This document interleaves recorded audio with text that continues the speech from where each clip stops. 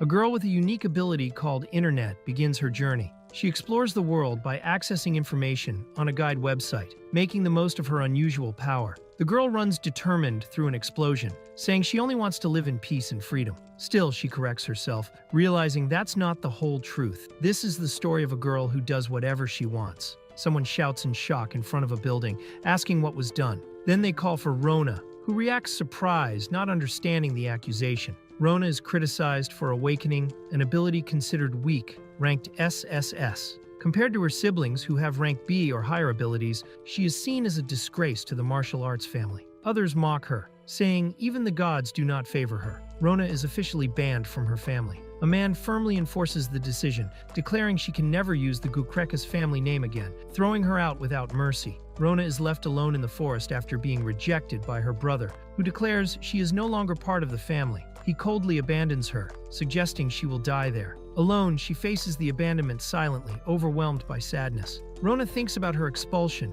surprised to be thrown out with nothing but the clothes on her body. She believes she was spared death, only to avoid legal trouble for her brother. Now using her mother's surname, she confirms she was truly expelled from the Gukrekas family. Her status shows she is a level 1 hermit, with the unique ability Internet, rank SSS, and the title Exiled. Even without equipment and at risk of dying easily to weak monsters, Rona does not give up. Instead, she smiles and celebrates her newfound freedom. For the first time, she can go out into the world, facing everything with optimism. Rona happily explores the outside world. Enchanted by the fresh air, open spaces, and the strength of the trees, she enjoys herself like never before. After so long trapped in the castle, everything now seems new and wonderful to her. Rona finds a slime and at first does not see it as a threat, but she soon remembers the dangers of the forest and the deadly reputation of these slimes. Determined, she trusts the training she had in the castle and prepares her basic magic to face the creature. Rona casts an ice spell on the slime,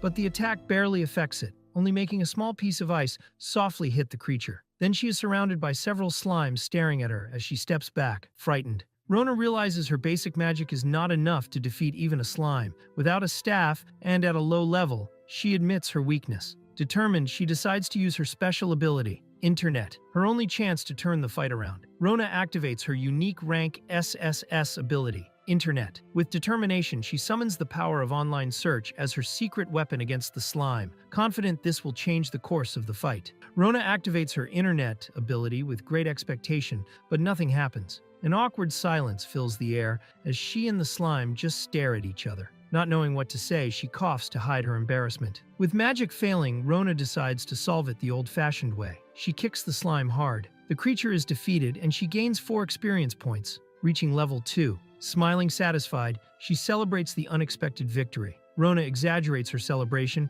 calling the kick the power of the Internet, but she soon realizes how absurd that sounds. She feels empty for having an incomprehensible and useless ability. Examining the item left by the slime, she becomes even more frustrated, seeing it's almost worthless. Rona realizes too late how serious the situation is. With the slime's minimal reward, she could only buy crumbs of bread. Hungry, tired, and lost, she fears starving. In despair, she regrets not knowing how to use her own ability, the Internet. Rona watches a floating keyboard with unknown symbols. Although she has never seen them before, she manages to understand their meaning. Curious, she begins to wonder if she should press the letters to form words, trying to figure out how to use her Internet ability. Rona decides to try typing Internet on the floating keyboard. Despite difficulties and mistakes at first, she perseveres and, after 10 minutes, finally manages to write it correctly. With a confident smile, she presses the button and activates the ability. When she activates the ability, a flood of texts and links appears before Rona. She is impressed by the amount of information, realizing the Internet ability works like a huge virtual library. Curious, she focuses on the Wikipedia link, trying to better understand how to use this informative power. Rona realizes that, although it is not a combat skill, the Internet can be useful. If she is going to travel, information is essential. She decides to start by searching for a map of the Ipru forest to get out of there. Even unsure if it will work, she is excited to try. After 5 minutes of searching, Rona finds a wiki guide for the Ipru forest. Surprised and excited, she discovers a detailed map of the area, something she never imagined possible. Her Internet ability begins to show its true value. Rona is impressed by the map's level of detail, comparing the information to national secrets. Although she feels she perhaps shouldn't be seeing it, she decides to move forward. Driven by hunger, Her goal is now to leave the forest and find food in the city. Rona spots a mark on the map and suspects she is near that point. Checking the details, she discovers there are 500 silvers to be found there. Surprised, she wonders if the map can really be that precise and runs to check, hopeful. Rona finds exactly the 500 silvers indicated on the map and excitedly celebrates. However, the frightening accuracy of the information makes her question, how does the internet know so much? Surprised and intrigued, she starts to feel a slight fear of the true power of this ability. Rona discovers her ability is not limited to the Iapru forest. She has access to maps worldwide. She also finds lists of equipment, skills, and even characters. Realizing the power's scope, she concludes, the internet is an absurdly strong ability, far beyond a simple SSS rank. Rona acknowledges the true value of her ability. The internet is not just useful, it is a divine source of knowledge, a heavenly library where everything in the world is recorded. Enchanted, she thinks, if she can master this skill, she could achieve something great. Rona remembers her mother, who comforted her by saying that one day she would be free, like the heroine in the stories she loved so much. Trapped by noble rules, Rona lived isolated in the mansion. But her mother believed that under the vast sky, freedom would one day come. Rona recalls her mother's kind words, wishing she would live free, smile, and meet amazing people. Yet Rona thought that, like her mother, she would spend her whole life trapped in the mansion. Moved, she begins to realize she now has the chance to fulfill that wish. Rona smiles, full of hope. Now that she understands the power of the internet ability, she believes she can live freely, like the heroine of the stories she always admired. Relieved to have been banished before her power was discovered, she feels motivated to explore the world on her own. Rona continues exploring with confidence. Now she can use the internet in private mode and open several windows at the same time. She becomes more familiar with the ability, even discovering monster and trap locations. Excited, Rona follows her journey with energy and good humor. Rona confirms the internet's information is accurate when she finds a fork exactly as indicated. Excited, she trusts the ability even more. Soon after, she discovers a secret passage and starts searching for more lost coins, worried about how she will pay for a place to sleep. While investigating the secret passage, Rona hopes to find many coins but is surprised to discover something even more valuable, an SSS rank wand called Wand of the World Tree. Surprised by the grand name, she realizes the item is far above normal level. Rona uses the internet to understand the rank hierarchy and finds that SSS rank is 3 levels above A, following the order G, F, E, D, C, B, A, S, SS, SSS. Surprised, she questions the system's logic, finding it confusing and suggesting that stars or A would be clearer. Rona runs excitedly to find the secret passage, still happy to have left the mansion thanks to the confusion caused by her ability. Upon arriving, she finds only trees and begins searching carefully, suspicious because she sees nothing at first. When she touches the tree, a magical portal reveals itself before Rona. Surprised, she watches a hidden tunnel open among the roots. Amazed, she confirms the secret passage really exists. Rona follows the secret passage, still impressed that such a powerful item like the Wand of the World Tree was hidden near her old home. To her, what is written on the internet is like divine words. There can be no lies. Entering, she finds a stunning place, bright and full of natural beauty.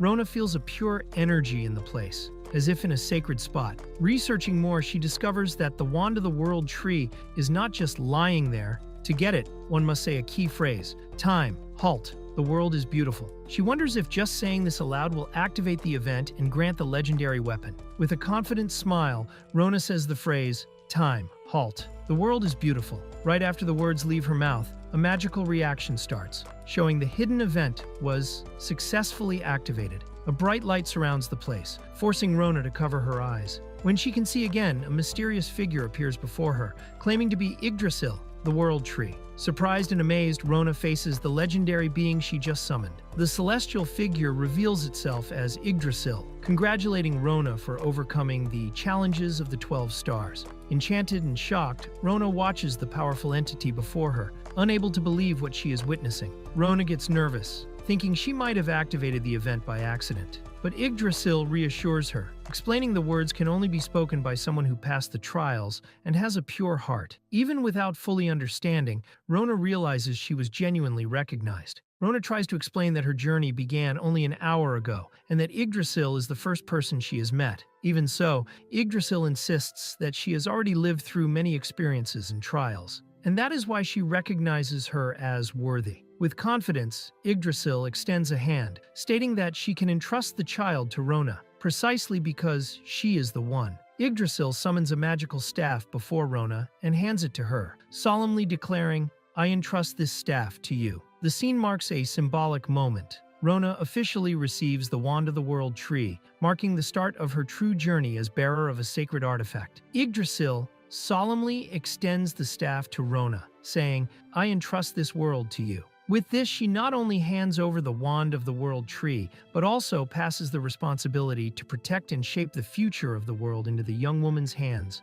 It is a decisive moment. Rona ceases to be just an exile and takes on the role of the chosen one. Rona receives the staff but is confused by Yggdrasil's impactful words, "I entrust this world to you." Without understanding the exact weight of the statement, she repeats the word world with a question, completely lost. Meanwhile, Yggdrasil smiles peacefully, revealing that she can finally go to that person. Rona, still disoriented, watches the figure disappear, holding the staff amid the soft glow of the clearing. Rona receives the title of Chosen of the World Tree and panics, desperate about the responsibility. She tries to return the staff, asking if exchanges or refunds are accepted. Without an answer, she falls to the ground, begging for forgiveness, and saying she thought she would get something cheaper. Rona is confused by the symbolic weight of receiving the world, but soon shifts focus upon realizing she cannot return the staff. Curious, she decides to check the item's attributes. Her stats are now absurdly high, with the World Tree staff and new SSS abilities,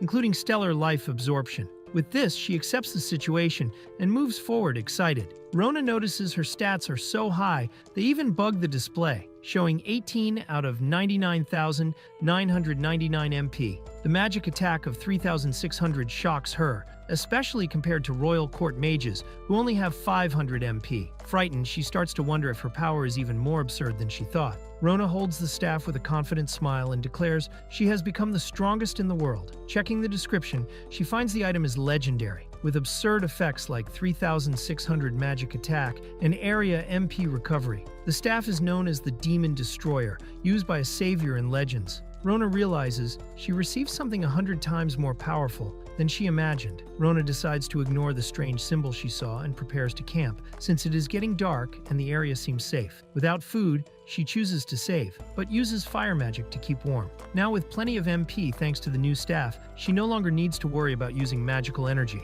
Rona starts using her new staff at full power and easily destroys a giant monster. Then, she defeats several groups of enemies, poisonous flowers, evil slimes, green goblins, and even the Goblin King, leveling up quickly. She also gains new skills, including Magic Knowledge 2 and Slayer D. After eliminating countless enemies with overwhelming power, Rona earns the title Witch of Calamity. Scared of the consequences, she tries to deny the gravity of the situation. But that same day, a shockwave spreads worldwide, announcing her existence. While a young man demands answers about Rona, questioning if she was really abandoned, his father reacts with disdain, saying it does not matter. But tension rises when the young man reveals that the great spiritual vein in the forbidden area of the Ipru forest disappeared completely. The father, incredulous, stands abruptly upon hearing that the great spiritual vein of the Ipru forest, considered the largest mana source in the world, has vanished. The subordinate confirms reports have already been sent. The man recognizes the seriousness. Mana is vital to humans and his family. The Gugrekas became rich by monopolizing this source.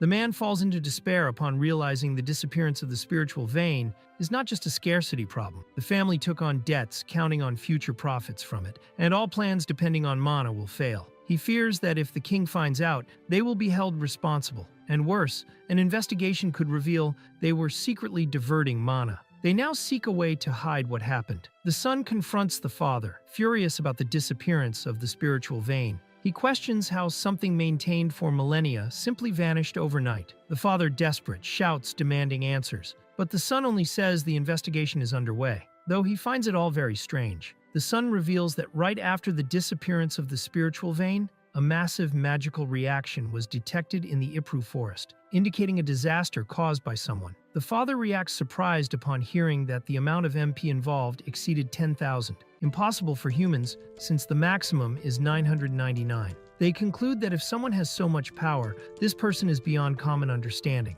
It is said that in ancient times there was a demon king, and now, faced with the immense power that appeared, the man fears the worst. He wonders what could have appeared in this land and what will happen to the world, showing growing concern about the course of events. Rona, panicked, tries to cast simple ice magic repeatedly, even using only small ice. The result is completely out of control. A huge ice wall appears, showing clearly her power is on another level. Rona accidentally kills several monsters at once with her uncontrolled magic. She levels up rapidly and gains new skills like Magic Knowledge 4 and Killing Specialist. Seeing the destruction caused, she panics, screaming in shock. Rona becomes desperate, realizing she cannot control the magic due to the staff's high power. Afraid of being seen amid the destruction, she imagines a scenario where she is accused of witchcraft and burned alive. Scared by this possibility, she panics. Rona, still frightened by the damage caused, decides to flee immediately. While running through the tunnel,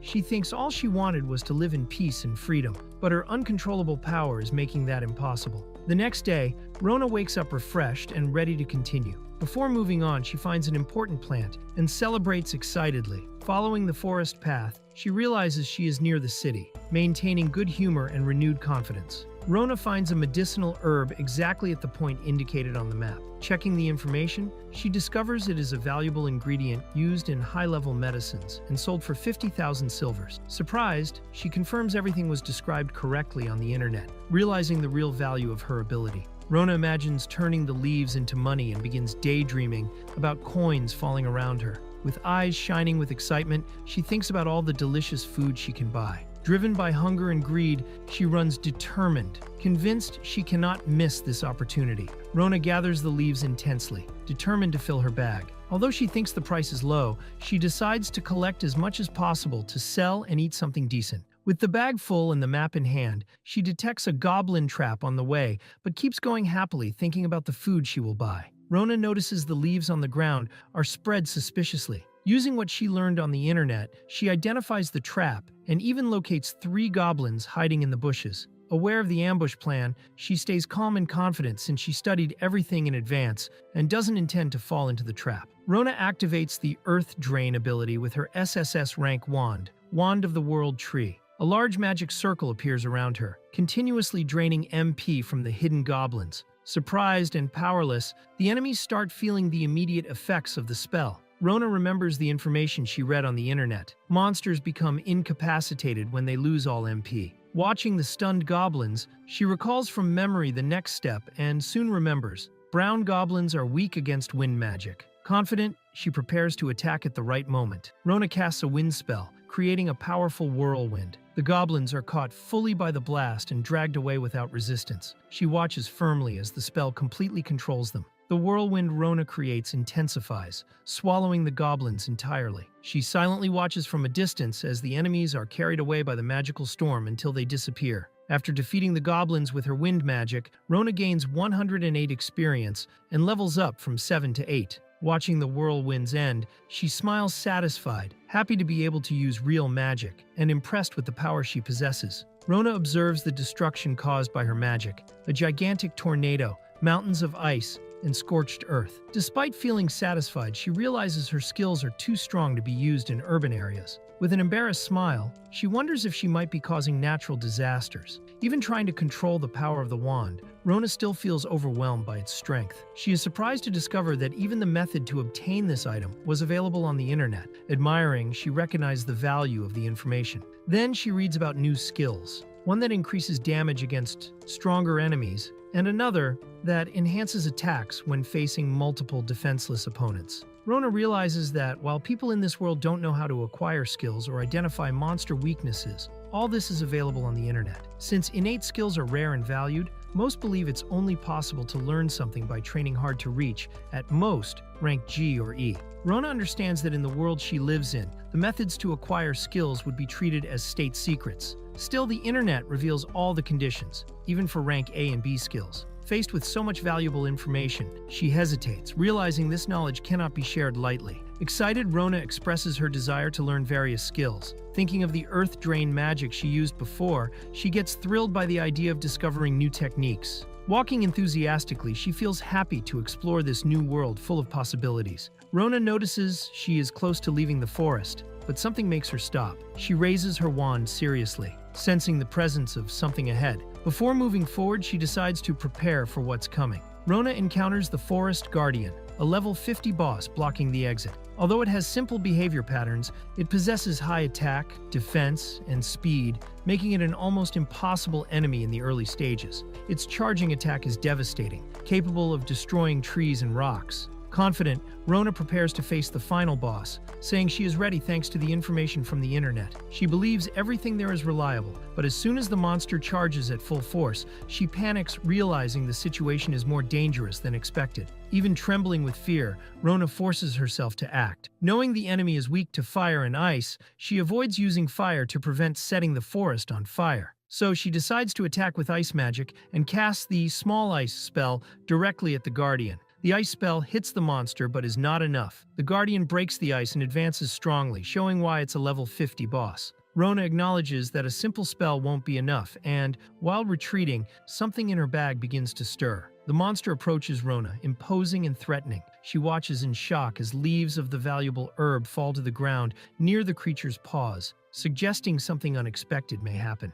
Rona panics, seeing the Maboro leaves, her precious potion ingredients, being trampled by the monster. Furious, she grips her weapon tightly, looking at the enemy with a determined gaze. That was now unforgivable. Angry and determined, Rona raises her wand and casts the small wall magic. A stone wall rises before her, surprising the enemy. This spell became available after she reached level 5 in the Witch Knowledge skill. The Guardian charges at full force and destroys the stone wall without hesitation. Rona, realizing the danger, quickly moves to dodge, narrowly escaping the creature's brutal charge. Rona conjures several small walls in succession, trying to block the Guardian's advance. Even with the monster destroying everything in its path, she keeps raising obstacles, forcing it to lose speed little by little. With a confident smile, Rona finally manages to execute her trap. The Guardian, confused and without time to react, is caught by a violent explosion, marking the decisive blow of the battle. Rona's trap activates at the exact moment.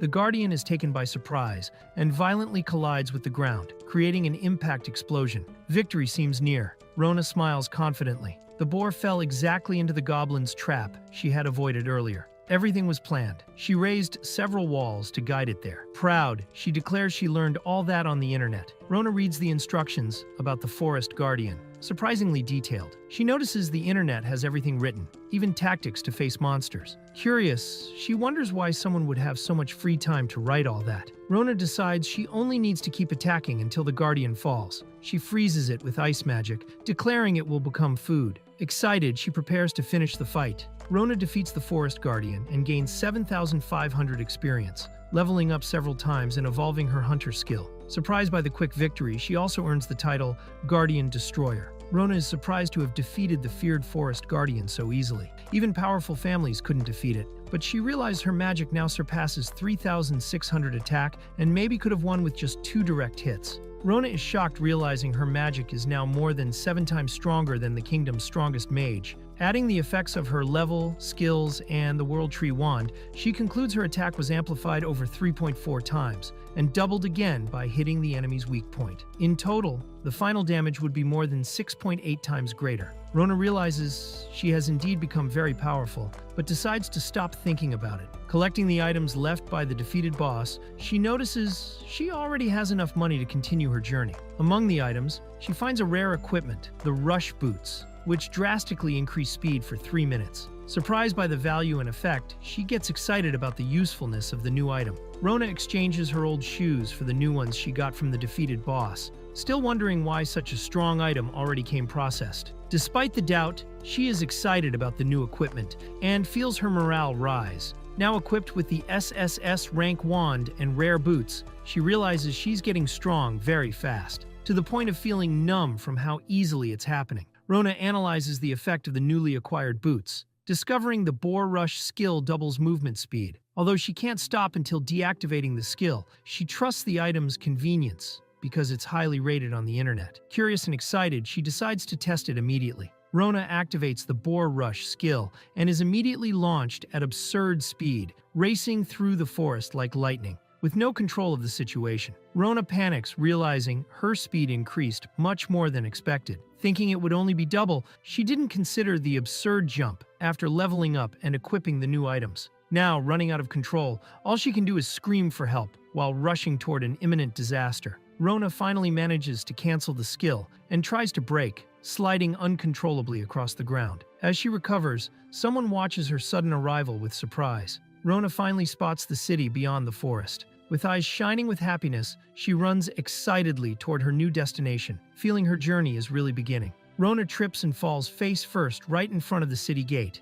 A guard watches the scene with surprise. Sitting on the ground in pain and embarrassment, she realizes her arrival was more noticeable than she wanted. The guard stares at Rona silently, with a serious and unreadable expression. Not understanding the situation, she looks at him nervously and utters a timid, unsure if she's in trouble or not. A strange distortion appears in the sky above the Ipru forest, catching the guards' attention. They wonder what is happening, but recognize that, as mere guards, they can do nothing. One regrets not being an adventurer to investigate, while the other says worrying is useless. One of the guards apologizes to Raibo for his comment, but he says he didn't mind. Then Raibo reveals he decided to leave his post as a guard that day. When asked, he explains he chose this job because he liked observing the outside world, but now feels it's time to move on. Raibo reveals that hearing travelers' stories has become painful. He can no longer look at the outside world without remembering past wounds. The wind that once fed his adventurous spirit now only awakens pain. Still, he admits he once believed he was born to be an adventurer, celebrating every journey with enthusiasm. Raibo admits his knees will never heal. Not even the old court doctor could help him. Because of this, he knows he can no longer be an adventurer. Despite this burden, he tries to hide it and asks his colleague Wool to get the lunch break. Raibo silently accepts reality. He realizes he will no longer use his B-class spear technique. He no longer sees himself as the adventurer he once was. He decides to move on, leave the past behind, and build a new life alongside a family, away from battles. Suddenly, a girl falls headfirst to the ground right in front of the gate, surprising the guard who was watching. Soon after, she gets up complaining of pain, while the guard silently watches her. The guard runs to the girl, worried about her sudden fall. He asks if she is okay and if she came from the Ipru forest. The girl timidly confirms. He keeps insisting on whether she is hurt, but is surprised to notice a strange glow coming from her, becoming confused about the situation. The guard mentions a natural disaster that happened in the forest since the previous day, and that everyone in the city is talking about it. Upon hearing this, the girl panics and shouts that she is innocent and didn't do anything. The girl hides her nervousness and tries to act naturally, saying she didn't notice the situation. The guard observes that she seems like someone visiting the city for the first time. Then he asks if she has any form of identification. Surprised, she reacts when asked about an identity card. The girl asks if she won't be allowed into the city without an identity card. The guard replies that entry is allowed, but the process will be more complicated. He then asks her to place her hand on a special stone to check for any criminal records, as part of the standard procedure. She agrees, a bit apprehensive. The guard reads the girl's name, Rona Hermit. Upon checking her information, he is shocked to discover she is level 22, something rare for her age. Surprised, he comments that this is the level of a veteran adventurer. Rona tries to hide her nervousness, laughing awkwardly. The guard is shocked to see the girl's stats: 90,000 MP and 3,693 magic. Suspicious, he wonders what she really is. Meanwhile, Rona tries to cover up, saying it must be a mistake by the stone and that she is just an ordinary traveler. Even pretending to believe her, the guard thinks to himself that she looks more like a demon lord than a normal person. The guard comments that with stats that high, she doesn't look human, which makes Rona a bit embarrassed. Then he confirms there are no criminal records and informs her that after paying the 200 sil entry fee, she is cleared. Rona pays the amount and says she plans to keep traveling as part of her plans. The guard suggests Rona register with the Adventurers Guild. She reacts surprised, thinking that's something for muscular people, but he laughs and says it's an exaggerated stereotype. He explains many are becoming adventurers, including several girls, and that getting a guild card also serves as identification, which would be useful for her. The guard continues explaining the benefits of registering with the Adventurers Guild. Besides helping with job referrals if needed, the main thing is that it facilitates tax payment during travels. Rona is surprised, admitting she never thought of that aspect. Convinced by the advantages, she decides to visit the guild first. The guard smiles and says visiting the guild is a good idea, but inside he feels jealous. He watches Rona heading toward a new life as an adventurer, with all the possibilities and emotions that come with it. Silently, he thinks she's lucky, unlike him, who can no longer live that kind of adventure. Rona comments that he seems to understand a lot about adventurers. The guard hesitates, then reveals he was one too, but had to stop after taking an arrow to the knee. She stares at him silently, surprised by the explanation. The guard notices Rona staring at something and asks if something is wrong. She hides it, saying it's nothing. Then she asks to be excused for a moment and discreetly activates a magic device, while the guard watches silently, surprised. Rona raises her magic staff and casts a healing spell, saying, "Small heal." Rays of light intensely descend from the sky, activating the power of the magic. The guard watches, surprised, as the healing magic spreads around him. Surrounded by soft light and sparkling particles, he can hardly believe what is happening. The girl is startled when caught off guard, stepping back as the knight asks what she is doing. She is embarrassed, trying to explain herself. Soon after, she composes herself and, grateful for the advice she received, uses a bit of healing magic on the knight, while thinking confused about having surprised herself with her own action. The girl smiles and wishes the knight's knee to get better, calling him Mr. Reinhardt. He, somewhat confused, thanks her. Soon after, she mentions that she will be heading to the city soon, and he responds showing he understood. The knight opens his arms and welcomes the girl, saying that the city of iPhone welcomes her with open arms. She replies excitedly, thanking him with a smile, and soon continues on her way, leaving the knight watching. As he watches the girl walking away through the city, the knight thinks this might be the last time he says goodbye to adventurers. Shortly after, another guard calls him, suggesting he take a break. They comment about the status evaluation stone being defective, raising the possibility that its lifespan is ending, but one of them jokes that just a hit would make it work again. The knight looks at the city map, holding his spear tightly, and thinks he wishes his knee could be fixed with a simple hit, like the evaluation stone. Trying to push away unnecessary thoughts, he decides he must forget everything until the end of the day, even accepting there's nothing to be done about his situation. While distracted, the knight is called by a colleague who says the evaluation stone is not broken. He reacts surprised, staying silent for a moment. Suddenly, the memory of the girl's smile and her hopeful words about his knee's recovery come to his mind, making him think. Suddenly, the knight's spear falls to the ground, catching the colleague's attention, who is surprised and calls to him. The knight, with a tense expression, steps forward while his companion watches worried, not understanding what is happening. The knight starts walking and is surprised to realize his leg moves without pain. While his colleague watches impressed, he thinks of the girl, reflecting on who she really was. Moved, he brings his hand to his face, but realizes that more important than understanding is accepting what just happened. The knight walks through the vegetation, looking at the sky with a serene expression. Suddenly, he stops and opens his eyes, surprised, as if he recovered an important memory. With a fixed gaze, he realizes and accepts what he had forgotten, reaffirming to himself that he finally remembered. The knight contemplates the immensity of the world, feeling again the pleasant breeze he had forgotten. He realizes how vast the horizon is, and understands he can now go anywhere, exploring freely, even beyond the mountains he sees ahead. Moved, the knight falls to his knees, looking at his own hands as tears stream down his face. A colleague runs to him, worried, thinking the pain of walking made him collapse. But the knight replies that it is different, overwhelmed by the intensity of the moment and the realization that he can go far beyond what he imagined. Amid tears, the knight reveals he is too happy, surprising the colleague. He confirms he really can walk again, thanks to a mysterious girl who knew his name and cast a healing spell on him. The other guard, amazed, recalls that not even the old court doctor could heal that wound, becoming even more impressed by the event. With an emotional smile, the knight asks if he can be an adventurer again.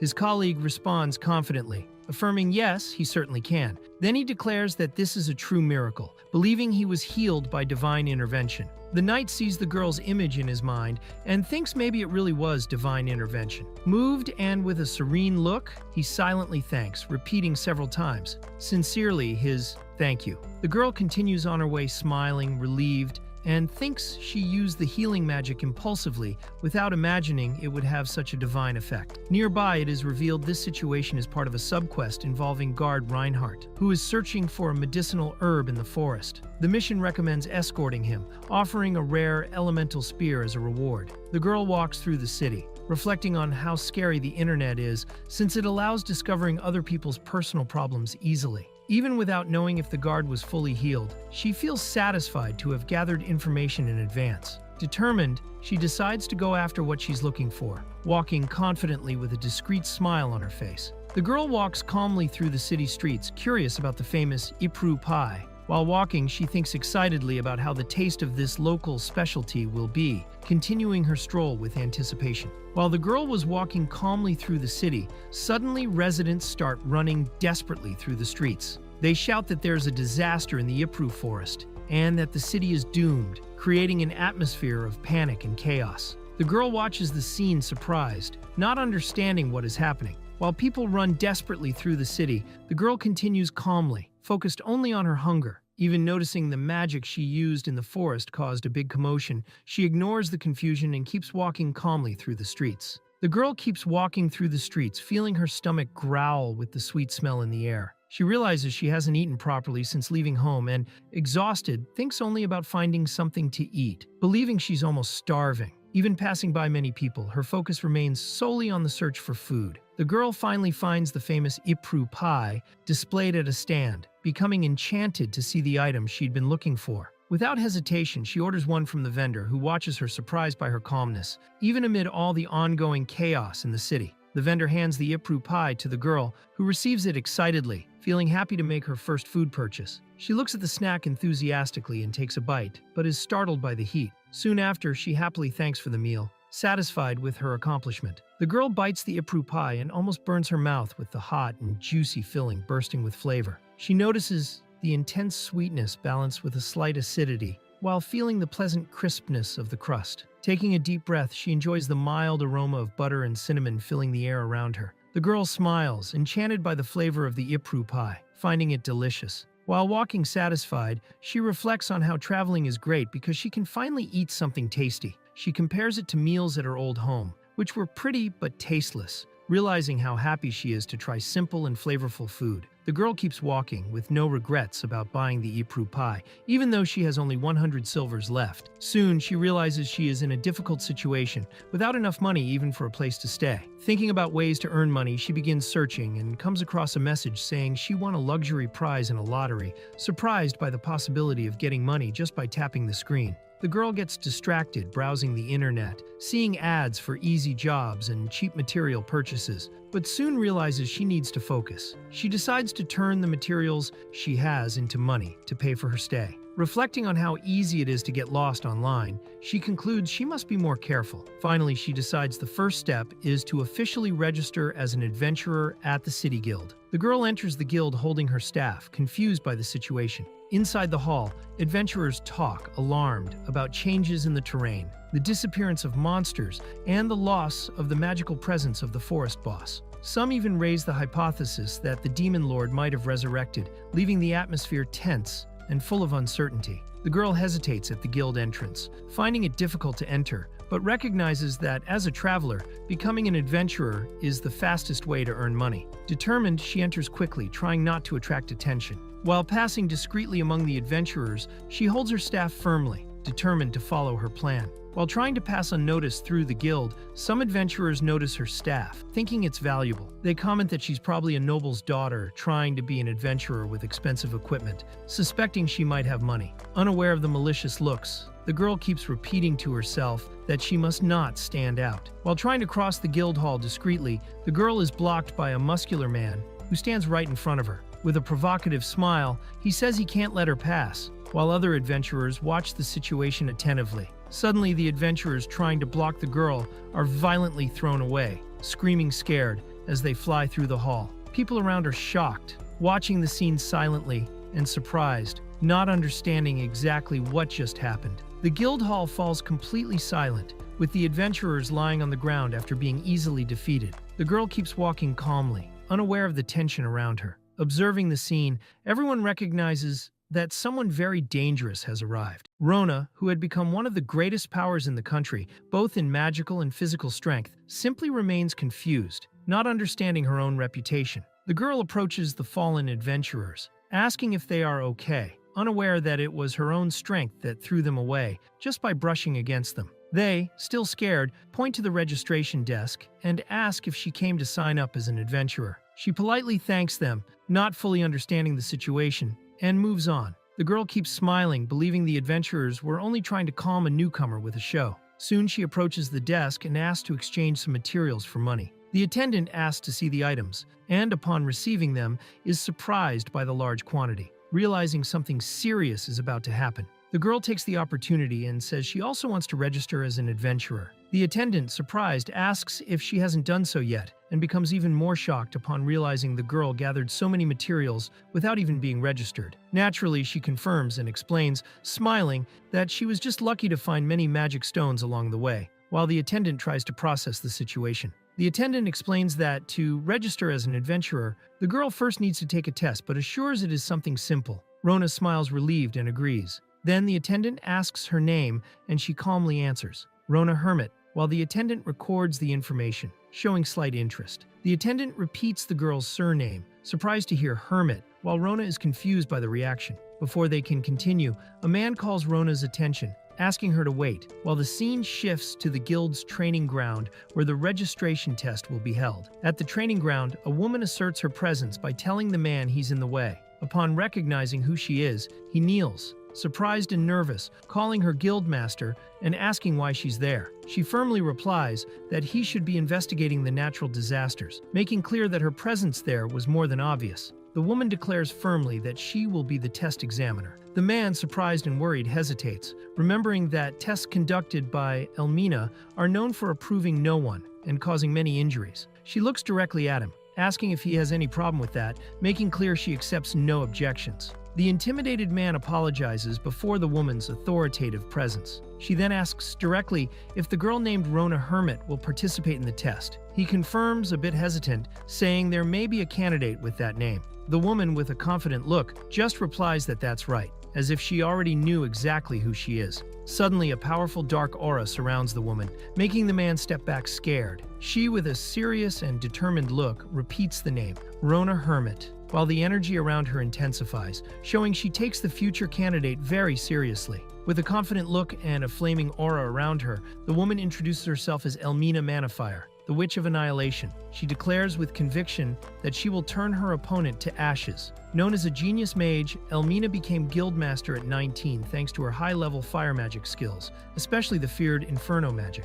In secret, Elmina communicates through a magic orb, receiving orders to torture Rona Hermit during the exam and ensure she fails. With a cruel smile, Elmina replies she can leave that to her. In the name of the Gugrekas family, for whom she works as a personal mage, she promises to make Rona suffer so much that she will never think of becoming an adventurer again. Elmina reviews the documents about Rona Hermit, recalling that in the Gugrekas family, there was a girl by that name. She believes Rona was banished for having skills considered weak and low level. Elmina comments indifferently that in this world power is everything, and weak girls are easily expelled. While sipping a glass of wine, she states that not being elite is sad but inevitable. Elmina recalls proudly how she always believed that with power, she could achieve anything. From a young age, she showed impressive abilities, being praised for manifesting a rank A skill, considered the most amazing of all. Everyone around admired and recognized her as a bearer of a rare skill, cementing her reputation as someone no one could surpass.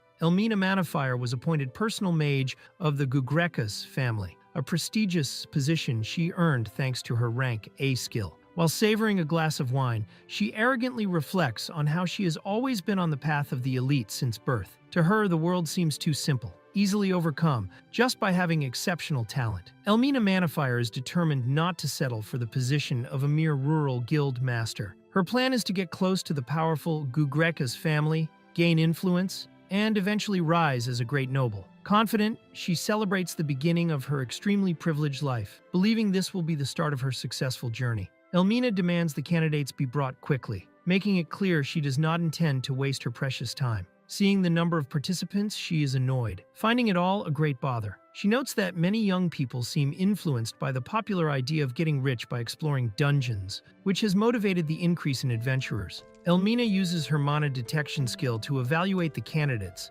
but notices all have low levels and fail. Without identifying who Rona Hermit is and finding it all annoying, she decides to fail everyone at once. As Elmina prepares to fail everyone, she detects an unusual presence. a girl surrounded by an intense and dark aura with an extremely high mana level, leaving Elmina surprised and unsettled. Elmina is shocked to see the absurd amount of mana emanating from the girl, spilling her Ipru juice. Confused, she thinks it could only be a demon king or a system detection error, as she considers it impossible for a human to have such power. The girl continues emitting an absurd amount of mana, even breaking a high-performance observation crystal. The evaluator is surprised and questions if the crystal is defective, while Elmina, still perplexed, is called by another employee who notices her strange reaction. The girl smiles confidently, realizing her power was noticed. Elmina, in shock, tries to understand the situation, recalling the crystal could measure up to 999 mana, but was destroyed without being touched. She wonders why someone with such strength would take an adventurer test in such a small town. Elmina looks at the girl, shocked, trying to deny that it is Rona Hermit, since it made no sense for someone so powerful to be banished. Meanwhile, Rona timidly introduces herself, asking to be treated well, leaving Elmina even more perplexed. With the confirmation, Elmina stands up in total despair and indignation, shouting while knocking over the table, not believing that someone as powerful as Rona was banished. She questions whether the family was blind or crazy to have made such a mistake, while the examiner watches the scene, surprised by the reaction. Elmina becomes completely nervous and panicked, thinking it would be impossible to face someone with power as absurd as Rona's. She tries to find a quick and safe solution to send her away without causing problems, until she calmly decides to disqualify her, ending the situation without direct confrontation. Elmina tries to disguise her concern by declaring that only those with rank A skills have a place here, using this as an excuse to reject Rona. The guildmaster reinforces the rule, saying those who displease her are not welcome, while Elmina, embarrassed, desperately asks not to put all the responsibility on her. While the other candidates mock Rona, thinking she failed for being weak, Elmina watches surprised, realizing no one there noticed her true hidden power. Rona trembles silently, making Elmina wonder if it is fear or anger, while she realizes the situation could get out of control. Suddenly, everyone around Rona falls to the ground, terrified by the idea that she could kill them all. Elmina, desperate, yells at the other candidates, ordering them to apologize immediately to Rona, while the onlookers are shocked by the situation. Elmina becomes agitated and demands the test be conducted fairly. The evaluator, embarrassed, confesses he was instructed to fail anyone who caused trouble. Rona is invited to sit and receives an apology. Meanwhile, some candidates recognize the symbol she carries and comment on the dangers of angering the Guekras family, leaving Elmina surprised upon noticing the emblem. Elmina cleans the dirt from her clothes, but soon jumps aggressively, thinking that Rona, by being exiled, is opposing the Guekras family. This leads her to conclude that Rona is also directly opposing her as one of the family's representatives. Rona observes the crest on Elmina's clothes and confirms it really belongs to the Guekras family. The man beside her comments ironically that this is the symbol Elmina was so proud of. With a sinister smile, Rona questions if Elmina is her enemy, and without hesitation, coldly states that she must die. Elmina, furious, tries to launch a powerful attack against Rona, shouting the name of the Guekras family with hatred. Meanwhile, Rona watches calmly and questions if this is really allowed. Elmina, surprised, notices the attack has no effect, becoming confused and frightened by the situation. Elmina reflects on the desperate situation she finds herself in. She thinks she should have lived as an elite, but now fears that if she fails Rona, she will be killed. On the other hand, if she does not fail Rona, she will be betraying the Guekras family, which brutally punishes anyone who challenges it. Elmina thinks she cannot let her elite life end there. Determined, she decides she must fail Rona Hermit in the exam at any cost, and also ensure she never tries again. For this, she believes she has no other choice but to act this way. Elmina leads everyone to an ancient underground temple, explaining that this is where the exam to become adventurers will take place. Rona and the others look attentively at the entrance, preparing for the challenge. Rona excitedly observes the temple entrance, surprised that it is a real dungeon. Meanwhile, Elmina watches coldly, secretly planning a trap inside, confident that Rona will end up falling into it during the exam. Rona watches Elmina, not fully perceiving her intentions, while Elmina reveals in thought that she has prepared a trap for her. Soon after, a card presents who Elmina really is, a powerful rank, a mage, known as the Witch of Annihilation, and also an elite in the service of the Guekras family. Rona begins to admire Elmina, believing she is a noble person who does not bow to power, unaware of her true intentions. Meanwhile, Elmina explains the exam rules. Each must enter the dungeon alone and complete the assigned task. If anyone uses the return wings to escape, they will be immediately disqualified. The participants comment that the test seems much easier than the previous exam. Rona, excited, opens the sheet with her task and confirms it really seems simple, as the receptionist had said. However, upon reading more carefully, her expression suddenly changes, surprised by something unexpected in the mission. Rona reads her task and is shocked to discover she needs to recover the labyrinth's core, located in the deepest part of the dungeon. She wonders if this is really considered an easy test, while noticing everyone seems to treat such difficult challenges naturally. Soon, Elmina calls her to be the next to enter, while Rona responds, a bit hesitant, but preparing to proceed. Rona slowly descends the dungeon stairs, feeling her heart race with anxiety. Even though it is her first time entering such a place, she tries to stay confident but cannot avoid nervousness. Facing the darkness ahead, she admits to herself it might be a little scary. Rona enters a large room lit by crystals on the ceiling, impressed by the place's beauty. Enchanted, she thinks dungeons aren't as scary as she imagined. Still, she soon remembers she needs to focus on the test and continues advancing confidently. Rona wonders if using the internet during the test would be cheating, but decides to search anyway. She quickly finds information about the dungeon, discovering the deepest part is on the 9th floor. Relieved and excited, she confirms the map and prepares to move forward confidently. Rona continues exploring the dungeon confidently, using the information she found on the internet. She avoids a chest that was actually a disguised monster and easily dodges a trap on the floor. She takes the opportunity to grab an old medal and identifies the spot where monsters usually appear. Following the map, she positions herself strategically, ready to act. Rona activates her Earth Drain magic, creating a magical circle that sucks energy from the ground and hits the flying monsters that appear. A swarm of bats advances, but she hides behind a wall, maintaining her position and carefully analyzing the situation while observing a shining crystal that seems important. Rona notices the giant bats are immobilized, their energy completely drained. Taking advantage of their weakness to ice, she casts her small ice magic, freezing the whole horde and defeating them at once. Shortly after, the victory message appears, informing she gained 202 experience points for the achievement. Rona keeps advancing through the dungeon confidently, finding the experience easier than she imagined. She wonders if conquering a dungeon should be that easy. Even so, she continues admiring the scenery, comparing the adventure to a stroll. She feels a little pity for adventurers who can't use the internet to look for information, while continuing firmly toward the deepest part of the dungeon. While the supervisors discuss, a man questions Elmina about the absurd difficulty of the task, reminding her that the dungeon hasn't even been explored beyond the 2nd floor. Elmina confirms she gave the mission on purpose, explaining that dungeons are made to only allow progress by solving certain puzzles. However, she reveals the 2nd floor of this dungeon has an impossible puzzle to solve. Elmina explains that no one knows exactly what needs to be solved in the 2nd floor's puzzle. Many adventurers have tried, but failed because the text containing the solution is in a mysterious language. Also, whoever descends to that floor is automatically trapped, and the only way to escape is by using a return item. Rona advances through the dungeon unaware that the item she received, the return wings, is fake, which will leave her trapped on the 2nd floor. Meanwhile, a man questions Elmina if it was really necessary to go so far. Elmina responds with superiority, reminding that no low-level person should question the decisions of an elite mage like her, a servant of the Gugreka's family. Elmina remains confident, laughing loudly as she states that Rona Hermit represents no threat to her. She believes that by sealing the monster that is Rona, she will gain even more prestige with the Gugreka's family, strengthening her position as a woman destined for the elite. According to her, her plan will only bring even more shine to her life. Suddenly, Elmina starts feeling a strange premonition, becoming uneasy. Without much explanation, she decides she wants to leave immediately, leaving the place and asking the others to handle the rest of the situation. Everyone around is confused and surprised by her unexpected attitude. Rona, following the instructions she found on the internet,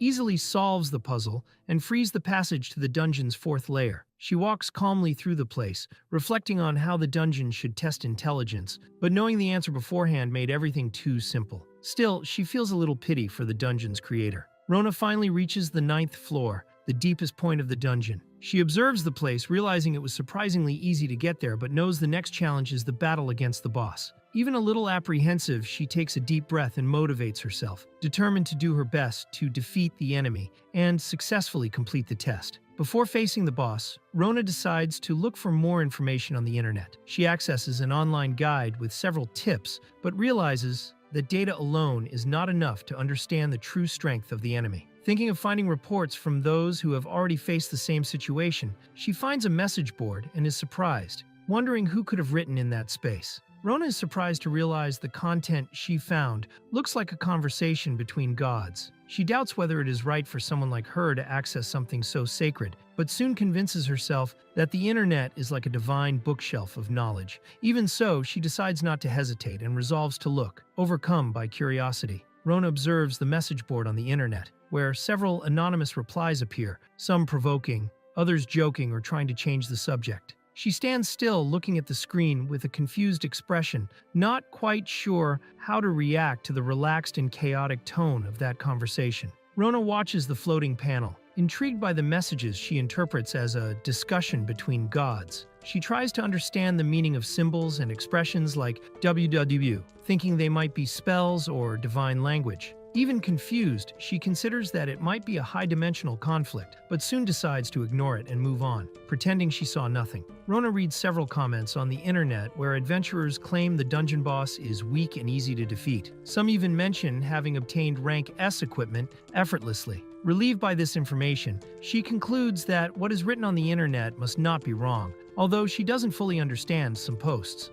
Rona prepares to open the final dungeon door, confident after checking the information on the internet. She confirms the door should open by saying the keyword, so she decides to finish quickly. In front of the imposing door, she utters the enigmatic phrase, "I am the one who records the number of the beast." As soon as Rona finishes saying the keyword, the heavy door slowly opens, revealing a dark and mysterious corridor ahead. She walks determinedly as a dense mist begins to spread across the floor, announcing that something powerful is about to happen inside that hall. Rona advances cautiously, noticing the surrounding darkness hinders her vision. A dripping sound echoes through the silent environment, making her look up, trying to identify its origin. Suddenly, huge, sharp fangs appear before her, accompanied by a threatening mist, revealing that something monstrous is lurking in the shadows. Rona stops, completely surprised, when she faces a huge creature in front of her. The threatening figure, with enormous open wings and a mouthful of sharp fangs, looms over her, while chains on the ground indicate that beast had been imprisoned there for a long time. The girl stands still, unable to believe what she is seeing. Rona stares at the enormous white dragon roaring loudly, spreading its wings and imposing an overwhelming presence. She remains still, silently watching, with an expression of shock and amazement at what she just encountered. Rona quickly turns, terrified upon realizing the creature's size. Panicking, she starts running, repeating to herself that they said the monster was weak. While desperately trying to flee, the door ahead opens by itself, catching her by surprise mid-escape. Rona desperately tries to open the door, banging and shouting for help, but soon realizes she can't leave without defeating the boss. Frightened, she meets the creature's gaze, which starts moving, dragging the chains. Afraid, she begins to question if she was deceived by the internet, but still tries to believe that it can't be wrong. Rona notices the chains restraining the creature, and, relieved, believes she is safe. But soon the monster tries to advance, forcing the chain's limits and causing her to panic. Without much thought, she quickly casts several fire spells toward the creature, trying to defend herself. Even using a top-tier staff, Rona realizes her attacks are not very effective against the dragon. Desperate, she tries to escape while the monster roars fiercely. Afraid of dying, Rona quickly starts researching information about the dragon, believing this is the only way she might survive. While trying to find information on how to defeat the dragon, Rona ends up clicking on a suspicious link. Suddenly, a window appears informing that her registration on an adult site was completed. Soon after, another warning pops up, alerting about a virus that could crash the system. Desperate and embarrassed, she screams, not knowing what to do. Rona is startled seeing the dragon approaching, and in desperation, starts casting several ice spells. She tries to hit the creature repeatedly, while the dragon reacts to being struck. Excited to see it might be working, she prepares to seize the opportunity and finish the attack. Rona finds information about the dragon, discovering it has several weaknesses, including ice and light, plus a safe zone on the battlefield. She quickly identifies that the safe zone is behind a stone altar, but with no time to lose, decides to act immediately to use that advantage. Rona advances determinedly, executing her full-force charging technique. She rushes toward the altar, breaking obstacles on the way and opening a path. The action creates a violent impact, toppling parts of the structure as she struggles to reach the safe zone. Rona sits panting in the spot indicated as the safe zone, but soon doubts whether she is truly protected there. Suddenly, the deafening roar of the dragon echoes, opening its huge mouth in preparation for an attack, exactly as the warning she had read said. Rona curls up, covering her ears as the dragon breathes a stream of fire toward her. However, she notices she is unharmed thanks to the stone altar that completely blocked the attack, leaving her only with an empty yet relieved expression. Rona realizes the altar really protects her from the dragon's attack, which can't reach the top due to its size. She analyzes the situation and decides that by keeping attacks at a distance from there, she can win. Confident, she prepares, convinced she has a real chance of victory. Rona continues the fight, casting a powerful magic called Earth Drain against the dragon. Then, without wasting time, she begins firing multiple ice spells, trying to weaken it further with continuous attacks. Determined, she insists on the strategy, believing this will allow her to defeat the creature. Rona decides to take a break after walking non-stop and sits down exhausted. She takes a fruit and starts eating, relieved by the sweet taste that helps her recover energy. Refreshed, she gets up determined, ready to resume the fight against the dragon. The protagonist repeatedly uses her ice magic, trying to break a resistant chain. Despite the delay, she persists until finally managing to destroy it. Right after breaking the chain, the protagonist faces a dragon that unexpectedly takes flight before her. Surprised, she reacts shocked to the situation. The protagonist remembers the enemy's tactics. Upon losing half its HP, it gains aerial attacks. Knowing flight makes it more dangerous, she uses a beam of light to knock it down before it attacks. The protagonist knocks the dragon down with her light attack. Taking advantage of it being on the ground, she casts Earth Drain and then uses ice magic to continue the assault. When the dragon tries to jump, the protagonist hits it again with a light beam, knocking it down once more. Happy to have succeeded, she celebrates, remembering all this was a tip she saw on the internet. The protagonist realizes the dragon repeats the same attack pattern and falls into the same trap. Even feeling it's unfair, she decides to end the fight before being killed. Determined, she moves for the final strike. The protagonist launches her final attack with small ice at full power. The blow completely freezes the place and immobilizes the dragon, ending the battle. After defeating the apocalyptic Ragnarok dragon, the protagonist levels up several times, gains new magics, skills, and the title of Boss Conqueror. Surprised, she can hardly believe what she just achieved. The protagonist happily celebrates having defeated the dragon and thanks the internet for the tips. Suddenly, a mysterious chest appears before her, and she wonders if it's a reward, and who might have left it there. The protagonist remembers reading about rewards on the internet after defeating bosses. Excited, she decides to open the chest, curious about what she will receive. Even without understanding all the technical details, she is happy with the victory and eager for the reward.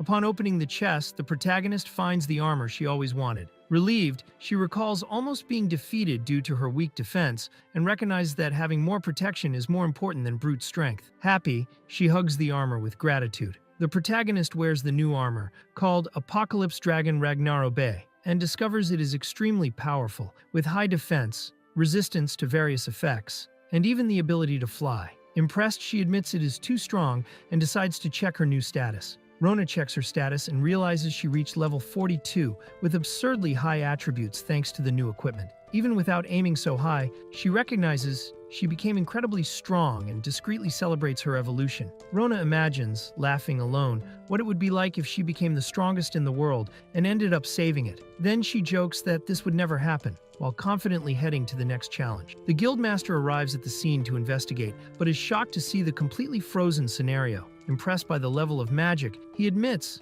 never having heard of something so powerful. The guildmaster is amazed to see that even the second floor was invaded. Shocked, he starts putting the pieces together. Someone deciphered a mysterious language and advanced too quickly. Suspicious, he thinks this is not something a human could do, and fears that only one person or entity would be capable of it. The guildmaster senses a strange presence in the air and realizes something hidden is there. Using mana detection magic, she reveals an intense magical anomaly. Shocked by what she sees ahead, surrounded by an absurd amount of mana, the guildmaster realizes she is already inside the opponent's aura. The air becomes heavy, hard to breathe, and she understands she is facing something out of the ordinary. The magical pressure is so intense, she can barely stay standing. Even surrounded by a dense mana mist, the guildmaster can't see who is ahead. Suddenly, a feather slowly falls to the ground. Confused and alert, she senses something strange. until hearing a voice that chills her. The mist dissipates, revealing the truth. The immense presence was Rona herself, now flying with shining wings. She joyfully calls for Elmina,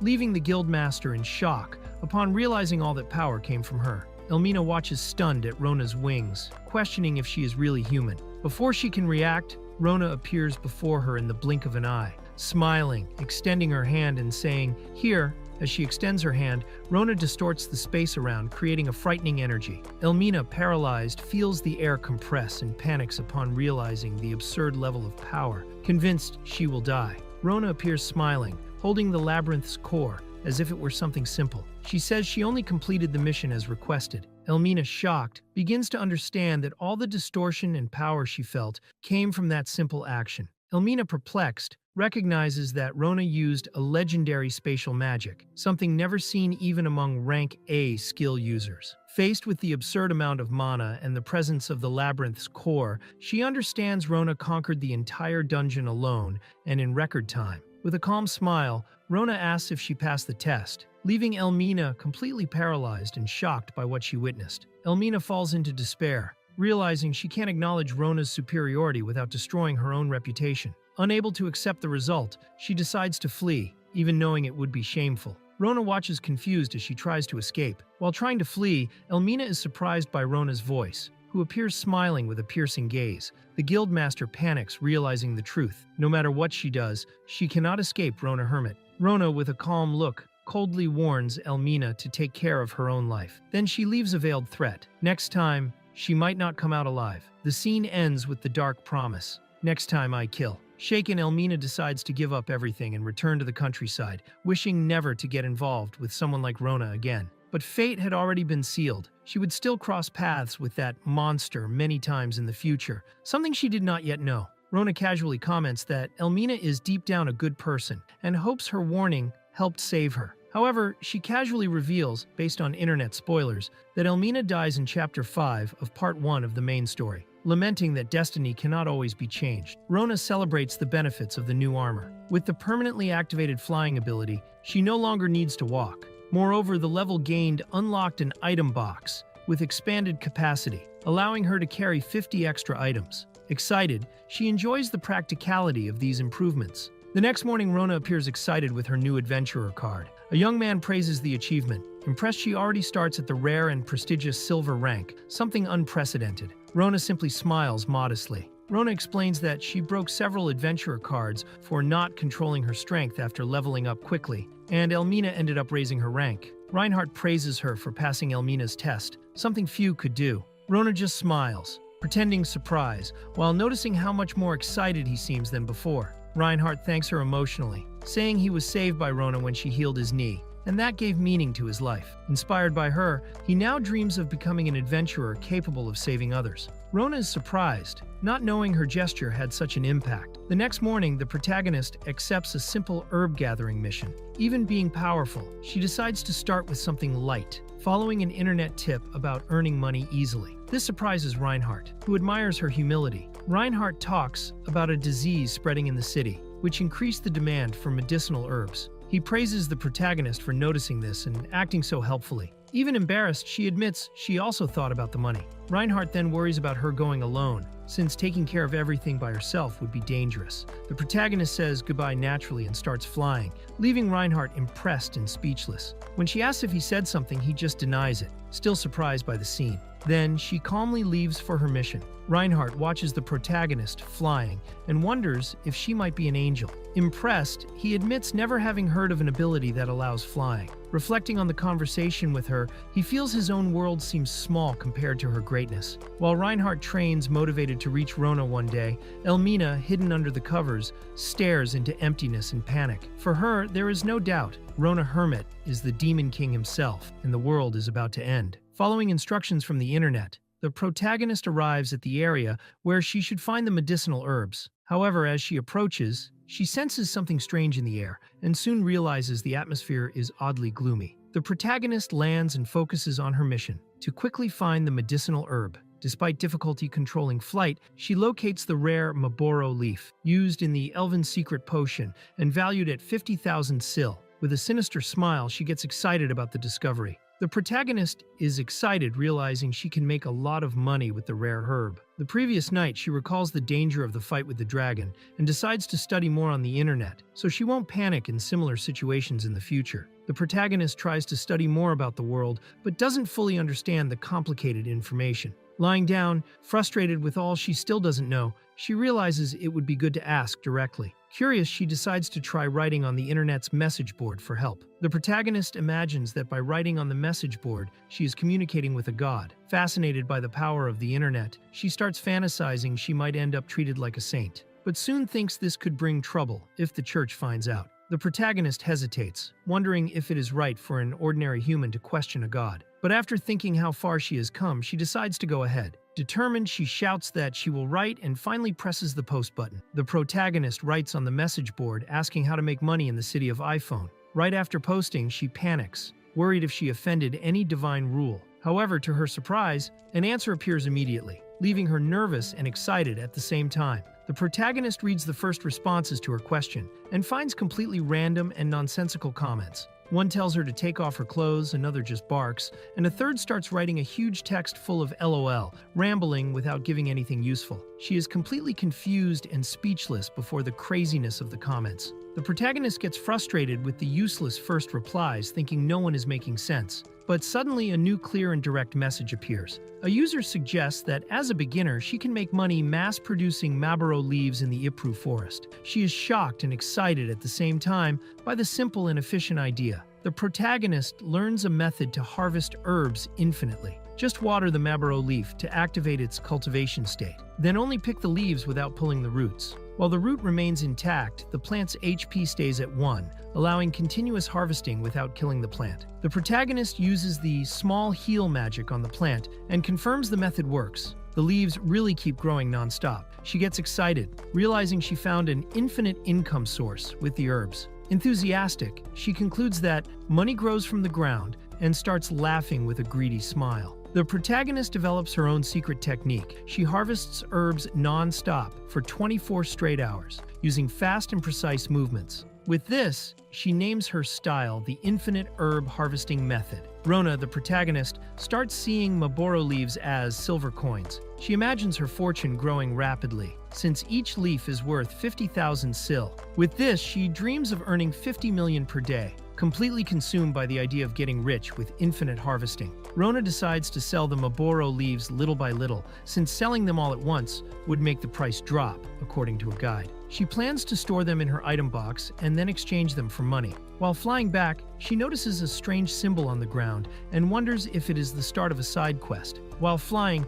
Rona sees an elf running desperately. Soon after, the elf trips, falls to the ground, and seems powerless. Rona is startled by the scene and quickly descends to see what happened. The elf finds herself surrounded by wolves, trembling with fear. Even with a branch in hand trying to defend herself, her magic completely fails. She screams for them to stay away, but knows she is defenseless despite so much effort and training. Desperate, the elf watches the wolves approaching. She thinks she is going to die there, unable to save her mother. In tears, she screams to the heavens, refusing that fate. Right after her desperate scream, something changes. The elf, still scared, senses a presence, and her eyes widen, catching an unexpected light coming from the sky. The elf watches, shocked, as the wolves before her are completely frozen, turning into crystalline ice sculptures. She barely understands what happened, only recognizing that this goes beyond the limits of possibility. The elf silently watches the figure appearing before her, the protagonist, wrapped in an aura of light and power. With wide eyes and shock, the elf whispers a single word upon seeing her savior,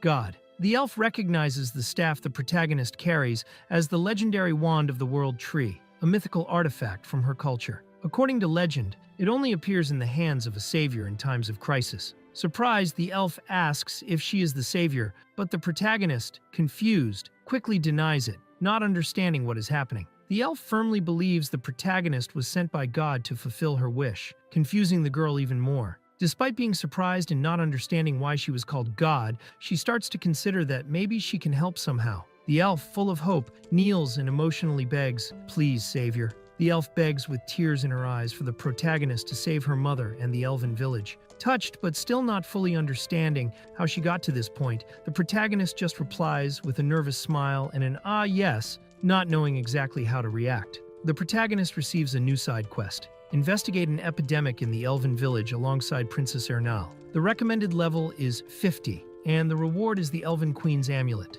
Even insecure, she realizes she can no longer turn back. The elven princess calls her savior, and even though she thinks she is not, the protagonist follows her as she is guided to the hidden elven village. The princess warns that if the protagonist doesn't hold her hand properly, she might get lost forever. They are in the Lost Forest, protected by a magical mist that hides the elven village. The protagonist had heard about the place even before leaving the mansion and feels fear but tries to hide it. Ernal says they are close to the village, which eases some tension. Upon arriving at the elven village, the protagonist is immediately rejected by the guards, who send her away for being human. Confused, she doesn't understand the hostility. Ernal then stands in front of her and defends the protagonist, shouting to everyone that she is not a bad human. The elves continue distrusting the protagonist and accuse her of trying to do something to Princess Ernal. Surprised, she discovers Ernal is royalty and tries to explain that she was just dragged into this situation. But the guards don't believe her and shout for her not to lie, while Ernal admits she got involved with someone very flashy. The elves confront the protagonist, claiming she caused a natural disaster in the forest. Desperate, she wonders how they found out. One elf points at her and says the amount of mana released was absurd and could only have come from her. Another, shocked, says he has never seen anything so big. The elves accuse the protagonist of being a calamity witch and wanting to destroy the forest, even raising the possibility of war against humans. While some try to calm the elven princess, the protagonist panics, not understanding how everything got out of control. In shock, she only thinks about going back and selling the herbs she collected. The elven princess asks everyone to calm down and requests that all eyes be on the staff the protagonist is holding. She reveals it is the legendary wand of the world tree, mentioned in elven mythology, surprising those present and completely changing the course of the conversation. The elves conclude that the protagonist is the prophesied savior, sent to help the village in times of crisis. The elven princess confirms this enthusiastically, making all the other elves reflect on their previous rude behavior, now regretting having been hostile toward her. All the elves kneel before the protagonist, apologizing for having treated her badly, now convinced she is the savior. Surprised by the exaggerated reaction, she gets nervous, trying to convince herself the situation is not as serious as it seems. A man asks about the progress of the plan. The woman replies that, thanks to the financial and magical support from Tora Gyuskex, they are making a lot of money and everything is going well. She believes this power will bring prosperity to the Gyuskex family. The man orders them to continue their efforts on behalf of the Gyuskex family. Despite this, he admits that since Rona's banishment, things haven't gone well. Still, he states with conviction that the Gyuskex family will not end because they still have their last card up their sleeve. Rona arrives at a village hidden from the elves, guided by Erna. Enchanted by the beauty of the place, she is impressed. Erna expresses happiness to hear that from the savior, although Rona says she does not consider herself as such. The scene ends with Rona admiring the location. Rona comments on a strange disease in the elven village, surprising Erna with her knowledge. Rona admits she read about it on the internet, but feels she cannot help. Meanwhile, an elder of the village suffers from symptoms of the disease, confirming it is the problem mentioned by the elves. Rona wants to do something, but knows it is beyond her ability at the moment. Rona shows interest in buying the famous elven juice and cookies, but Erna informs her that production was suspended because of the disease affecting the village. Emotional and determined, Rona holds Erna's hands and promises to do something to help with the mysterious disease plaguing the village. Surprised, Erna calls her affectionately upon seeing her firm decision. Erna takes Rona to her house and proudly introduces it. Rona is impressed by the place, comparing it to a castle, surprised by the grandeur of the residence. Erna praises Rona's determination and leads her to her mother, introducing Rona as the savior. Feeling a bit uncomfortable, Rona admits to herself that her motive is not entirely pure. Erna's mother remains serious and allows entry with a single word. Tense, Rona prepares for what is to come. Rona is taken to the Queen of the Elves' room, who is bedridden. The Queen recognizes her as the savior. Rona introduces herself, impressed by the Queen's beauty. The Queen apologizes for the condition of the place, and Rona responds politely. Then the Queen notes that Rona does not have the staff of the world tree, but still senses something divine in her, the essence of the world. Rona is surprised by this statement. The Queen observes Rona intensely, as if perceiving something hidden, even with the system in private mode. She declares the day festive and orders a banquet to be prepared. Rona wonders if the Queen really felt something. Suddenly, the Queen begins to cough violently, worrying Erna. The Queen is attended by Zaricha, who gives her medicine and asks her to avoid talking too much so as not to worsen her condition. After taking the dose, the queen apologizes and praises the medicine's effectiveness, recognizing Zariche's skill and comparing her to another equally talented person. The queen praises Rona, saying, "There is a reason she is called the Savior." Zariche thanks for the honor, but Rona, insecure, says that if she were really a savior, she would have already cured the disease. Zariche looks at her seriously, and Rona begins to question whether she is being doubted. The queen tries to console Rona, saying the disease is unprecedented in the village's history. Zariche apologizes, but is directly questioned about the queen's real condition. Under pressure, she hesitates, but the queen insists she speak without fear. Zariche reveals that the queen's condition is not good. She explains that without a specific ingredient, they cannot prepare the elves' secret medicine. Despite searching the forest, she could not find it and apologizes. Rona watches silently, confused by the seriousness revealed. Erna cries, frustrated for not finding the necessary ingredient to save her mother. The queen consoles her, saying she did nothing wrong,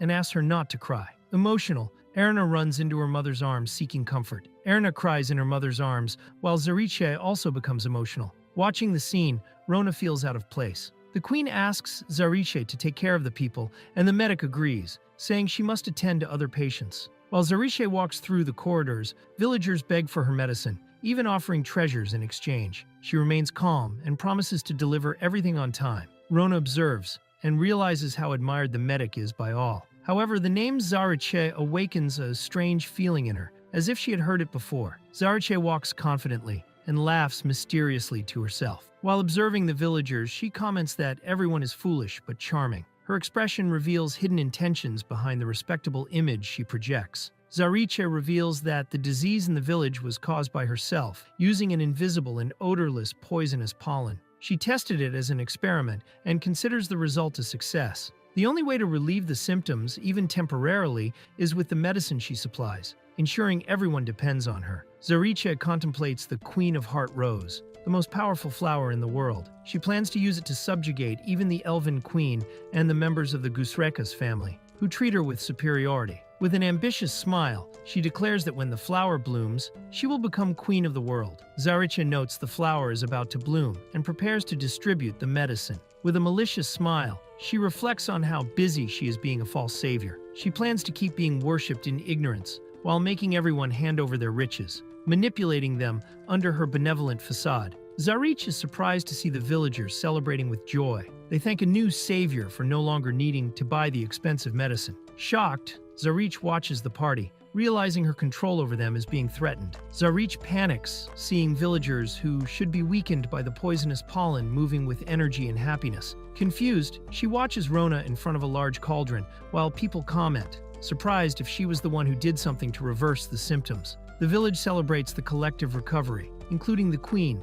who was near death. Erna distributes more of the new medicine, saying there is enough for everyone. Perplexed by the scene, Zariche begins to suspect they are using the legendary elves' secret medicine. Zariche becomes desperate upon realizing that the elves' secret medicine, which cannot be mass-produced because of the Maboro leaf, is being freely distributed. She cannot understand how this is possible since even Erna could not find the ingredient. Disturbed, she reflects that her plan, once perfect, is collapsing before her eyes. Along with the savior image she built, Zariche is surrounded by the population, who begin to suspect the truth. They comment that the medicines seem to appear too quickly and connect the symptoms to the pollen. They realize that the same person who cured them might have caused the disease. Outraged, they accuse Zariche of taking advantage and stealing their wealth. Shocked, she starts to realize her fraud is falling apart. Zariche panics as her plan is discovered. Desperate, she releases a smokescreen and tries to escape, while the angry crowd shouts that she was responsible for the disease, confirming what the savior said. Even as her body starts to fail, Zariche runs, trying to escape the crowd that now demands justice.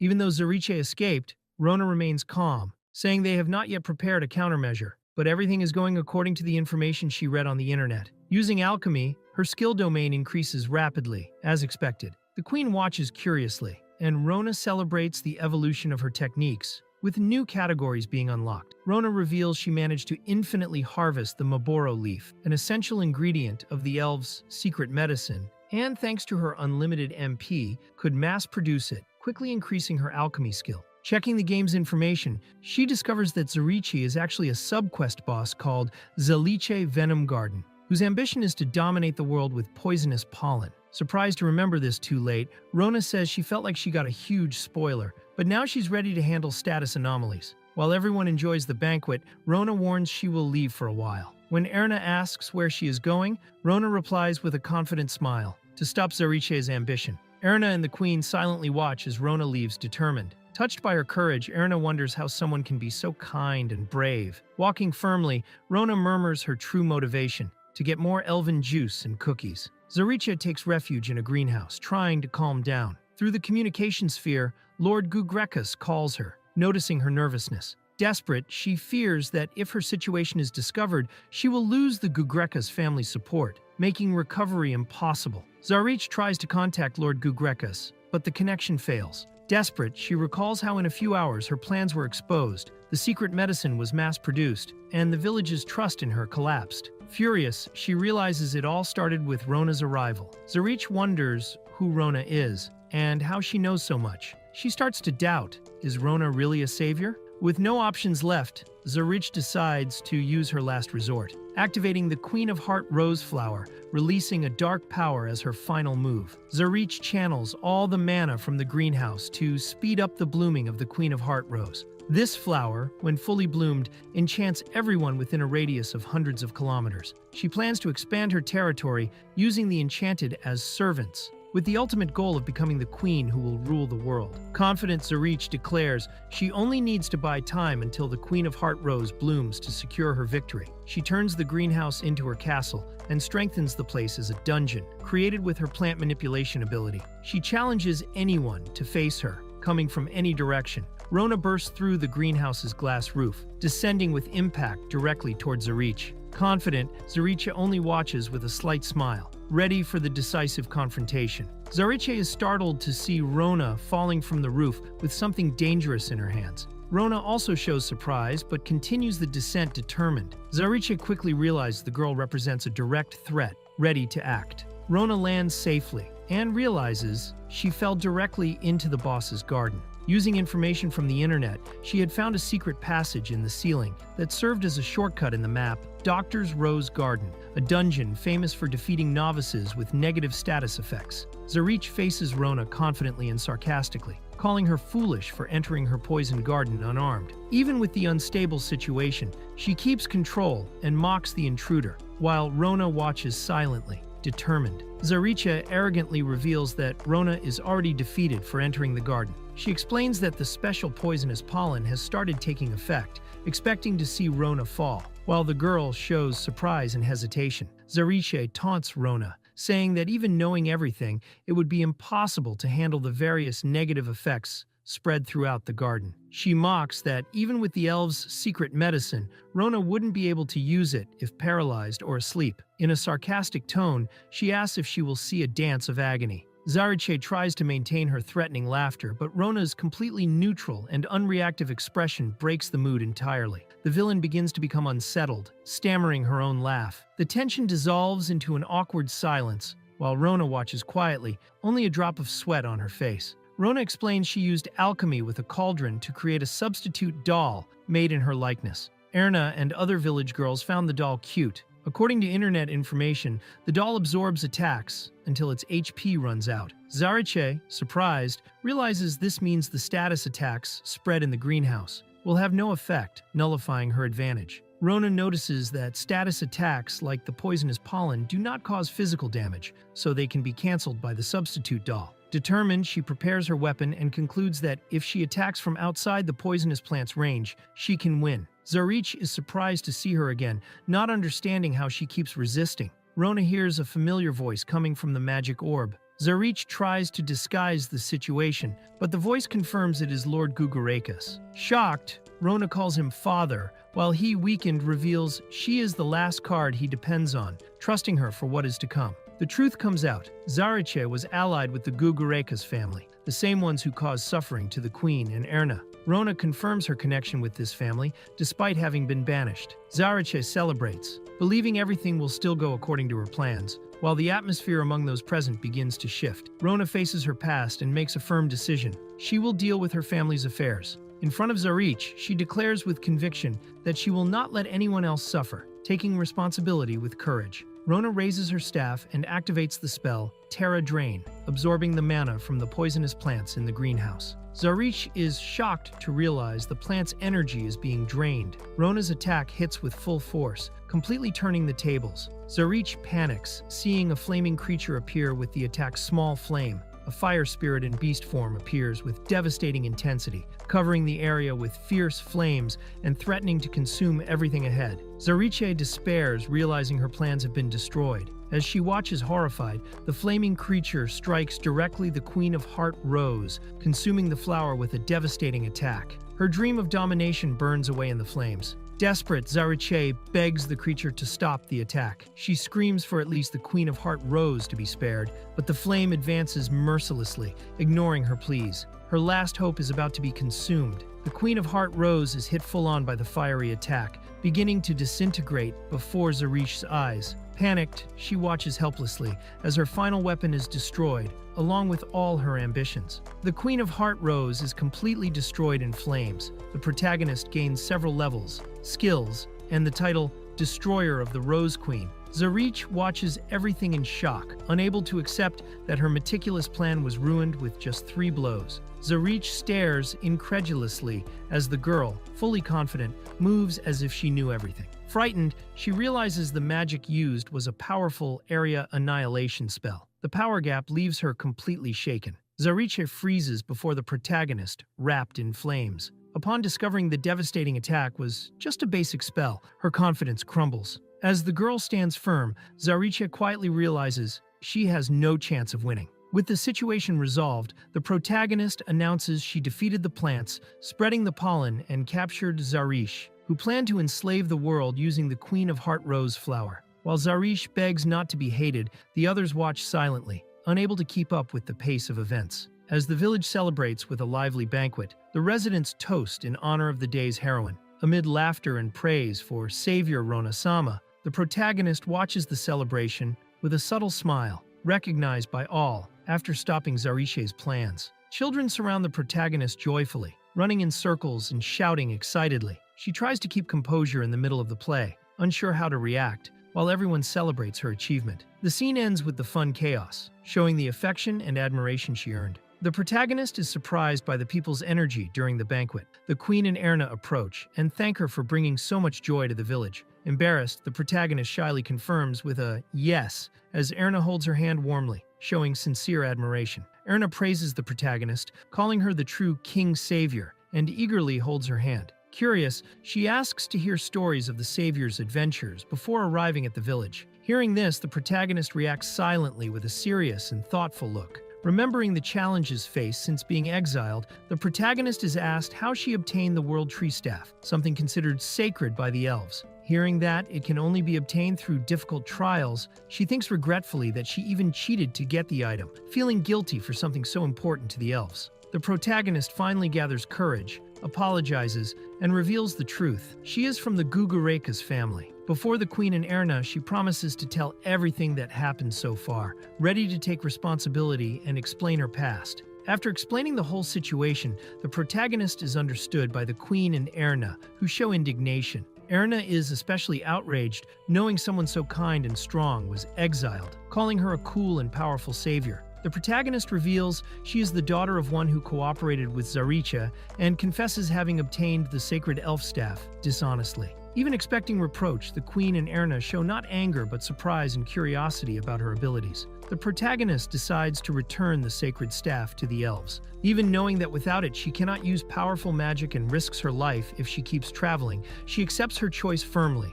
and declares the end of her journey. The Elf Queen and Erna say the protagonist's worries were small compared to the power she demonstrated. They affirm that what mattered was not the trials to obtain the staff, but everything she achieved with it. They recognize her worth and show that the elves regard her actions with respect. Rona is acknowledged for saving the village. While watching everything silently, someone says she did not save just that place. She saved the world. Rona is praised by all as an exemplary savior. especially for being chosen for a divine ability. Feeling moved, she thanks with a sincere smile, saying she received more praise than in her entire life. The queen shows concern upon hearing the Gugureka's family name again, remembering they had caused trouble before. She reveals that even after a warning, the family continued trying to dominate the spiritual veins of the forest. According to what she heard from Zarich, they were conspiring together to take control of the region. Rona apologizes for everything, but the queen says she is not to blame. She takes responsibility for not having noticed the situation sooner and says she had already warned the Gugureka's family. Since they broke the non-aggression treaty and mistreated someone who helped the elves, she declares it is time to take action. Rona comments that the family that expelled her lost much by acting with greed and short-sightedness. The queen begins to laugh in a frightening way, causing Rona fear. Erna, embarrassed, scolds her mother and tries to calm the situation, apologizing. Erna invites Rona to spend the night at her house, saying it is already late. Rona asks if it is all right, and Erna enthusiastically replies yes. Then Erna makes a request, asking Rona to show her something. Rona agrees without hesitation. Erna leads Rona to a sacred place, where they observe a panel of light that supposedly carries the words of the gods. The two are intrigued by the unknown symbols. Even touching the panel, nothing happens. They wonder what is written there, believing the characters really belong to the gods. Rona manages to read the mysterious text on the panel and reveals it only says, grass. The others are confused and disappointed, having expected something grander from the words of the gods. A girl explains that, in the language of the gods, grass means laughter. She comments that there are other forms like hilarious grass and growing grass associated with laughter. The other two characters find the explanation beautiful and poetic, comparing people's smiles to grass growing, considering it something divine. The girls start using the term grass as if it were natural. One comments that the current situation is perfect to say grass grows. Another says she feels the grass growing when looking at the savior. The explainer praises them for already using it professionally, calling it hilarious grass. The scene ends with the three surrounded by the grass symbol, laughing. The protagonist says goodbye to the village, thanking them for everything. The residents, saddened, ask if she is really leaving and try to convince her to stay. Despite the affection they receive from her, she confirms her decision with a smile. While the elves insist she could live peacefully in the village, the protagonist admits that could be true. However, she reveals she learned something important during her journey. If she were still inexperienced or didn't know how to use the internet, she would have stayed. But now she understands she must move forward. With a light and confident smile, the protagonist walks determinedly through the forest. She confirms to herself what she truly wants, to travel the world. The protagonist shares that she learned to value the small joys of the journey, meeting people, helping someone, seeing beautiful landscapes, and eating well. She thanks the elves for that. With a smile, the elf leader understands and accepts her departure, recognizing it would be wrong to stop her from following her path. Before leaving, the protagonist receives an amulet as a symbol of friendship with the elves. She hesitates to accept something so valuable, but the elf leader assures her it is well-deserved. With the amulet, she will have respect even among kings and nobles. The elves say goodbye warmly, promising she will always be welcome. The protagonist assures them she will return one day. The elf leader wishes her a journey full of laughter and says she looks forward to their reunion. Rona sets off excitedly on her new journey, jumping for joy while the elves applaud and shout "Grama" in farewell. The atmosphere is festive and hopeful, marking the start of her next adventure. Determined, a girl declares that everything is ready for her escape during the night. She looks firm and prepared, with a suitcase beside her, ready to disappear unnoticed. Rona, proud, bids farewell to her elite life after an unexpected fall. Still confident, she says her escape will match her former status. She has planned several secret routes and emphasizes that, as an elite, even her escape will be flawless. While Elmina was preparing to flee, a strange aura surprises her. Suddenly, Rona appears flying and breaks the window, cheerfully calling her, completely interrupting the escape plans. Rona unintentionally invades through the window and awkwardly apologizes. Elmina is shocked by the situation and starts questioning how Rona knows where she lives. Trying to understand the strange moment, Rona stares at her and asks directly, "Were you by any chance?" insinuating she caught Elmina trying to run away. With a sweet smile, Rona asks if Elmina was about to leave. Embarrassed and trembling,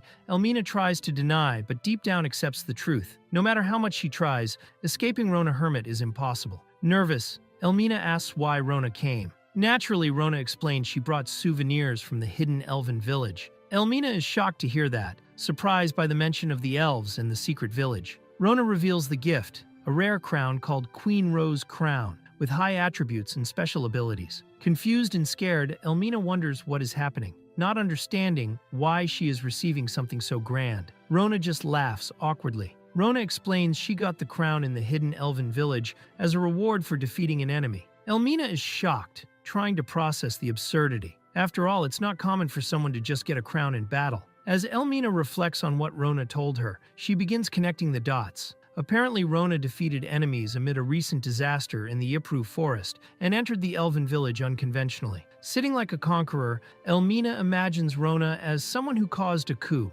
which only adds to the confusion and astonishment about what really happened. Elmina starts suspecting Rona caused the disaster in the elven village. Rona, however, explains naturally that the village was full of enemies, making the cleanup difficult. She says the enemies kept appearing non-stop and, smiling, reveals she ended up profiting a lot from the items they left behind, leaving Elmina shocked by how casually she talks about it. Rona says that after defeating the enemies, she received many jewels and food from the elves. Silent, Elmina begins to wonder if all that was a warning. Frightened, she thinks Rona is showing the fate of anyone who challenges her. With a bright smile, Rona points at Elmina and says, "You're next, you know?" leaving it unclear if it's a joke or a threat. Elmina starts crying desperately, covering her face. Confused, Rona asks why, but Elmina only begs, "Don't kill me." The mention of enemies leaves Rona even more lost, not understanding how her visit caused so much fear. Rona interprets Elmina's crying as compassion for the defeated monsters and begins to admire her even more, thinking she is like a saint.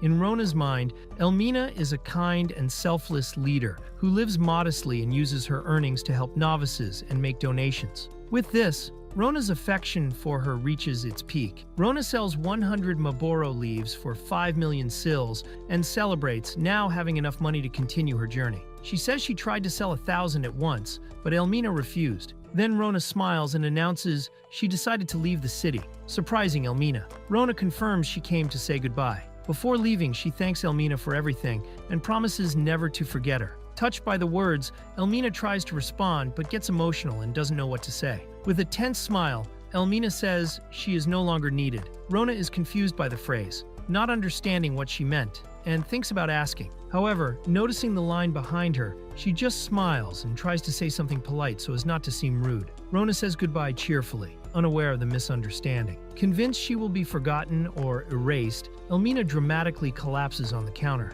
The scene ends with her fainting, while the narrator reveals that the interactions between Elmina and Rona are far from over. A commander notes he lost contact with Elmina and Zarich, becoming alarmed. Trying to understand what is happening, his son rushes in with urgent news. The Royal Knights are attacking. Surprised and worried, the commander reacts immediately to the imminent threat. With the attack looming, father and son decide to flee through the secret passage, using soldiers as a distraction. They suspect their plans involving the Elven village or the large spiritual vein have been discovered. Despite the critical situation, the leader remains confident. As long as they survive, the Gaireka's family legacy will continue. Trying to escape through the secret passage, the man is surprised by the presence of an imposing figure. The elf queen, Elhaur, appears before him with a confident smile. She reveals she already knows that path and calls him young Gugrekus, making clear they share a past. Surprised to see Elhaur alive, the man questions her presence, believing she would be near death from Zarich's poisonous pollen.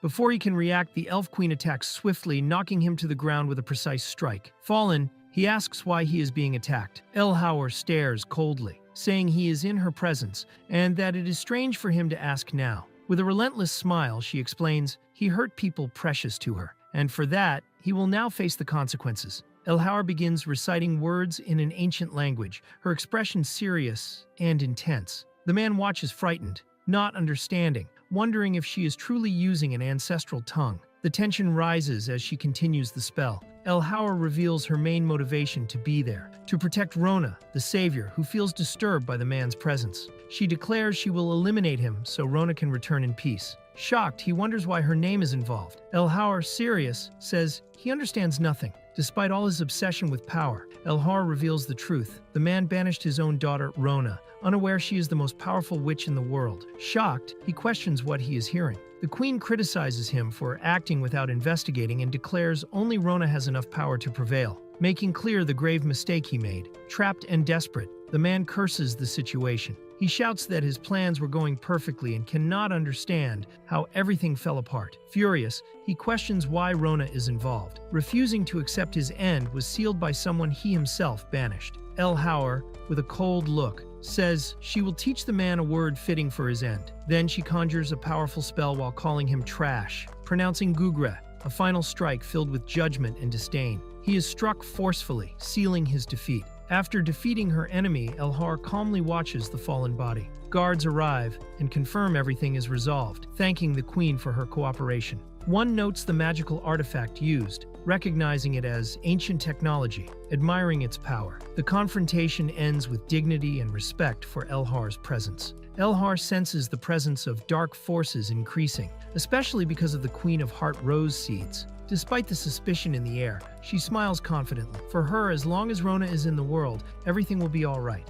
Elsewhere, Rona sneezes, unaware she is being thought of with such confidence. Amid a storm, hooded figures gather in a closed room. Facing each other, they form two rows, indicating the start of an important meeting. One speaks, marking the beginning of the dark gathering. The hooded discuss the meeting's security. One assures there's no risk, since they are in the Thunder Fortress, protected by a magical system and the powerful lion, Elion. Only beings above level 60 can access. However, one mentions a problem, the existence of an unpredictable human, the same who destroyed the Garakas forces. The hooded continue debating the irregular. He not only defeated the Garakas and dominated the elves, but also made even cult members submit to him. One member tries to downplay it, saying it was because they were weak. However, suspicion grows. The enemy's movements are too perfect, and he seems to know everything about them. This raises suspicion that all group information is being leaked. One leader interrupts, ordering silence. Despite suspicions of an infiltrated informant, he states plans will proceed unchanged. With firm steps, he declares the awaited moment has finally come. The hooded reveal they found powerful artifacts, and that the world's ancient protectors are weakened. With current-era humans considered weak, they decide they no longer need to hide. Their next step is to obtain a spell to break the seal of a mysterious figure and start purifying the world. The group reveals their final plan, to free their god, the apocalypse dragon Ragnarok, to purify the corrupted earth. With this, they intend to bring back the old kingdom and establish a new dark age. Determined, one orders the ritual to begin. The group leader reveals the dark plan's name, Eternal Historia Plan. All members remain silent, attentive, as tension fills the air. A click of something activating indicates the operation has started. During the ritual, a girl appears before the group, surrounded by dark energy. The hooded silently watch, but one quickly senses something is wrong and shouts that it didn't work. The attempt to activate the plan failed. The girl remains calm before the hooded, displaying terrifyingly powerful mana. Even united, the 6 demon bishops recognize they wouldn't stand a chance against her. While she calmly drinks tea, the group watches silently, confused and fearful. One surprised member asks who she is. Unaware of the hooded's true identity, the girl casually comments she entered because of the rain. She thinks that there were already people there, as the place seemed haunted. While drinking tea, she guesses the others were also seeking shelter. The hooded watch silently, unsettled by the unexpected situation. While the girl yawns and acts naturally, the hooded exchange confused looks. None knows who she is, but all assumed others did. Given her calm presence, hidden power, and the way she took the main seat, they conclude she must be a high-ranking cult member, powerful enough to be there unquestioned. The girl, named Rona, acts carefree, unaware she is in the main seat. A panel reveals her title, Thunderlion Annihilator, surprising the hooded. They find it strange they never heard of her given her power. One then stands and begins explaining, implying they understood who she really is. One hooded notices Rona's clothes and is shocked. She wears the legendary Apocalypse Dragon Ragnarok. They recognize the magical patterns and hidden power in the attire. Another mentions having seen the garment only in an ancient mural. Surprised, they conclude it belonged to a feared figure, supposedly sealed for ages. The possibility she is that person shocks them. Shocked, the hooded conclude that girl is that person, the legendary figure who should have been sealed for ages. While they tremble at the revelation, Rona just blinks, confused, not understanding the situation's gravity. Rona notices the hooded's strange looks and wonders who they are. Casually activating her item box, the space around distorts. The hooded panic, not understanding what happens but immediately recognize they are feeling only a fraction of that person's power. They enter a state of absolute reverence and fear. Rona observes the hooded whispering, looking at her and folding their hands, and draws an innocent conclusion. She believes they are thirsty, perhaps without belongings because of the rain. Unaware of the misunderstanding, she smiles excitedly and summons several cups, happily shouting that she is thirsty. The hooded, in total reverence, believe Rona is the reincarnation of a sealed entity who changed bodies to test them. They think her silence and innocent appearance are part of the faith test. As they tremble before the supposed deity, Rona, clueless, just smiles and offers cups of tea, asking if they want some too. Believing they passed the divine test, the hooded kneel and swear absolute loyalty to Rona. She is startled by the sudden reaction, but soon relaxes, thinking they were just very thirsty. Relieved to see them so kind and polite, she concludes they are not scary people. Rona enjoys the moment, thinking simple, rainy encounters are part of travel's beauty. While the hooded silently worship her, she believes they're just being friendly. Seeing they carry nothing, she concludes they must be hungry too. Unaware of the true situation, she prepares to offer food, while the hooded barely contain their tension. Following Rona's instructions, the hooded start preparing mayonnaise with extreme seriousness, breathless and focused. For them, it is a sacred ritual, an act of faith. While she teaches the recipe naturally, they believe they're creating a divine offering, called by one, the drink loved by the gods. Rona explains excitedly that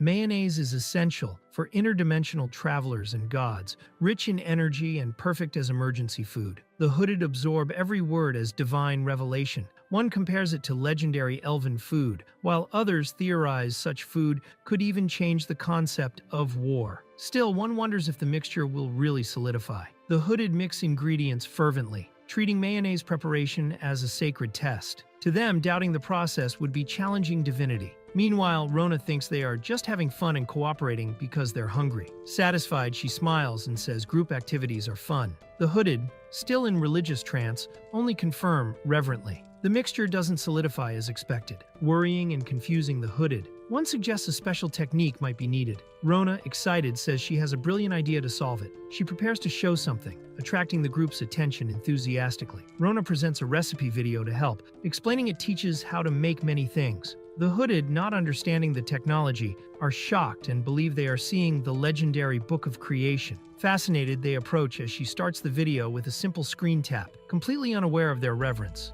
Instead of a recipe video, Rona accidentally plays questionable content with a girl saying Oni-chan in a suggestive way. The hooded become hypnotized and start repeating Oni-chan in chorus, while Rona watches silently, confused, and not understanding what just happened. The 6 demon bishops, members of a cult with mana higher than humans, gather silently. They plan to free the apocalypse dragon to destroy the world. One, with a serious face, reminds everyone what must be done, signaling something decisive is about to happen. Rona accidentally plays another inappropriate video, this time an ad to create your naughty little sister. The hooded, completely deluded, interpret it as a new divine command and raise their fists, determined to obey. Desperate, Rona screams, not understanding how it got this far. Rona tries to explain the previous content was just an ad, but the hooded remain confused, thinking it was a revelation. Desperate, she notices 13 seconds left to skip the ad and tries to press the skip button. Frustrated, she only wanted to watch the mayonnaise video but remains trapped in the ad confusion. After much effort, the hooded finally prepare the mayonnaise. Euphoric, they raise the dish like a sacred relic, moved by the divine achievement. Rona celebrates happily, recognizing the recipe. Meanwhile, they wonder how a liquid could solidify without magic, reaffirming their faith in what they believe to be a miracle. The hooded contemplate the mayonnaise as a masterpiece of alchemy, a feat beyond magic and skills. To them, Rona intentionally revealed this knowledge. Satisfied, she comments how everyone had fun. Excited, Rona suggests taking a commemorative photo and shows her camera, which the hooded immediately interpret as another sacred artifact. Rona, excited to take the photo, asks, "What is 1 + 1?" The hooded immediately engage in a philosophical and mystical debate on the nature of addition, each giving absurd interpretations. Confused and tense, they end up silent after a command of silence, while Rona only wanted a simple answer. Rona shows the photo she took and comments that it has an emo vibe, praising the result. One of the hooded figures gets excited, calling the image Insta-worthy, while another says it could still be made more stylish. Soon they decorate the place with celebratory mayonnaise banners, proclaiming that the bond between them is eternal. With the photo session over, Rona and the Hooded prepare to taste the mayonnaise. Everyone tries it enthusiastically, but Rona soon clarifies, smiling. That was just seasoning, not something to eat pure. The Hooded silently realize their mistake too late. Rona guides the group on how to preserve the mayonnaise and comments that even the flawed versions can serve as a topping. The Hooded moved say they will keep the food as a relic in the temple. Then they offer her a gift as a token of gratitude. The Hooded present Rona with a summoning stone, an artifact capable of calling anyone registered on it for a limited time. They say they will assist her whenever needed. Enchanted by the gesture, Rona receives the item enthusiastically, impressed by the stone's shine. Rona thanks them enthusiastically and declares that now they are best friends. Confused, one of the Hooded repeats, BFFs? Then she says goodbye cheerfully, promising to meet again. With a final wave, Rona flies through the skies, leaving the Hooded in silence, still processing everything that happened. The Hooded reflect silently. To them, Rona was like a storm, unexpected and overwhelming. Used only to destruction, they are surprised to realize that for the first time, they created something together. With subtle smiles, they wonder when was the last time they felt something like that, hinting at a silent change within them. While the Hooded remain gathered, one raises a question. Why is the Thunder Swamp completely frozen? None of them know the answer. The mystery of the altered climate leaves everyone silent, suggesting something much greater is behind what they have experienced so far. Rona continues excitedly on her journey, reflecting on how well she was received by the Hooded and how much she is enjoying traveling. Now, her goal is to reach the royal capital, and to do so, she decides to go to the port city of Aquas, where she can catch a ship. With the map in hand, she sets off, determined, full of curiosity about the path ahead. Rona arrives at the port city of Aquas and is delighted to see the sea for the first time. Excited by the vibrant environment, she celebrates her decision to come. The city offers seafood dishes and various fun activities, making Rona even more eager to explore. Rona gets excited by the smell of the sea and recalls a strange curiosity she read on the internet. Enchanted by the view, she jumps happily and repeats several times how everything is amazing and immensely vast, but notices her vocabulary is limited. Meanwhile, the residents watch her exaggerated excitement with curiosity. Rona decides to enter the city, but instead of walking normally, she mounts a giant boar and charges forward at high speed, yelling as if in a war raid. The residents watch stunned, not understanding what is happening or who that eccentric girl is. Rona arrives smiling and greets the residents enthusiastically, but her way of entering the city is so flashy that everyone mistakes her for a threat. Frightened, the inhabitants arm themselves and shout for defense, believing they are under attack. Rona shows her adventurer card, revealing she is silver rank. Surprised by her age, the residents change their attitude and apologize for the aggressive reception. They explain the city has faced monster attacks. While some consider asking her for help, others hesitate, thinking she's just a cute kid too young to be involved. Rona notices the residents are tense and asks what's going on. One hesitates, but warns she must leave the city before tomorrow. Although not explaining everything, he makes it clear that something important and potentially dangerous will happen. The mention of tomorrow hangs heavy in the air, increasing the mystery. The residents finally reveal seriously that the next day is Wednesday, something that, for some reason, carries an unusual weight. Rona doesn't understand the reason for the tension, but senses the strange atmosphere. They comment it's rare for anyone to show up at this time of year, hinting that something is about to happen. Rona excitedly says she plans to stay in the city about a week as a tourist. The receptionist reacts surprised to this, especially upon realizing the next day is Wednesday. The mood shifts from light to tense, but no one explains why directly, only repeating, "Wednesday, you know?" leaving Rona confused by the mystery around that day. Rona decides to ignore the mystery about Wednesday for now and sets off excited to explore the city. She comments that she'll research more later, but now wants to enjoy and do some tourism. Curious about the local seafood, she heads singing to the fish market, but finds everything closed, surprised by the still scene. Rona notices all the shops are closed and finds the city's atmosphere strange. Walking the streets, she hears desperate pleas and sees residents in panic trying to flee. Someone shouts the city is doomed and demands to board the next ship. Chaos spreads, leaving Rona unable to understand the reason for so much despair. Rona realizes chaotic situations have been happening frequently around her and begins to wonder if she's cursed. Even without having done anything wrong, she feels she always ends up involved in trouble. As she reflects, she sees frightened residents running and a woman shouting they must flee, leaving Rona even more confused about what's happening. Rona finally learns the panic's cause. The arrival of Wednesday, something considered terrible by the residents. They associate this day with inevitable disasters and say they don't want to abandon their city but have no choice. Even without fully understanding, Rona starts realizing that Wednesday carries a frightening weight in this world. Rona finds the residents' extreme hatred for Wednesday strange, but upon researching online,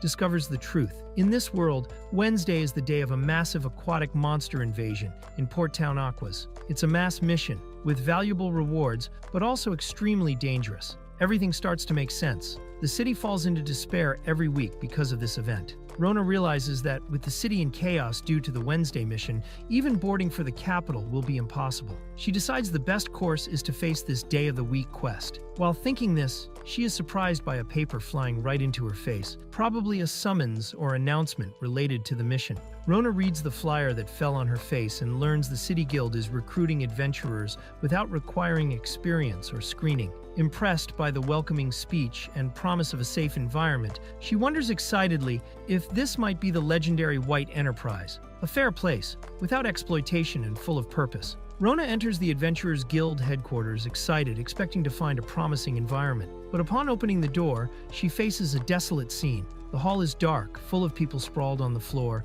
piles of garbage, and a heavy atmosphere. The contrast with the cheerful flyer is striking. Rona is disappointed to see the guild is not welcoming at all as promised. The environment is tense and disheartening. When she tries to speak to the receptionist, she finds the woman exhausted, mumbling that she can't work anymore. When Rona asks if there's a problem in the city, the receptionist suddenly composes herself and confirms seriously, ready to explain the situation. Rona introduces herself as an adventurer and says she wants to participate in the Wednesday mission. Upon hearing this, the receptionist falls silent and soon grips the edge of the counter tightly, creating tension. Rona watches confused, not understanding the receptionist's sudden and intense reaction. The receptionist completely changes attitude, enthusiastically celebrating Rona's decision. She says someone had recently quit, but Rona arrived at the perfect time. Excited, she states there are many valuable missions piled up, and that it's a great opportunity to earn money. The receptionist tries to make Rona sign an intern contract, calling it a slave contract, which makes Rona nervous. But before anything happens,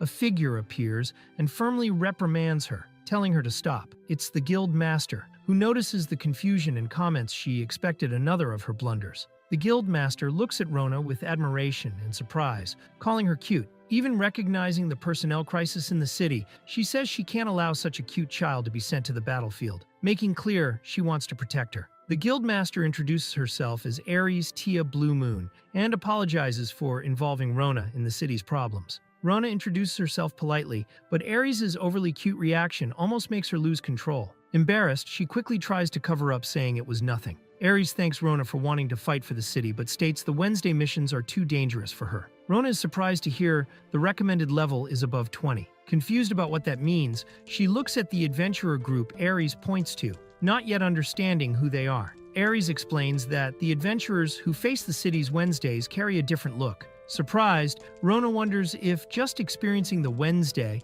is enough to change someone like that. Aries reveals that at first, everyone underestimated Wednesday, thinking the monster outbreaks would stop. Even though it was a weekly threat, the city profited from the battles. But now, a year has passed and Wednesday remains unexplained. Rona listens silently, surprised by the situation's seriousness. Even defeating countless monsters, the attacks never decreased. Over time, the population's morale drained. Then suddenly the collapse happened. Giant monsters invaded en masse, plunging everything into chaos. The streets were destroyed, shops swallowed, and residents fled desperately. Amid the chaos, children cried, soldiers retreated, and the city's scene was total destruction. The city was on the brink of collapse. Without resources, broken equipment, and no profit from monster materials, merchants and adventurers abandoned the place. Only hopeless soldiers remained, ready to die with the city. Rona is shocked to realize how dangerous the Wednesday quests are. Worried, she questions if it's okay to help. The guildmaster reassures her with a smile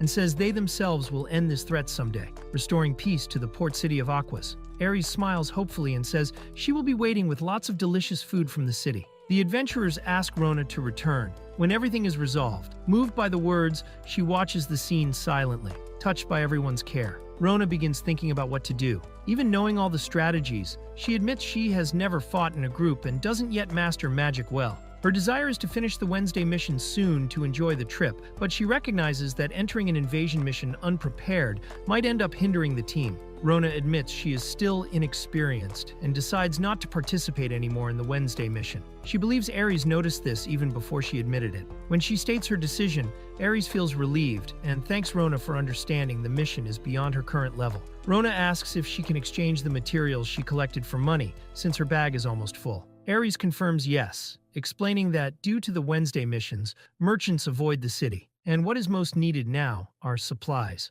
Rona feels relieved and prepares to hand over the items. Rona understands the instruction and, excited, empties her bag with a bunch of herbs on the counter. The guild staff are shocked by the amount, unsure how to react, while Aries looks surprised. The staff are stunned to realize the herbs Rona brought are the very rare Maboro leaf herb. Aries examines more closely and notices another impressive item, the mane of the thunder lion, Ilion. Rona casually confirms she might have defeated the creature, leaving Aries shocked to realize she crossed the dangerous thunder swamp as if it were nothing. Rona replies happily that she crossed the swamp as a shortcut, leaving everyone incredulous. Aries recalls that the only ones who returned from there were members of the genius group Swift Thunder Reinhardt, missing for 5 years. With the rare materials Rona brought, Aries comments it's possible to forge a powerful weapon, enough to promote someone to gold rank. Excited, Aries warmly welcomes Rona with a vibrant smile, praising the guild's welcoming spirit as if it were a true family.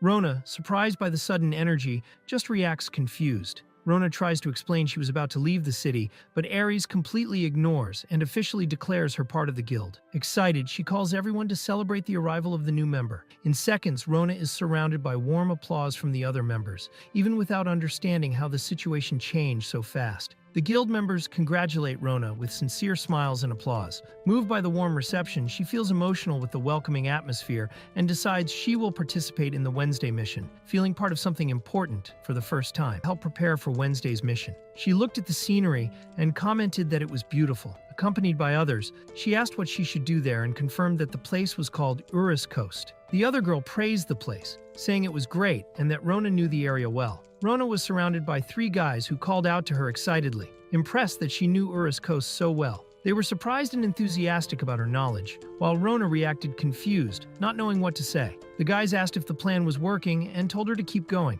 They said the village's future depended on it and urged her to praise Rona a lot. She felt shy and surprised by their reaction. The guys got even more excited and encouraged Rona to continue. The girl with glasses explained that Urus Coast was where monsters appeared on Wednesdays. She suggested that if they built a barrier to stop monsters from entering the village, people would feel safe to live there again. The protagonist understood the idea but seemed hesitant. The workers said the progress on the barrier was slow and asked if it would be finished by tomorrow. The girl with glasses laughed and said if it wasn't ready in time, they would have to face the monsters directly. The protagonist thought she needed to help build the barrier, even if she didn't fully understand everything. The protagonist asked what she should do since she didn't know how to build. The girl with glasses replied that they didn't want her involved in the construction, but in something else. Suddenly, a woman warned that a monster had appeared, surprising the protagonist. A monster with a fish body and legs appeared near the barrier. The monster attacked the barrier, and the defenders tried to protect it. One of the guys got hit by the monster and complained that he should have dodged, while another explained the monster used a technique called Yara, which manipulates subspace to attack by surprise. The guys complained desperately that the fish were fighting on land and they didn't understand why. One of them complained about the extra effort they made to build the barrier overnight. The girl with glasses told the protagonist that now she understood what was going on. The girl with glasses explained that progress was slow because they lacked people and supplies, and monsters appeared even at normal times. That's why they asked Rona to help eliminate the monsters. The protagonist asked if the people were okay since they were shouting a lot, and the other replied that the guild was proud of having no work accidents since its founding. Rona agreed to help, showing her hand. The girl with glasses explained that she was good at healing and support. She summoned 2 water spirits. The girl with glasses warned that the boss had appeared and it was time to heal everyone. The guys, even though wanting a break, were healed by the water spirits against their will. The girl with glasses praised the situation. Rona decided she would defeat the monsters for now, even though she was worried about the problems everyone faced. The girl advised her not to overdo it, and Rona agreed, determined to help without standing out too much. Rona put on a crown called the Queen Rose Crown, which increased the monster's attention on her. She thought that if the monsters gathered around her, she could use her real magic. Although it seemed strange, the crown was very useful for this situation. The village was at its limit and probably wouldn't hold until the next Wednesday. The village's fate depended on how much Rona could fight. The girl with glasses thought she just needed to believe in Rona and encourage her. The girl with glasses was surprised to see a large whirlpool in the water. The guys also reacted shocked by the unexpected phenomenon. The Gigalodon, the sea master nearby, appeared. It was the boss of the Eurus coast area that showed up when many monsters were hunted in a short time. The girl with glasses was shocked to see the boss. The girl with glasses ordered everyone to evacuate immediately and abandon the barrier. The guys ran away scared while she said the boss was not an enemy they could fight and win, and they had to prioritize their lives. She prepared to protect the rear. Rona advanced smiling toward the Gigalodon,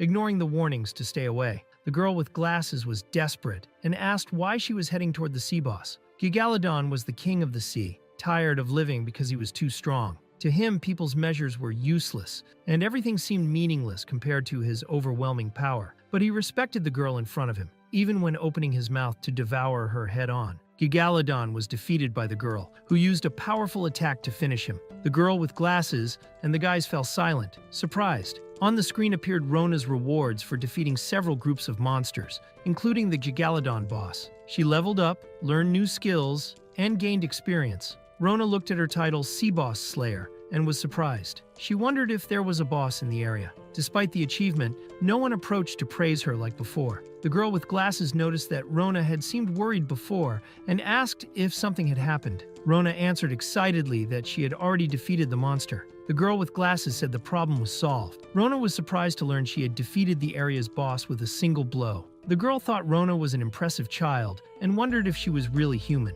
The girl with glasses thought Rona might be an angel sent by God. Rona launched an attack called Small Thunder to stop the monsters. The guys watched, relieved, saying they could now build the barrier without worrying about monsters. The girl with glasses said she didn't have enough mana. The guys called Ares, warning they were injured. Ares searched for healing potions, but they were running out. Rona offered a remedy to help, surprising Ares. The injured were amazed to see their wounds instantly disappear and their mana fully restored. Rona explained it was a secret potion from the elves, and that she still had about 200 bottles, encouraging everyone to use them freely. Those present were surprised by the revelation. Another monster appeared, scaring the guys. Rona realized the monsters were endless and prepared to act. The girl with glasses called her, asking what she intended to do this time. Rona created a magical wall that blocked the monsters. She said that, with this barrier, everyone could build the protection in peace. The guys and the girl with glasses were silent, impressed by her power. Rona asked what was happening,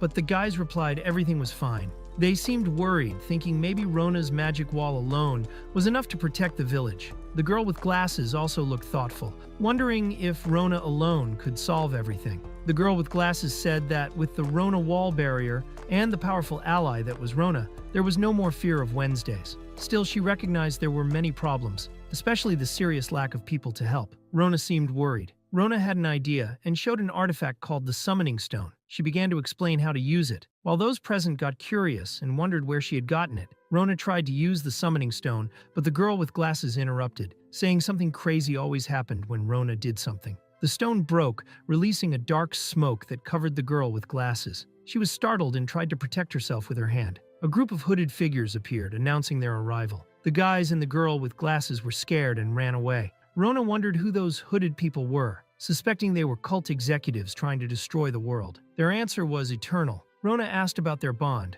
and one of them answered with a friendly gesture, while the girl with glasses watched silently. The girl with glasses noticed that Rona and the hooded figures seemed to get along. Rona thanked them for coming and said she needed their cooperation. The hooded figures said they were waiting for that word, announcing the beginning of the Dark Age. The girl with glasses sat down looking worried. The girl with glasses asked who those people were. Rona said that with them, they would have more manpower. Despite the dark aura of the hooded figures, Rona said they were her friends, and very kind. The girl with glasses was surprised, but accepted Rona's word. The girl with glasses said that the manpower shortage was solved for now, and that she would ask the blacksmith Dwargo for help with equipment repairs. She dismissed everyone to rest and prepare for tomorrow. Alone, Rona examined a piece of equipment and noticed it was not in good condition. Rona wanted to make a repair while she could, but lacked time to gather the materials. Two hooded figures asked if she had problems and offered help. Rona smiled, but the girl with glasses reminded her that even rare materials wouldn't make the blacksmith work faster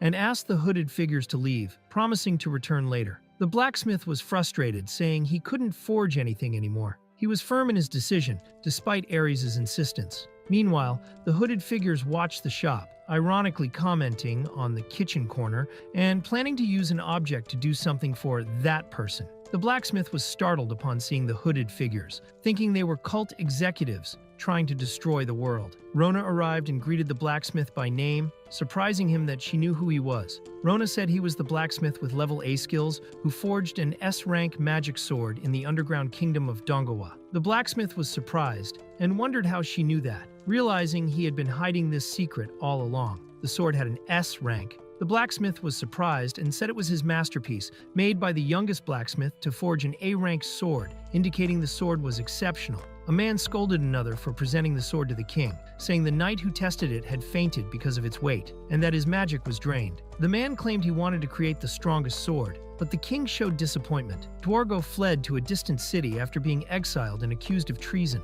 Since then, he hadn't made any weapon, trembling just thinking about making another S-rank sword. Rona wonders who that person is. She explains that during the conversation, she will ask Dwargo which sword is his masterpiece. Rona says she defeated a swarm of millipedes near the mithril mine and prepared items to restore the rusty sword, showing the materials she brought. Rona asks the blacksmith for the S-rank magic sword called Killing Blade, single slash. The blacksmith, surprised, confirms the request. The sword Killing Blade single slash was restored. Rona celebrates the speed of the process thanks to the internet. The blacksmith warns that the sword is heavy and asks her to be careful when holding it. Rona asks if the blacksmith said anything else. She says everyone gathered the necessary items in an hour. The blacksmith thanks her for the kind words. The description of the sword Killing Blade single slash appears. Physical attack plus 1111, speed minus 111, equipped skill 1 stroke slash. The sword is hard to handle and has a wide swing, but is popular as a romantic weapon. The girl with glasses comments that it's a cool sword. Rona is shocked by the sword's price, 111 billion cells, and asks if she can really keep it for free. The blacksmith confirms it is an S-rank sword and asks if she's sure about the sword. Rona replies yes, saying it's good because it's the sword she wants. The blacksmith is moved and thinks the name Swordswoman Rona isn't bad. Rona, happy, raises the sword and promises that with this weapon she won't cause natural disasters with every attack. Rona uses the sword to destroy the blacksmith's shop sign, showing her strength. Rona quickly breaks plates and utensils in the shop, scaring the blacksmith who tries to explain that wasn't what he meant. Rona earns the title Brutal Destroyer after the destruction. The hooded figures consider her a goddess, impressed by her cruelty and power. Rona apologizes, saying she didn't expect that to happen. The blacksmith laughs and realizes what's going on. Rona understands his reaction. He reflects that he shouldn't be forging swords to please others and calls himself a fool, wondering when he started forging swords for approval. Rona apologizes for the mess and the blacksmith says it's okay and that he will make it up to her. He says he was already thinking about changing the shop. Before leaving, he asks Rona's name and says he will remember her for when he returns. The blacksmith says he will forge an even stronger sword immediately. Rona watches, surprised, as he leaves determined. The girl with glasses arrives at the shop and sees the mess. She asks what happened. The blacksmith replies it was something good. She asks to bring materials with lightning attributes quickly. The blacksmith says that although he doesn't have time to forge new weapons, he can imbue weapons with that attribute if he works overnight. The blacksmith breathes a sigh of relief and accepts the girl's request, who thanks him and runs off to get the materials. He says if it's thanks they want, they should talk to Rona. Rona thanks them and wonders if she should forge an even stronger sword, but soon thinks it might be unnecessary, since she only wanted a replacement for the saw. Rona uses a single strike to cut a small wall with the sword. She comments it cuts well, and that with this, they can make the secret weapon. Rona places the cut blocks in the item box and uses the skill Enchant Wing to store the box in the inventory. Some men comment they need to impress the newbie, Lady Rona. They are surprised and don't know how to start praising her. The girl with glasses watches and thinks Rona is up to something again. Rona replies to Ares that she's doing a DIY, do-it-yourself. Ares asks if that's just an internet term, and Rona explains she's creating an amazing secret weapon to face the Wednesday problem. Ares understands, thinking about the idea of an impressive secret weapon. Rona is excited and asks everyone to wait for the project to be finished. Aries watches the construction, which doesn't look like a tower, and suggests she rest after work since the next day will have an important battle. Rona asks if there is anything she can help with. Aries thanks Rona, who cheerfully says the work should be finished soon. Aries thinks she doesn't quite understand what Rona intends, but is happy she came. Then Aries looks at the city, worried. Aries thinks that if they fail this time, the city will never return to normal. She is determined to end Wednesday by tomorrow. Aries explains that Wednesday is starting again, and a horde of monsters will attack the city once more. She says many adventurers already tried to face Wednesday and failed, fleeing afterwards. It's a deadly battle with no honor or reward, but everyone who stayed in the city keeps fighting. Aries says she's proud of them. Everyone on the team knows that. The guildmaster cared more about the city and worked harder than anyone. That's why everyone has followed him until today. Aries motivates the group to defeat Wednesday today and proposes reviewing Rona-chan's suggested strategy. The strategy is this. First, the defenders will push the monsters back into the sea. Then the attackers will launch a series of electric attacks at the sea, creating a paralysis trap that should keep the monsters immobilized. Even if some get through, the defense team will be ready to deal with them. Aries tells everyone not to worry about what's behind them. Aries motivates the group to keep attacking, without stopping, while Rona watches focused. Dworgo offers armory services for repairing equipment in the field, while fishermen provide free food for the adventurers. Aries organizes everything, but makes clear that the rest depends on the adventurers themselves. The whole city is uniting for the first time, and that's thanks to Rona. Before she arrived, no one had so much hope and courage. Now everyone is confident to face whatever comes. Today, finally, they will end Wednesday. They believe there must be a limit to the number of monsters and want to reclaim their city from the attack. The girl says they can win because now they have reliable people by their side. The sun is rising and everything is about to begin. The girl with glasses watches the horizon, aware that the decisive moment is coming. It's 6 a.m., and the latest news is about the water demon invasion from the Wednesday mission. The group prepares for battle. Someone shouts for everyone to advance. 2 members confirm the invasion has begun. The leader with glasses confidently declares that today they will definitely win. The sun shines brightly on the horizon, but there are no signs of monsters appearing. The characters stay alert, suspecting the monsters won't show up as expected. They express surprise and concern about the absence of the threat. The characters notice the monsters are coming from above and prepare for the surprise attack. Aries warns everyone to stay alert. Aries looks at the sky and realizes something is wrong, different from what they expected. She worries and questions why this is happening despite the efforts, plans, and preparation to end Wednesday once and for all. Aries realizes the monsters are changing their pattern as if mocking them. She is surprised to see that the monsters also took measures against them, making their past experiences useless. They don't know how the monsters will appear now. Still, Aries says it's too early to give up. She calls everyone to prepare because Wednesday is starting. The monsters begin to appear, falling from the sky and surrounding the group preparing for battle. As the monsters appear, a fog begins to cover the area, putting everyone on alert. Aries notices the change and asks what is happening. They succeeded. Everything happened as it was on the internet. Rona believes this is the fastest way. Aries wonders if the change in the monster's appearance was caused by something Rona did. Rona believes this is the fastest way to solve the problem. In the previous chapter, Aries and the others worked hard to end Wednesday once and for all. But the monsters began dying from falls for an unknown reason. Rona explains that the monsters are dying on their own without them needing to do anything. She says the basic strategy now is to build a tower at the monster's spawn point. If there is an obstacle at the monster's spawn point that can move upward, it's possible to raise that point about 20 meters. With that, all the monsters can be defeated just by fall damage in this weekly mission. This type of tower that automatically hunts monsters is called, according to the gods. Rona explains this tower is called a trap tower. Even so, Aries and the others still don't fully understand the concept. Rona confirms that with the trap tower, the Wednesday mission can be completed automatically. Aries and the others are surprised by the idea. The safety of the port city aquas was restored thanks to Rona's strategy. Aries celebrates with everyone, thanking them for their effort. They celebrate the end of the Wednesday threat and the freedom they achieved. The city celebrates, finally free from the repeating deadly battle. Rona celebrates with everyone for having overcome the Wednesday threat without casualties. They thank the large amount of food that dropped from items, ensuring supplies for a while. Everyone admires how quickly the monsters fell and praises Rona, surprised by the speed of the action. They decide to take a commemorative photo to celebrate the victory. The leader suggests Rona change clothes for the special occasion, and she hesitates before confirming she already changed. Rona wears the Academy's traditional uniform, simple but symbolic. Ares praises her for looking radiant and very cute in the outfit. Rona notices the positive reaction and feels happy. Everyone gathers for the commemorative photo.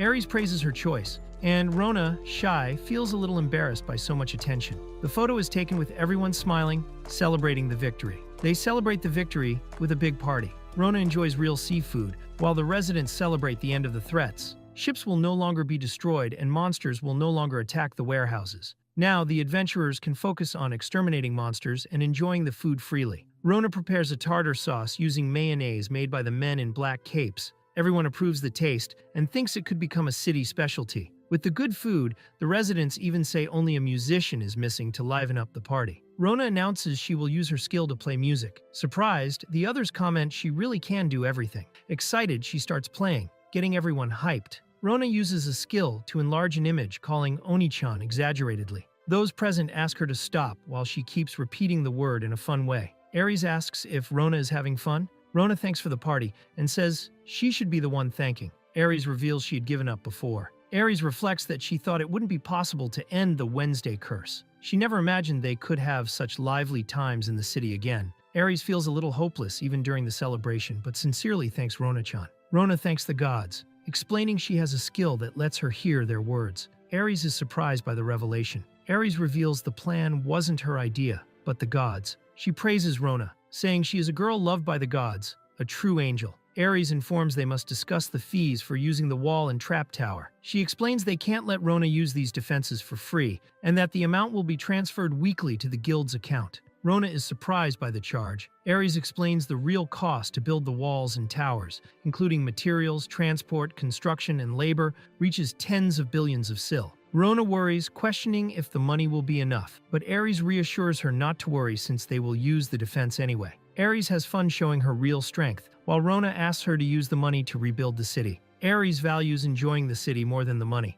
Rona praises her, calling her an angel, and Ares hugs her with a light comment that she smells like alcohol. Rona agrees to use the money for reconstruction, and can withdraw it from the guild whenever needed. They complete the Wednesday mission and earn rewards including experience, medals, and the title Guardian of Wednesday. Rona unlocks the fast travel skill. Rona receives a clear reward notification. The system unlocked the skill Fast Travel, which allows teleportation to cities and visited places but cannot be used indoors. Rona receives the Water Mirror Shield as a reward for the mission, a rare and powerful item. She decides to test it, but wonders if it's right to receive something with such world-changing potential. Rona examines the floating shield and thinks about the principle that makes it levitate. She considers that it stands out too much for daily use and decides it's better to use it only in battles, since Ragnarok provides enough daily defense. Suddenly, something catches her attention. Rona tests the floating shield and realizes she can do a double jump using it,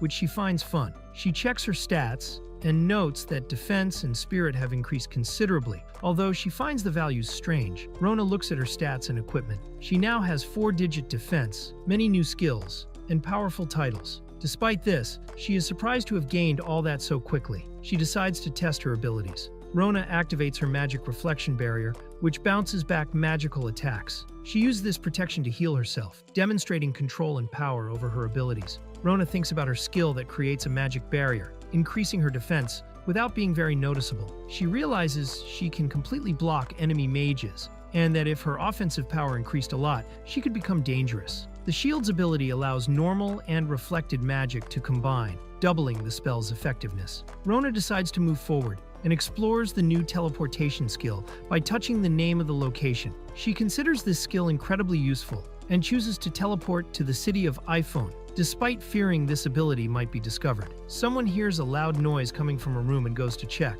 Upon opening the door, the person calls for the client, worried if everything is okay. Rona uses the floating shield to perform a double jump, but realizes she can't use this skill inside the house. She understands the limitation and prepares for what comes next. The people of the city of iPhone are in panic, running to flee the threat. While some encourage escape, others wonder what is happening to cause such chaos. A man, even injured, prepares to face the danger and protect the city. A warrior appears quickly to protect the others, asking if they are okay after a moment of imminent danger. Reinhard, known as Lightning Swift, surprises everyone with his incredible speed, even though he recently retired. Suddenly, more enemies start arriving, putting the group on alert. The battle is intense, with too many enemies to control. Still, Reinhard does not give up. Despite not being at his best, the people begin to lose hope, believing the city is lost. Reinhard takes advantage of an opening in front of the boss to order Elmina to cast magic, while he performs a powerful attack called Lightning Spear Technique to try to win the battle. She responds arrogantly to the guard who reprimands her,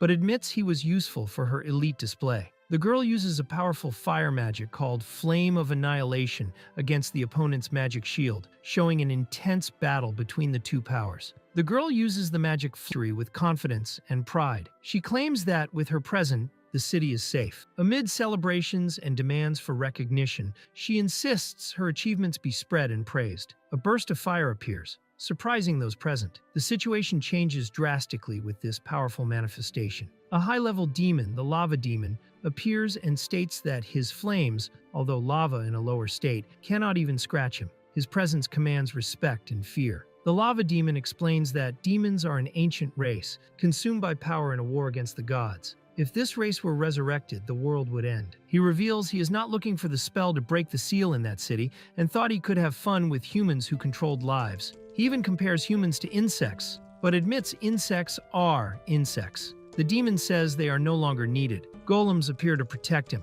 The team realizes that as long as this demon race is not defeated, suffering will continue endlessly. They feel desperate about the situation. The protagonist realizes the situation is grave and that the city is doomed. He is out of energy and decides to buy time for the evacuation of the residents. The others trust that Elmina can just during her tenure as guildmaster, something that always happens in this period. She expresses frustration for not having given up before. The protagonist calls her, showing concern. Elmina faces the demon bravely and, despite knowing the danger, does not care what will happen to the city. The residents defend her, proud that she rebelled alone against the Gugreka's family. They claim there is no chance she will lose to a demon. Elmina tries to protect herself from the demon's hatred, who challenges her by name and recognizes her fame. He describes her as a proud human who rebelled against the Gugreka's family without being controlled by immediate desires. Elmina shows confidence and says she only does what is worthy of an elite. The demon, surprised, reveals he almost gave her powers to keep her alive. He explains that those with rank A abilities can become executives among the demon race, and they respect those who earn the title of witch. Elmina asks to know more about that. The demon despises Elmina, saying he will let the city perish with her. He threatens to show her true despair. Elmina, nervous, tries to buy time and asks to know about treatment and other things before the demon attacks. The demon releases a huge amount of mana, leaving Elmina surprised and unable to see around. She tries to protect herself from the attack, but the situation becomes critical. The population watches anxiously as Elmina prepares to face the situation. She thinks to herself, worried about what might happen if things reach this point. Elmina uses her last mana points to try to contain the demon with a powerful attack, but the demon feels the attack is weak, only lukewarm. She thinks she can't die like this, with her life ending there, still having to see that horrible sight at the end. Rona successfully teleports to the city of iPhone. Upon arrival, she and Reinhard are recognized by Elmina, who is surprised to see them there. Rona appears excited and greets everyone with a hello. Elmina, Reinhard, and the lava demon are surprised and confused. The demon questions if Rona is really bringing a summoned beast at that moment. Elmina prepares to attack with a powerful fire magic against Rona and Reinhard, declaring she will destroy them. She uses a technique called Unbeatable Great Flame Wave. Elmina launches a huge fireball, roaring as she advances on her opponents. Rona watches seriously, prepared to face the attack. Elmina's fireball explodes and gives him a souvenir from the port city, asking him to share it with everyone in the guild. Reinhard, surprised, asks when she returned since he thought she was traveling. The protagonist explains she returned because she forgot to buy souvenirs. She thinks she should space out her teleports more and takes the chance to restock Irone's specialties. She wants to share everything with Ares and the others before running off. Reinhardt recognizes that the protagonist realized the city's crisis and acted quickly to help. He believes Rona was the one who defeated the demon, but did not boast about it, something he finds very typical of her. Elmina asks him to stop praising. Rona teleports to the elves' village and is warmly welcomed by the queen and Erna. They comment that Rona returned quickly since only 2 weeks passed since her departure. Rona says she learned to teleport to places she already visited. The queen says she is relieved she is well, and Erna comments that everyone is happy and well thanks to Rona. Rona realizes she already forgot the phrases she taught them. Rona brings a souvenir to the village, scallops that make whoever eats them fly. An elf is amazed, saying the scallops are sweet and really make you fly. The queen also comments impressed. Everyone celebrates the savior's return with a toast and asking everyone to eat the scallops and fly. The queen asks Rona to check something important. Rona recognizes Zarich, who reacts surprised and nervous, begging Rona not to do anything terrible and promising to obey. Rona wonders why Zarich is afraid of her, and the queen explains that Zarich is a talented researcher currently studying how to harvest herbs infinitely. To avoid punishing her with forced labor, they decided to use her knowledge to create a mass production system for Maboro leaves, avoiding future problems. Rona says Zaricha is the right person for the job, but still doesn't forgive her for what she did to her mother and others. The protagonist questions whether Zaricha's plant manipulation skill is safe, and Zaricha responds, there is no reason to worry because a criminal contract spell prevents her from rebelling, and she depends on the Gugrekas family's mana not to cause problems. Zarich says studying Rona-style farming methods is much more fun. She promises to be busy for at least 100 years with this, with no time to dominate the world. Zarich asks Rona to teach more useful things. Rona and Zarich study various herbs and alchemy recipes Zarich didn't know. The queen advises Zarich to focus more on practical knowledge instead of theoretical obsessions. Rona offers to teach about local herbs that don't grow there, like thunderleaf from the lightning swamp and coral branches from the Urus coast. Rona says she has no more souvenirs for Zariche, who happily replies that the herbs are divine and exotic. Rona is glad Zariche likes them. The queen gives Rona an ancient artifact called the Communication Crystal, used by the Gugrekas family for their evil deeds. She explains that by putting mana into it, the crystal can communicate with another paired crystal. She advises Rona to seek elves outside the village if she needs help, because they will be a great resource. Rona thanks and asks if she can keep the crystal, which the queen says she doesn't use, and can give to whoever needs it. Rona used the crystal to quickly teleport back to the port city of Aquas. Meanwhile, in the village, the queen prepares something with others, suggesting the journey is not complete without certain words. The crowd prepares for a race, and Rona appears teleported in the middle of the starting line, ready to begin. Ares says goodbye to Zarich, reminding her to review the day's lesson. Zarich politely replies, confirming the goodbye. Ares watches the children leaving school and becomes thoughtful, adjusting her glasses while looking at the horizon. Ares reflects that she has never felt so renewed, and that it's been a long time since the last time. She feels she must thank Rona a lot, who seemed like an ordinary girl, but accomplished extraordinary things that will go down in history. Ares wonders who Rona really is. Ares remembers that, despite her lack of common sense, Rona was strangely wise. She said she could hear the gods' words through a skill, and Ares wonders if Rona might really be an angel created in heaven. Suddenly, Ares is startled by something unexpected. Rona appears with angel wings, greeting Ares with a cheerful, hello. Rona, with angel wings, says fishing tournament, then flies away. Ares, surprised, wonders if Rona is really an angel and is amazed by her sweetness, but loses focus and stops thinking. Rona appears again with angel wings, greeting Ares once more. Ares is surprised and looks at her silently. Ares asks what Rona is doing since she mentioned a fishing tournament. Rona replies she is participating in a race called the Shadow Reset Marathon. Rona explains that by checking the time, place, and shadow of the fish, it's possible to know what you will catch without actually fishing. If you teleport, the fish's shadow resets, and by running the marathon and teleporting repeatedly, you can catch rare fish. Ares doesn't understand anything Rona is saying. Rona flies away, and curious Ares starts running after her, not knowing where she went. She ends up attracting the attention of several people around her. Rona catches a huge and rare fish called Mayunagi, surprising everyone. She leads the competition with a historic score, leaving the second place far behind. Ares watches impressed as Rona rewrites the history of the fishing tournament with her incredible achievements. While the crowd shouts Rona's name, Ares thinks maybe she should be more like her. Rona says she wants to be more true to herself and live more freely. Ares reflects that lately she has worked non-stop, sacrificing her own desires for the good of the city.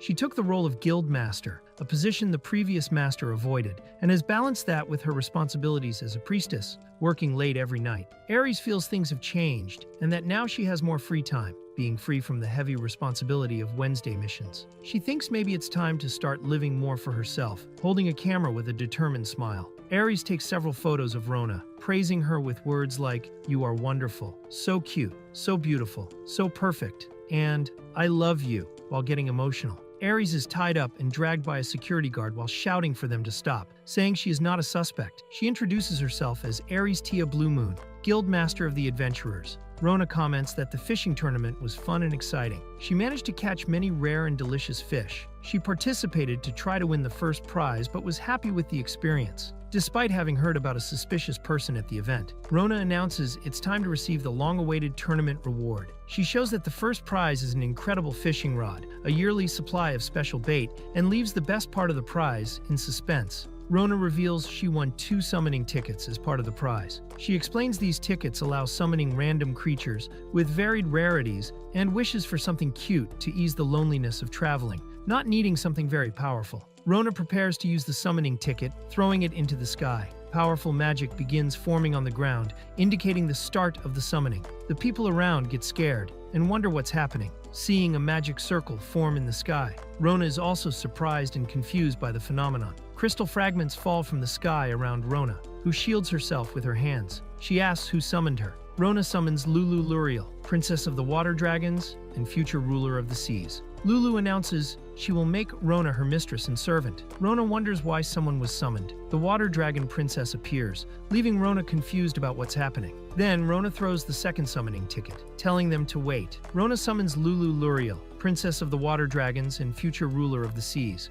Lulu asks if Rona is the one who summoned her and says she will make her her servant. 2 identical versions of Lulu appear, leaving Rona confused and asking who they are. The 2 Lulus argue, each claiming to be the real one and accusing the other of being an imposter. Rona watches confused as they continue fighting. The 2 Lulus insult each other, one calling the other a cheeky brat, while Rona feels lost and confused by the situation. She thinks she knows what duplication means, but still finds it strange to have 2 identical people. Rona reads that the summoning system is being manipulated by the enemies of the gods, causing duplicates of the same person to appear more frequently, even forcing the summoning of gods and angels. She thinks gacha systems are scary. Lulu asks to do something with the fake Lulu, but the other hesitates, and Rona is confused about the situation. Lulu explains they can solve the duplicate problem by having the stronger one absorb the other or selling them to reduce the number. Rona is shocked and denies thinking that. The 2 Lulus get angry and call Rona a monster. The Lulus, confused, wonder where they are. Rona reports that she was at the castle when enveloped by light and appeared there, where there are now 2 Lulus. She apologizes and worries about them.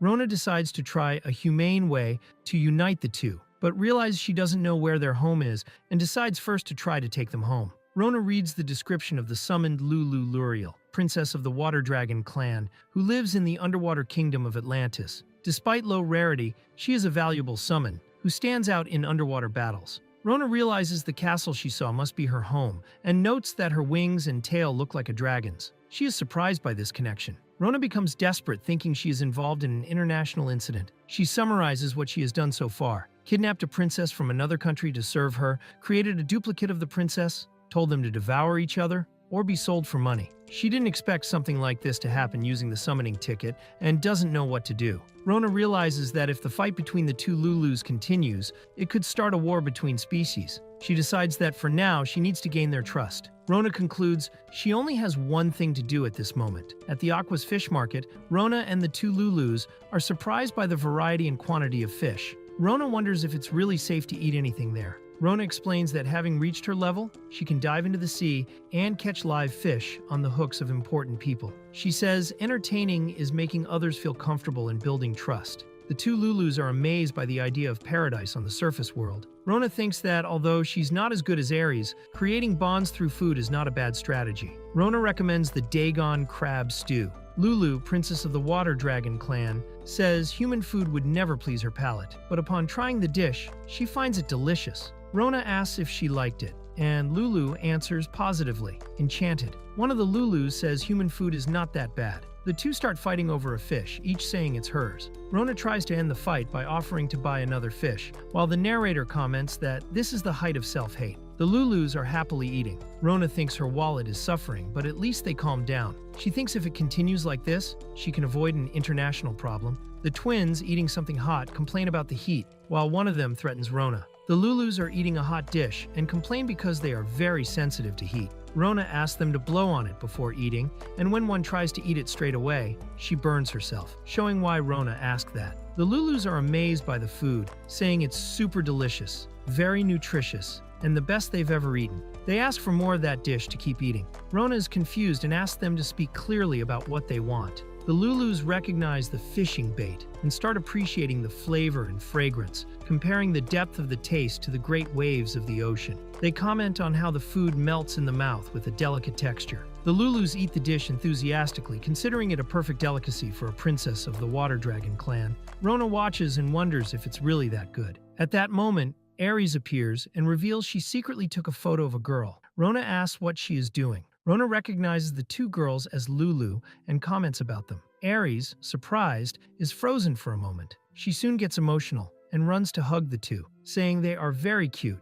The two Lulus warn Ares not to come close because humans are dangerous and ask if she plans to eat them. Ares is delighted to have met the Lulus and thinks their names are cute. Zariche jokingly suggests a meeting with Ares, who is soon scolded by the two Lulus, warning that this could become an international problem. Ares confesses to Rona that she couldn't resist and took a photo of one of the Lulus because they are very cute. Lulu, suspicious, thinks humans are terrible creatures and maybe should be exterminated, but Ares reassures her they are not enemies. Rona asks who these girls are, pointing out they have tails, wings, and are identical, and wants to know if they are Ares' friends. Rona is worried and thinks if she tells something, it could involve Ares in the problem. Rona asks Ares if she is in some kind of trouble, and Ares replies she doesn't want to meddle. She tells Ares that when she is in a difficult situation, she doesn't need to face everything alone. Ares says Rona is strong enough to do almost everything, but doesn't need to solve everything alone. She asks Rona not to hesitate to count on adults when in trouble. Ares remembers that Rona has already done a lot for everyone.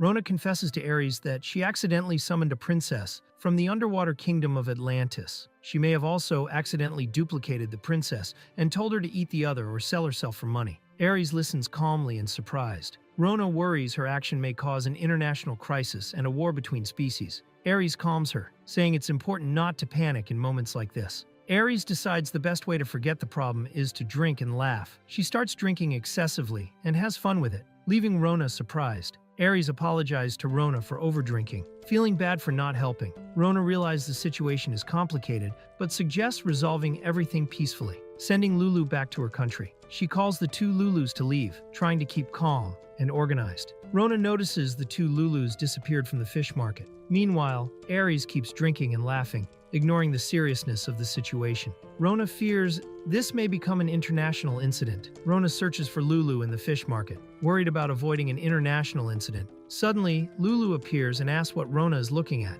The two Lulus confront Rona, accusing her of trying to steal Lulu's power. They challenge her, giving her 3 seconds before acting. Lulu tries to attack Rona, but is interrupted by several cats that appear to defend her, causing confusion. Rona is surprised by the situation. The cats attack Lulu, who calls for help, hurt. Rona worries, not knowing what to do. Then she remembers that since Lulu is a type of fish, she can use a special item to help. Rona uses a fishing rod to chase away the cats attacking Lulu. The twins thank her, calling Rona servant. Rona is hugged by the twins, who say they trust and like her. She thinks servants get attached easily. Rona reflects that the surface world is scary and that human familiars are violent, but the twins are just cute animals. The twins feel weak and confused about this, wondering if it's because they are on the surface. Rona realizes something is wrong and has a bad feeling about the situation. Rona realizes summoned characters start at level 1. She lists the wrong action she made: kidnapping a foreign princess to serve her, cloning the princess, ordering the princess to cannibalize or be sold for money, feeding her fishing bait, and reducing her level to 1. She is shocked realizing her list of offenses just keeps growing. Rona suggests returning to the underwater kingdom of Atlan. The two Lulus respond that they have already eaten enough fishing bait and learned a lot about the surface. Rona asks if they know the way to Atlan, but both seem unsure. Then Rona says, it seems it's her turn to help. Ares confirms she knows about the matter. She says that after hearing Rona's story, she researched in the temple's library. Ares explains that the city has many legends about water dragons, and that the underwater kingdom of Atlan is a sacred place, especially the temple, which has existed for a long time. With that, she was able to find some clues. Ares reads a tablet left by the ancient priestess Marilyn. It says that the melody and the song of the water dragon will open the way to Atlan when the stars align on a full moon night. Although the melody is lost, the song can be learned from the ancient golem guardian of the lighthouse, who protects a lyre on the underground altar of the water dragon's temple, located in the dungeon of the lighthouse, Great Moonwater Lighthouse,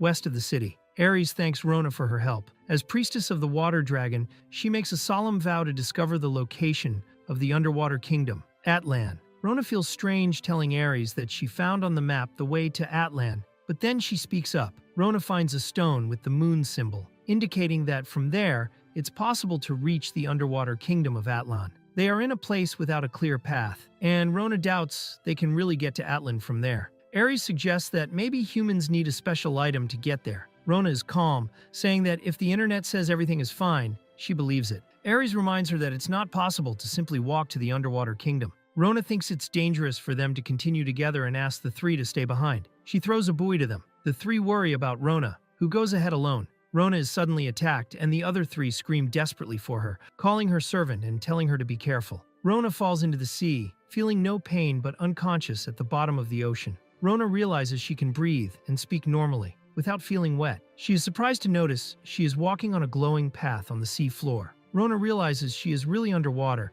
and that the path she followed worked. She sees fish swimming and understands that due to an intentional system glitch, it's possible to walk on the sea floor if pushed backward by an explosion, like a glitch created by the gods. Rona notices she feels no resistance from the water, as described online. She breathes normally and jumps excitedly. The twin Lulus appear worried, asking if she's okay. Rona says everything is fine and calls the twins closer. Rona says she will inform Ares that they are safe. The twins still question if Rona is really human, and she confirms. Ares, relieved, hugs Rona, even smelling alcohol on her. She comments surprised that she didn't expect that an explosion and screams were actually the water dragon's melody and the water's song that opened the way to Atlan. Ares thanks them for finding the way but admits it was a shortcut. Another woman complains that Ares is resting on her day off despite urgent work. Ares answers that it's her first day off in a year. She expresses a desire to go to the underwater kingdom too, but the woman says that story is just a fairy tale and asks if she's delirious. Ares shouts that the underwater kingdom is real and she's not lying, but is soon reprimanded to return to work. Rona thinks she'll take Ares with her next time. Rona and the twin Lulus swim calmly through the sea, and she gets excited to learn they are near the kingdom. Lulu promises to show the way, but Rona warns to be careful because there are monsters ahead. Monsters appear on the path, frightening the Lulus. They are strong, level 40 or higher. Rona reveals 3 skills to face them: Reflection, Queen's Dignity, and another she hasn't completed yet. Rona uses the attack Small Thunder to defeat a horde of enemies and levels up several times, gaining experience and improving skills like Slaughter Mastery and Fish Killer. Rona uses the Queen Rose Crown to charm nearby enemies. The 2 Lulus see the castle and confirm they will show the place to Rona. Rona is amazed to see the underwater kingdom of Atlan, which looks like a fairy tale world. Rona arrives at the underwater kingdom and sees the inhabitants in panic, warning that the kingdom is doomed because of the human invasion. She fights using her perfect skill, Waterflow Slash, and realizes the enemy is a monster, like in the legends.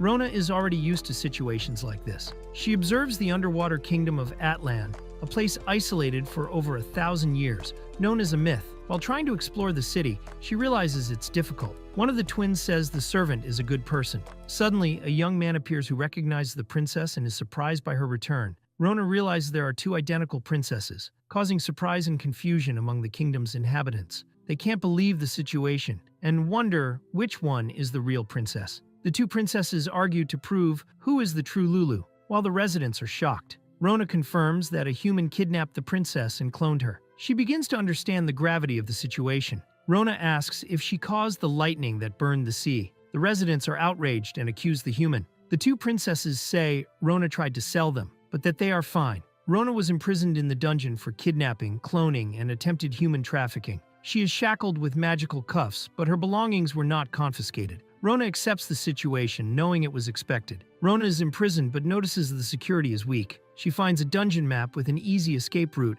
and pretends not to have seen it. Meanwhile, the twin Lulus argue whether the servant really belongs to Lulu, but agree he is a good human and want him returned. The prince scolds the twins, saying the princess was deceived by the human. He reminds them that humans brought disaster to the kingdom and demands the servant be returned to his place of origin. The twins are scared and try to calm down amid the tense situation. The twins promise to take good care of the servant, but seem confused about what watering means. Rona realizes there are many misunderstandings about humans. The prince complains about the kingdom's food shortage, saying they barely manage to feed the two princesses, let alone a human. Rona offers food to the princesses, who are surprised and ask where she got so much food. The guards are suspicious and ask her to stop acting suspiciously. Rona tries to use the food as a peace offering for everyone to eat together. However, the suspicious guards warn it's a trap and refuse to yield, showing pride and firmness against any bribe. The guards, surprised, overeat the human food Rona offered, finding it extremely delicious and irresistible.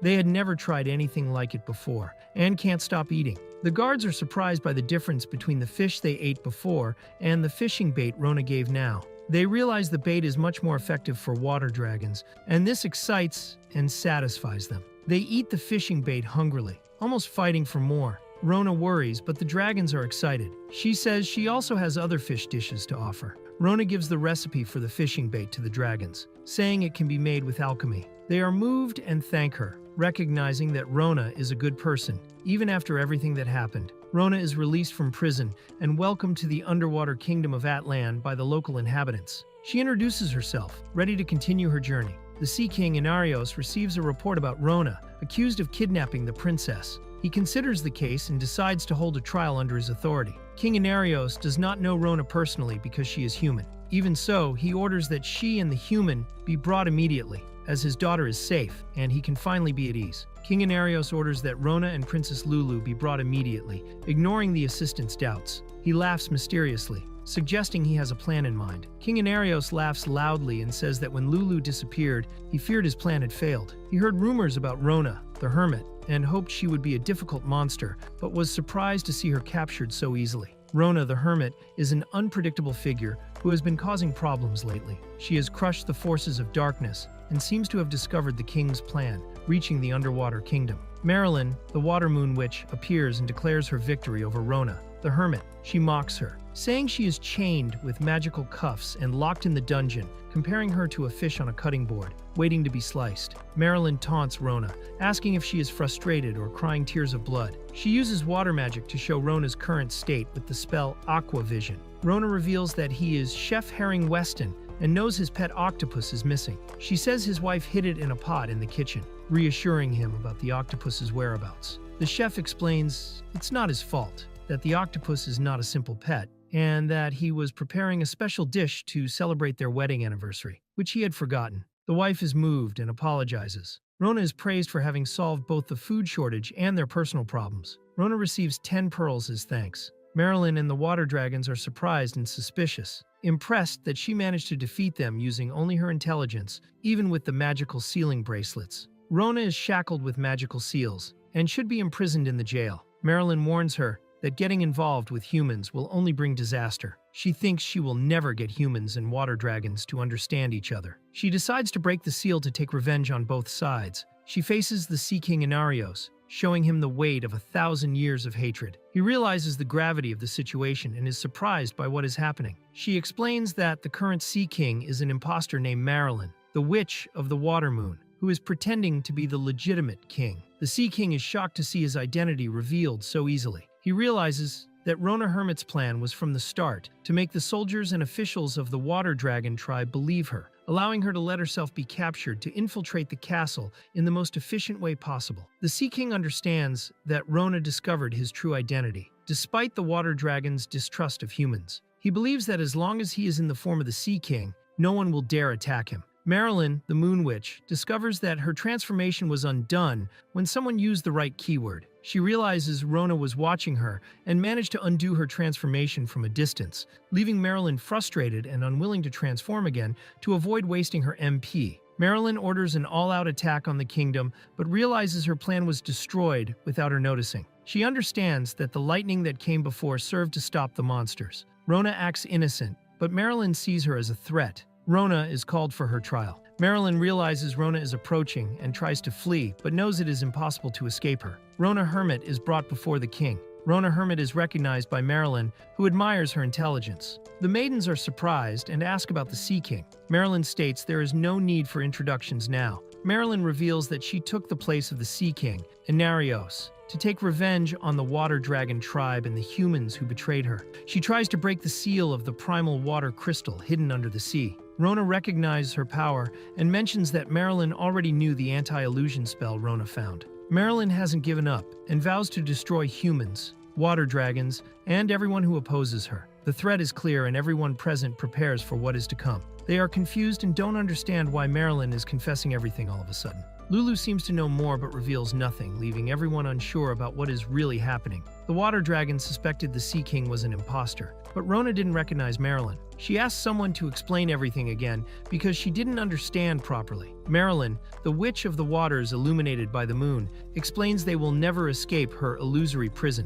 Rona thinks about Marilyn's transformation and wonders why she undid it. Marilyn challenges Rona, asking if she is also a witch, and implies that, even so, Rona will never be able to defeat her. Marilyn challenges Rona to defeat her using her water magic called Direct Misdirection. Marilyn uses illusions to confuse Rona, multiplying her image and saying no one can discover which is the real one. Rona, not understanding well, asks what is happening and about the trial. Marilyn reveals she sold her soul to the Demon King to seek revenge and that she has surpassed human limits. She challenges Rona, saying that even with magical shackles, she is still human and has no chance against her. Rona decides to use the skill Reflection to defend herself. Marilyn attacks with her ultimate water magic, called Aqua Ray, trying to drown her. Rona uses her skill to reflect the aquatic attack, dodging the blow and avoiding drowning. Rona uses the attack Terra Drain, causing intense pain to the enemies. 20 seconds later, the effect of the attack is still evident. Rona loses the fight, defeated by the group. Everyone falls silent, processing what happened. After the battle, the group removes Rona's magical shackles. She is still confused about what happened. A summary explains that since Rona depends solely on magic, it's possible to defeat her by reflecting her magic and exhausting her MP. Even with the magical seal, she can only use personal or equipped skills. After defeating the witch Marilyn, who guarded the prison key, Rona goes to the dungeon where someone was imprisoned. She opens a suspicious chest, believing it may be connected to what she's looking for. Rona opens the chest and frees the Sea King, Inarios. The princesses recognize him and call him father. Rona watches the scene surprised. King Inarios, father of princesses Lulu Lier, explains he has lived for many centuries and is almost revered as a god. He questions why he has two daughters. Rona says that when summoning Lulu, an artifact caused her accidental duplication. She also explains they defeated and captured Marilyn, who was impersonating the king in the underwater kingdom of Atlan. King Inarios acknowledges that a lot happened while he was sealed. He understands that the problem of the artifact that caused the daughter's duplication is something they must accept. Rona wonders if having an extra daughter isn't a problem, but the king says it's no one's fault. It's like a natural disaster, and that they are lucky both daughters survived safely. The king is delighted to have two adorable daughters and thinks it's wonderful. He hugs the two, who are bothered by his smell, and try to move away. The king thanks Rona for saving the kingdom. Meanwhile, Marilyn, the witch, remains imprisoned with a serious expression. Marilyn is recognized as the former priestess. The king reveals that, in the past, humans and the water dragon tribe had relations. They exchanged treasures for priestesses with human royal blood, but the situation was much darker than it seemed. The king confirms that in the past, royal priestesses were sacrificed to monsters. The twins are surprised, but he acknowledges that was a difficult time. When humans and dragons tried to unite, peace failed and a war started. Marilyn reveals that as a priestess, she was supposed to be sacrificed, but felt forbidden emotions. Marilyn is fleeing, pursued by those who want to kill her for seducing the Sea King. She is surrounded by many eyes and hears shouts to capture her. Marilyn sees the king and calls him happily, but he ignores her. The king's guards respectfully step aside, while Marilyn tries to catch his gaze. Marilyn calls the king, who does not respond. She recalls she was sealed in an artifact called Soul Coffin, which froze time around her and was thrown into the sea. Marilyn wakes up after 1,000 years. During this time, the sea closed to humans and the Water Dragon clan became a legend. The dragon's temple, once powerful, collapsed. Marilyn became known only as the ancient evil witch. But to her, none of this matters anymore because in the end, everyone is... The king warns that all there, humans and dragons, are destined to die together in that place. The group feels a strange tremor and wonders if it is an underwater volcanic eruption. The king realizes something happened and asks if she was responsible, receiving confirmation from her. She explains she weakened the seal holding a monster in the underwater kingdom of Atlan's prison, the primal water crystal Eve. Although she can't completely destroy the seal, it shouldn't last much longer. The king is worried, saying this creature is a mythical beast that even the combined forces of the 7 goddesses couldn't fully seal, and no one can control it. He asks what she really wants. Marilyn warns that if the seal breaks, the world will be swallowed by the sea, and not even Rona will survive. The king calls her naivety foolishness. Marilyn claims this is her revenge against humans, water dragons, and everyone. Repeating Kurarara star, Marilyn threatens to turn everyone into sea foam. The king despairs and asks what to do. His daughter asks Rona for help, who is confused and doesn't quite understand the situation. Marilyn continues the mantra Kurarara star. Rona researches the primal water crystal, Eve, which is the boss of the underwater kingdom of Atlan. She discovers it is a very strong enemy. Level 160, weak to physical attacks and potions. It is a high difficulty boss with powers of evolution, multiplication, and regeneration, and it is said that half the planet was turned into ocean by it. Rona realizes this fight will be impossible for her. The sanctuary seal is starting to break, and the king feels the sea's pain. If it continues, the seal will collapse completely soon. To maintain the seal, a sacrifice of royal blood is necessary. Rona seems worried about this situation. The twins announce that Lulu will be the sacrifice to maintain the seal, but Lulu refuses, feeling like a failed princess. The king, however, says it is a royal order and cannot be contested. The king comforts the twins, telling Lulu she is the future of the sea and must become a magnificent sea queen. The king says he only wished to see Lulu grow up and become a great sea queen. The twins cry, hugging him. The others present are shocked by his reaction. The king raises his hand to ask for attention while the twins are still crying. He seems to want to say something important. Rona smiles and offers to take care of the problem for the king, who is surprised by her proposal. The protagonist firmly confirms that she will defeat the primordial water crystal. The others, surprised, ask for a moment before they begin. The protagonist mentally prepares herself, determined, while the other characters doubt whether an ordinary human can defeat the creature. She remains focused, ready to face the challenge. The other characters warn that the monster is so strong it could destroy the world and that defeating it is impossible, even for someone very powerful. The protagonist acknowledges that the enemy is a legend, a monstrous being that has even killed gods. She admits that, even with S-rank armors, it would be difficult to survive a single direct hit, but she stays determined. The protagonist confidently states that she understands everything now and is no longer the same as before. She recalls that, in the past, she acted without thinking, but now she is prepared. She used what she learned on the internet to plan and act strategically. The protagonist reveals that she studied the boss's weaknesses and watched countless strategy videos, mentally training the battles. Because of that, she confidently states that she is ready. The elder calls her Lady Rona and warns that, upon crossing the portal, she will enter the barrier and will not be able to return. Even so, she follows determined, wielding her weapon firmly. They warn that once inside the barrier, there will be no return until the primordial water is defeated. The protagonist accepts without hesitation, saying she prefers it that way. The elder apologizes for having doubted her. The Sea King bows before the protagonist, wishing her good luck. Surprised and unsure how to react, she asks him not to do that, saying such a grand being does not need to bow to a human. The inhabitants of the aquatic kingdom bow before the protagonist, reflecting on the old belief that humans and water dragons could not coexist. They acknowledge that they were always taught to fear humans and believe that allowing a human entry would cause disaster. While everyone is frozen by the enemy's killing aura, only Rona advances to fight. Even though she owes nothing to the water dragon people, she decides to act for them. Touched by her courage, the creatures abandon racial distinctions and wish her luck,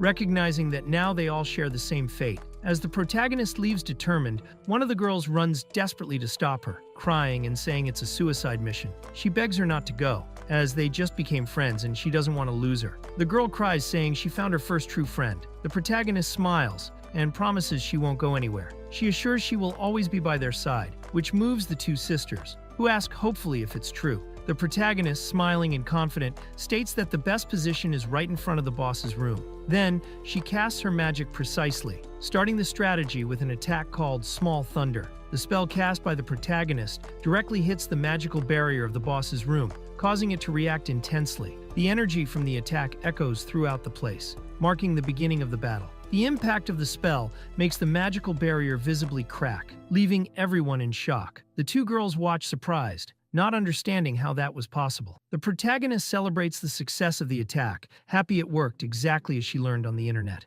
While waiting for the right moment, multiple small thunder spells hit the barrier, further increasing the damage. The barrier begins to react violently, releasing intense energy. The elder notices the danger and warns that a powerful attack is about to happen. The tension rises as the seal seems on the verge of breaking. The elder orders everyone to flee immediately upon sensing the danger. He also tries to remove Rona from there, but she ignores the warning and firmly casts another small thunder, determined to continue the attack. The barrier continues shaking under the constant spells. Rona keeps casting small thunder without stopping and calmly even summons a chair from her item box to sit. Satisfied with her preparation, she states she is ready, showing full confidence and control of the situation. The sound coming from the barrier changes suddenly, surprising the elder. He immediately recognizes it. It is a phase change, a sign that the boss is about to enter a new combat stage. The elder explains that the enemy can take multiple forms, and this seems to be the Istar form, known for self-healing abilities. One of the girls panics upon hearing this, questioning how they will defeat it. The protagonist, calm, decides to wait a bit longer sitting, confident in her strategy. The protagonist casts another small thunder, now with reflection and doubled power. The attack hits the barrier with even greater force, provoking an intense reaction. The strategy continues according to plan, making the most of the mechanics she learned. The protagonist continues her attack with another small thunder. The barrier reacts violently, and the twins fear the enemy is about to change form once again. While everyone watches confused and not understanding what is happening, the protagonist remains confident. The warriors question whether such an absurd strategy is even allowed. She, smiling, says she fully understood the pattern, exactly as the internet taught. The strategy guide explains that the enemy's core takes 4 forms, each with unique traits. However, there is a blind spot at the entrance of the boss's room, allowing attacks from outside, a tactic known as zone abuse. The protagonist, aware of this, prepares excitedly for the final strike, staying out of the risk zone. Determined, the protagonist launches her last small thunder at full strength. The spell directly hits the core inside the barrier, marking the final blow of her flawless strategy. With the final attack, the boss's core shatters. The protagonist defeats the primordial water crystal, levels up from 57 to 67, evolves her skill Giant Slayer to level 4, gains 50 more item box slots, and receives the title, The One Who Surpassed the Primordial. Everyone watches relieved as the battle ends, while the protagonist celebrates with a smile, saying the world is saved. However, when she looks again at the group, she notices something strange. Everyone stares at her silently, with a suspicious aura. With the boss defeated, the gate finally opens. The protagonist celebrates and invites everyone to enter. She walks excitedly to receive the rewards, while the others watch her from a distance, still a bit surprised by everything that happened. Upon entering the defeated boss's room, everyone is amazed by the surreal landscape. Although they are deep under the ocean, the place is lit by sunlight, with wind and crystal clear water. They wonder how such a space can exist beneath the sea. The protagonist seems to recognize something and is asked by the twins if she knows what it is. The protagonist enthusiastically confirms that the place is known as a sacred sanctuary of the gods. She comments excitedly that she has seen this scenery before in openings of religious animes, immediately recognizing the place. Everyone agrees to call the place the sacred sanctuary. The elder confirms that he feels the power of the gods there. While exploring, one of the girls senses something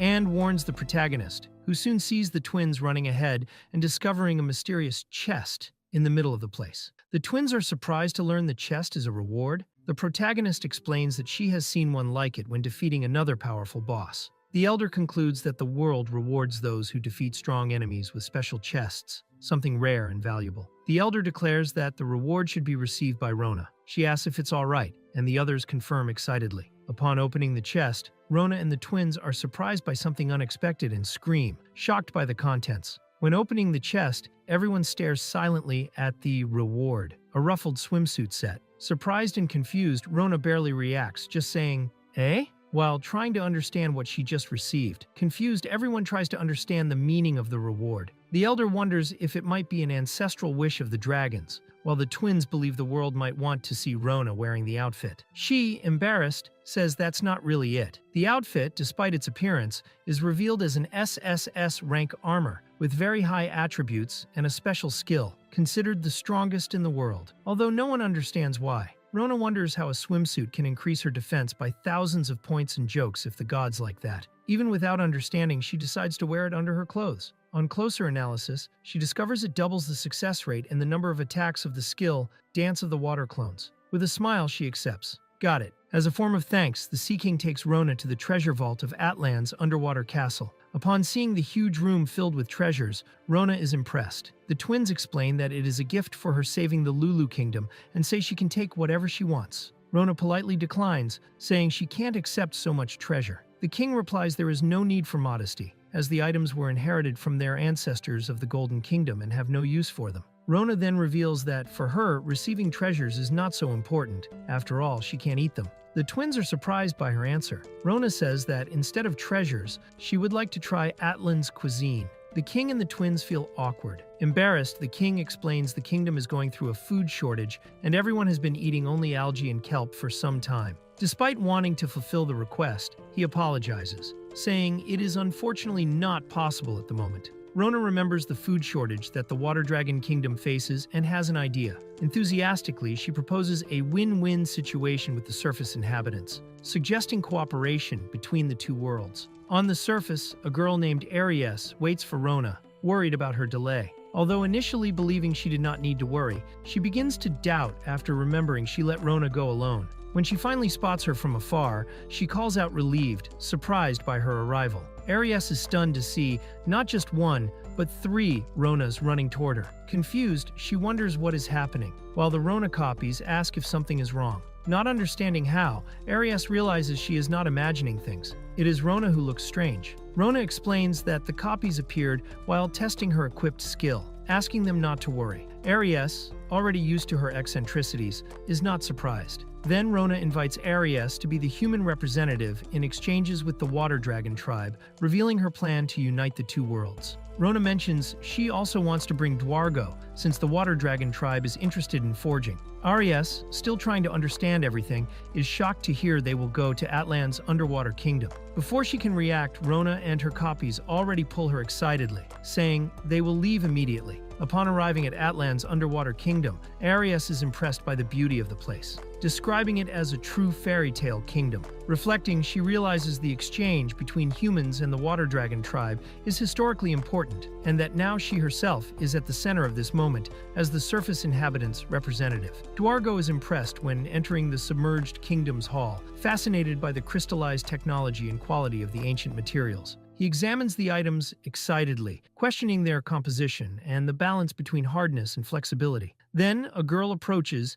and hands him a damaged spear to examine, asking if he is really a blacksmith from the surface. Dwargo examines the spear enthusiastically and is shocked to realize its quality. He declares it a weapon worthy of being a national treasure and is impressed by its unusual shape. His forging ideas start coming non-stop, and he can no longer contain his excitement. With shining eyes, he demands to be taken immediately to the blacksmith's workshop, determined to repair all the weapons there. Rona observes that Dwargo is having a lot of fun. Meanwhile, Aries tries to introduce herself formally, but is visibly nervous and awkward. She identifies herself as a representative of the port city of Kaijus and priestess of the Water Dragon Temple. Her words come out confused, and her strange behavior draws attention. The Sea King, concerned, asks Rona if Aries is okay, while the girl continues laughing strangely in the background. Rona tries to defend Aries, saying she is a good person, even with the strange badge hanging around her neck. Despite this, the guards are suspicious, thinking humans are dangerous,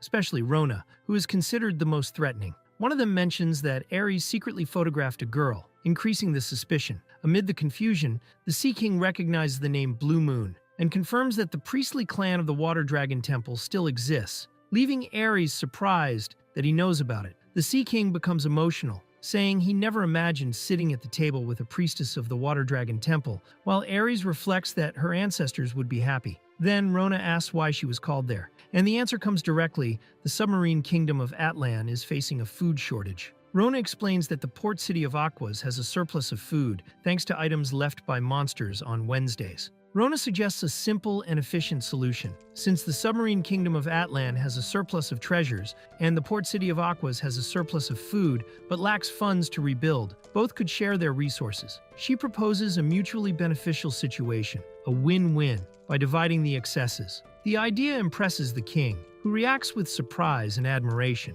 The king of Atlan declares that this day is a historic milestone for the submarine kingdom. He announces a bright future without fearing monsters or going hungry anymore. Alongside this, the sea inhabitants celebrate enthusiastically, recognizing they are entering a new era of prosperity. The twins ask to know more about the surface, and Rona comments that the fresh fish there is also good. When asked if there is a forest where trees grow endlessly, Rona confirms and says there are elves there. She then suggests creating a field in that sacred place, mentioning she knows an elf specialized in plants. The twins get excited about the idea of involving elves by offering sashimi in exchange for help. They comment that it sounds like a fun secret base, and that more food is always welcome. Rona adds that planting trees would bring abundant wood. The king, observing the enthusiasm and promising future, nostalgically comments that maybe this new era will no longer belong to them. The former priestess Marilyn Tia Bluemoon watches from afar, recognizing Rona's intelligence, even though she thinks her plans are foolish. She admits it's impressive how far ahead Rona thinks.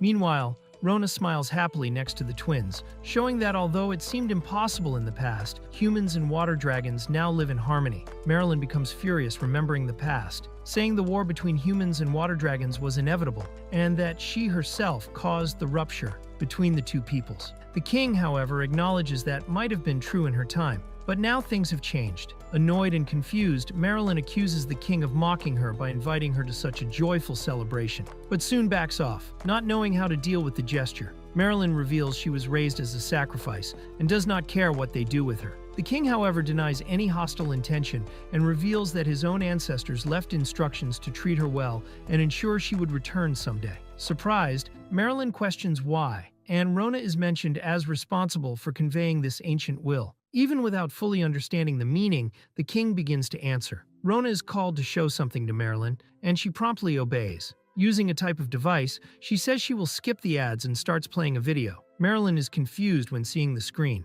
asking what it is. Rona explains it's hard to explain, but it's like a record of the gods, something sacred. She then starts the video, excited, while Marilyn watches attentively and suspiciously. The video shows an intense confession. The woman says she is about to sacrifice herself and has no regrets. She takes responsibility for being foolish, lamenting that because of her, the sea was closed and the country decided to cut ties with humans. Her wish was to create a world where humans and water dragons could live as equals, but she failed. The scene reveals that Shiryu-sama will sleep for 1,000 years. The woman beside him watches the sealed body and wonders what the world will be like when he wakes. She hopes that by then, humans and water dragons will have learned to work together, and wishes that he awakens in an era of peace, where he will no longer be seen as a sacrifice or evil witch. The scene shows an emotional memory or illusion of Shiryu, where he expresses a last, sincere wish. Even knowing he could not be beside the one he loves, he wanted her to live. He asks her to forget him, even if she hates him. All he wants is that, somewhere in the future, she can smile again. Despite this, he worries. In a completely new era, where she would be alone, without knowing him or having references, she might suffer. He calls her a crybaby affectionately, imagining if she is crying alone. Deep down, it is a farewell marked by love, guilt, and hope. This page shows Shiryu's final and intimate outburst, seeming trapped in a kind of memory or recording left for the evil witch. He speaks fondly about what he wanted to share with her, seeing the sea fireflies together once more, telling about the coral cherry blossoms blooming at the bottom of the ocean, so many small things he wished to show and say. Despite everything, he could not tell this before. It was forbidden. Now, with freedom, he finally speaks what he kept inside. And even if this message perhaps never reached her, he feels relieved to finally say it. In the end, he laments, but also accepts. Maybe it's better this way. The spirit of the warrior Shiryu appears before everyone and confesses with a smile. He always loved Marilyn. The witch is shocked, covering her face, unable to contain the emotion. A strong light forms, revealing his presence during the ceremony. Everyone around watches silently while Marilyn, with teary eyes, looks at the light and says with a smile, "You idiot, I wanted to see you." The illusion left by Shiryu deeply moves Marilyn. Seeing and hearing his last message, she cannot hold back the tears. Even believing it was too late to be happy, his memory and affection touch her deeply. Despite everything, she smiles and confesses to being glad she managed to express her feelings. With the end of the conflict and reconciliation between the peoples, Rona appears excited on the beach, wearing the famous swimsuit she received. The cooperation between the submarine kingdom of Atlan and the surface world has finally begun, and now everyone celebrates together the new era of peace and friendship. Rona has fun in the sea along with others, enjoying the peaceful atmosphere. Meanwhile, Ares finally arrives at the beach, catching her attention. Rona is surprised to see her arrival, and the harmony between the two worlds shows itself more alive than ever. Rona questions Ares about the mysterious light that surrounded her, but she answers enigmatically. Soon after, Dwargo appears on the beach, reluctant to have come. Rona notices something stuck on his body, but he brushes it off, calling it another mystery. Rona comments on the mysteries of the world while talking with Ares. She confirms her destination is the royal capital, but she couldn't board earlier. Ares reassures her that the next ship arrives in 3 days, so she decides to enjoy the day fully on the beach, even though Rona does not know how to swim. Rona, despite not knowing how to swim, is encouraged by Ares to have fun on the beach. She suggests playing beach volleyball, which excites Rona, who knows the game but not the rules. Ares offers to teach, while Dwargo, discouraged, agrees to join as well. Ares prepares to teach how to serve in beach volleyball. She holds the ball confidently, but as she releases it, the ball begins to shine strangely, surprising everyone. When throwing the ball, Ares murmurs, "Disappear," with a smile. Suddenly, the ball vanishes in midair before everyone. Rona, the girls, and the man on the other side are shocked to see it simply disappeared without a trace. The ball reappears with explosive force, hitting the ground near Dwargo and causing a big impact on the sand. Rona and the twins watch the impact of the play surprised. Ares declares a scored point, explaining that hitting the opponent with her volleyball skill counts as a score. Even so, Rona still seems a bit lost with the rules. While Ares compares volleyball to the divine sport called tennis, Rona questions if it is normal to shoot beams in the games. Ares teases by asking if they already think they won. Then Dwargo enters the scene confidently, saying his reception phase is not over yet. Dwargo reveals why he is still standing after Ares' powerful serve. He explains he manipulated the ball's rotation to generate a tiny space-time distortion, creating a black hole. Meanwhile, Ares states she stopped time with her divine volleyball skill. Both reveal absurdly exaggerated techniques, treating the game like a battle between gods. Ares faces the challenge confidently, and warns her serve has 108 variations. She reveals that only people from Aquas can use Kai in volleyball, making her a special player. Dwargo, despite the threat, reacts with disdain and determination, ready to continue the absurd duel on the beach. Ares and Dwargo stare intensely before jumping simultaneously for the next serve. The clash now becomes an aerial battle, with both shouting as they prepare to collide with full force, turning the volleyball game into an insane power showdown. After the intense dispute, Rona is surrounded by the excited twins, who look at her with shining eyes. They ask to learn to swim from her, leaving Rona surprised and a bit speechless, but soon she is pulled enthusiastically by the two. 3 days later, Rona emotionally says goodbye to her friends. Ares cries, saying she will miss her, while Dwargo promises to forge a legendary sword with Atlan's techniques. Rona, a bit shy, promises to return. The twins are sad to know Rona is leaving, but she reassures them she can teleport and will be back soon. Touched, they ask her to call them whenever she needs. Lulu declares she wants to become a great sea king and that she needs to learn more about the surface world, especially about food. Moved by her words, Rona becomes emotional and sincerely thanks her.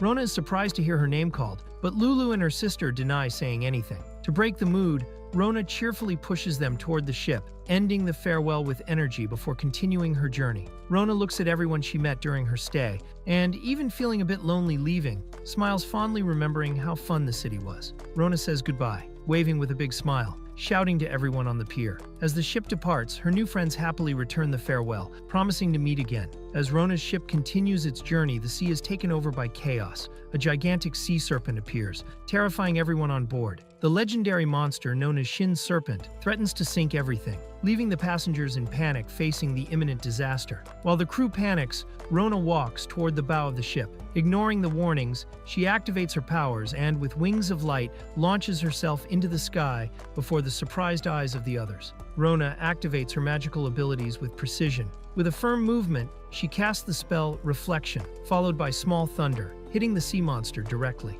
The Shin Serpent is defeated, and a notification appears. She gains the title Slayer of Great Sea Beasts, levels up, and gains a large amount of experience. Rona celebrates, smiling as she sees she defeated the monster exactly as she had read online. The panel reveals the details of the boss Great Sea Beast Shin Serpent, with weaknesses and strategies to defeat it. She used distance and magical reflection skills to neutralize the attack, showing that the creature could no longer keep up with the new times. Rona arrives at a new place and quickly draws the attention of the locals. Everyone comments on her feats at the Port of Aquas, calling her Archangel Rona for defeating an area boss with a single blow, delivering rare materials, and installing automatic defenses in just one day. Surprised by the sudden fame, she realizes her reputation preceded her. Rona tries to be modest, acknowledging she accomplished some of the things said about her. But the locals remain impressed. They talk about the magic they just saw and begin to exaggerate, assuming she performed miracles even outside Aquas. One tries to calm the group's enthusiasm,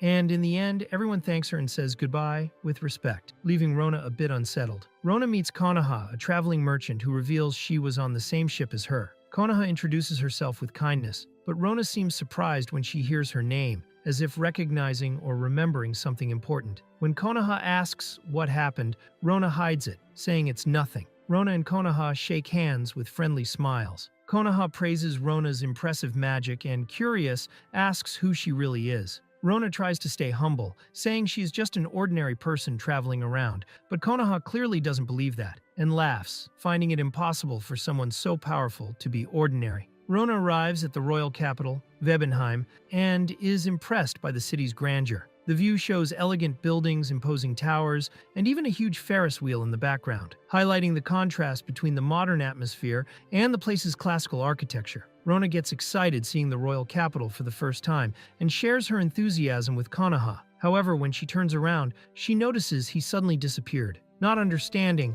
she wonders if he had to take care of something urgent. While Rona explores the capital, a group of suspicious men arrive at the port asking about her. One recognizes that one of the royal knights is involved in the search, indicating the situation is more serious than it seems. Without knowing the reasons, they decide not to reveal anything for now. The men ask for more information about the girl. The knight reveals she carries a distinct staff, has a divine aura, wisdom of a sage, and is extremely powerful. But she also acts strangely, staring into the void like a cat and saying random words like grass. The men exchange confused looks, still unsure if this person really is the Rona they know. The men confirm the girl can only be Rona, recalling her empty gaze and saying grass out of nowhere. In shock, they conclude the country wants to use her as a final weapon, given her absurd strength and unpredictable behavior. Meanwhile, Rona appears with wings and a powerful aura, reinforcing the idea that she really is a final weapon. The men deny knowing anything about Rona, nervously saying she isn't even on the ship's records.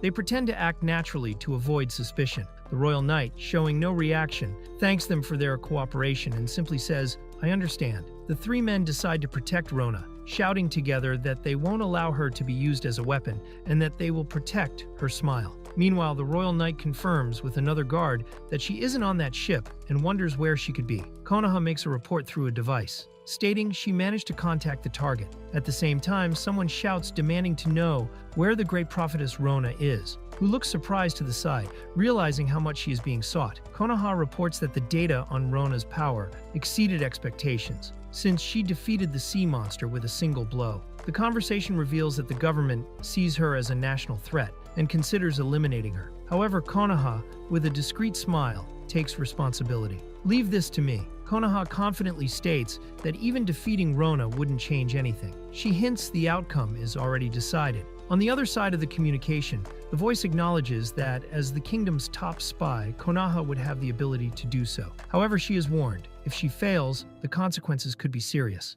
Konoha prepares to act, putting on her gloves with determination. She comments on Rona, calling her Rona Hermit, and noting the girl is more vulnerable than she appears. Then she uses a spying tool, a small status assessment stone, to obtain information. Meanwhile, unaware of the danger, Rona continues smiling, daydreaming about how everything could happen, even recognizing her magic is powerful. Konoha switches to full strategic mode, declaring the world belongs to those who control the data. She believes that by obtaining the necessary information, it is possible to defeat any opponent no matter how strong. With a confident smile and determined expression, she demands, "Let me see your data. Now show me." Showing her focus on analyzing and defeating Rona with pure logic and preparation. Konoha finally analyzes Rona's data and is completely shocked. Rona Hermit is at level 68, with absurd attributes. Attack Magic, 38,771 HP, 98,120/430 E. Equipment, World Tree Wand, SSS,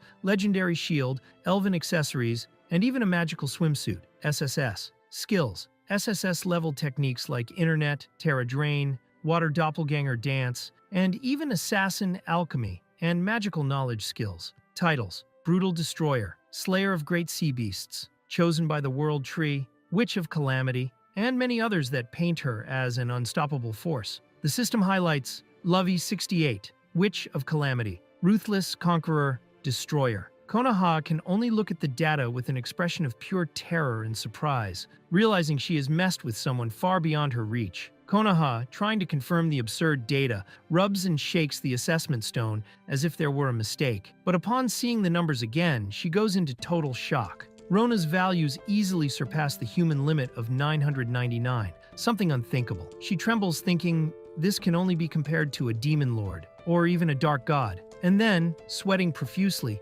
Konoha accepts reality. I saw something I wasn't supposed to see. Konoha panics thinking about the possibility of Rona discovering her stats were spied on. Determined, she decides she cannot hesitate. Her goal is clear now, to be recognized by Rona at any cost. While Konoha decides to act to gain Rona's recognition, Rona herself walks cheerfully through the streets, carefree and humming about delicious food, unaware of what is coming. While Rona walks carefree, people from different regions talk about her deeds. Some call her the savior of the elf village, others say she hears the words of the gods, and some describe her as a beautiful and powerful archangel who saved Aquas from a flood. Even a knight considers her a heroine capable of flying through the skies. Rona's fame grows without her noticing. Knights desperately search for the great prophetess, intrigued by her abilities to fly and teleport. Her actions are unpredictable, making her difficult to track. At the same time, disturbing rumors spread about natural disasters and appearances of a mysterious girl with a group dressed in black. The tension among the soldiers grows. With rising tension among the people and dark rumors spreading, the knights decide to act. The capital is on the brink of chaos, and everyone believes only the great prophetess can restore hope. The orders are clear. Find her at any cost to face the imminent crisis of the royal capital. Rona stops in the middle of the city confidently, but soon admits to herself that she is completely lost, with no idea where to go. Rona tries to understand the map of Vebunheim's royal capital, but soon becomes frustrated for not being able to locate herself. Even knowing about the local specialties, she realizes she is completely lost. Thoughtful, she considers asking for help, but can't even find the Lost Children's Center. Rona orders a gold bar Costello while trying to find the Lost Children's Center. The seller suggests she go to the central square. After thanking her, Rona tries the sweet and is enchanted by the flavor, calling it celestial, which makes the seller happy to see her so satisfied. Delighted by Rona's reaction to tasting the sweet, the seller offers her another one for free. Rona accepts enthusiastically and keeps eating with a pure happiness expression, attracting the attention of people around, who are surprised by her enthusiasm and start approaching. Rona attracts everyone's attention with her joy while eating, drawing many customers to the stall. The seller, surprised by the sudden success, realizes she is almost out of ingredients from giving so many free samples. Seeing this, other people decide to buy as well, and the line begins to grow. Rona watches the movement around the fountain and understands the spirit of the commercial city. Relieved, she believes she will finally be able to orient herself from there. However, a new attentive gaze turns toward her, indicating that something more is coming. Rona decides to pray for the first time, worried about following the ritual correctly so as not to attract the wrath of some god of good manners. While preparing, she notices she is in front of the statue of the goddess of light, recognizing it as part of an important event in the main plot. Rona repeats the prayer keywords as described in the guide, still not fully understanding how it works. However, as soon as she finishes speaking, a light begins to shine intensely around her, catching her completely by surprise. Rona is enveloped by a mysterious light and finds herself in an unknown space, floating alone. A voice emerges and calls her chosen, revealing she pronounced words of power that broke the seal of the Golden Land. The entity praises her journey so far, recognizing that she has finally completed something important. Rona recognizes the figure before her, who confirms to be who she imagines. The woman reveals she has already faced the evil god Terra in the past, and says she is ready to save this world as well. The goddess Layfiel introduces herself as the goddess of light, but Rona recognizes her as a VTuber she has seen before, which disappoints her a little. Not understanding the term, Lafiel insists on her divine identity, surprised by Rona's reaction. Rona reveals she said the words of power without understanding their meaning, just because she saw it on the internet. Lafiel panics upon realizing that Rona accidentally released the seal of the Golden Land. The goddess concludes that Rona really doesn't understand anything about what she is doing. Rona thanks the goddess for the help she received through the internet and tries to offer food as thanks, including mayonnaise she says is adored by the gods. Meanwhile, Lafiel tries to focus on the imminent danger, but Rona is completely carefree and excited about food. The goddess Lafiel tastes human world food for the first time and is enchanted by the flavor. Rona, pleased with the reaction, offers to make offerings from time to time, while praising the help she has always received from the goddess through the internet. Rona thanks for the divine help via the internet and offers food to the goddess Lafiel. However, Lafiel is startled upon realizing that Rona does not understand what is really happening. Determined, she says she will explain everything, acknowledging that Rona is qualified to be there. Lafiel asks Rona to listen carefully. She then reveals that the world is on the brink of imminent destruction, making the atmosphere suddenly more serious, while both remain before the table. Rona reacts calmly upon hearing about the world's imminent end, as if it were something common. She mentions having witnessed several such crises recently, and has even gotten used to them. Lafiel, indignant at the girl's lack of urgency, tries to correct her careless reaction. Rona reveals she single-handedly defeated a legendary monster that almost destroyed the world last week. The goddess is shocked, unable to believe that such a powerful threat, which required multiple goddesses to seal, was eliminated by an ordinary girl. While Rona remains calm, others panic trying to understand her true power. The goddess, shocked by Rona's feats, insists that no ordinary person would do such a thing and asks who she really is. Rona, not understanding the commotion, replies that she is just an ordinary person. Then she asks what the new crisis is, but the goddess realizes she is running out of time and tries to hurry her explanation about the threat in the golden land of Eternia. The goddess tries to warn Rona about the new crisis, but time runs out before she can finish. At the last second, she only asks for a sweet as the next offering. Rona is then thrown back to the ground, feeling the impact of the fall. Rona returns to the real world and sees the goddess's statue shining. Confused, she discovers she has received the title Apostle of the Goddess of Light. Guards notice the glow and suspect the great prophetess is there. A knight approaches Rona asking for information about a troublesome girl who predicts the future. Even though she is the one being sought, she pretends not to know anything and calmly replies that she will help in the search. After evading the knight, Rona comments on the difficulty of his mission and realizes she forgot to ask the name of the person sought. Unconcerned, she activates the spell enchant wing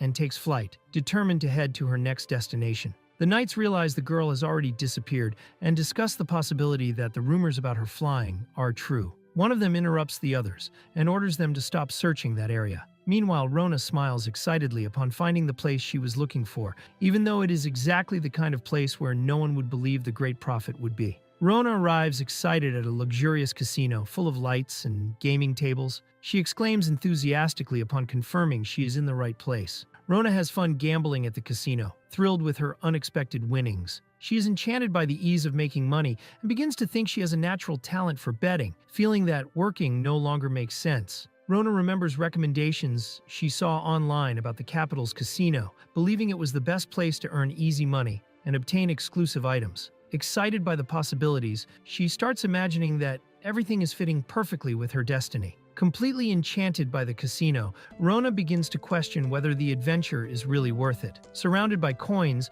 she almost convinces herself she has found a new purpose. But in the next instant, something makes her stop, and her gaze returns to normal. Confused, she murmurs in surprise, as if awakening from a trance. Rona realizes her coins are running out, but tries to convince herself that it is still within expectations. She recalls internet tips, believing she only needs to keep pressing the buttons to win. Even seeing the machine not giving results, she insists, thinking the prize is close. But her expression changes to surprise, as if something unexpected is about to happen. Determined to recover what she lost, Rona urgently demands to exchange coins. After receiving the conversion, she silently observes her few chips, a small object, and a pile of sweets. Rewards very different from what she expected, reflecting her silent frustration. After sinking into frustration, Rona is approached by a casino employee offering a tempting promotion. Without thinking twice, she gets up energetically and accepts the offer, determined to recover what she lost. Completely defeated, Rona leaves the casino with a vacant look. A child, seeing her pass by,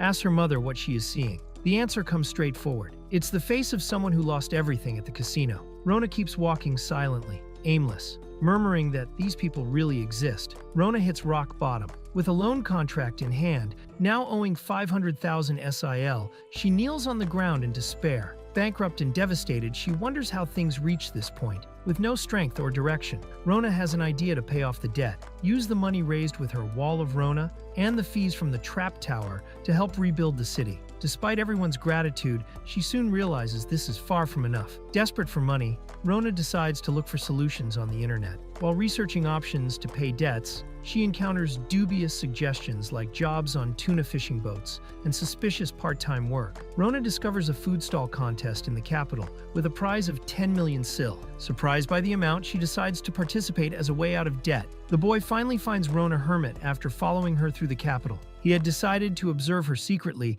but begins to doubt if it was really a good idea. The boy panics, remembering the goddess's statue shone, and Rona disappeared shortly after, flying to a casino. Without understanding anything, he activates his stealth ability and continues following her. When he finds her again, he realizes she seems to have lost all her money. The boy watches confused as Rona, sitting on the ground, stares into the void like a cat. The data said she was earning money quickly, but now she seems apathetic, until she suddenly starts smiling, leaving him even more baffled about what is happening. Konoha observes Rona carefully, thinking her habit of staring into nothingness may hide some secret. But before she can draw conclusions, Rona notices her and quickly runs over with an energetic greeting, surprising by the speed. Rona meets Konoha and greets her excitedly, surprised to see her there. Konoha, sweating and nervous, tries to cover up, saying she is working on business. Rona, unsuspecting, praises her knowledge and enthusiastically asks something, increasing Konoha's tension. The protagonist, excited, reacts enthusiastically to the boy's comment and notices he is suspicious of her because of her clothes. Soon after, she approaches him shyly and respectfully. After hesitating a bit,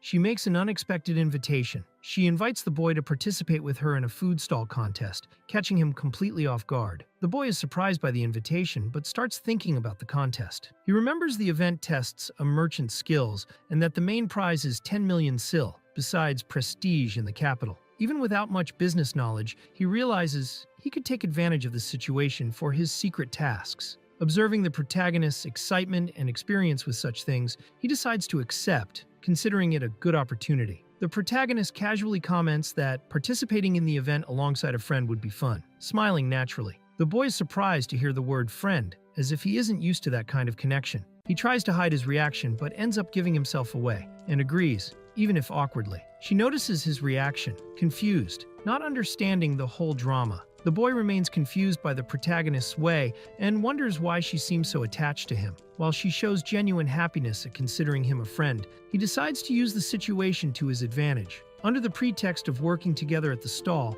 he realizes he can better observe her steps, which he still finds unpredictable. Sealing the partnership with a handshake, he thinks that if all goes well, he could gain even more of her trust. While thinking about the next steps, the boy remembers another important figure will also be present at the contest, Melcha Dorland, known as the Doll Princess. Like Rona, she is also one of the targets he needs to observe closely. This new information further reinforces his interest in participating in the event, now with multiple goals at stake. The boy recalls that Melcha took over one of the kingdom's largest trading companies at a young age, and rumors say she controls the capital behind the scenes. There are also rumors she has ties to the underworld. Seeing her compete directly with Rona in the contest could provide valuable information. While thinking this, he begins to realize the event offers more opportunities than he imagined, and a strategic smile appears on his face, leaving the protagonist puzzled by his expression. The two finally close the deal to participate together in the food stall contest. The protagonist celebrates excitedly, relieved not to have to get involved with suspicious jobs anymore. The boy watches, surprised at how naturally she talks about it. Thus, Rona and Konoha decide to enter the contest, each with their own reasons behind the partnership. Already excited with the decision, the two head to the inn where they will hold their first strategy meeting for the contest. Sitting on the floor of the room, Konoha celebrates enthusiastically while the boy suggests they decide what kind of food stall to set up. Without wasting time, she stands confidently, saying she already has an idea in mind. The protagonist reveals enthusiastically the design of the idea she had for the stall. The boy watches curiously as she shows a simple, childish sketch of several people eating what seems to be a large pile of little balls. He is shocked to see the drawing, surprised by the unexpected proposal and the style of the art. The protagonist reveals her idea is to set up a caviar stall, something completely unusual for the event. The boy, confused, thinks the drawing looks like a dark ritual, questioning the exaggerated portions. Even so, she remains confident, saying that using a luxury ingredient like caviar would be a sure strategy. Excited, she also mentions wanting to apply a fixed menu sales tactic to make more profit. The boy rejects the caviar idea without hesitation, leaving the protagonist desperate, as she hadn't thought of any other option. She tries to justify the choice as if it were a divine inspiration, but he still finds it strange and begins to suspect she might be a follower of some dark god. Sitting on the floor, the two fall silent for a moment, while she tries to hide her embarrassment with an awkward smile. Back to the main plan, the boy suggests they start gathering data since there are still 5 days left until the contest. The protagonist agrees enthusiastically, and in a flashback, it is shown that their registration was done quickly thanks to Konoha's high status as a gold-rank merchant. With confidence, the boy says that, with the right information, managing the business will be easy, while Konoha gets even more excited at the idea of winning. They decide to start research by tasting food from other stalls. The protagonist is impressed by the taste of everything, while the boy notices many competitors are already pre-selling the products they plan to use in the contest. He explains they are testing customer reactions before the event, and if they get good comments, that will generate positive word of mouth. Konoha is surprised to see that even with 5 days left, others are already so far ahead. The protagonist is surprised to discover the contest is much more serious than she imagined. The boy explains it is not just about selling food, but involves product development, marketing, negotiating space, and more. He comments that winning could establish someone's name as a real merchant. Realizing how behind they are, she panics, while he calmly confirms that yes, they are way behind. Just thinking about the rush ahead, she already starts feeling thirsty. Feeling thirsty after so much worry, the protagonist calmly summons a magic item box and takes a drink from it. The boy watches in shock as she drinks calmly, as if it were the most normal thing in the world. Not understanding anything, he reacts scared, not knowing exactly where she got it from. The protagonist explains naturally that the cup came from her item box, a magical space where she can store things and keep everything preserved. The boy is impressed by its potential and soon realizes how useful it can be for the contest. With an excited smile, he says this ability gives them a huge advantage, already starting to think about how to use it strategically. The boy analyzes the situation and realizes perishable ingredients are hard to get near the contest since everyone rushes to buy at the same time. But with Rona's ability, they could stock everything in advance. He also suggests preparing the dishes before the event, storing them, and serving quickly, which would increase the stall's efficiency. The protagonist is impressed by the strategy and gets even more excited, saying that with Konoha by her side, she really feels they have a chance to win. The boy comments that losing now would be embarrassing, since Rona's storage ability is too powerful. Thinking of simple and popular options, he suggests setting up a sandwich stall. However, the protagonist returns with her fixation on caviar, imagining a sandwich stuffed with it. Confused, she also says something strange about sandwiches exploding, leaving the boy not understanding any of that absurd logic. The protagonist has a new idea, selling foods the gods usually enjoy at stalls. She recalls that her mayonnaise was already a hit in another city and starts researching popular dishes. Upon coming across foods like takoyaki, yakisoba, and kakigori, she is enchanted by their appearance and thinks that if she can reproduce them, they could be very successful. Even without knowing these dishes, she believes in their potential just by their look. Excited, the protagonist comments that copying the gods' foods would be like plagiarism, finding the idea funny. The boy suggests maybe they should avoid that kind of food and tries to propose something more common. She then asks about foreign cuisine and he admits it sounds fun but would be difficult to recreate without seeing how it really is. Upon hearing it would be hard to recreate the foods without seeing how they really are, the protagonist quickly shows detailed pictures of takoyaki and yakisoba. The boy watches carefully and realizes that, besides photos, the recipes are also available. Now, with the right references in hand, he better understands what these dishes are and begins to consider the idea more seriously. The boy is shocked to realize the protagonist casually showed absurdly advanced information. Confused, he asks if that is some kind of her ability. She answers calmly that it is a technique called internet, which allows access to old and modern texts from around the world. He freezes, clearly not understanding how something so surreal can be treated so calmly. The boy starts wondering if this mysterious ability is the big secret of Rona Hermit. He is completely shaken, realizing how absurd the existence of this internet is. In his mind, any merchant with this power would dominate the market easily. Not even spies would be needed anymore. While she remains calm, he collapses trying to process how much this changes everything. The boy, still shocked, gets upset and shouts that she cannot just reveal such a dangerous secret like that. The protagonist is confused, not understanding why he is so alarmed, and apologizes innocently. Trying to return focus, he composes himself, clears his throat, and confirms if that ability at least serves to access recipes. She replies naturally that yes, as if it were the most obvious thing in the world. The protagonist begins to explain the ingredients of takoyaki naturally, mentioning the batter contains flour and eggs. Then she enthusiastically details the composition of the mysterious black sauce, listing an absurd number of ingredients to create Worcestershire sauce, and finally says it's just a matter of adding ketchup, sugar, and fish broth. The boy watches silently, trying to absorb it all, but in the end only admits that reproducing that is simply impossible. The boy reflects on the complexity and cost of takoyaki, concluding that even if they managed to recreate the recipe, it would be unfeasible for the contest. He then suggests something simpler, and the protagonist promptly presents kakigori as a good option. Upon seeing the image of the frozen dessert, he considers it a much more practical and accessible alternative for their stall. Upon hearing more about kakigori, the boy learns it is a dessert made with shaved ice and fruit syrup on top, creating a texture similar to snow. He finds the idea interesting and realizes that something cold like that has never been common there. Thinking about the heat and the crowd the event will attract, he concludes this dessert would be perfect to sell, as it will certainly be in high demand during the contest. The two agree that the kakigori idea is promising, mainly because using magic to create the ice would help reduce costs a lot. Excited, the boy suggests making a prototype and asks about the syrup. The protagonist then begins listing ingredients naturally, mentioning artificial components like colorants and corn syrup. The boy watches surprised, not knowing exactly how to handle so many strange names coming from that internet. Unable to reproduce the artificial ingredients mentioned, the boy decides to improvise using diluted jelly as syrup. Meanwhile, he is intrigued by the strange names in the original recipe, wondering if they were created by some advanced technology, like androids. With everything ready, they try the kakigori prototype. The protagonist tastes the first spoonful and is impressed, feeling something simple turned into something incredible. The two celebrate the prototype, excitedly calling it ice with jelly on top, but soon they notice some problems. The ice became too hard and didn't reach the expected fluffy texture. Also, the sweet taste is not as prominent as when tested at room temperature. They discover the cold makes it harder to perceive sweetness. Even so, the boy thinks the idea has potential,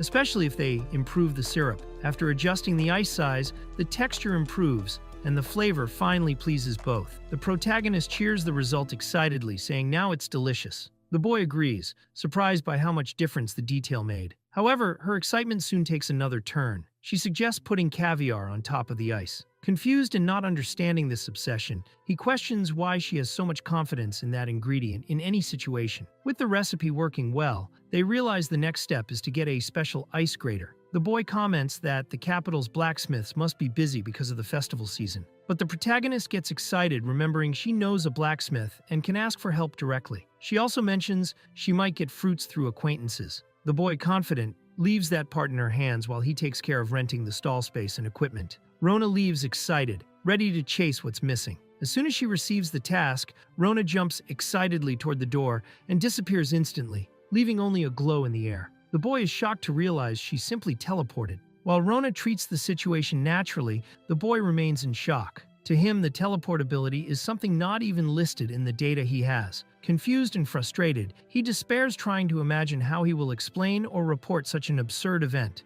Rona was already carrying out her mission efficiently. First, she handed the plans for the ice machine to the dwarves, asking them to build the necessary equipment. Then, she went to the elves to get fresh fruits. Using her contacts and charm, she quickly mobilized allies from different races to secure the stall's resources. Rona returned enthusiastically, announcing that the ice machine would be ready in 2 days and that she had brought a large amount of fruit. The boy was surprised at how quickly she had solved everything. Right after, she started unloading a huge pile of fruits, making it clear she had handled everything efficiently and fast. Rona came back carrying an absurd amount of bright, high-quality fruits. The boy, surprised by the origin and volume, asked where she got all of that. She replied naturally that it was from the hidden village of the elves. Faced with the surreal situation, he began to get a headache trying to process everything. while she calmly offered a secret elven remedy as if it were the most normal thing in the world. The boy politely refused the secret remedy offered by Rona, saying it would only make his headache worse. Still, he took the opportunity to say that while she was out, he managed to get all the paperwork done and even secured the stall space. Hearing this, Rona immediately got excited and eagerly agreed to go check the place. Arriving at the spot designated for the stall, Rona looked at the space enthusiastically, but soon reality set in. The land was completely empty, surrounded by tall grass and even spider webs. The place seemed forgotten and abandoned, very different from what they expected for such an important event. The excitement turned into a mix of disappointment and awkward silence. Even though the land was clearly abandoned, the boy tried to hide his discomfort and forced a smile, saying the extra space would be an advantage. He pointed out that, without nearby stalls, they would have the freedom to organize better. Rona, still surprised, ended up believing the idea and praised how much he seemed to have planned everything in advance. In the end, he admitted that there weren't many good spots left, but at least he got that one. Trying to stay optimistic, the boy acknowledged that the land needed much more than just clearing the grass. The big worry now was attracting customers, since the place was dark and remote.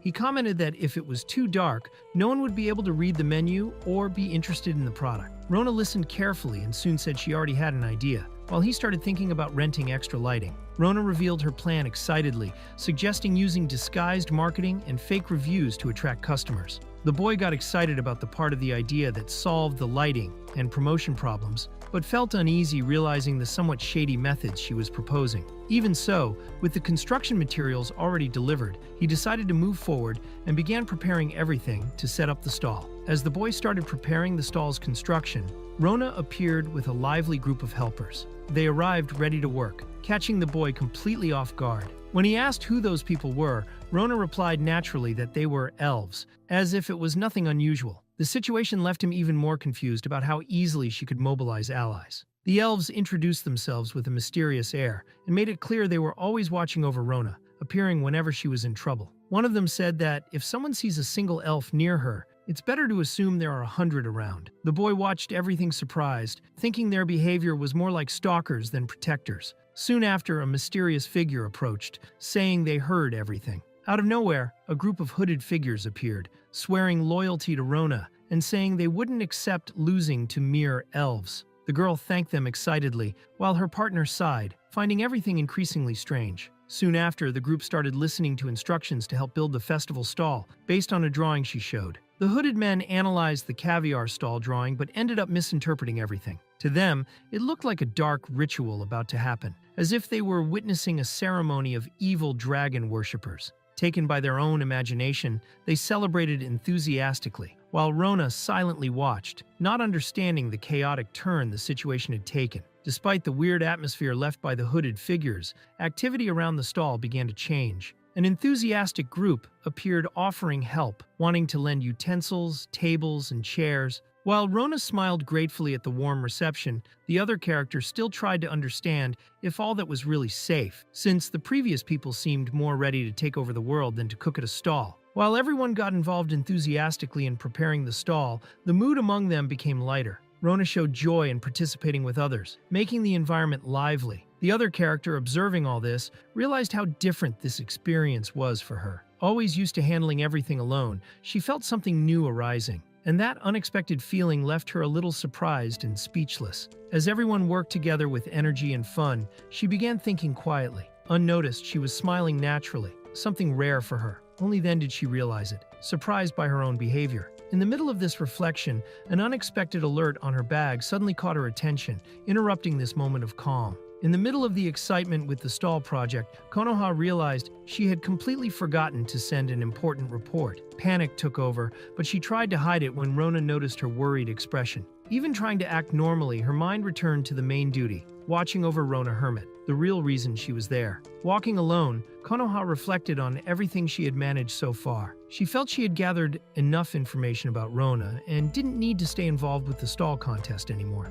The mission was a success, an achievement that could finally take her out of the role of a disposable spy. It was everything she wanted from the start. But still, something inside her seemed to hesitate. Konoha held the communication orb, but hesitated to answer. Doubt started to weigh on her. She knew she needed to reply soon, but her thoughts became confused. She forced a smile, trying to stay calm, telling herself everything was under control and that it wouldn't risk her identity. But before she could act, Rona heard a noise coming from her direction and approached, curious. Rona appeared smiling and revealed, completely carefree, that she knew the time for Konoha's spy report. Surprise took over Konoha, who was completely frozen, not knowing how to react to the unexpected revelation. Konoha went into shock hearing Rona openly say she was a spy. Even trying to hide it, nervousness took over. Rona, on the other hand, remained calm, confirming without hesitation she had known everything the whole time, leaving Konoha even more confused and sweating over the unexpected situation. Konoha panicked, realizing Rona had known she was a spy even before they met. She tried to understand when and how she was discovered, while Rona replied casually,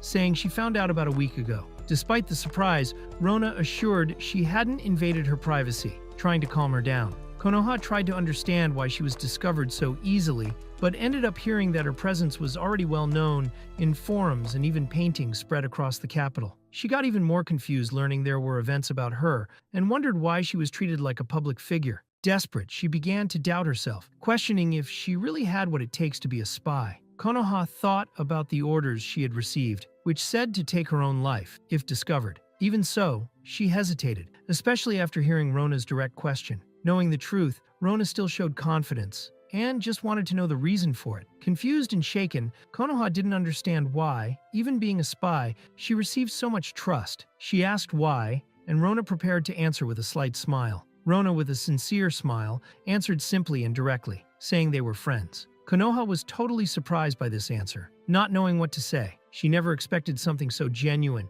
especially after everything she had hidden. Rona started praising spies, saying they were stylish and modern heroes, leaving Konoha a bit speechless. Soon after, she cheerfully celebrated being able to say her friend was a spy, as if it was a proud title. Konoha, who had been tense until then, ended up genuinely laughing for the first time, easing the mood between them. After laughing sincerely for the first time, Konoha felt relieved. She recognized that Rona was kind of crazy for proudly saying she was friends with a spy, but that honesty made her feel better. When reminded of the report call, Konoha simply ignored it. With a calm smile, she held the orb and decided she had left that life behind. Now she was no longer a spy. Right after deciding to abandon her spy life, Konoha jumped agilely and destroyed the communication orb. With a confident smile, she introduced herself as an ex-spy, asking for it to be kept a secret. Rona, surprised, immediately accepted, showing excitement over what she had just heard. Konoha looked at the broken remains of the orb, aware that she had completely broken with her old mission. She remembered how she was raised only as a tool, with no feelings for her homeland, just trying to survive and be recognized.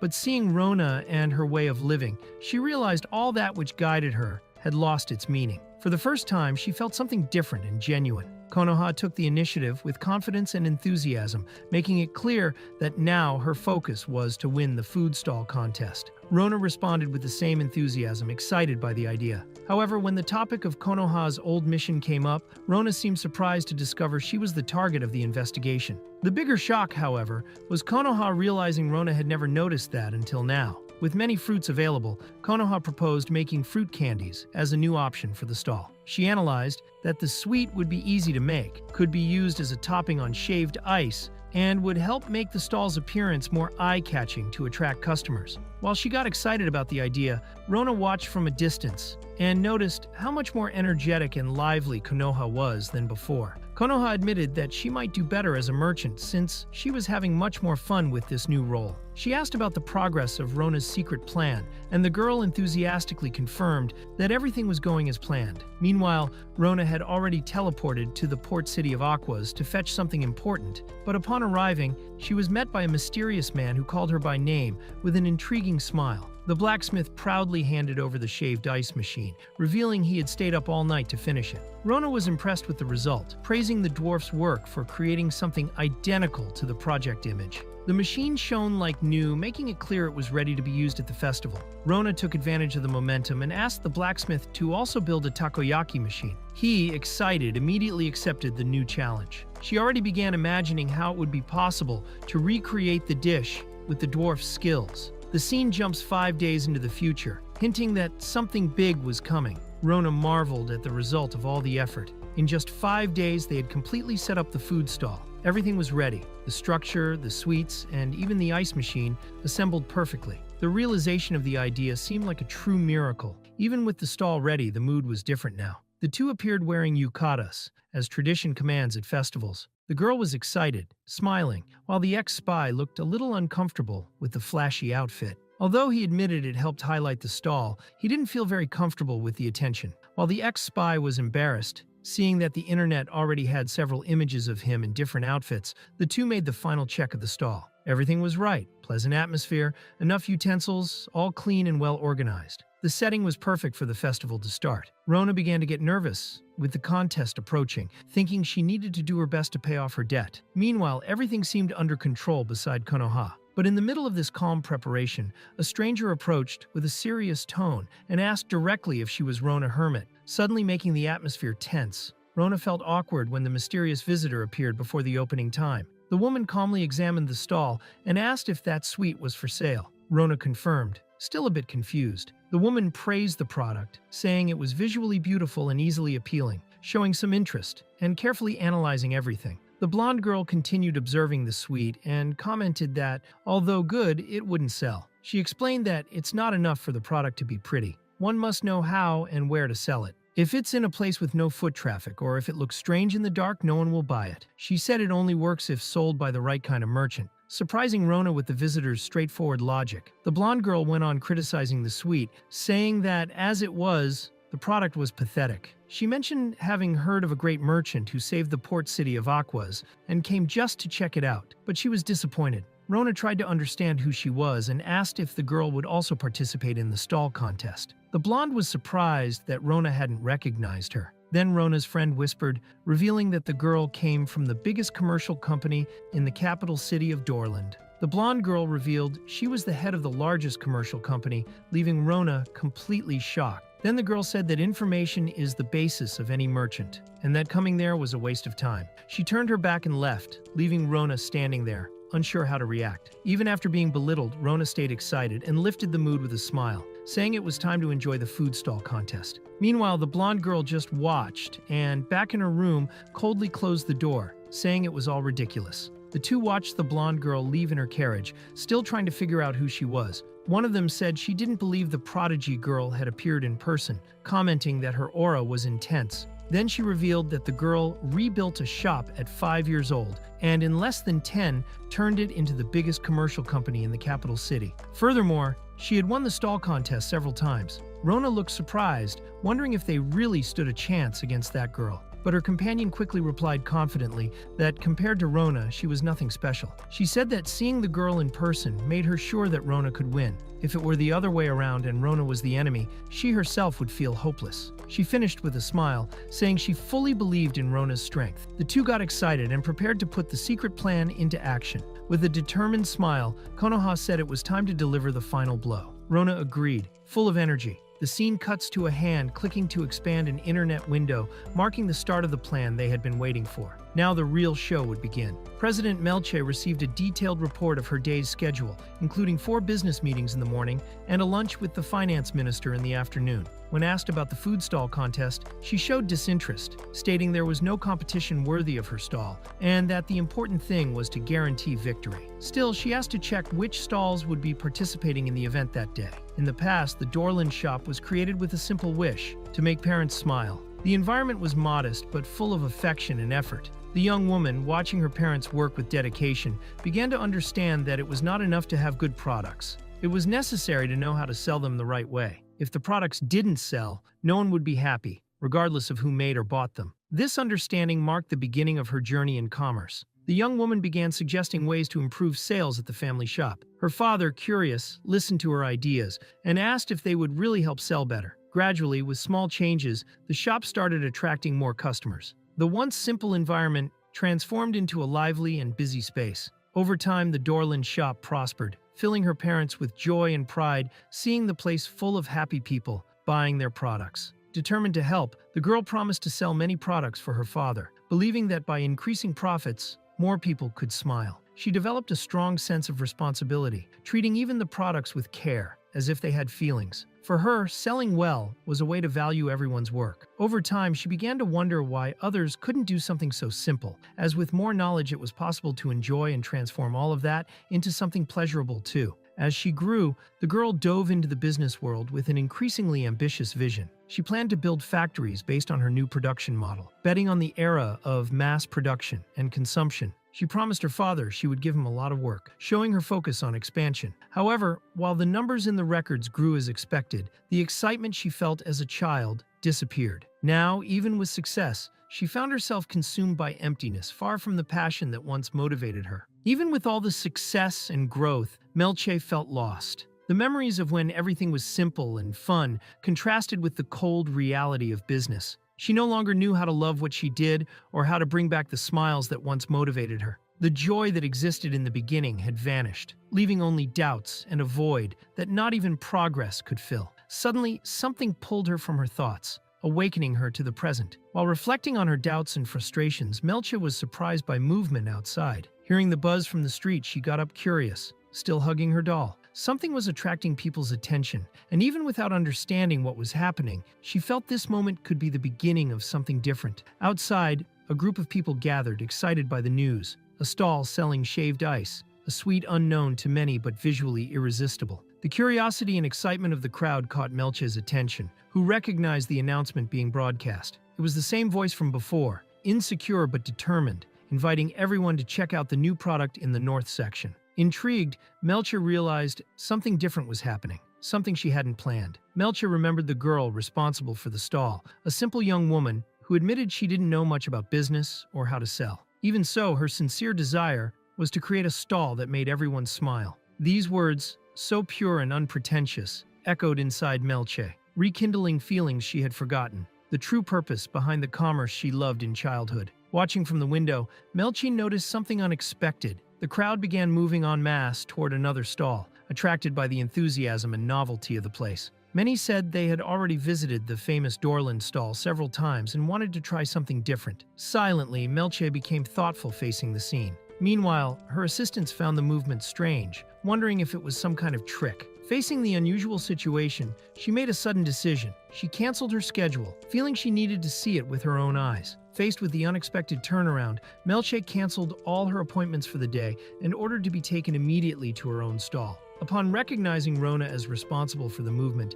she understood she had underestimated the competition. Rona, with her simplicity and sincerity, was not someone she could ignore. Admitting she had been arrogant, Melche composed herself. Even recognizing that she failed to follow her own teachings about information and strategy, she was now determined to win, seriously and without more mistakes. Rona celebrated with joy the unexpected success of her stall. Everything had gone better than she imagined. Melche, watching from afar, was surprised by the creativity behind that simplicity. Rona had used accessible tools, searched for images on the internet, created floating signs with art sites, used sound effects from free sites, and even background music from online videos. It wasn't a sophisticated strategy, but it was authentic, made with sincere effort and the pure desire to make others smile, something Melche hadn't seen in a long time. Rona explained she had the idea after observing online ads, which always grabbed attention and made people click. Inspired by that, she created floating images that didn't depend on physical location,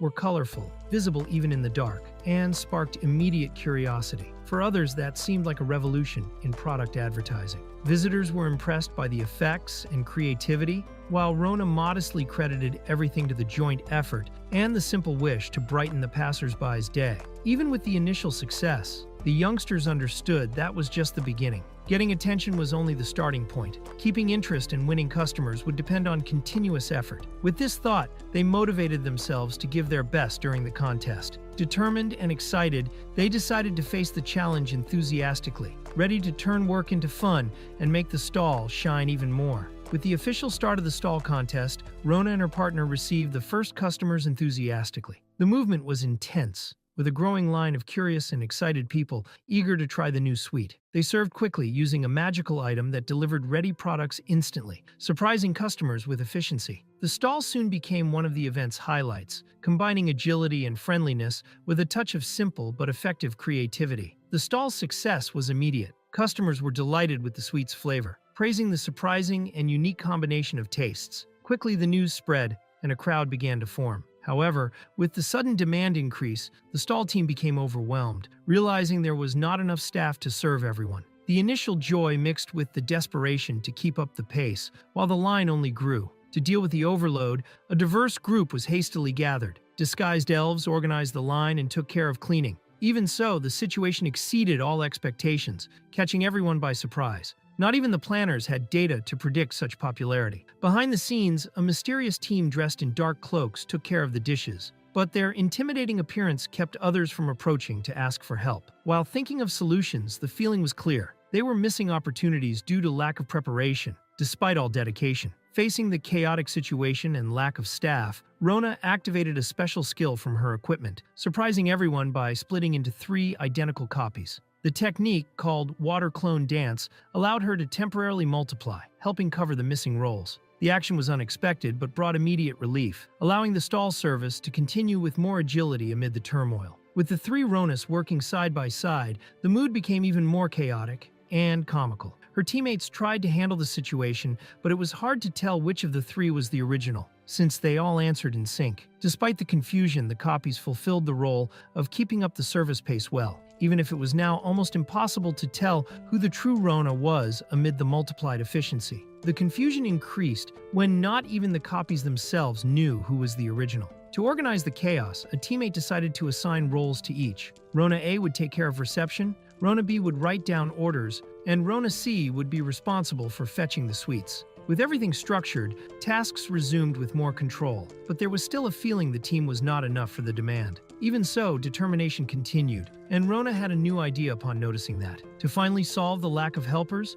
Rona performed a magical summoning and brought 2 enchanted creatures to her side, Lulu-chan and Double. The little helpers appeared full of energy, ready to collaborate enthusiastically. With their lively and efficient presence, the stall gained a decisive boost in service, giving new breath to the team and attracting even more visitors' attention. Despite their grand entrance, the Lulu-chans soon began arguing among themselves about who had been assigned the task. The confusion between the 2 little creatures momentarily disrupted the organization, leaving Rona and the others unsure how to act. While they argued animatedly, the group tried to understand who these magical children were and why they seemed to belong to the legendary Water Dragon clan, according to mysterious data. The unexpected help came with chaos included, but it was still better than nothing. Rona revealed that the Lulu-chans were actually princesses of the Water Dragon clan, surprising her partner even more. The 2 were excited about the shop, enchanted by the environment, and the taste of the shaved ice. Enthusiastic, they decided to help as a form of gratitude, becoming extra assistants at the stall. Despite the initial confusion, Lulu's magical presence brought energy and fun, and even with doubts, everyone began accepting the help, trusting the light and sincere spirit Rona brought to the contest. Despite initial distrust about the princesses of the Water Dragon clan's ability to handle the public, Lulu-chan surprised everyone. Serving with friendliness and energy, they quickly won over customers, who were charmed by their cuteness and politeness. The stall attracted even more attention, now not only for the food, but also for the adorable attendants. Rona and her partner were amazed at the unexpected efficiency, not understanding how the situation had transformed so quickly and so positively. Rona, surprised by Lulu-chan's performance in service, asked how someone of royalty could be so skilled with the public. They answered naturally, as if serving well was part of royal routine. Working in sync, the Lulus began taking orders with contagious enthusiasm. Meanwhile, more visitors arrived, praising the impact of the advertisement and the stall's popularity. Success was evident, and now Rona began to reap the fruits of her creativity and collaborative spirit. Merchants supporting Rona arrived to help, surprised to see her copies in action. Recognizing the rush, they brought extra plates, noticing that the stall was barely managing to serve everyone with the utensils available. Rona thanked them for the generous help. In return, she offered shaved ice as a courtesy. Sitting down, the merchants were surprised by the sweet's flavor, admiring how something as simple as ice could become a delicious and creative experience thanks to Rona and her team's dedication. Exhausted but happy with the stall's success, Rona allowed herself a brief moment of relief. While reflecting on the customer's satisfaction, she heard a familiar voice praising her. Surprised, she immediately recognized the elegant figure approaching. It was Aries, her mother. Even busy, she made a point of coming to support her daughter, showing pride and affection for her dedication. The reunion brought a special warmth to Rona's heart, making the moment even more memorable. During the conversation, Rona tried to ask about her mother's work, but Aries quickly changed the subject firmly, making clear she didn't want to discuss it. Despite the unexpected reaction, Rona respected the silence. Watching the stall's movement, Aries noticed how overburdened her daughter still was and commented on the evident lack of helpers. Rona confirmed, admitting that even with all the reinforcements, the demand remained high. Aries decided to help at the stall, explaining she was already used to dealing with the public. Rona was surprised but soon understood. As a priestess and guild master, Aries constantly handled complaints, doubts, and demands, essentially customer service. Reflecting on this, Rona realized that deep down, almost every profession involves serving others in some way. Aries, for her part, revealed her experience as a complaint resolver, ready to face any challenge with authority and calm. With the team finally complete, including Rona, her clones, the Lulu-chans, Aries, and other allies, the group organized confidently. United and motivated, they took their positions at the stall, ready to serve the large flow of customers. With a warm welcome, the team showed harmony and energy, captivating the approaching crowd. The stall, now livelier than ever, stood out as a true success of the event. With teamwork running smoothly, service flowed well, and customers left satisfied. Everything seemed under control, until they noticed the lack of the most popular flavors. Despite all the preparation, the stocks of strawberry and melon had run out. The team was surprised by the speed of demand, as they had produced plenty. Rona, checking the item box, confirmed the depletion, indicating the stall's success was surpassing all expectations. Despite all the success, Konoha began feeling insecure. The unexpected product depletion made him doubt his competence as a planner. Even as a gold-rank merchant, he believed his organization had failed. Taken by frustration, he thought he wasn't as amazing as he seemed. Meanwhile, something related to the powerful Doorland Company emerged as a new concern on the horizon, a threat that could change the course of the competition. Upon learning that President Melche herself was personally leading the Doorland stall and breaking sales records, Konoha was shaken. The news left him in shock, and his remaining confidence wavered even more. However, looking at Rona and remembering that she had invited him as a friend, something inside him changed. Despite fear and pressure, Konoha decided he needed to try harder, not just as a merchant, but as someone who wanted to live up to the trust Rona placed in him. In the midst of the rush, Konoha briefly fainted from exhaustion. Rona caught him, worried about his condition. He explained that he had been constantly moving and only felt a bit dizzy, trying to minimize the situation. Even so, the fatigue was visible. Anxious, Rona thought how much easier everything could be if they had one more helper. Pressure on the team grew, and the need for reinforcement became increasingly urgent. While the stall faced difficulties, a new figure appeared on the city streets. Confident and elegant, a young elite woman walked determinedly, interested in the latest trends. Seeing the shaved ice advertisement, she realized it was her chance to stand out. For her, mastering what was trending was also part of prestige. With that, she set off firmly toward the stall, determined to claim her own glory. Walking arrogantly among curious looks, the elite girl believed she would finally have a well-deserved break fitting her status. With Rona absent, she saw the city as the ideal stage to shine without interruptions. Convinced of her superiority, she thought the world should adjust to her, not the other way around. For her, this was the perfect chance to enjoy an elite vacation in a setting seemingly made for her ego. As she walked through the city, the elite young woman noticed an unusual crowd and a bright panel attracting attention. Curious, she approached and discovered the famous shaved ice announcement, something totally new to her. Intrigued by never having seen it during her academy days, she concluded that, as someone of high level, she needed to be aware of current trends. With a confident look, she decided trying it was part of maintaining her elevated status. Approaching the stall, Elmina was immediately recognized by Rona, who called her with surprise. The young elite's haughty look gave way to a silent moment of shock. Standing before the busy stall, she faced the copies of Rona, lined up and ready to serve. Seeing several Ronas at once, Elmina went into shock and fled confused, unable to understand how that was possible. The Ronas were surprised by the reaction and simply watched as she disappeared running. Fleeing in despair, Elmina ended up before hooded figures stirring a dark cauldron. Frightened, she tried to understand who they were, but the men laughed and suggested exterminating her. Not knowing how to react, Elmina froze, overcome by fear. Terrified, Elmina ran back to Rona, trembling and saying she had seen something forbidden. When the hooded figures knelt and called Rona our goddess, the shock increased. Not understanding anything, Elmina believed she was facing a bizarre cult with Rona as leader and herself as the next victim. Unaware of the misunderstanding, Rona happily accepted Elmina's help due to lack of staff. Elmina, still paranoid about being sacrificed, hesitated but agreed confused, thinking she was collaborating with some sort of dark ritual. Elmina began helping at the stall, applying efficient methods of organization and service that impressed everyone around. Customer flow improved quickly, and the public began recognizing her as true elite, confirming her reputation.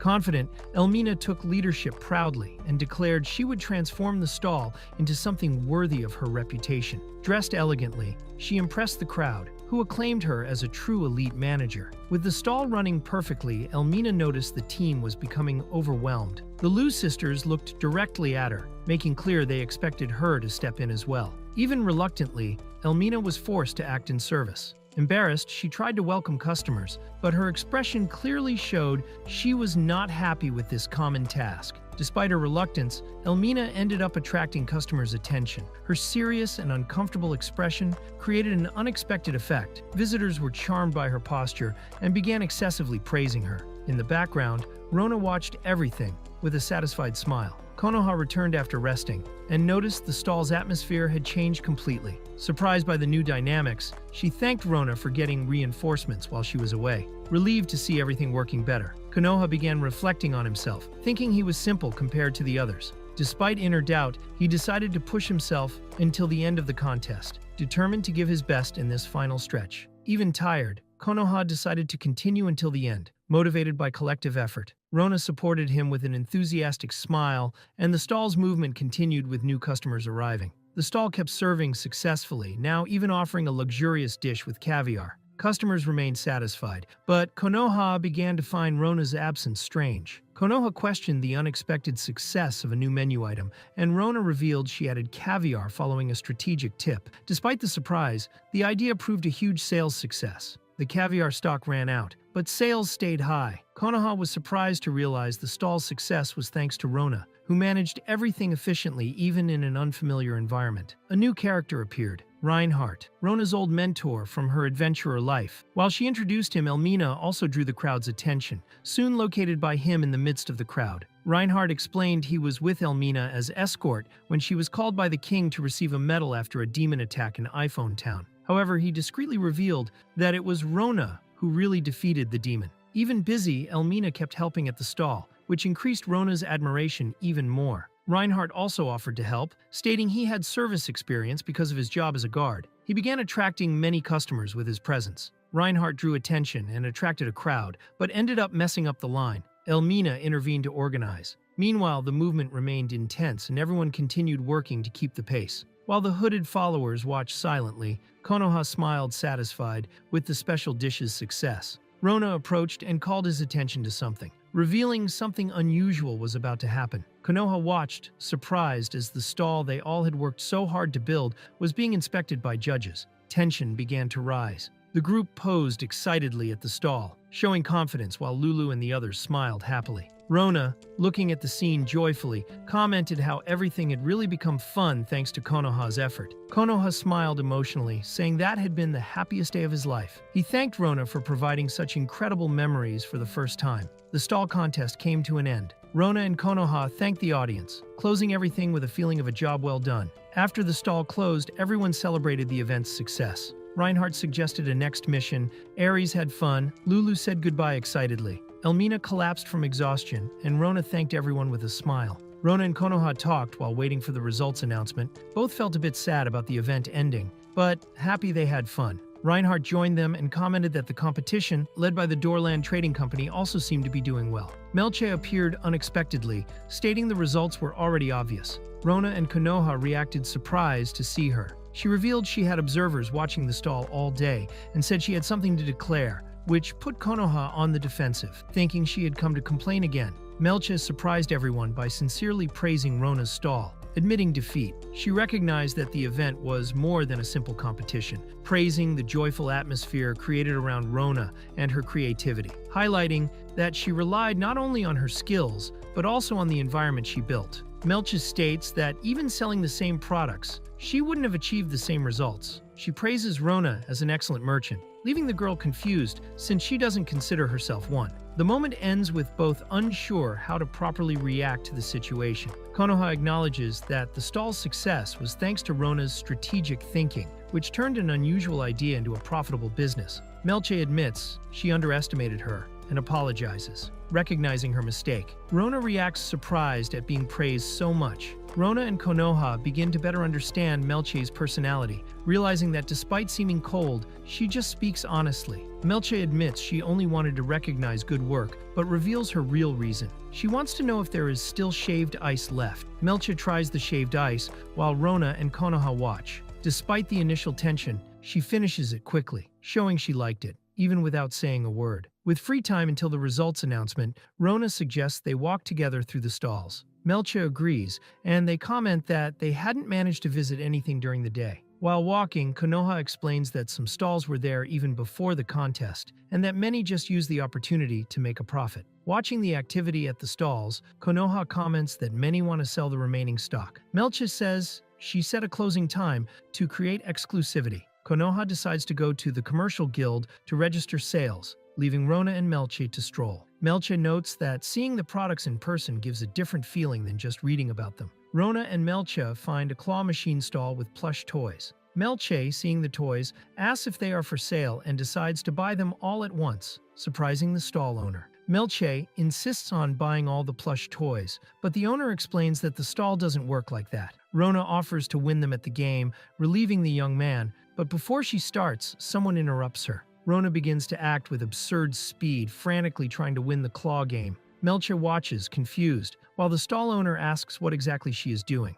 Rona starts pacing in front of the claw machine, enthusiastically explaining her strategy to reorganize the prizes. When the pile finally reaches the ideal shape, she prepares to move the claw, confident she can now grab the plush toys. Melche watches, surprised by Rona's knowledge of the game. Rona appears laughing and returning some prizes, saying she will give back the extras. The other girl watches, surprised to see she managed to get 5 at once. The seller laughs, finding it amazing what young people do nowadays. Then, seeing something on the computer, Rona comments she needs to erase everything properly. The other girl asks if she really will erase it, feeling sorry, while watching Rona seriously take care of it. Some merchants approach excitedly upon discovering Rona was responsible for an advertisement. They are impressed and offer money, asking her to do something similar for their businesses as well. One even invites Rona to be their exclusive designer. She doesn't know how to react, but timidly says she might accept just a little. The blonde girl interrupts the conversation seriously, placing herself between Rona and the merchants. She says any matter involving Rona must go through her, claiming Rona belongs to her. The two merchants are surprised upon realizing who they were dealing with, the head of the largest commercial company in Dorland. The two merchants leave dejected, recognizing they came too late since Rona now belongs exclusively to the Dorland company. One still asked to be considered next time. Meanwhile, Rona looks confused, saying she only made a simple announcement. The blonde girl, with a serious look, says Rona clearly doesn't understand the value of what she created, and firmly declares that Rona's announcement is not just good, it's revolutionary. The blonde girl continues explaining the impact Rona caused. She says that in the future, it wouldn't be surprising if every product on the market came with a Rona-style advertisement, capable of moving billions just with propaganda. Rona, still disbelieving, listens as the girl says she proved firsthand the power of her advertisement, and that now, thanks to the food stall, her value has been recognized by all merchants in the capital city. Startled, Rona reacts saying, all that, but is warned that at this rate, she might even start a war between companies just to hire her. Rona listens to the suggestion of becoming an exclusive member of Melche's company and realizes that this could prevent approaches from other merchants. Since she had no real interest in a business career, she decides to accept on the spot, with an excited smile. Melche, however, is surprised by her quick and spontaneous decision. Rona reveals her decision to join Melche's company was simply because she considers her a friend. Upon hearing this, Melche is left completely speechless, overwhelmed by a mix of surprise and emotion, trying to hide it while blushing and nervously coughing. After the sincere friendship declaration, Melche looks visibly shaken, but soon gathers courage and states she will take care of Rona with full responsibility. The two then shake hands, officially sealing the partnership with a light smile and the promise to work together from now on. They sit on a bench to talk calmly. Melche mentions she heard about foreign foods being sold at Rona's stall and shows interest in knowing if she knows more recipes of this type. Rona replies yes, and Melche soon suggests she recreate these recipes within her company, offering payment for the ideas. Excited by the proposal, Rona confirms, and Melche starts listing various foods she would love to see recreated. Rona begins listing popular dishes from her world, like ramen, pizza, and tapioca, explaining their origins and characteristics in a fun way. Melche listens, surprised and excited, since even her company has no records of these foods. When Rona mentions it's possible to reproduce everything with simple ingredients like cassava root, Melche is even more impressed, seeing a unique business opportunity. Rona talks about her knowledge and draws Melche's attention, who is surprised by the variety of information she has. When Rona mentions the internet, Melche shows she has never heard of it, making Rona think that perhaps this skill or term doesn't even exist in that world. The conversation shows how Rona's modern knowledge is something unique and almost magical to those who live there. Rona begins to think about her own power and whether it would be possible to discover the truth about it using the information she knows. She reflects that perhaps even her identity is tied to something greater. Melchi notices something is bothering Rona and asks what happened, seeing her hesitate to speak. The conversation starts to take a more serious turn,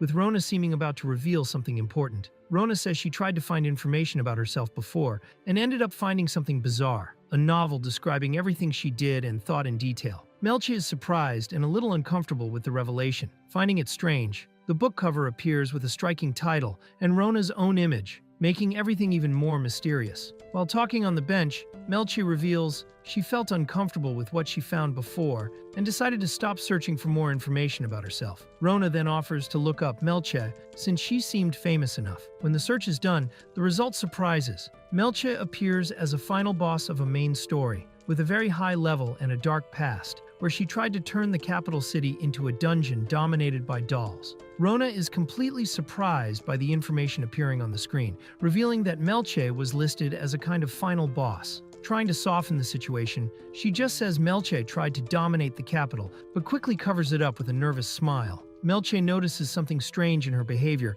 but Rona brushes it off, trying to hide the tension, while the atmosphere between them becomes a little more uncomfortable and curious. Although they talk about a possible domination of the capital, one of them makes clear she has no interest in that. Instead, she reveals she found something much more fun, several portraits of her friend. Curious, she is surprised by the style of the images and the intensity of the colors, analyzing the details as if it were something completely new to her. While exploring internet content, a blocked window with the notice R18 appears on the screen. Without understanding what it means, the girl questions the reason for the restriction. The other, embarrassed, says it seems to be something forbidden for under 18s. They get confused, trying to imagine why the limitation. In the end, they innocently conclude it must be something reserved only for adults, like a time capsule. The two continue chatting casually, and one of them says she is anxious to grow up soon and finally see the blocked internet images. The other replies with a discreet smile, saying she is also waiting for that moment. They agree to watch everything together in the future. Soon after, a third character approaches, calling them from afar. The boy returns and asks what the two were talking about so animatedly. They answer casually, saying it was adult talk, leaving him suspicious. Soon after, he remembers that the food stall contest results are about to be announced in front of the Merchants Guild. The three head to the place, one clearly nervous with the expectation. The contest result is announced, and to everyone's surprise, Rona and Konoha's shaved ice stall is the winner. The two are shocked for a moment, but soon celebrate excitedly, while applause and confetti fill the environment. While the audience joyfully celebrates Rona and Konoha's victory, Melche watches everything smiling calmly. She closes her eyes and seems truly satisfied, feeling proud of the result and what they built together. A few days after the stall contest, Rona wakes up peacefully, still relaxing after all the excitement. Meanwhile, she begins playing an RPG game, where a Oni-chan-style character appears determined to face a giant slime. Lying in bed, Rona enjoys playing on her phone and interacting with a virtual character. After completing a mission with the highest rating, she gets excited about the result. Delighted with the experience, she realizes how fun these social games are. While having fun playing, Rona recalls the exaggerated ads about social games, with promises of absurd prizes and unrealistic advantages. She laughs alone, remembering that, still excited about the experience. But suddenly, her expression changes. Something in the game seems not to be working as before, which surprises and confuses her. Rona is shocked to realize how addicted she was to social games, questioning if that was really more fun than real adventures. But the excitement lasts little. The game's energy runs out. Unable to continue without spending money, she faces the harsh reality that she doesn't have the same resources as the gods who bankroll everything in the ads. Rona realizes that depending only on social games isn't as easy as it seems. The game's energy takes a long time to recharge, and she begins to feel boredom hitting. Even so, she keeps dreaming of grand things, like spending rivers of money like the gods in the ads. But deep down, she understands there is still much to live in the real world. She wants to explore the capital, visit dungeons, and discover new paths. While a guy gets excited in the casino playing the slot machines until lunchtime, Melche, in another part of the city, prepares for an important event. She mentions she recreated some dishes based on internet recipes and wants Rona's opinion during a tasting scheduled later with the other girls. A few hours later, the girl leaves the casino excited, proud of her luck with the machine. With a smile on her face, she comments, "It was a good day." Noticing the time, she realizes it's still a bit early to go to Melche's house, so she decides to wait a little before heading to the tasting. While waiting, the girl remembers she had promised to make an offering to the goddess. Since she had free time, she decides to fulfill the promise. She prays aloud, trying to repeat the words correctly. The moment she finishes the phrase, a bright light begins to shine around her, revealing her summoning was successful. The girl gets excited to see that the goddess really appeared before her. With a smile, she runs to greet her and says she brought the promised offering, but the goddess remains silent, watching closely. Then, with a serious expression, she says she has been observing everything the girl has been doing, surprising the girl with the change in tone. The goddess reveals she has been watching the girl's actions for a while, evaluating who she really is. She says that on the previous occasion, she gave her the title of apostle without much thought, and that if that power had gone to someone with bad intentions, she would have been forced to intervene. With that clarified, she prepares to say something important, while the girl listens attentively and surprised. The goddess, visibly irritated, loses patience and scolds the girl, saying she has been going to the casino much more than she should. Meanwhile, the girl just laughs, as if not taking the scolding seriously, finding the situation funny. The goddess continues the scolding, outraged, to learn that even after paying off her debts, the girl ran back to the casino. She doesn't understand how someone can ignore the fact that the world is in crisis and still end up broke again. The girl tries to justify, saying her hands start shaking if she doesn't spin the slot machines, making it clear she is already addicted. The goddess finally recognizes that despite the excesses, the girl does not have an evil heart. She praises her dedication in bringing offerings, even though she finds it strange how much she surrenders to her own desires. Before leaving, the goddess warns that her appearances are limited, leaving the girl relieved to have been recognized positively. The goddess, with a cheerful smile, makes it clear she is more interested in the sweets brought as offerings than in any other subject. The girl tries to refocus and ask about the world crisis, but is quickly interrupted. The goddess completely ignores the serious topic and begs for the sweets, leaving the girl thinking about how scary desire can be. The goddess tries kakigori for the first time and is surprised by the taste, finding the sensation new and interesting. The girl, curious, asks if it is common among gods, but the goddess admits she had never heard of it. Trying again, the girl mentions tapioca, but receives the same response. The goddess doesn't know it either. The girl finds it strange that the goddess doesn't know tapioca, since she heard it is popular among the younger goddesses. The goddess, a little hesitant and with a forced smile, tries to keep up appearances, saying she actually does know it, even though it is clear she is just trying to cover up. The girl immediately believes what the goddess says and gets excited, convinced that what she saw on the internet was right. She concludes that the goddess not knowing tapioca is not so strange, since even in the world of the gods there must be many different countries, citing fictional examples herself to justify the goddess's ignorance. While the girl comments that she has not yet managed to recreate other divine foods, she mentions that her friend Melche is doing taste tests to help her. The goddess, a little embarrassed but excited, shows interest and asks if it would be possible to consider that tasting session as an offering as well, showing how thrilled she is with the food. Rona responds enthusiastically and accepts the goddess's request with a big smile. The goddess, satisfied, states that choosing Rona as apostle was the right decision and calls her the greatest apostle in history. The moment ends with gratitude, but the goddess comments that it is almost time to leave, leaving Rona a little confused by the sudden farewell. Rona thanks the goddess excitedly for the compliment and promises to work harder next time. The goddess, satisfied, makes a request for the next food, mentioning something Rona would be testing. However, before she can finish, she suddenly disappears, and Rona realizes, frustrated, that once again, she forgot to say something important. Rona almost trips while leaving, but manages to balance herself and celebrates the fact that she didn't fall this time. When she looks at the clock, she realizes she is very late and runs out desperately. Rona arrives in front of Melch's huge company building. A little confused, she observes the surroundings and wonders if she's in the right place, while two guards watch the entrance gates. Rona looks at the building more closely and realizes the place seems much more formal than expected. She feels a little out of place, wondering if her clothes are appropriate. Even so, she approaches the gates and speaks with the guards. One of the employees recognizes her immediately, saying they were already expecting her, which surprises her. Rona is guided by the employee through the company's corridors, still a little nervous. He mentions that the company president is waiting for her. Along the way, the man begins to look at Rona with curiosity, feeling he has seen her before. He can't remember exactly where, but is sure she looks familiar. The man bows before Rona, sincerely thanking her for bringing back his daughter's smile. Surprised, she asks if he is Melchi's father. He confirms but says he isn't sure he deserves to be called that. His expression shows regret,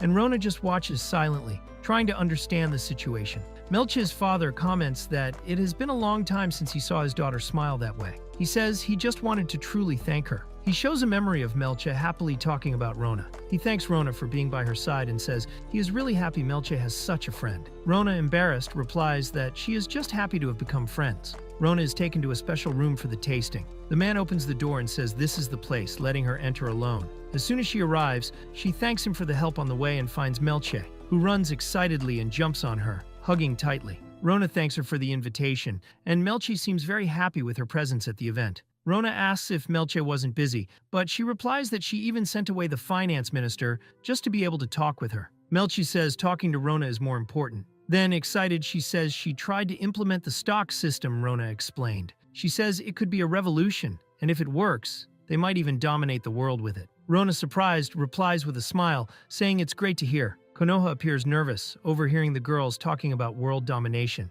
and asks them to leave that kind of topic for when he is not around. Rona is surprised to see him there, and asks what he is doing. Konoha then proudly reveals he is now working at Melchi's company. Konoha comments that the last few days were a bit complicated, but now he feels safer there, away from his country's problems. Melchi says he has been very helpful, and that it was lucky to have him around. He then says he had a lot of fun building the food stall with Rona, and feels that maybe being a merchant suits him better. Konoha thanks Rona for giving him an opportunity to work there, but before he can continue, Melchi cuts the subject and calls everyone to start the tasting. Rona agrees enthusiastically, saying she's starving, while Konoha jokingly complains that they are mean for not letting him finish talking. The three are impressed to see the food on the table. It looked exactly like the pictures Rona had seen on the internet: ramen, pizza, and a dish covered in sauce. Konoha praises the Dorland company for the perfection of the dishes. Rona is surprised by how quickly Melchi managed to prepare everything so well, and says she is happy to have shared the recipes with her. Melchi warns that the ramen must be eaten quickly before it gets soggy and tries to hide her shyness. Konoha notices she is blushing and teases her, calling her president. Irritated, Melchi responds coldly, applying an immediate punishment, a 30-year salary cut. During the tasting, Konoha doubts how to eat ramen and ends up trying with his hands. Rona is startled and tries to correct him, saying ramen is eaten with hands, but it was about another dish. The situation turns chaotic. Konoha burns himself, and Melchi starts casting healing magic. In the end, she recommends something more practical: a spoon and fork. Rona tries the ramen with spoon and fork and is impressed, saying it is much tastier than she imagined. She thought it would be like ordinary noodles, but the taste is completely different. Meanwhile, Konoha is also surprised, saying it's the most delicious flavor he has ever tasted. They comment on how delicious the ramen is, even though it is only a prototype. Melchi says even the chef was impressed with the result. Konoha compares ramen with pasta, explaining there are many variations and different toppings. In the end, they all finish eating satisfied and thank for the meal. After the meal, everyone is satisfied and comments on how delicious the dishes were. Each had a favorite. Rona liked everything. Melchi found the pizza addictive, and Konoha was moved by the curry. They also remember a special effect that appeared when 4 people cooked sincerely. Although they are not sure if it was real or not, they talk about the food, saying it might be good to create a milder version of the dish, with milk or honey, since some can't handle the spice. The tasting session ends with everyone satisfied. Rona, even without fully understanding the conversation, was happy just to have eaten something so tasty. In the end, the group talks about wanting to recreate things beyond just food. Rona takes the opportunity to ask for the leftover prototypes of the food, wanting to take them home. Melchi allows it, but asks her to get opinions from other people as well. Rona agrees excitedly, saying she will pass it off as a new product. Using her magic to store everything, Konoha is impressed by how much fits inside, and even more so for keeping everything fresh. Rona says excitedly she can take as much as she wants since she uses an item box. Melcha comments that any merchant would envy something like that but worries about the quantity. Suddenly, the box reaches the 100 item limit. To her surprise, Rona realizes she already filled it and begins to wonder if 100 slots is really a lot. Rona thinks that, despite being lucky to have an item box, she still finds it strange to fill it so fast just by storing many different types of items. She realizes she can store 1,000 units of a single item, but even so, the box is full. When the others realize something is wrong, she explains the item box is full. Melche confirms if that means the space has reached its limit, and Konoha reminds her that an item box stores things in a kind of subspace. Rona asks if she can remove some items from the item box to free up space, and Melchi allows it, as long as it's not something that causes mess. Rona thanks her, saying many places don't accept certain types of items, so that would help a lot. Melche even offers to buy some, and then asks if Rona has magic stones, since the demand has increased due to mana scarcity. Rona confirms she has several. Rona shows the magic stones that were taking up space, and says she already intended to sell them. When asked what kind of stones they are, she mentions naturally that they are from extremely rare creatures, the Apocalypse Dragon Ragnar Dek and the Primordial Water Crystal Eve. This shocks the other two completely, who freeze at the revelation. While the two still try to process the rare magic stones, they realize Rona might be absurdly strong, since she also uses expensive equipment. One remembers having seen a strange title on her status. Rona, not fully understanding the surprise, asks if they would be interested in a dungeon core, as if it were something common, leaving the two even more shocked. Rona reveals she really cleared a dungeon and brought its core as part of an exam for adventurers, as if it were something simple. The two are completely stunned, unable to react properly. Rona comments that the core takes up space in the inventory, and since no one wants to accept that she sell it, she thought of doing it anyway, which leaves one of them shocked, saying that's unthinkable.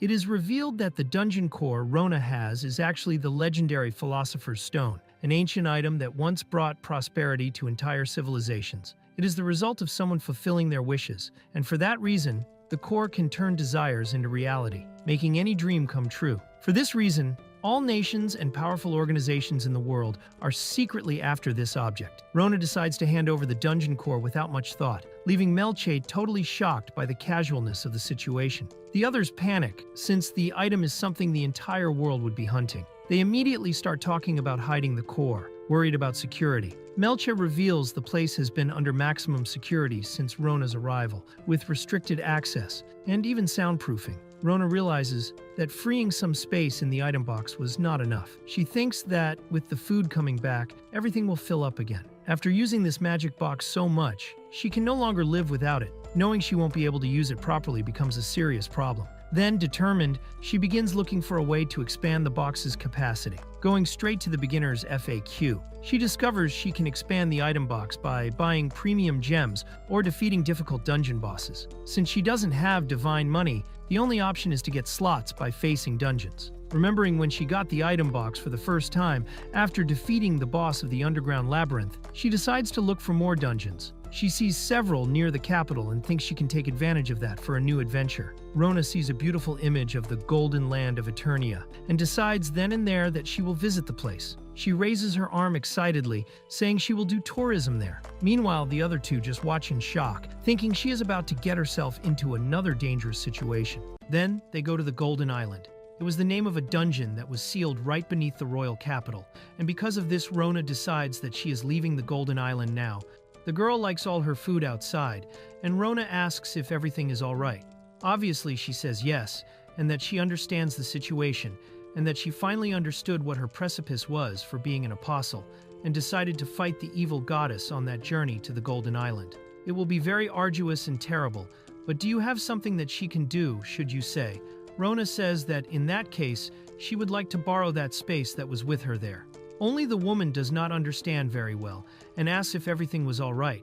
Then Rona says that everything was fine, and decides to take 1 step, 2 steps, until 17,142 remain. And the girl asks what Rona was doing. Rona quickly tells her to stop at that moment, because there was an invisible barrier. He and the girl hit that barrier hard, wondering what was happening. Rona explains that it was a mystery, but the woman's was something that could be spoken. So after counting 128 steps, Rona stops saying that it was there, and the invisible walls were well placed as it seems a good place. It was perfect. Immediately afterwards, the woman says that the oracle's limit was about to end. Because of this, the girl says that it was perfect, and that now she would be leaving for the Golden Island. She does not understand very well, and always the protagonist starts to fall. Until then, she activates her wings.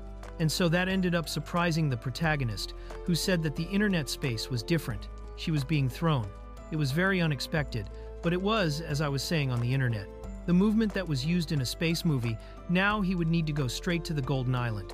In that case, remember that there was a magical teleportation circle nearby that connects directly to the Golden Island. But something catches the protagonist's attention, who when looking forward ends up cleaning her eyes, you asking if it was a mountain or something like that.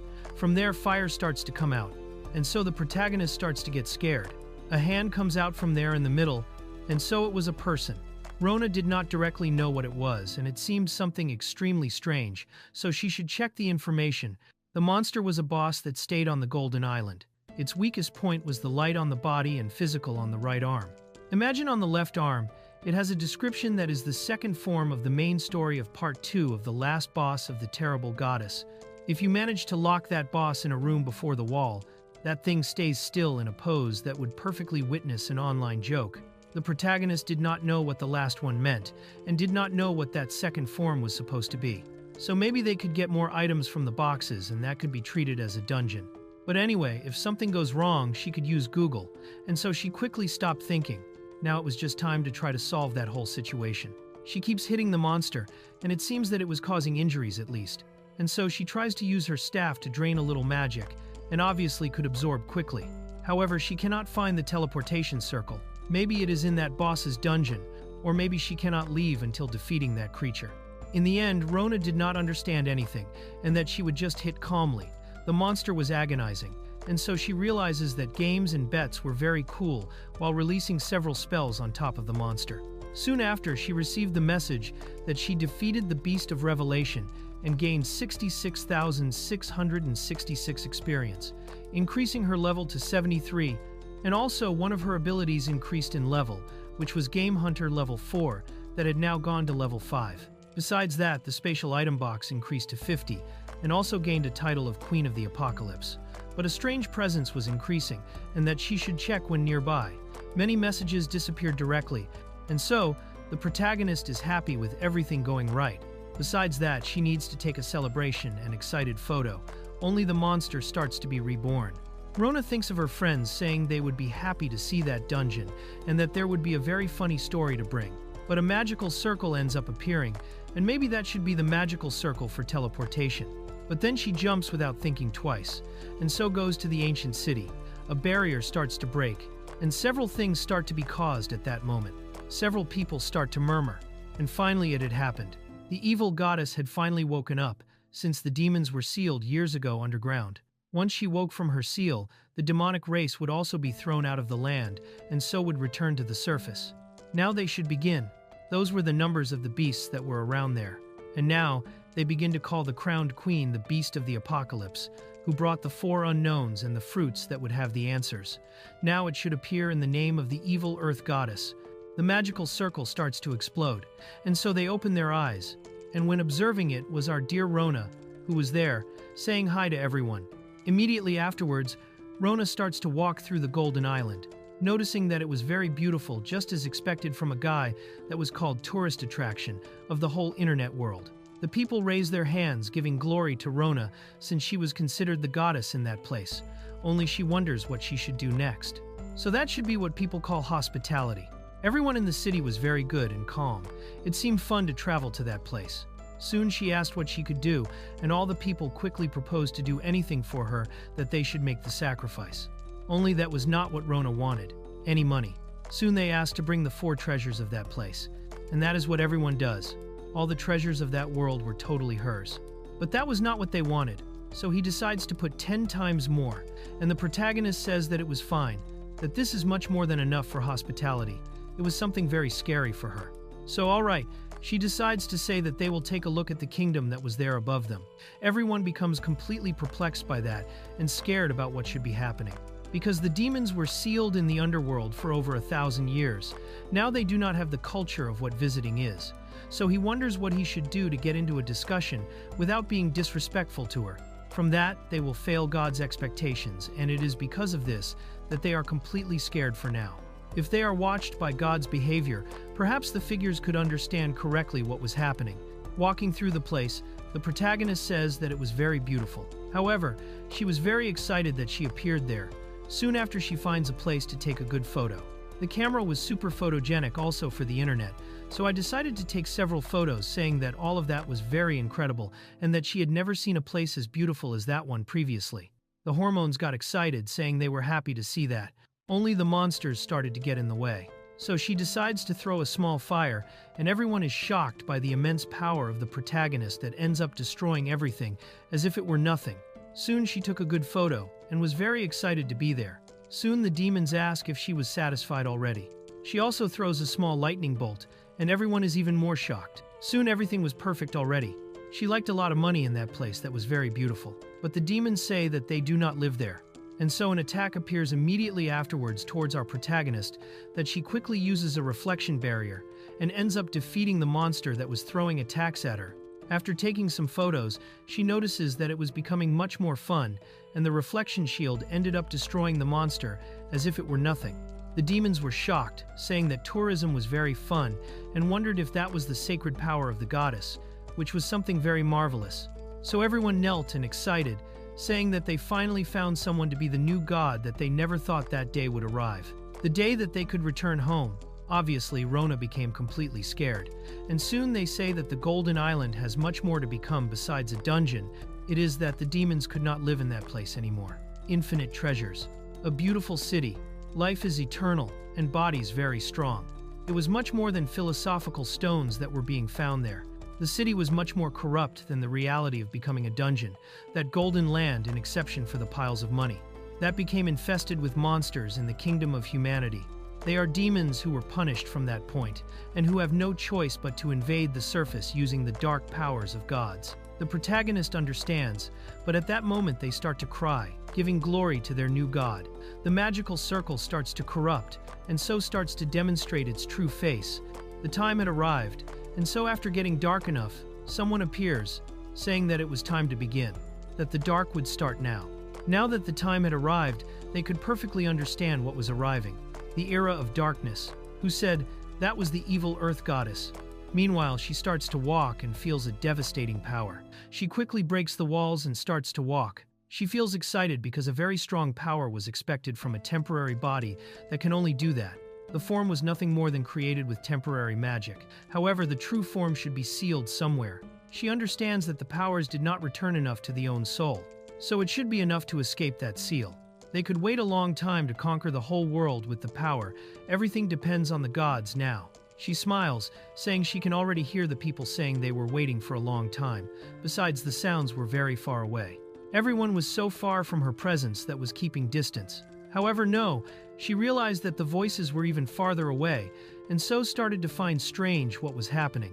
There was no one there around, and so she was sure that she was sent to revive just as the professor had said. But no one was waiting for her yet. Something was out of the ordinary. She heard that the area was very well lived, and the Golden Land was the only temple that would leave the people to the monsters and all their food. However, they do not know where the demons went. They are only hearing that they were very excited about a certain god, so the true goddess wonders what was happening. She was right there. Only then she decides to run to open the door and verify what was happening. The protagonist was there, celebrating with everyone, and so the true goddess became completely lost, not knowing what to do. They say that their goddess is the best, and immediately the true god points to the protagonist and asks who that woman is. Obviously, the protagonist was not understanding anything, and soon the demons asked who that mysterious person was who appeared out of nowhere. Her presence was very radiant in front of them. So immediately afterwards, she approaches the protagonist, who asks who exactly she is. And the woman says that she is the evil earth goddess who was supposed to be perfect. The demons start to get irritated, saying that she is not, and she was trying to use the tone to try to be the evil goddess. But she was impressing someone, which was terrible. She could be a mega girl, that no one would be forgiven at that moment. Immediately afterwards, she wonders why that was happening. She was the evil goddess, and the true evil goddess. Only the people start to say not to be fooled by that person, and that there is nothing for him to fool him at the moment. So when they decide to take a real look at the power, they realize that Rona had much more power than her, so they start to laugh. The evil queen asks why everyone was laughing upon visualizing her power. But wait, God there explains that that was just a temporary body, and that her true form was much stronger. You were exclaiming that you were stronger than that person was. Everyone wrong, but that was very debatable. Immediately afterwards, using these demons, end up saying that it was simply to look at Rona, knowing that she is the only true evil goddess in that place. The true goddess starts to cry, asking how the situation ended up that way. Soon the protagonist wonders if her name is not Evil Goddess. Obviously all the demons started to get confused, wondering if she was or not the true one.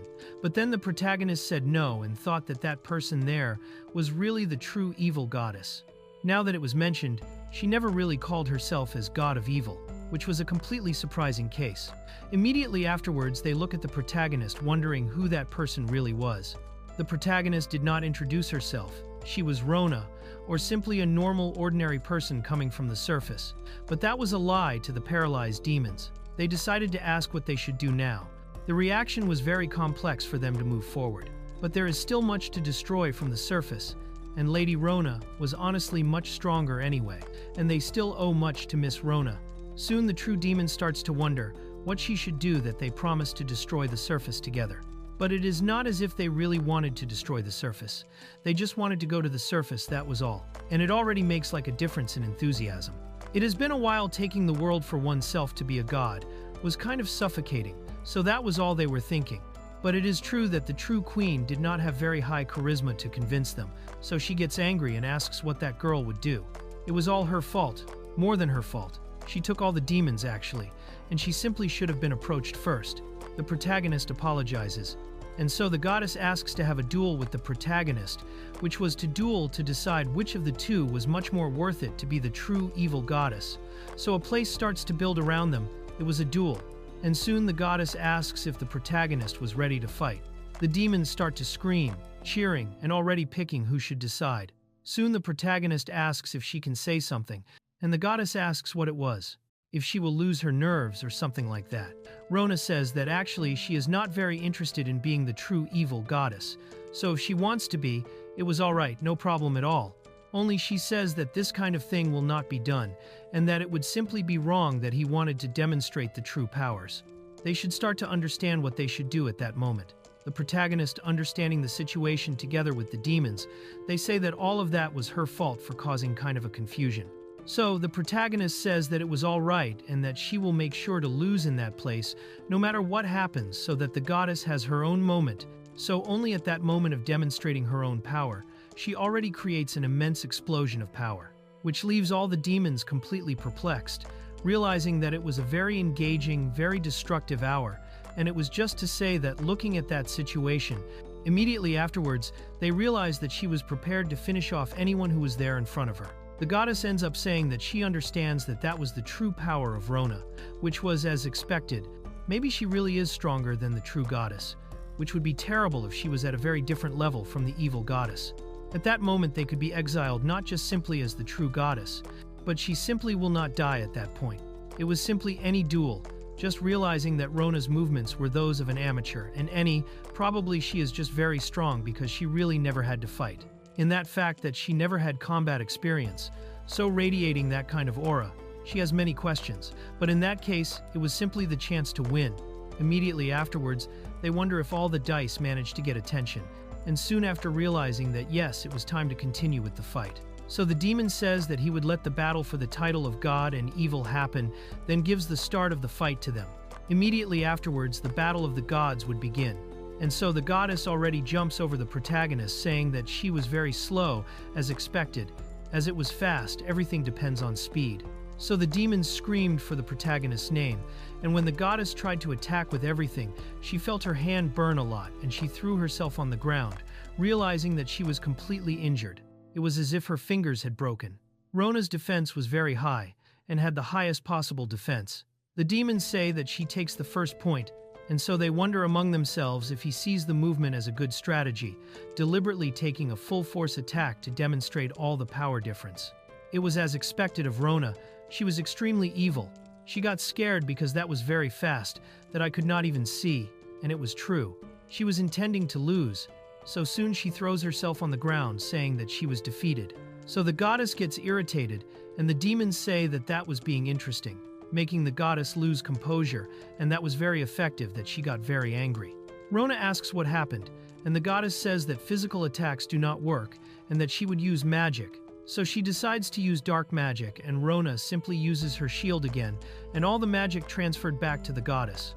Rona apologizes, saying that she used the reflection magic without thinking properly. So she says that that was totally cheating.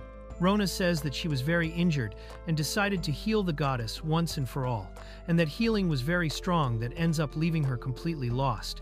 That was not working. Maybe she would use a secret potion. So she takes a secret potion and throws it with everything at the goddess. It was simply miraculous there, and deliberately, the tournament with healing magic was really very terrible. It was as expected of Rona, who was very angry. So the goddess throws herself back, saying that she would not let herself be healed anymore and would use the most powerful attack possible, the dark magic of catastrophe.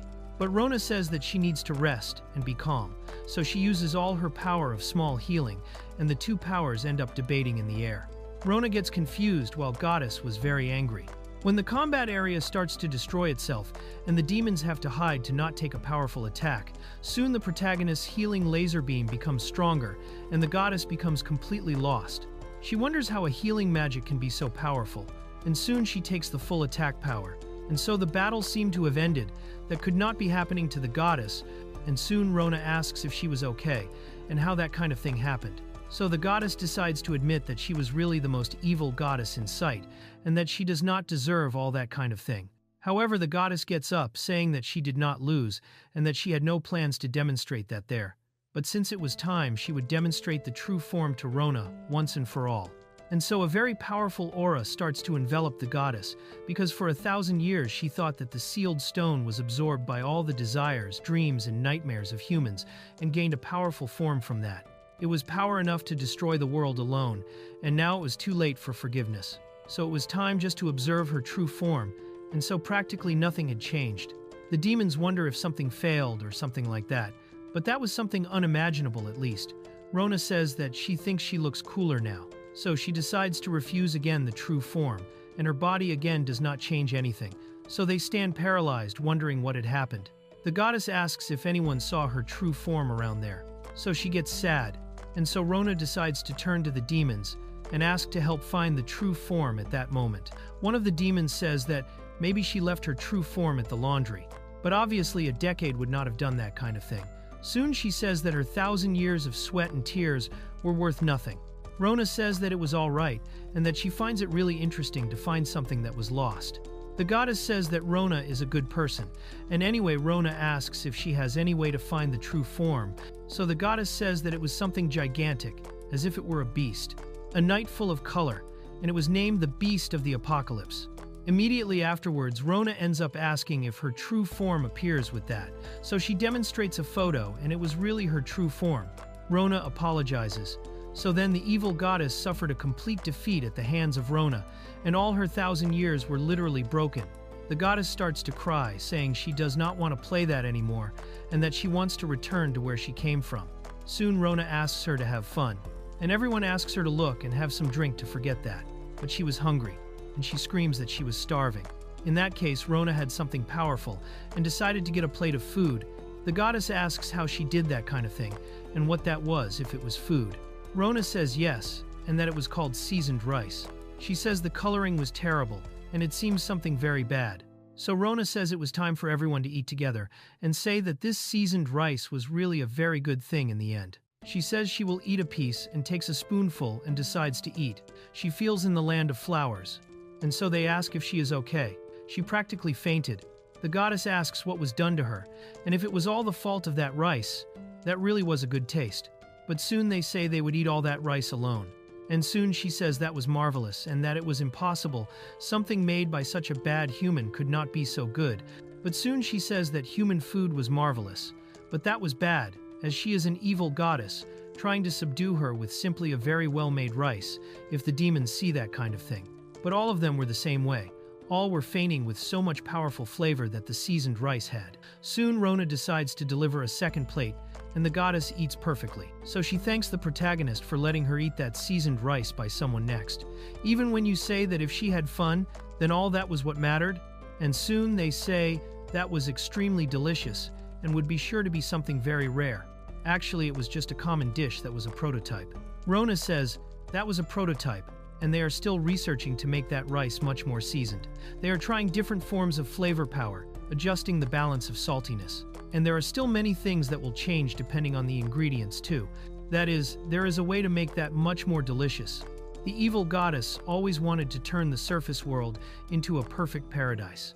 When she was the earth goddess, the humans were carried away by poverty and fought constantly. However, she forgot that everyone was full of power, and that the world would become powerful.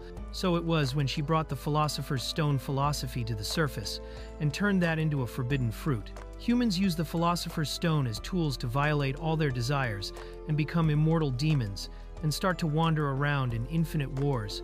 Eventually those wars are locked by gods, and she says that was very ugly and that humanity should disappear to become an evil goddess.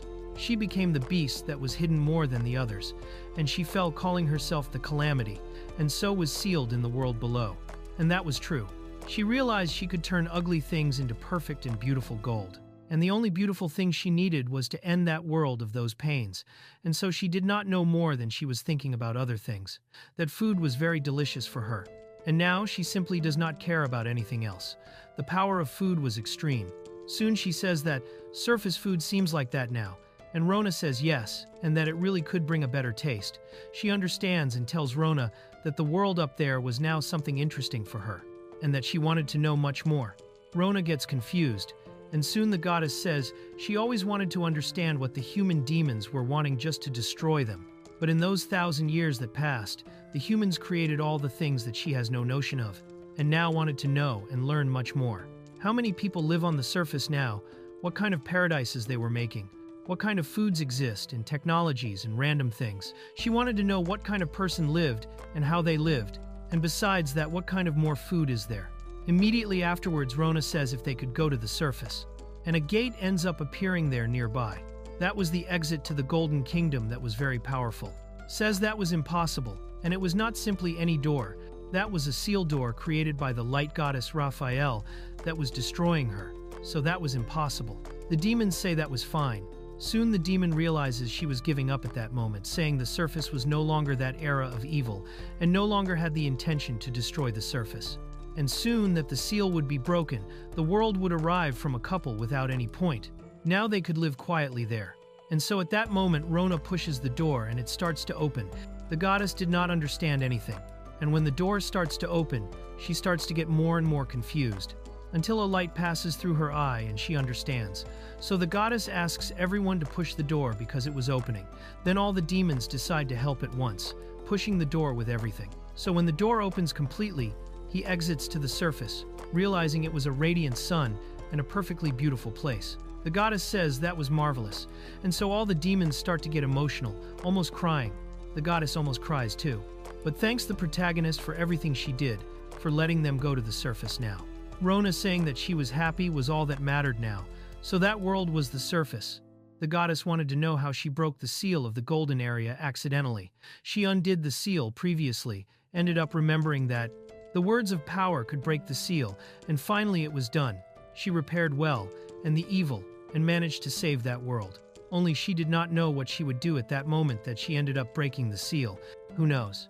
Next, she has a return wing item that could let her leave at any moment, and so she could simply just leave there.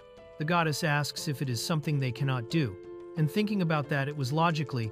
Soon, Rona asks if there is any problem. Technically, she is an evil goddess, and if she demonstrates herself in the royal capital, could cause a big problem.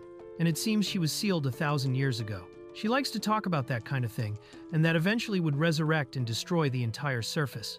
Rona says she understands, and says he was the price for fame, so it was a little interesting. At least she could talk with the king of humans. In that case, Rona decides she will talk with a king perfectly, and that says the evil goddess is no longer evil. Soon she asks if she could really talk with the king, and Rona says yes. She ends up forgetting she had a necklace given by the elf queen. And it does not matter much more if it was reality or poverty. For some reason, anyone can enter the royal castle for an audience and talk with the king simply as they wish. And on the internet, it was what had said that kind of thing, so it could be calm and talk with him. The goddess says they caused many problems, and asks what kind of thing could be given as a gift for an apology. Rona ends up remembering that on the surface, there is a culture of you gifting people with precious stones, which was considered the apology stones. And there is still a variety of rarities that could be of another form if you do not want to give a stone, could cause many problems if not dealing very well with the manners. Soon she says she does not understand very well what the humans of the surface think. But yes, in that case, give some gold gems to her. So Rona says she would be leaving. Then she decides to give a quick trip straight to the capital and she teleports. The goddess gets lost, saying she casually can spend a heap of mana and asks if she is okay. Soon at that moment, someone arrives at the Majesty, saying he has an emergency and that a mana signature appeared in the royal capital, and he wonders what was happening. Soon they ask if it is really the same mana signature that was captured months ago. And it really seemed, so there was no time left. They had to find the great prophet that kingdom would prosper. In that case, they should find that mana point as quickly as possible. But about that, it seems that mana point was seeming inside the castle. So it was to alert the defenses immediately and ask where everyone was. Immediately afterwards, the knight says the other knights, they were not managing to deal with the situation. And soon the king wonders what was happening. That piled up mana presence could perhaps be the evil goddess who was resurrected. The resurrection of the evil goddess would be a historical problem for the kingdom and all its function. If she resurrects, they immediately would subjugate her. That is the reason why that country exists, and the mission, if passed from family for generations and generations, and day after year, they were waiting for the resurrection. They perhaps could not make it in time, and everything had ended there. Soon, who appears, is the protagonist, and she gets excited because after we return to a time, she ends up teleporting to the castle directly. And soon she sat on the throne, and someone ended up kneeling before her. Soon she wondered what was happening, and the Majesty was there in front, because he did not want to die. The knight asked about what he was talking about, but it is that actually he wonders what kind of monster was brought to the castle to retract that kingdom. Soon the knights think that actually who was betraying the kingdom was the Majesty himself, because more important, the girl who most mysteriously appeared was the great prophet Rona. The two wonder what was happening and if it was serious. That was simply to look at the necklace that was on her, was the necklace of the elf queen. And soon he gets up asking why she was looking at that castle. Soon she says it was an experience of the king, which was very fun. And so next asks if she could have that forever. Understanding the situation, the king ends up thanking her for attending, and that he heard many things from the elf queen, and that he was very excited for the family that was really saved by the protagonist. And in the middle of here, the kingdom ends up thanking her. The family already placed many suspicious aspects about them, and never imagined it would be ruined there. Soon, when they started to interrogate them, more crimes were appearing, and that was disrespectful. The protagonist ends up apologizing for her family causing so many problems, but soon the king says she has no responsibility at all, and that he heard quite a lot about her. After all, the family really did something dumb, and seriously thinking. Those fools were planning to take the great prophet to another place. In the middle of that, he asked why she was appearing there, and what had happened. Rona says she remembered, and that came to deliver a message directly from the evil goddess. The king ends up losing his composure, and soon the protagonist says that in the middle of that, the evil goddess ended up losing all her power, and she no longer has the intention to destroy the surface of the world, and she asked to the surprise of none that she would demonstrate herself to not interfere in her vision. The king asks if that was all she was saying, and that it was hard to believe, and in the middle of that, as she caused many problems, she ended up delivering many apology gems directly from the evil goddess. He wonders what those gems are, and that each one was a national quality treasure item, and asks if the Golden Kingdom really has that kind of thing, and that strangely would fix all the financial crises of the kingdom. And in the middle of that, they do not know if it serves as proof, but she ended up capturing the real form of the goddess that was written on these surfaces. He does not understand the situation, and if it was really true, the evil goddess no longer wants to fight. The protagonist says yes, and he ends up understanding a little the problem of the evil goddess, returning without anyone perceiving that and thanking her with apology stones. The financial problems of the kingdom would be resolved immediately. In that case, there is only one thing to do, They decide to raise a festival, and so it is done. They thank the protagonist a lot, who, honestly, they did not have many rumors that the Great Prophet was really a very interesting person and was exactly as the Elf Queen had said, that she was truly a savior. Obviously, the protagonist does not have the slightest notion of what was being said at that moment, and so the king asks for her to end up getting excited with the festival, and could bring the evil goddess too, because she could be friends, and that is what she does. She ends up bringing the evil goddess to see that festival, and soon, she wonders what was happening there, very excited while eating various foods, realizing that all of that was very delicious, and soon they could go to a casino later, so they go to several mini-games, end up taking many photos using many glasses, using many masks, and in the middle of that was the evil goddess who came to bring the entire apocalypse. She heard from the protagonist that humans eat a lot of seasoned rice, and that they should offer more to her. Rona asks if something is wrong, and she says no, and that really does not think she could have gone to the Golden Kingdom and really returned on the same day with the evil goddess, and that she was very interesting. The surface of the world really was very fun. Time passed in a blink of an eye, and it was really that the goddess asked Rona if she really had one more favor she wanted to ask. Ah, yes. The protagonist ends up introducing herself to her other friend, saying that today she brought the evil goddess. Obviously, the girl likes all the tea at once, and she starts to cough. It was the light goddess who was there. And soon she wonders how she arrived at that place, and that really she no longer looks like an evil goddess is more important. She asks Rona how she can bring a thing like that into that space. Immediately afterwards, the evil goddess said she wanted to talk with the sun goddess. So I think it would be very good to do that kind of thing. The evil goddess ends up apologizing for everything she did until now, and talking with Rona made her remember and realize that she no longer needs to destroy the surface. The light goddess ends up being very perplexed, saying how she could bring that kind of thing since she was sealed. Obviously, the goddess was completely surprised, and that really went out until finding by her nose. Soon the light goddess asks about what she was laughing at, and so one gets serious, and then the evil goddess apologizes. The light goddess ends up saying that if she returns, it is all right. It is that she no longer has ideas to avoid fights at that moment, but that it was not to make her worry again. So the girl apologizes, and that they could do things as they were in the past. But the light goddess starts to cry, saying she was really very happy that she returned. Soon the darkness goddess says she has no notion to cry, but that she was very happy actually. It is that now they could end up dividing the work that was all thrown on top of her. Obviously the girl is perplexed by that. And that in the middle of that, just for her being an evil goddess, ended up bringing a lot of work for the goddesses on Earth, and that it has already been 1,000 years that were thrown on top of her. The girl is perplexed, saying it is not that she is an evil goddess, and that she no longer wants to work. So she starts to laugh to escape, but that it was already bad, and that there is already an invisible wall there. Soon she wonders what that space was, and apologizes to the protagonist that it was time of the oracle session. But soon the protagonist looks directly at the light goddess. She was almost crying, and so they are teleported to the city, and soon what was there was a statue. So the evil goddess says it has already been 1,000 years since they last saw each other, and that she should be more gentle. And soon she asks Rona to say if everything was really done, and that she thanks the protagonist very much for everything she did. The story goes on to explain that in a world dominated by technology, the population has surpassed 8 billion. Towering skyscrapers dominate the cities, rising like spears towards the sky.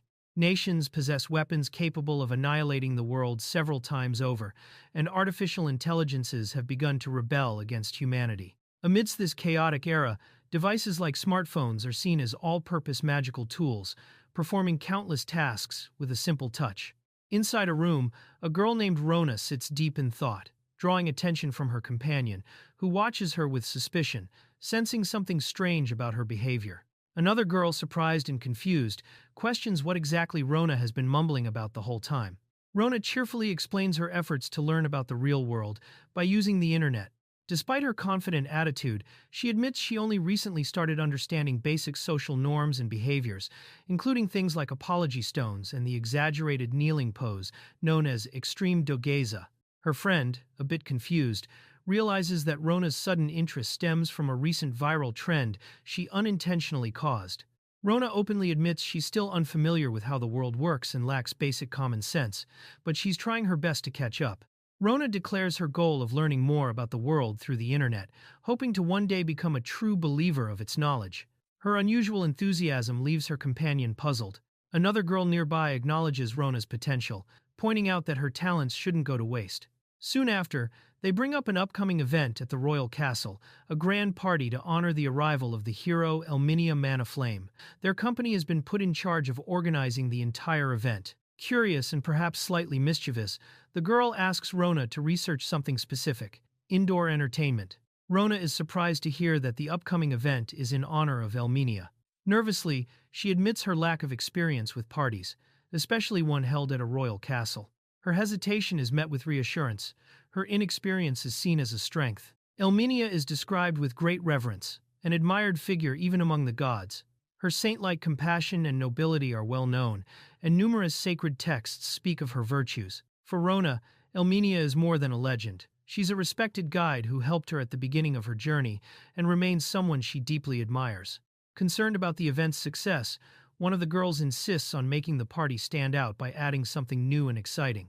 With celebrations becoming repetitive and dull, there's pressure to avoid damaging the company's reputation. The plan is to tap into the internet for fresh, modern ideas. Rona, now motivated by her admiration for Elminia, accepts the challenge with confidence. She's determined to use her newfound knowledge to design a party that resonates with the current generation. Meanwhile, one of her companions quietly grows uneasy about what kind of event might result from that enthusiasm. Elminia arrives at the venue, overwhelmed with pride. Laughing triumphantly, she basks in the attention as the crowd parts for her. With arms wide open, she declares her status: the elite has arrived. As she steps into the royal castle, Elminia reflects on everything she's been through. Once just a proud village girl, her life took a wild turn. Her workplace collapsed, she was hunted by enemies, and her dress no longer fit, forcing her to hit the gym. She even became a hero targeted by the demon races and Rona Hermit. But now, standing tall, she sees herself as someone who turns every setback into an opportunity. Elminia dreams of cementing her place among the elite by winning over the royal palace during the party. Her goal is to climb high enough to avoid ever stepping onto the battlefield again. Overwhelmed by how flawless her plan is, she jokingly considers apologizing to the world for living such an ideal life. Confident and smug, she embraces her too elite status without shame. Standing before the grand doors, Elminia prepares to step into her moment. Despite the chaos she's faced, she sees this as the true life of someone blessed with A-rank skills. With confidence, she declares the start of her elite legend. Her rise begins now.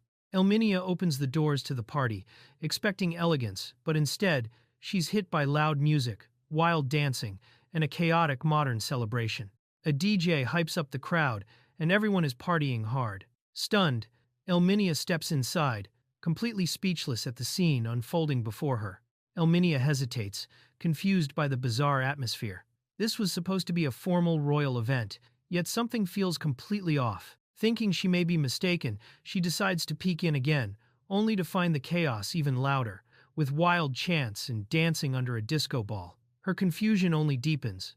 Elminia starts panicking, questioning the surreal scene unfolding before her.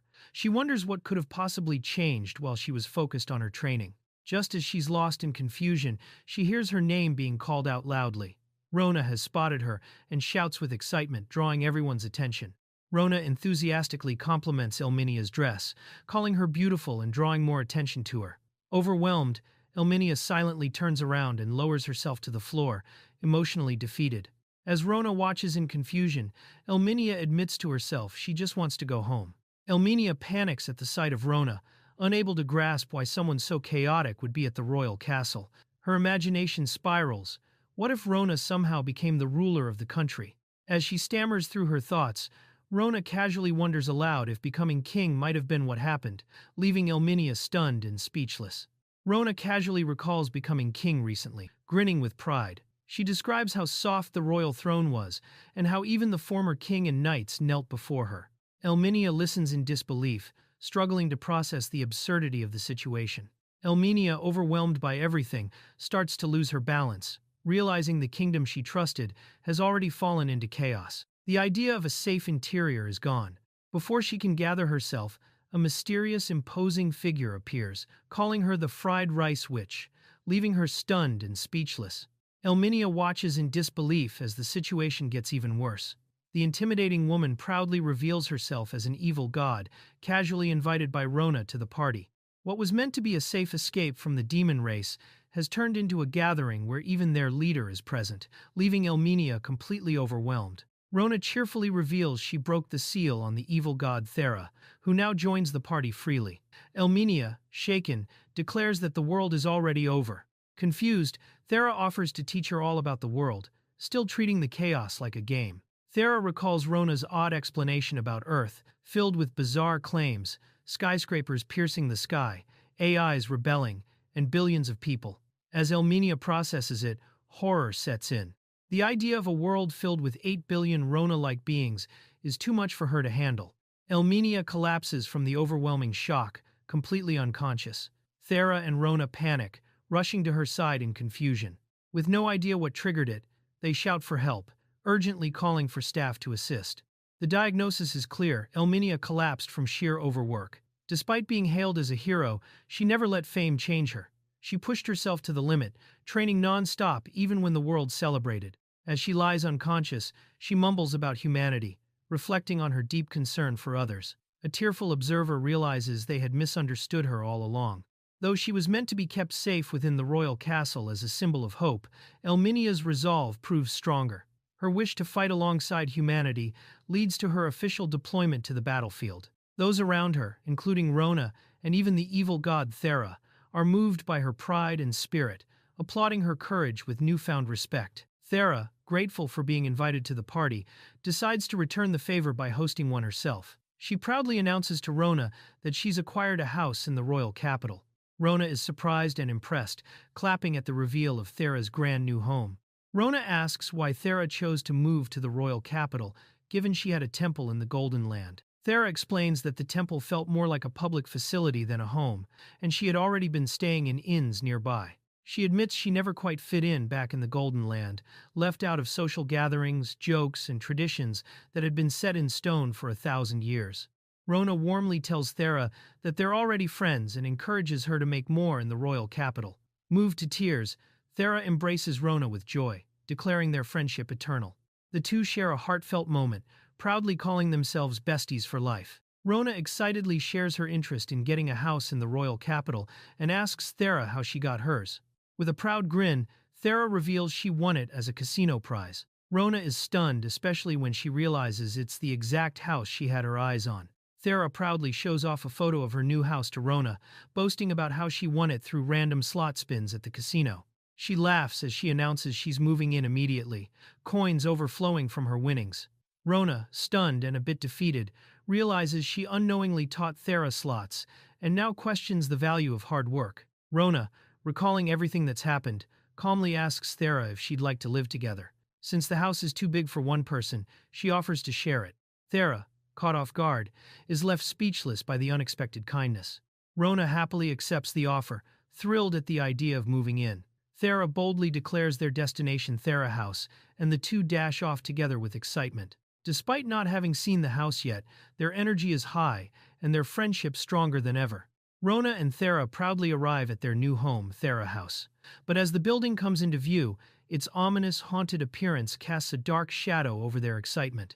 What was meant to be a fresh start now looks more like the start of a horror story. As bats swarm the skies and eerie noises echo from the mansion, Thera shivers in fear, horrified by the haunted vibe of their new home. Meanwhile, Rona beams with excitement, completely unfazed, calling it a dream come true. Thera, in disbelief, questions if Rona has lost her mind. Rona notices Thera's sudden change in attitude and questions her fear. Thera panics, convinced the house is cursed and full of ghosts. When Rona realizes what's going on, she bluntly asks if Thera actually believes in ghosts, leaving Thera defensively, trying to justify herself. Thera insists that ghosts are real, growing more flustered as Rona stares at her blankly.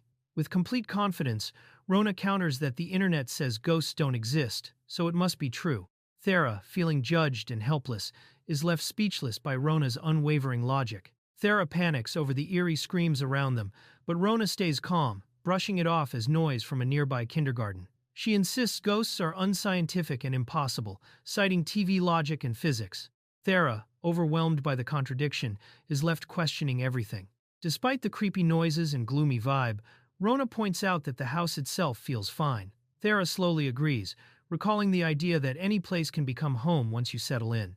In a flashback, she's shown at a real estate office, awkwardly listing her job as evil god while searching for a property. Thera's attempt to integrate into normal society doesn't go well. She gets rejected from the bank due to her non-existent income, suspicious address, and bizarre job title. At a job interview, she's immediately judged for her horns, massive resume gap, and useless-sounding powers. Every effort ends in dismissal, no matter how confidently she walks in.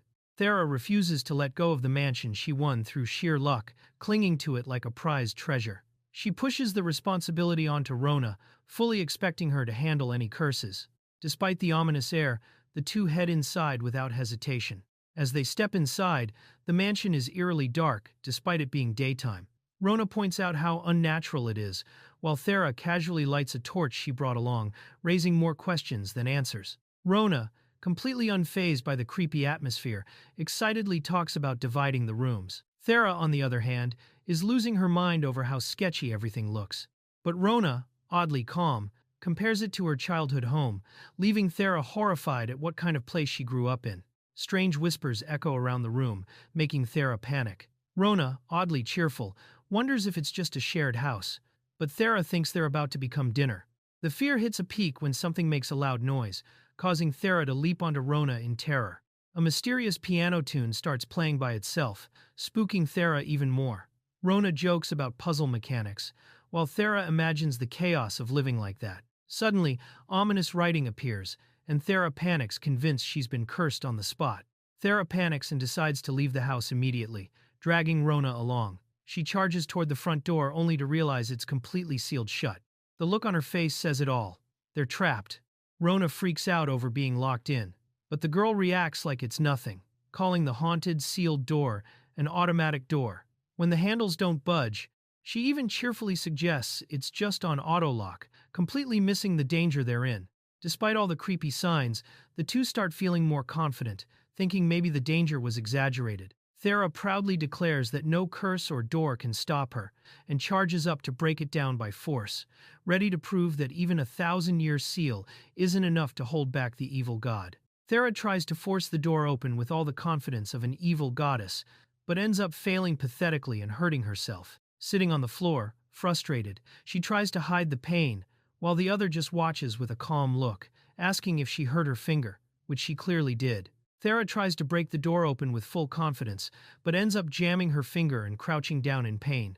While she silently suffers, Rona casually checks on her and wonders if the damage is severe.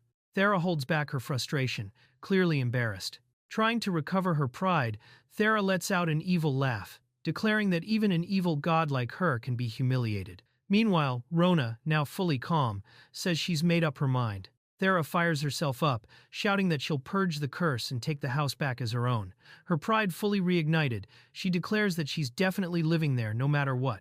Rona, caught off guard by the sudden shift, nervously agrees while pointing at something with surprise. Rona discovers the truth. The house is actually a high-difficulty dungeon from a casino prize exchange, plagued with bugs and zombie monsters.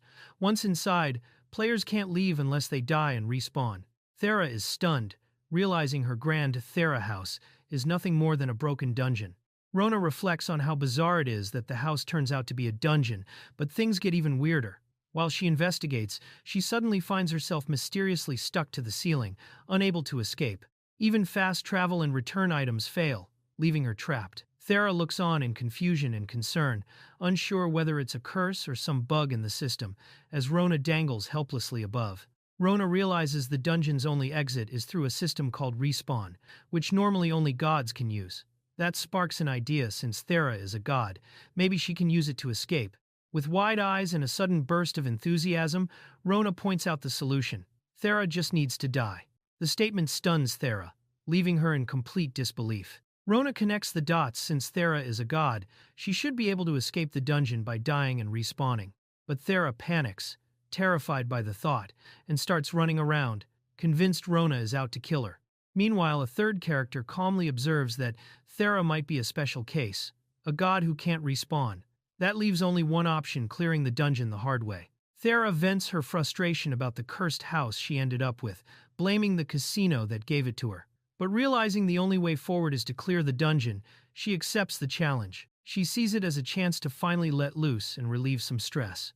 With her motivation fired up, she declares that she'll clean out the dungeon and reclaim her Thera house. Rona supports the idea with a smile, glad to see her on board.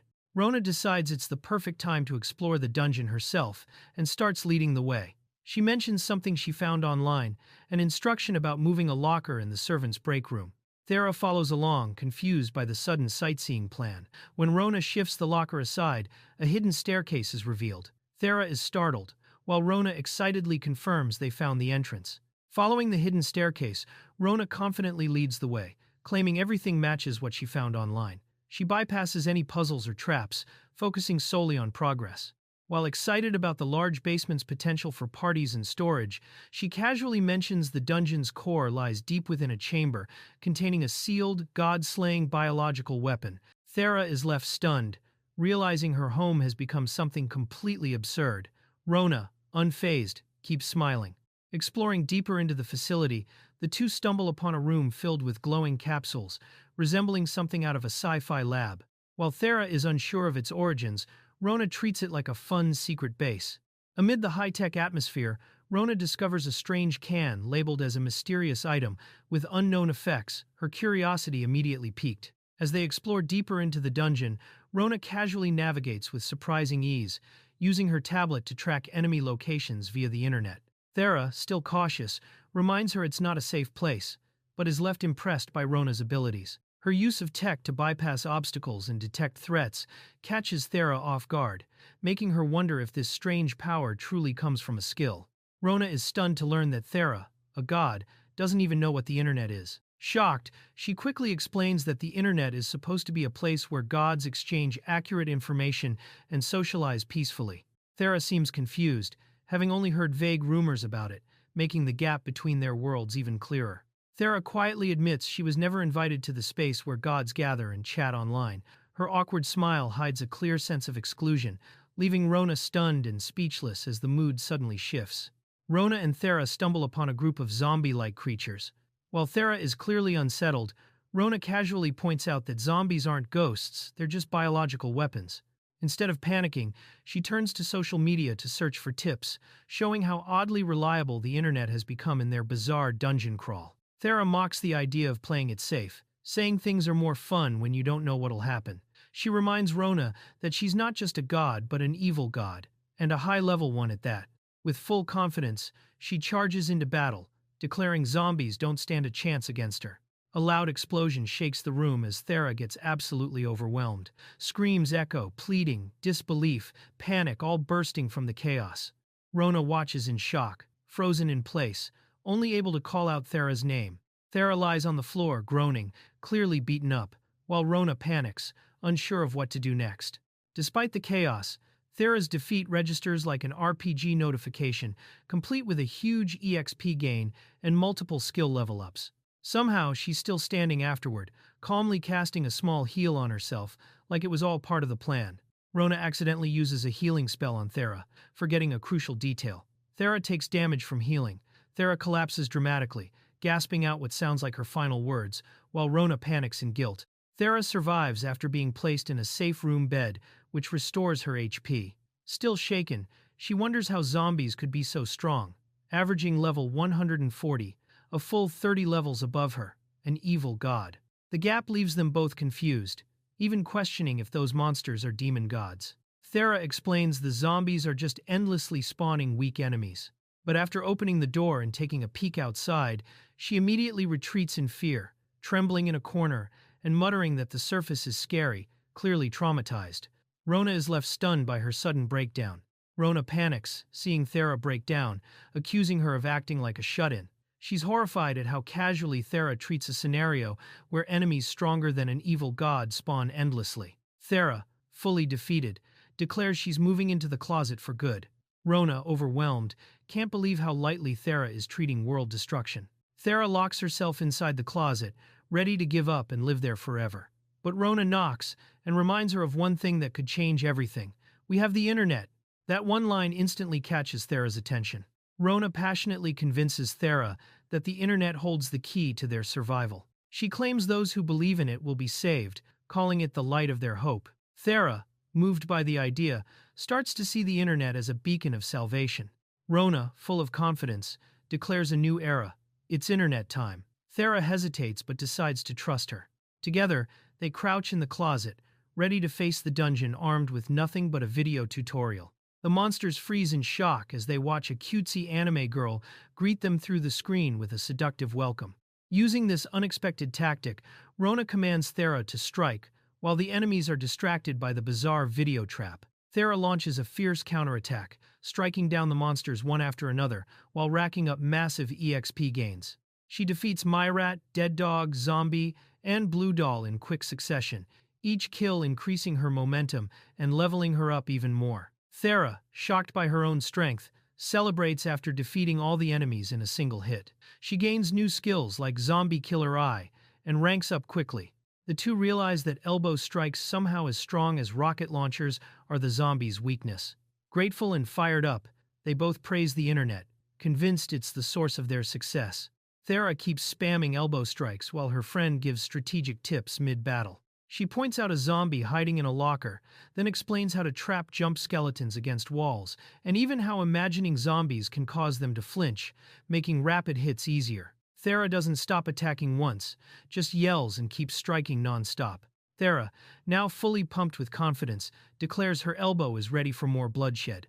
Meanwhile, Rona calmly lights up anti-monster torches to stop enemies from spawning. She had made a bunch of these during a past event, but they were just sitting unused in her inventory. Turns out, this is the perfect time to finally put them to use. Rona explains how the torches are both a light source and a way to stop extra monsters from appearing. Thera, hyped up by her earlier success, declares that no zombie stands a chance against her elbow. But as a shadowy figure approaches with a menacing laugh, Rona's cheerful expression fades, her eyes fix on a large blade. Something far more serious is about to enter the scene. Rona and Thera spot a towering, hooded figure wielding a massive blade. Rona hesitates, realizing this monster is far beyond the usual enemies. But Thera, unfazed, grins with fiery confidence. She mocks the creature, ready to take it down with the same move as always, her elbow strike. Without fear, she charges straight at it. Thera's elbow lands with full force, but the hooded monster doesn't even flinch. She freezes in disbelief, realizing her signature move failed. Rona casually points out that this enemy is immune to elbow strikes, leaving Thera shocked and completely unprepared. Thera panics as her attack fails completely. The monster doesn't budge, and with a terrified scream, she bolts in the other direction. Chaos erupts as she runs straight toward Rona, yelling her name in desperation, while Rona pleads for her not to drag the threat along. As the Grim Reaper charges at them, panic spreads. Thera and Rona scramble in fear, yelling over each other. Just when things seem hopeless, a burst of light erupts, blinding the Reaper completely. Clutching its face in agony, it screams about its eyes, giving the girls a sudden chance. Exhausted and shaken, the girls catch their breath after barely escaping. They haul each other to safety, grateful the flash trick worked. Rona silently thanks the internet for the life-saving tip while Thera slumps in relief, thinking she was done for. But just as things calm down, the Reaper slowly rises again, still burning with rage. The two girls panic as the Grim Reaper keeps chasing them. A screen flashes up with its identity. A level 200 monster with no weaknesses, classified as an unstoppable biological weapon. Thera confirms their fears, it's basically unbeatable. Despite the dread, Rona stays sharp, planning to stall for time while keeping her nerves in check. As the terrifying monster advanced, Rona cast a fire attack, engulfing the dark figure in blazing flames. The heat roared through the hall, swallowing its target in a pillar of fire. Watching from a distance, Thera's eyes widened, unsure if the attack had finally stopped the creature. Despite being engulfed in flames, the monster remained completely unfazed, continuing its pursuit. Rona and Thera froze in disbelief before snapping into action. With panic setting in, Rona grabbed Thera and led the charge down the hallway, deciding escape was the only option left. The girls hit a dead end, but Rona quickly entered a specific button sequence to open a hidden door.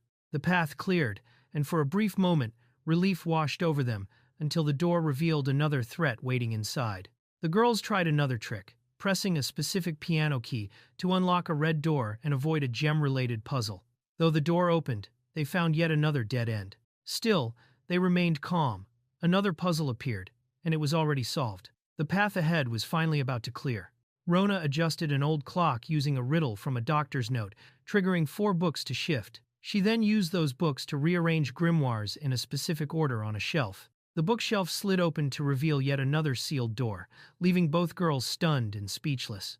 Overwhelmed and frustrated, Thera snapped, shouting about the ridiculous number of puzzles they had to solve. She couldn't understand why something as simple as opening a door needed this much effort, calling out the lack of practicality in the so-called security measures. Rona regained her composure and guided them to the next room, using a code she pieced together from torn pages. Though they hadn't cleared all the required conditions, the door still opened. Inside, they discovered what appeared to be a hidden room meant to reward those who reached it. Inside the reward room, the girls found a treasure chest. As they opened it, both were stunned. Whatever was inside had a bizarre shape neither of them recognized, leaving them confused and amazed. Inside the chest, they find an unexpected item, a semi-automatic shotgun. One girl is thrilled, calling it an advanced weapon like an evolved crossbow. The other is baffled, questioning its origin and power, only to be told it's something shown in paintings as a tool of the gods.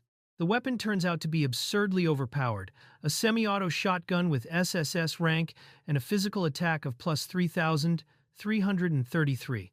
Compared to other strong weapons they've seen before, it completely breaks the scale. One of the girls is stunned, thinking the dungeon's already won just by getting it.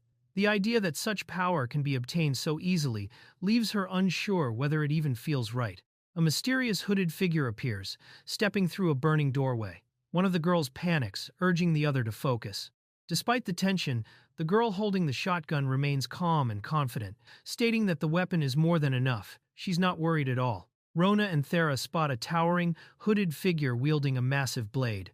Rona activates her shotgun skill, full throttle, instantly boosting her speed by 40%.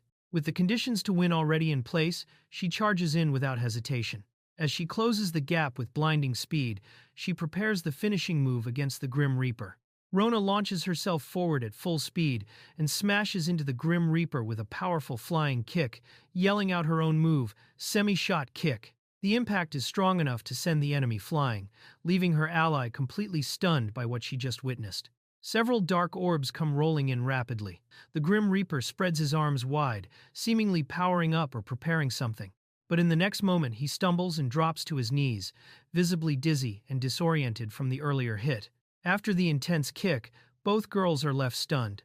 Rona proudly explains that her move was based on something she read online. Somehow, the shotgun's attack power also applies to her kicks, turning each strike into a blast-level hit without needing to reload. She poses confidently, calling it the true power of the semi-auto shotgun, while her companion is left speechless, trying to make sense of why Rona even kicked in the first place.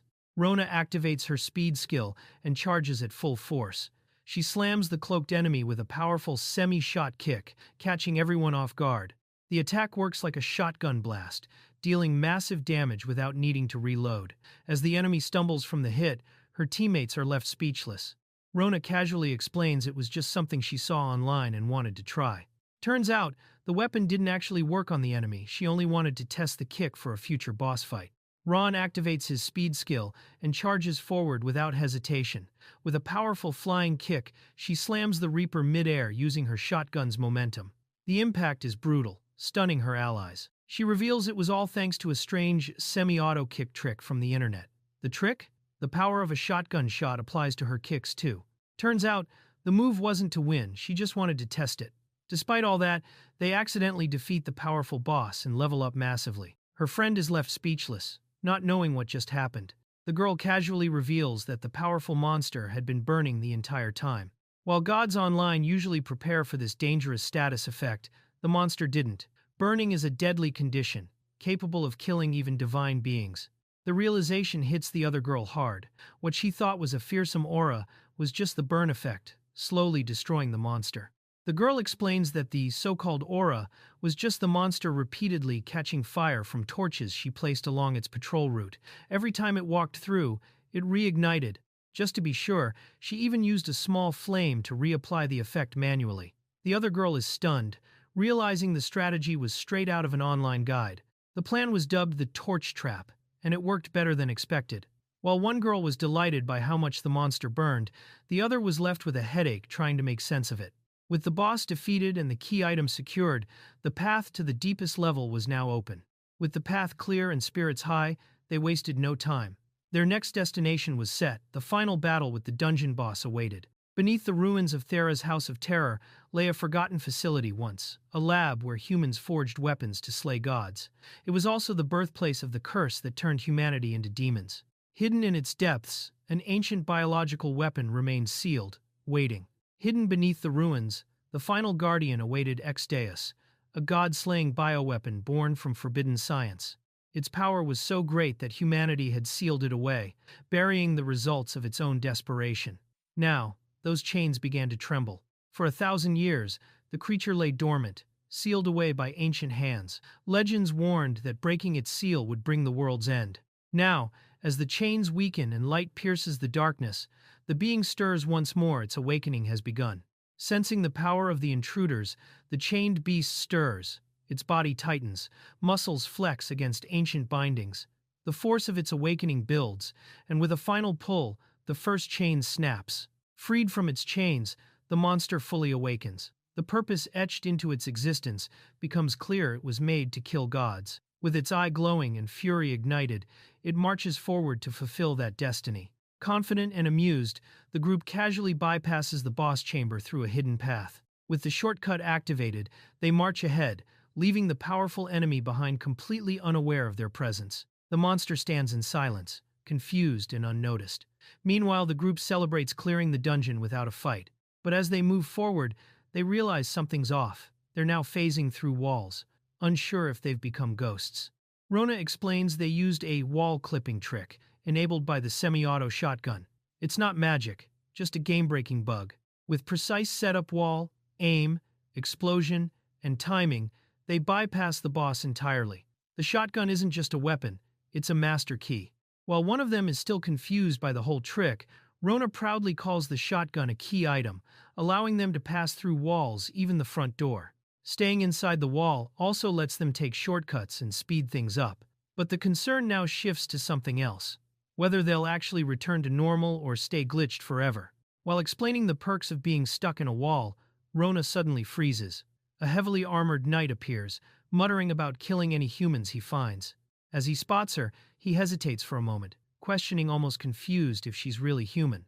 The armored zombie suddenly accepts Rona's presence with a cheerful, "Okay," and walks away without attacking. Rona casually explains that being stuck in the wall makes zombies unable to detect them. Her odd behavior leaves her party member questioning if she's even human, to which she insists she is, though her tone doesn't help her case. They finally reach the deepest level of the dungeon and are greeted by a massive, towering library. Rona is wide-eyed with awe, while her companion calmly agrees it's truly an impressive sight. Rona is amazed by the sheer number of books, likening it to the god's own internet.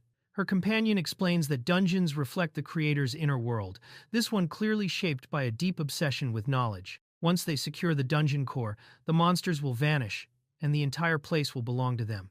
As Thera searches for the dungeon core, something catches her off guard. She suddenly panics and clings to Rona in fear. Her expression shifts from startled to confused as she stares at someone or something off-panel, questioning why it's there. Hovering above the ground with a calm, unreadable expression, the dark goddess Romru appears, holding an open book. Her sudden presence answers Thera's alarm. She's not just a legend or a myth, she's real, and she's right in front of them. Rona greets the mysterious goddess without hesitation, while Thera points out her divine status as one of the 7 goddesses. Despite the overwhelming presence, Rona stays cheerful and casual. The goddess remains completely silent, her stare sharp and unreadable, creating a heavy tension. The air grows stiff as even Thera and Rona begin to feel the weight of her silence. Rona awkwardly tries to introduce herself, but Romru continues to silently read, completely ignoring her. Thera grows increasingly impatient, eager to grab the dungeon core and leave. The silence drags on until Rona casually offers to make tea. To everyone's surprise, Romru nods without hesitation, accepting the offer. Romru declares her authority over the place, calmly showing her written response rather than speaking. As tension brews, Thera argues it's her home, but Romru dismisses the claim, focused instead on her assigned duties researching wandering souls and overseeing sealed bioweapons. Despite the situation, the conversation shifts into a strangely domestic tea setting. Romru continues questioning the group through her written notes, convinced they've already seen confidential research left behind. She brings up the doctor's notes and hints at a deeper motive. Thera, clearly confused, denies knowing anything, while Rona nervously confirms she's just as lost. Despite their confusion, Romru remains skeptical, thinking it's all an act. Romru grows more suspicious, questioning Rona's intentions. Thera is confused, shocked to learn that the place she thought was just a home holds dangerous secrets.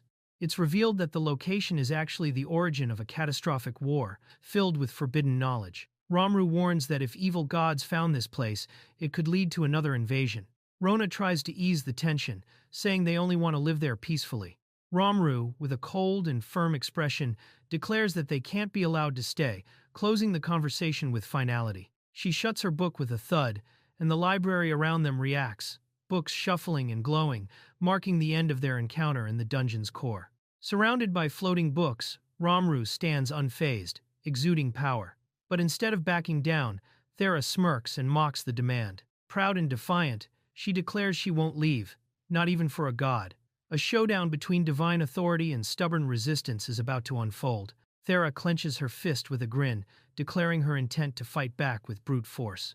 Romru remains still, her expression unreadable. The tension between divine authority and rebellious defiance sharpens. Words are done, and the next move will be physical. As the mood shifts, Rona quietly packs away the tea set, sensing the tension. She watches nervously as the two goddesses prepare for conflict. Thera's stare hardens, while Romru silently writes, focused and calm. The air thickens with anticipation as both sides brace for what's to come. Thera loses her patience and yells in frustration, fed up with Romru's slow written responses. She complains about how overly long each message is, insisting it doesn't even contain that much content. Romru keeps her calm, continuing to write while dodging Thera's attempts to snatch the notepad. The atmosphere turns chaotic as their clash turns more comical than divine. Rona breaks the fourth wall, pointing out that Romru still doesn't have a voice, something not planned for any time soon. Thera reacts confused and annoyed, questioning what that even means, while Romru silently confirms it's true but doesn't quite understand it herself. She finally explains, through writing, that for some reason she can't speak lately, which is annoying even for someone who rarely talks. Romru sadly thinks she lost her voice due to losing people's faith, but Rona bluntly says it's just because a voice hasn't been implemented for her yet. Thera awkwardly defends herself, blaming it on poor marketing and trying to justify her efforts to stay relevant. Meanwhile, Romru silently vents that her worship was stolen by some other goddess, who became an evil god, leaving her forgotten. Thera gets flustered when asked about the faith-switching campaign, dodging the question with a nervous apology. As Romru grows visibly angry, the others panic. Rona quietly suggests using the internet to rebuild her following. But Romru, holding up her book, coldly declares the situation unforgivable. Rona tries to offer solutions to help Romru regain her influence, like shifting domains or starting an online seminar, but none of the suggestions land well. Thera rejects the idea of returning to her old goddess role and dramatically declares she'd rather be the goddess of elbows. Meanwhile, Rona realizes that if they can't fix things with Romru, they might not be able to stay in the house at all. Romru struggles with only being able to communicate through writing, and Rona wants to help her. After seeing online that Romru technically has no voice, they feel stuck until the schoolgirl suddenly gets an idea. With a big smile, she suggests using copy-paste, surprising both Romru and Thera, who are curious about what she's planning. The idea of using copy-paste is revealed to be a kind of divine magic, meant for written communication, magic that manipulates characters. The schoolgirl explains that with this, Romru can express her feelings more easily without needing to write something new every time, making communication smoother and quicker. Romru tries using a K-emoji to express happiness, showing a face like, yay, which confuses the others. The girl explains it's a divine copy-paste face K-emoji magic. She suggests preparing a list of commonly used phrases or feelings in advance, so Romru can just open that page and use them quickly when needed. Romru starts experimenting with new forms of written communication, showing off a goofy face symbol on a sign. Despite confusion and light complaints from Thera, she adds www to show laughter. While her communication becomes more expressive, her messages still have some glitches. Still, everyone feels that the interaction has become much easier and more fun, even if a bit chaotic. Romru tests out her new way of communicating using copy-paste, showing a simple K emoji. While one of the girls hesitates, wondering if this was the right approach, the other is visibly happy with how things turned out. Despite the odd method, Romru looks more relaxed, and everyone agrees this new system made her much easier to talk to. After using copy-paste magic successfully, the girl suddenly receives the title Apostle of the Dark Goddess. It surprises her, but she remembers getting a similar title from another goddess before. Romru, quietly flustered, reveals that the title was actually her way of showing gratitude, though in her usual awkward fashion. Romru nods, confirming the title was her rare way of showing thanks. The dragon girl is surprised it's not common for Romru to make apostles. Curious, the schoolgirl innocently asks what kind of benefits the title comes with. The question shocks everyone, making the mood awkward, as it sounds like she's only in it for the perks. The schoolgirl explains she was just curious about the apostle title and didn't expect it to be a big deal. She admits she just wants a peaceful, easy life. Romru brushes off the concern, saying the title is just a sign they got along well. Despite her emotionless face, Romru's message is full of affection, using www to laugh. Meanwhile, the others start wondering if Romru's quirky way of talking is too much, but the girl warmly accepts the title like it's a simple friend registration. Romru explains that becoming her apostle boosts one's dark attribute power. This makes the girl recall how, after becoming Lafiel's apostle, her healing magic unexpectedly turned into a beam. The strange side effect raises more questions, and Romru simply holds up a puzzled face card. It seems that, once again, a new mystery joins the pile of unanswered ones. The group finally explains their goal. They want to live in the house, but to do that, they need to resolve the strange phenomena tied to it. Their plan is to take control of the dungeon core and put an end to the paranormal issues. Romru listens closely, her eyes narrowing as she processes their straightforward yet unusual request. Rona and Thera celebrate joyfully after successfully getting the house. Their hard work paid off, and they're thrilled with the result. While they thank Romru with excitement, a silent and sharp gaze from her hints that something important still lingers beneath the surface. The morning light hits a grand house as Thera slowly wakes up. Her eyes snap open, and she sits up, taking in her surroundings. The ceiling above her is completely unfamiliar. This is the start of a new chapter in a place far from ordinary. Thera wakes up and slowly sits on the bed, taking a moment to gather her thoughts. She remembers they spent the night in the mansion for the first time. The room is still in ruins, with broken furniture and cracks in the walls, but the reality settles in. This is her new home now. Thera stretches with a smile, soaking in the morning air with excitement. She laughs to herself, freshly motivated, and raises her fist with determination. A new chapter has started, and she's ready to give it her all. Just as Thera finishes her morning routine, she hears loud banging from the window. Startled, she turns to see Rona yelling in a panic, begging to be let in, her face squished against the glass in desperation. Rona bursts in, yelling that the house was originally hers and refusing to let Thera start her new life alone. But things take a turn when Romru appears through the wall and drops a bomb. Thera isn't allowed to live there. Rona smugly accepts their shared victory, while Thera's left stunned, trying to understand why she's being excluded from her own new home. Rona quickly finds a loophole in Romru's decision, pointing out that while Thera can't live there, there's nothing stopping her from being invited as a guest. Confident she'd win even in court, she opens the door without hesitation. Thera, convinced by the logic, simply agrees with a smile. Rona and Thera walk through the mansion, now in brighter light, and admire how much cozier it feels. Despite its cracks and age, the place already feels like a proper home to them. Rona mentions how even horror games aren't scary with the brightness up, while Thera notes how much the mood can change just from lighting. While Rona feels relieved that the eerie atmosphere is gone and thinks the mansion is now livable, Thera points out there's still a serious issue. With a sharp gaze, she draws Rona's attention to something subtle, a thick layer of dust on the window frame. Thera rubs the dust with her finger, revealing how filthy the place still is. Rona laughs, but Thera snaps, declaring it unacceptable. With a serious look, she says anything unclean or ugly can't be called her home. She only accepts what's beautiful. Dressed for battle against dust, Thera bursts with energy and takes command. She declares war on every speck of filth in the house, determined to wipe it all out. Rona, wide-eyed, can only nod and follow along. Thera freezes, stunned by the sudden appearance of Rona in full cat ear maid gear, complete with sunglasses and a rifle.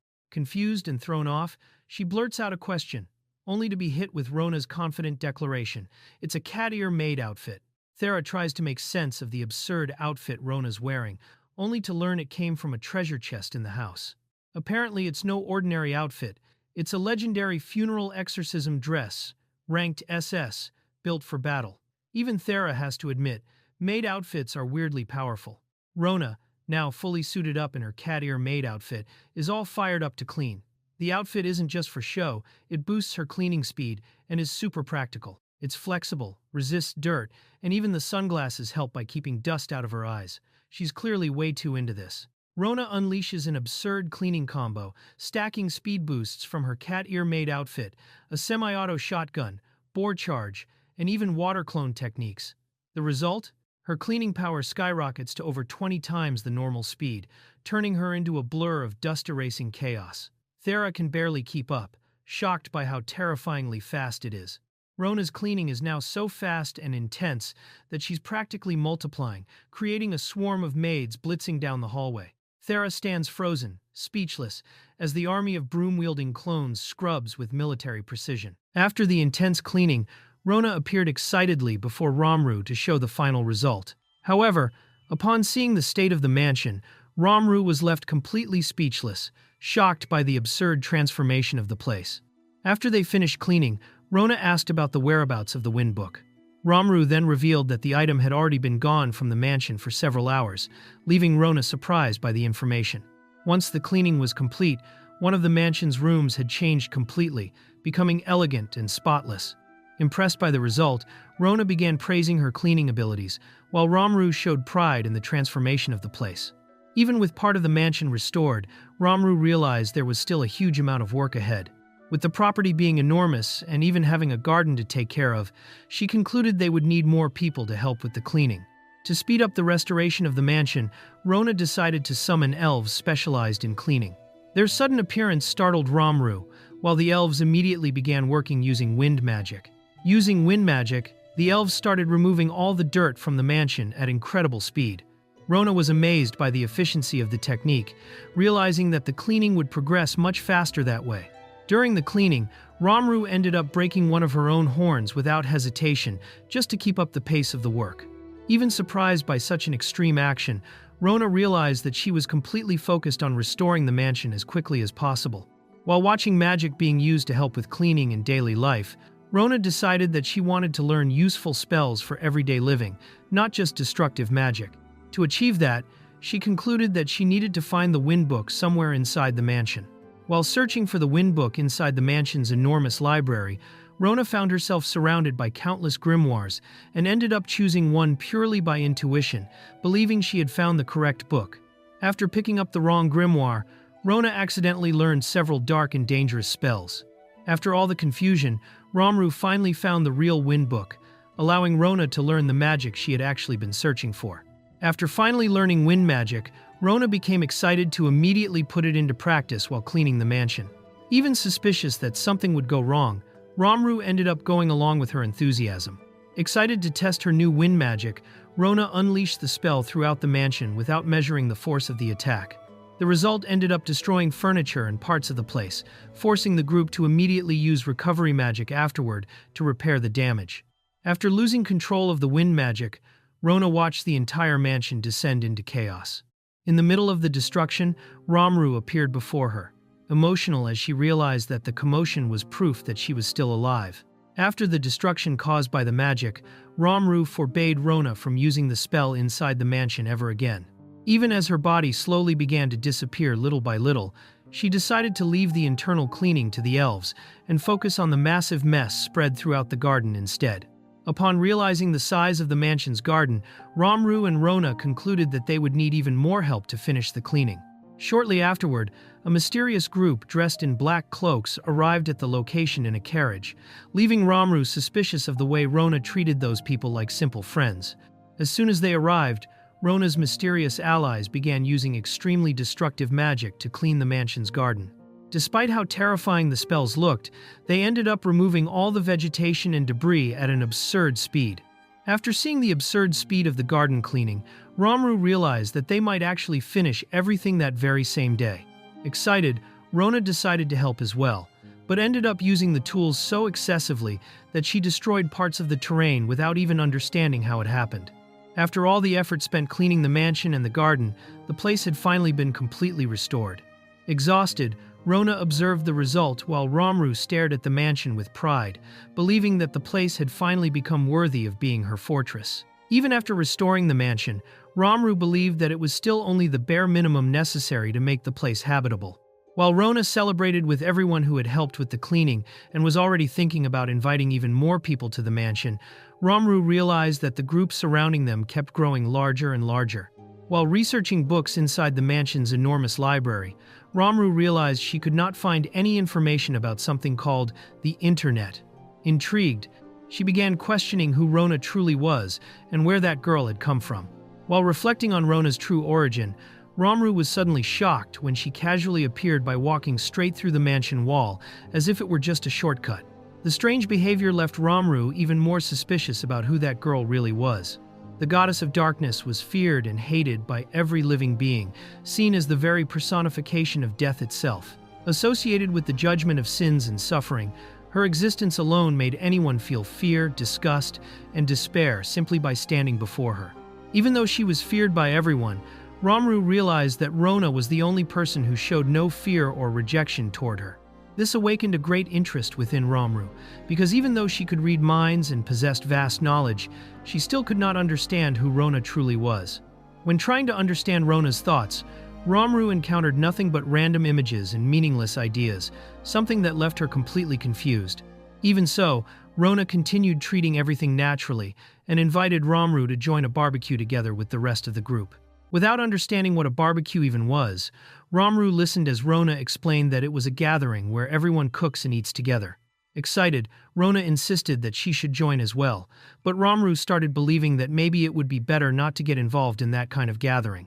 Romru believed she would be rejected by people for being a goddess connected to death and the underworld. However, Rona treated it naturally and explained that figures associated with death were popular in her reality, leaving Romru even more confused about the world she came from. While observing Rona, Romru realized that she was unlike any human being she had ever met or read about in books. For the first time, the goddess began feeling genuine curiosity towards someone, wanting to understand more about that unpredictable girl and the world she came from. Rona began showing Romru messages and comments from the internet, revealing that she had countless admirers obsessed with her appearance and personality. Upon seeing the intensity of people's reactions, Romru became completely unable to understand how she had become so popular that way. Even after seeing positive comments about herself, Romru ended up frightened by the intensity of human reactions on the internet. Unable to properly handle it, she went into shock while Rona tried to understand what was happening. When Rona introduced Romru to the rest of the group, one of the girls immediately realized that it was the same name as the feared goddess of darkness. The revelation made the atmosphere awkward for a moment, while Romru reacted uncomfortably to the situation. While observing the group gathered around Rona, Romru realized that completely different people had ended up connected because of that girl. Upon noticing this, she began understanding that a great story was already taking shape without her even realizing it. While participating in the barbecue alongside the group, Romru watched Rona behave in a cheerful and completely unusual way. Little by little, the goddess began believing that following the story of that strange girl might actually be far more entertaining than she had imagined. Deep within the Thera mansion, even the powerful dungeon boss began feeling something unusual while observing the events surrounding Rona. For the first time in many centuries, that absolute existence found itself consumed by confusion. While calmly walking through the dungeon, Rona greeted the enormous boss of the place, as if it were something completely normal. Unable to comprehend the girl, the creature began questioning what kind of absurd existence she truly was. Without showing any fear toward the dungeon boss, Rona offered barbecue meat to the creature as if she were treating a common friend. Confused by the situation, the monster ended up accepting the food without really understanding her behavior. After seeing the dungeon boss accept the food, Rona became delighted by his reaction and began talking normally with the creature. When she discovered the terrifying title he carried, she treated it as something impressive and elegant, leaving the monster even more speechless. Rona began treating the dungeon boss like a close friend, talking to him about random things from her world, and even inviting him to play together someday. While the creature tried to keep up with her unpredictable behavior, it became increasingly confused by everything that girl said and did. While enthusiastically talking about games and magic, Rona casually mentioned that she could split herself into 3 people at the same time. Unable to tell whether it was a joke or reality, the dungeon boss became even more perplexed by the absurd existence of that girl. Without any fear whatsoever, Rona approached the dungeon boss and began treating him with affection, leaving the creature completely confused by that feeling of closeness and comfort. As she walked away promising to return the next day, the monster began feeling something it had never experienced before. Even after enduring thousands of years sealed away without wavering, the dungeon boss realized that the silence left behind by Rona's absence felt strangely painful. For the first time, he began missing someone's presence.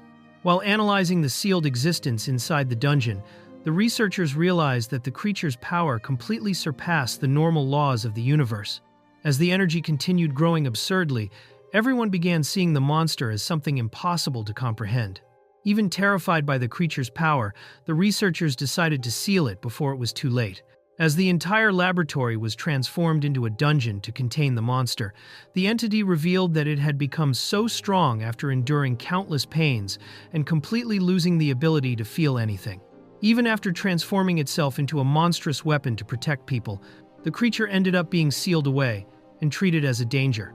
Before it, even its own creator revealed regret for what he had done, while the monster simply continued apologizing. After being completely sealed away, the dungeon boss came to believe that it should never have existed and wished only to remain alone forever. However, upon finding the creature in that state, Rona approached without fear and showed genuine concern, touching it gently for the very first time. After receiving affection from Rona, the dungeon boss finally realized that all the pain and loneliness he had carried for thousands of years had never truly disappeared. For the first time, he admitted that he only wanted someone by his side, treating him with kindness. After hearing the dungeon boss's feelings, Rona understood the loneliness he had carried for 1,000 years. Trying to cheer him up, she believed that the monster simply wanted to go outside, take walks, and see the world. But the creature realized that this still did not fully express the emptiness it felt inside. Determined to follow Rona, the dungeon boss began walking behind her throughout the mansion in a loud and clumsy manner. When Romru appeared and asked about the enormous presence nearby, Rona desperately tried to hide the monster's existence, pretending there was absolutely nothing there. Even while trying to hide the dungeon boss, the heavy sounds he made while moving through the mansion made the situation impossible to disguise. Romru quickly realized that there was something enormous following Rona through the corridors. To resolve the situation, Rona decided to hold the very first family meeting of the Thera mansion. During the discussion, the group began seriously debating whether the powerful dungeon boss should or should not be treated like a pet inside the house. Romru quickly realized that the creature beside Rona was actually the hidden dungeon boss of the mansion. Even without understanding how that had happened, she immediately demanded an explanation, while Rona awkwardly tried to admit that she had simply ended up bringing the monster home. After discovering that Rona truly wanted to keep the dungeon boss as a pet, Romru completely lost her composure. Unable to believe the absurdity of the situation, she seriously began questioning Rona's sanity for trying to adopt such a dangerous creature. Even in front of the terrifying appearance of the dungeon boss, Rona insisted on seeing him as an adorable creature. While she praised the monster's glowing eyes and treated him like a good boy, Romru could only see an entity ready to fire a deadly beam at any moment. Rona kept insisting that she would be perfectly capable of taking care of the dungeon boss, even promising to take him on walks every single day. Even though she considered the idea absurd and dangerous, Romru started realizing that maybe she no longer had the moral authority to stop that completely chaotic situation.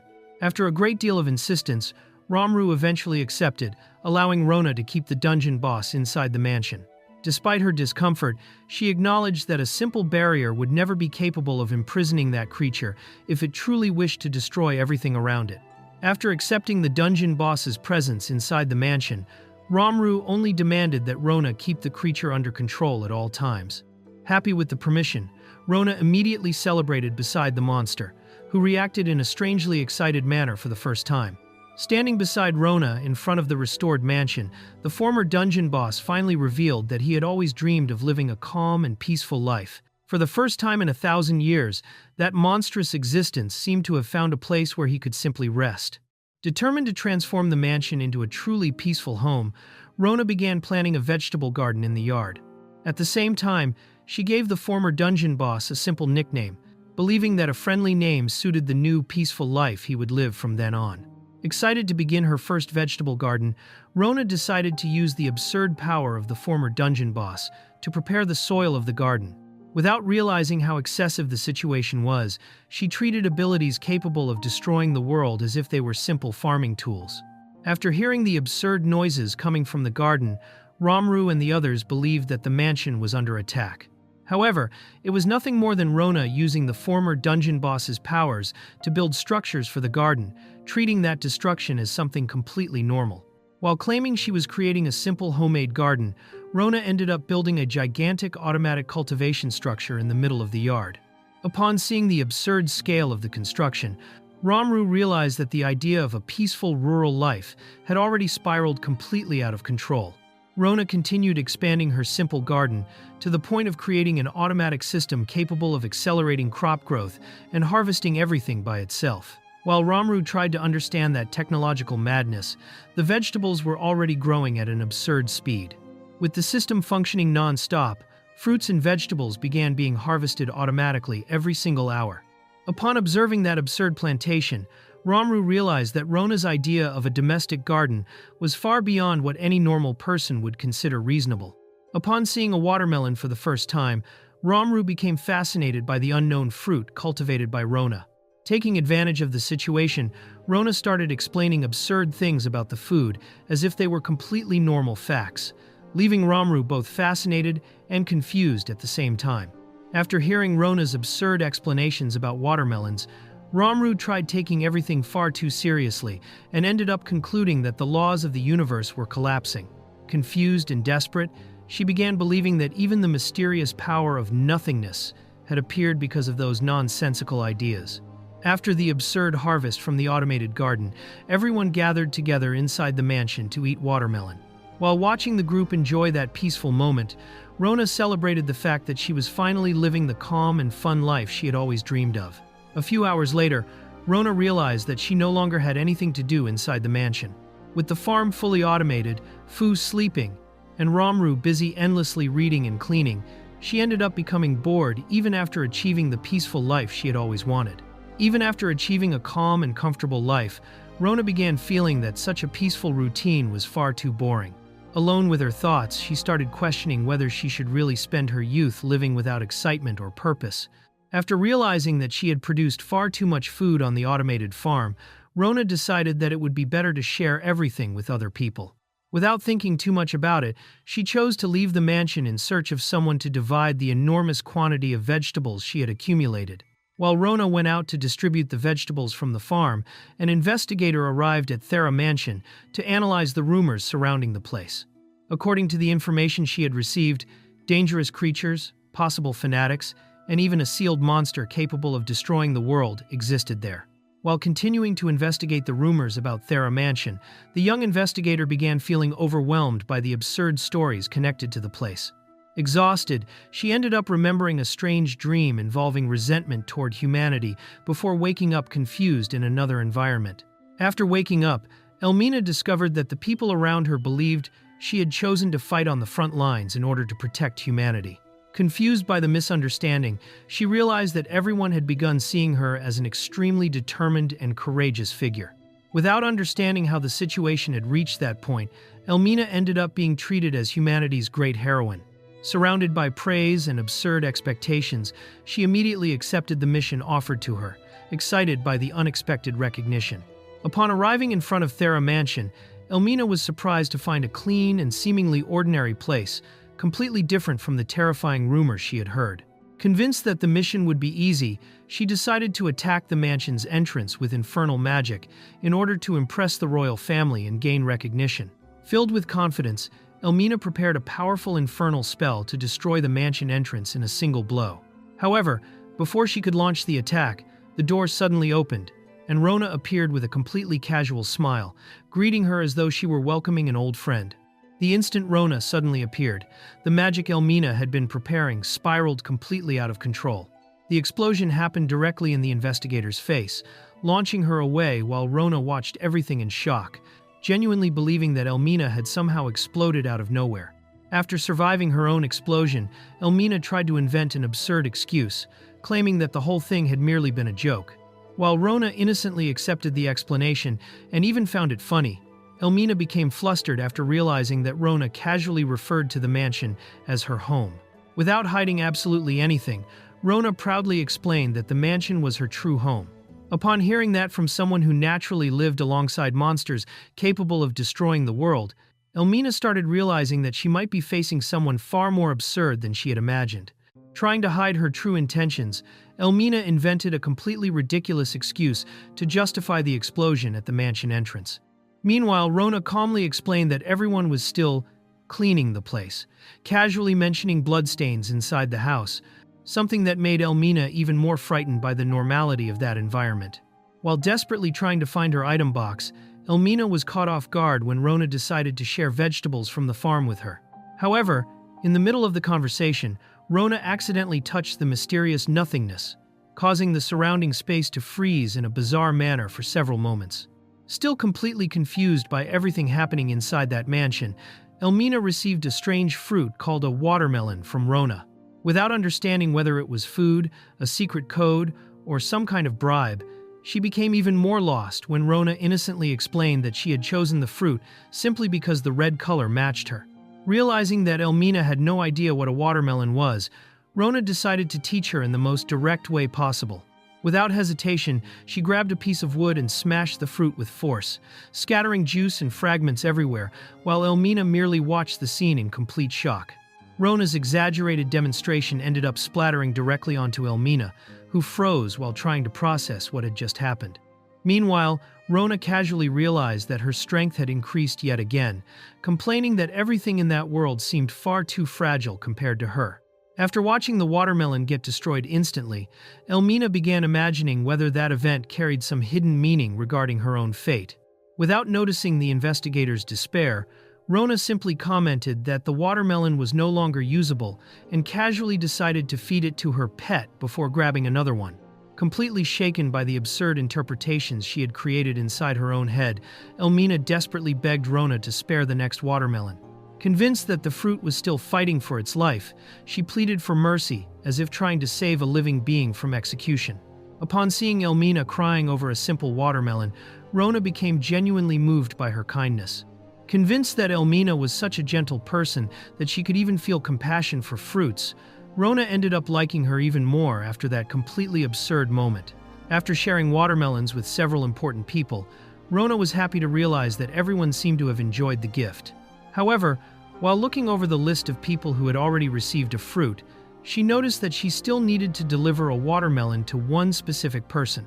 Upon arriving at the so-called sacred place, Rona found a city rapidly growing thanks to the changes she had caused. In the middle of the commotion, a powerful woman appeared before her with a serious expression, calling Rona by name as though she had finally found the person she had been searching for. After recognizing the mysterious woman, Rona tried greeting her enthusiastically, but ended up even getting the woman's name wrong. The atmosphere quickly became awkward, since the visitor seemed irritated and suspicious, while Rona continued smiling without realizing the heavy tension that had formed. Realizing that she had become overly familiar, Rona tried apologizing and behaving more formally with Zarish. During the conversation, she discovered that her fame had already spread because of the absurd inventions she had created, including the automated farm and the strange technologies that had started circulating throughout the world. While attempting to express serious gratitude, Zariche accidentally revealed embarrassing details about the conversations she used to have with Rona's victims. Without realizing the impact of that revelation, Rona merely reacted in shock after discovering that her reputation throughout the world was far worse than she had imagined. Zarisha explained that the supposedly dangerous creatures connected to Rona were actually absurdly harmless and even too foolish to threaten anyone. After hearing that, she began questioning whether she was truly the only person in the kingdom who still viewed Rona as a possible threat to the world. Even while endlessly complaining about the problems caused by the people surrounding Rona, Zaricha accidentally revealed genuine concern about everything happening. After noticing the way she behaved, Rona became fascinated after concluding that Sundaras truly existed in that world. While talking with Zarish, Rona began noticing that she seemed much calmer and kinder than before. Without any filter whatsoever, Rona excitedly commented that Zarish must be going through a Dari phase, leaving the woman completely speechless in front of such an absurd observation. In the middle of the conversation, Zariche began complaining once again about the sea princess and her unpredictable behavior. Shortly afterward, one of the servants appeared carrying food in a completely exaggerated manner, leaving Rona silently observing everything while trying to keep up with the chaos around her. Rona became completely confused after discovering that the mermaids were treating something as fish bait while arguing among themselves without making any sense whatsoever. In the middle of the mess, she realized that the two had started yet another absurd argument, something that apparently had already become completely normal between them. While the mermaids explained yet another completely chaotic situation involving obsession and overwork, Ares finally woke up after fainting from pushing herself beyond her limits once again. At the same time, one of the girls continued being completely enchanted by Rona, shamelessly declaring that she could stare at her for an entire extra day without getting tired of it. While trying to calm the confusion around her, Rona continued distributing watermelons to the people of the city as if it were the most normal thing in the world. During this, a man named Dwargo immediately recognized Rona and asked to speak with her about something important he wanted to build with her help. Dwargo became impressed after analyzing the strange barbecue equipment created by Rona and quickly realized the technological value of it. However, before he could even fully process everything, Rona began mentioning other absurd inventions from the internet, including impossible objects such as microwaves, vacuum cleaners, and refrigerators, leaving Dwargo completely overwhelmed while trying to understand those futuristic ideas. Dwargo explained that the entire city was experiencing a true economic boom thanks to the inventions and ideas brought by Rona. The amount of work had increased so much that he no longer had enough time to meet all the demand, something he had never imagined he would ever say in his life. Even exhausted, he continued producing non-stop, completely excited about the possibilities of that new world that was beginning to emerge. While talking with Rona, Dwargo commented that he desperately needed more workers to keep up with the city's absurd growth. He explained that it would take years to turn apprentices into truly skilled craftsmen, something that made expanding that entire new industry created by her inventions extremely difficult. Even so, after remembering his homeland filled with talented dwarves, Dwargo began seeing a possible solution to the problem. After mentioning Dwargo's homeland, Rona discovered that he had been exiled from the underground kingdom of the dwarves and could no longer return home. Even so, Dwargo showed no regret whatsoever. On the contrary, he admitted that, thanks to the people he met afterward, he now believed that being expelled had ended up becoming one of the best things that had ever happened in his life. Dwargo began nostalgically remembering his former homeland, describing a place where craftsmen created new things every single day, and where the atmosphere felt like a never-ending festival. Enchanted by that description, Rona immediately became interested in visiting the Dwarven Kingdom, and without hesitation, suggested that maybe she could visit the place as soon as the very next day, completely catching Dwargo off guard. While researching Dongawa, Rona found something similar to an online game event involving the underground kingdom of the dwarves. The post talked about mysterious monsters appearing throughout the region and treated everything like a giant limited-time competition, leaving Rona intrigued by the absurd situation. Even without fully understanding all the information about the event in Dongawa, Rona instantly decided that she wanted to visit the Dwarven Kingdom. Convinced that some kind of fun festival was taking place there, she became completely excited about the idea of the trip. Rona interpreted the Dongawa event as some kind of gigantic marathon where people endlessly ran around in order to climb rankings and earn rewards. While Dwargo became horrified by her absurd explanation, Rona was already completely excited about the idea of participating in it. Instead of asking Rona to deliver letters or messages to his homeland, Dwargo simply asked her to bring cold beer to the dwarves of Dongawa, since the kingdom was located inside a volcano. While talking about it casually, he realized how much fun he was having again after such a long time. Dwargo tried warning Rona about how dangerous the journey to Dongawa truly was, explaining that the path passed through dark tunnels and areas filled with magma. Even so, Rona calmly replied that she would have no problems because she already had a transportation plan for the trip. Rona revealed that she intended to once again use the mysterious space connected to the internet to instantly travel to Dongawa. Convinced that it worked like an extremely convenient magical shortcut, she became excited about the possibility of arriving at the Dwarven Kingdom in only a few minutes. The priestess tried explaining to Rona that sacred space was not some simple form of public transportation. However, after realizing that Rona was offering watermelon and cold beer as a bribe, she ended up becoming completely speechless in the face of such an absurd situation. After tasting cold beer for the very first time, the priestess became completely enchanted and started crying from emotion. Watching that from afar, Rona calmly concluded that bribes really could solve almost any problem. After gaining access to the mysterious space, Rona began following absurdly specific coordinates, as if she were navigating through a secret game. Completely convinced that everything would work out, she believed she was heading directly toward the underground kingdom of Dongwa. After activating the mysterious hidden pathway, Rona was transported directly into a gigantic underground city. Enchanted by the scenery filled with caves, rails, and dwarven constructions, she excitedly celebrated after realizing that she had truly arrived in the kingdom of Dongwa.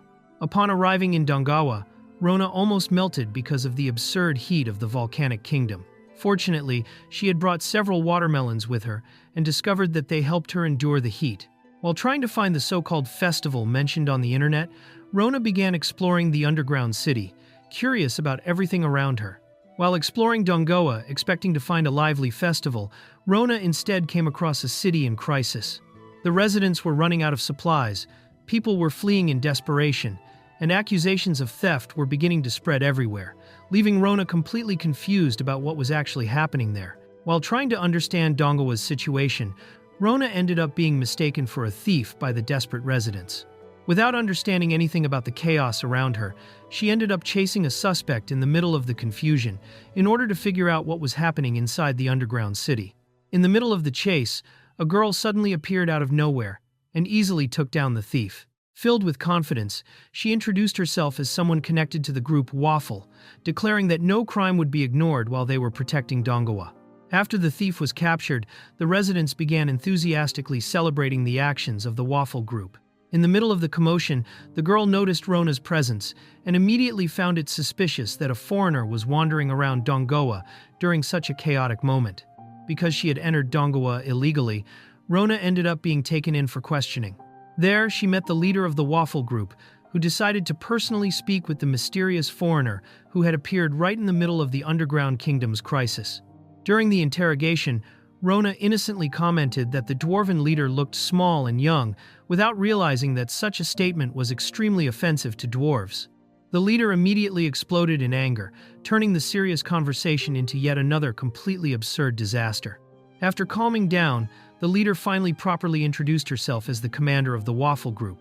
However, upon hearing the organization's name, Rona immediately thought it sounded adorable, leaving the dwarf completely embarrassed by the unexpected compliment. When the leader asked Rona to introduce herself, she answered in the most suspicious way possible, claiming that she was just a normal girl who liked slot machines and gambling.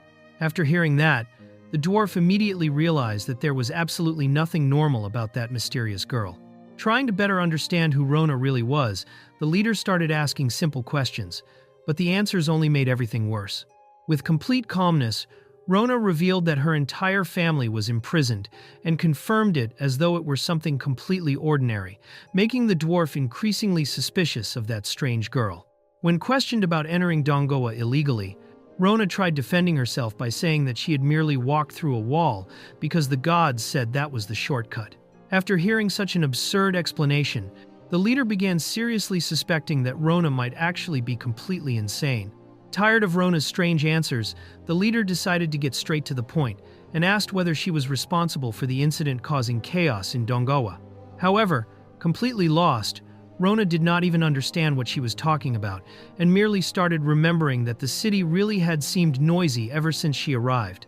After hearing about Dongwa's possible collapse, Rona reacted with frightening calmness and commented that cities and countries around her always end up almost destroyed. The leader immediately realized just how suspicious that girl sounded, beginning to believe that Rona might truly be connected to the disaster happening in the underground kingdom. Even while appearing extremely suspicious, Rona insisted that she was innocent and asked whether there was any proof that she was involved in the incident. The leader then calmly replied that, if concrete proof truly existed, Rona probably would have already been eliminated immediately. Shortly afterward, the dwarves brought in a mysterious object discovered during the investigation. The instant she saw it, Rona went into shock, while the leader immediately realized from her reaction that the strange item definitely had some kind of connection to the girl. The dwarves revealed that the object was a device capable of analyzing people's status. Upon realizing that, Rona panicked and desperately tried stopping them from looking at her attributes, making it even more obvious that she was hiding something extremely dangerous.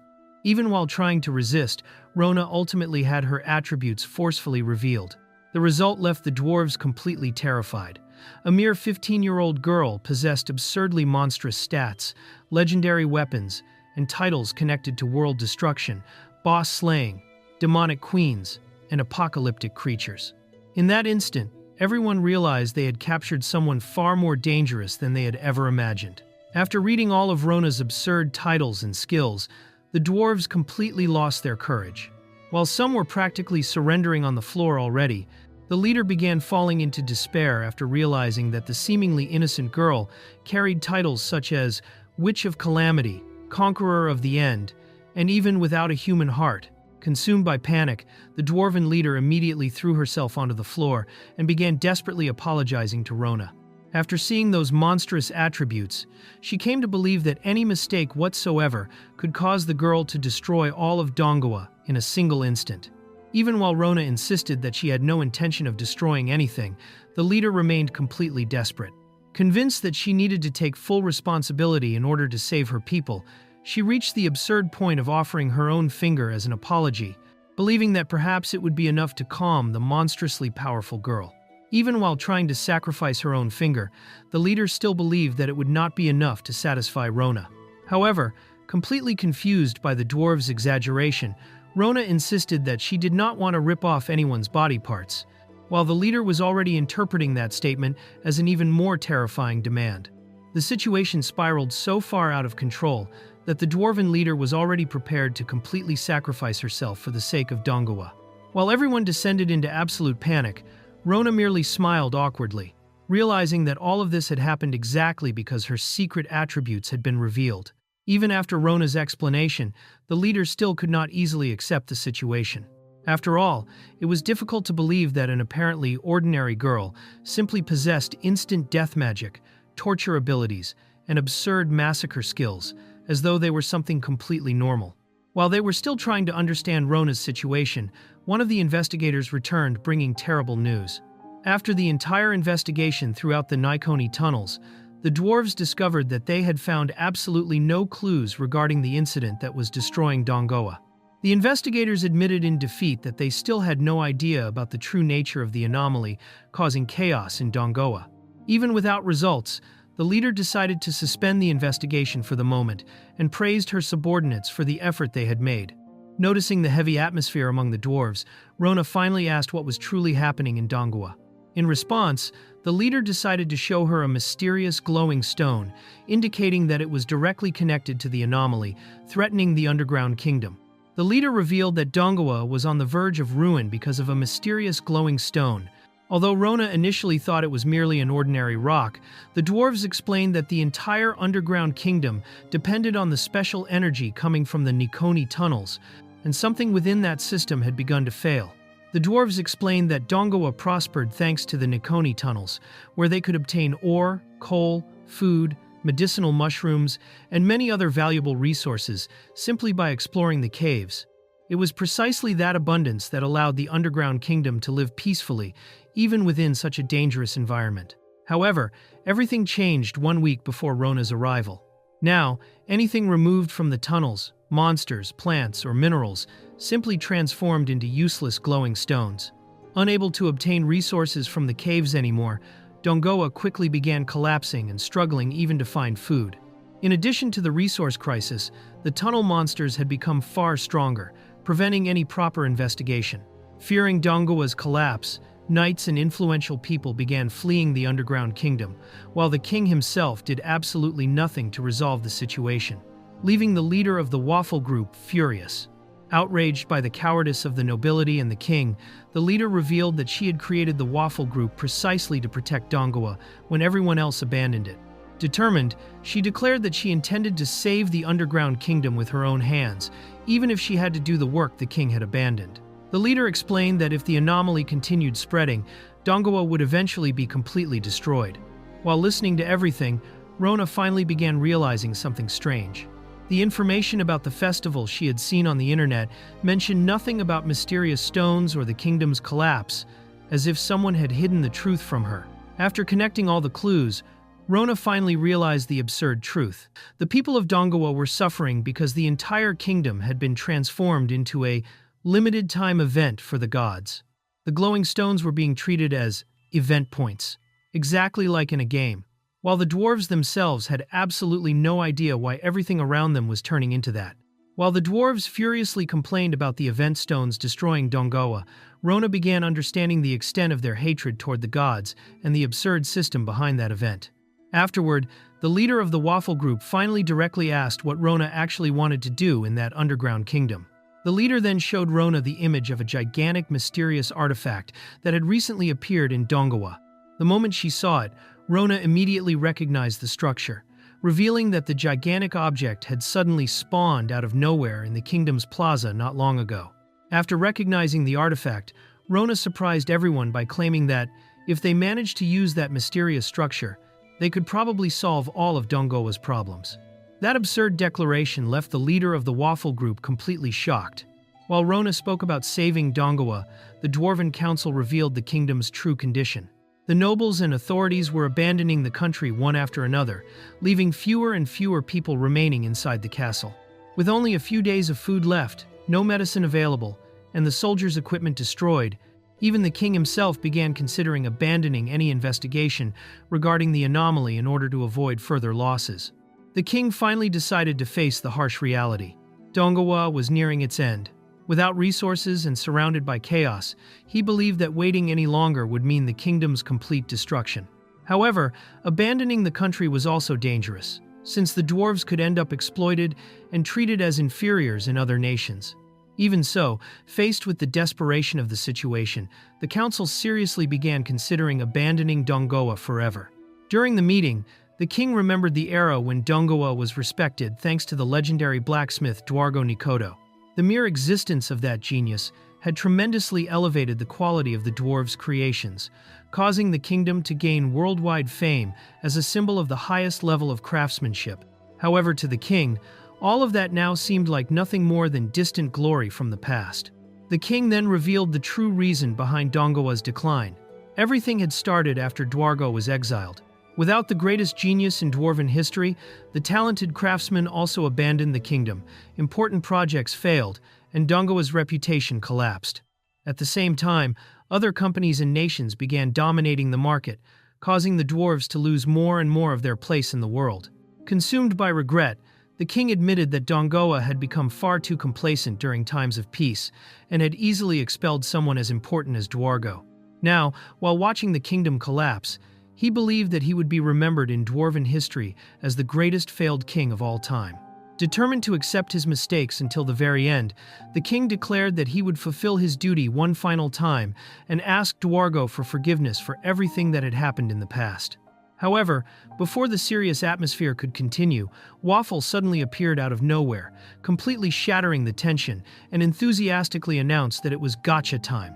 Even in the middle of the heavy atmosphere inside the castle, Waffle appeared, provoking the king as always, calling the old dwarf grumpy and complaining that he had said she would never set foot there again.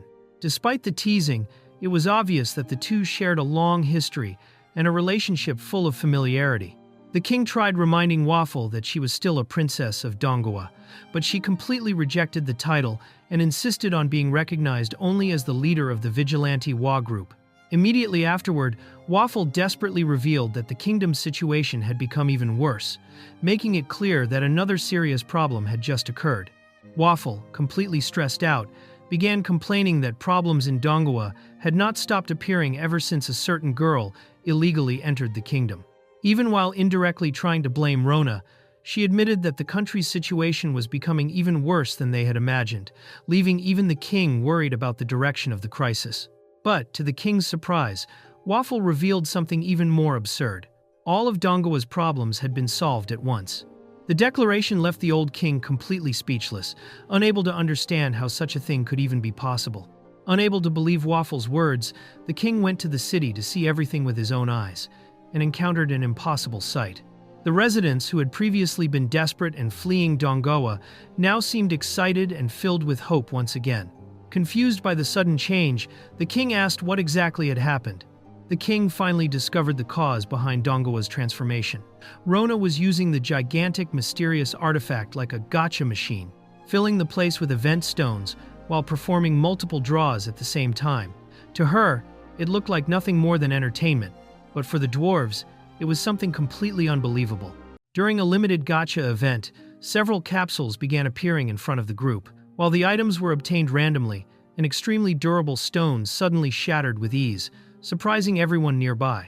Among the rewards they received were simple materials and ordinary equipment, showing that the outcome of the event was completely unpredictable. After opening the golden capsule from the event, the group became excited to discover the rare reward hidden inside. However, everyone was left shocked when the appraisal revealed nothing more than a gigantic tuna called Cold-Blade Tuna, leaving some of them unable to believe what they were seeing. Once they discovered that the massive tuna was actually an A-rank magic sword, the staff immediately started celebrating. While everyone reacted with shock and excitement at the absurd reward, the man responsible for the appraisal still struggled to understand how such bizarre and valuable items were appearing from that gotcha event.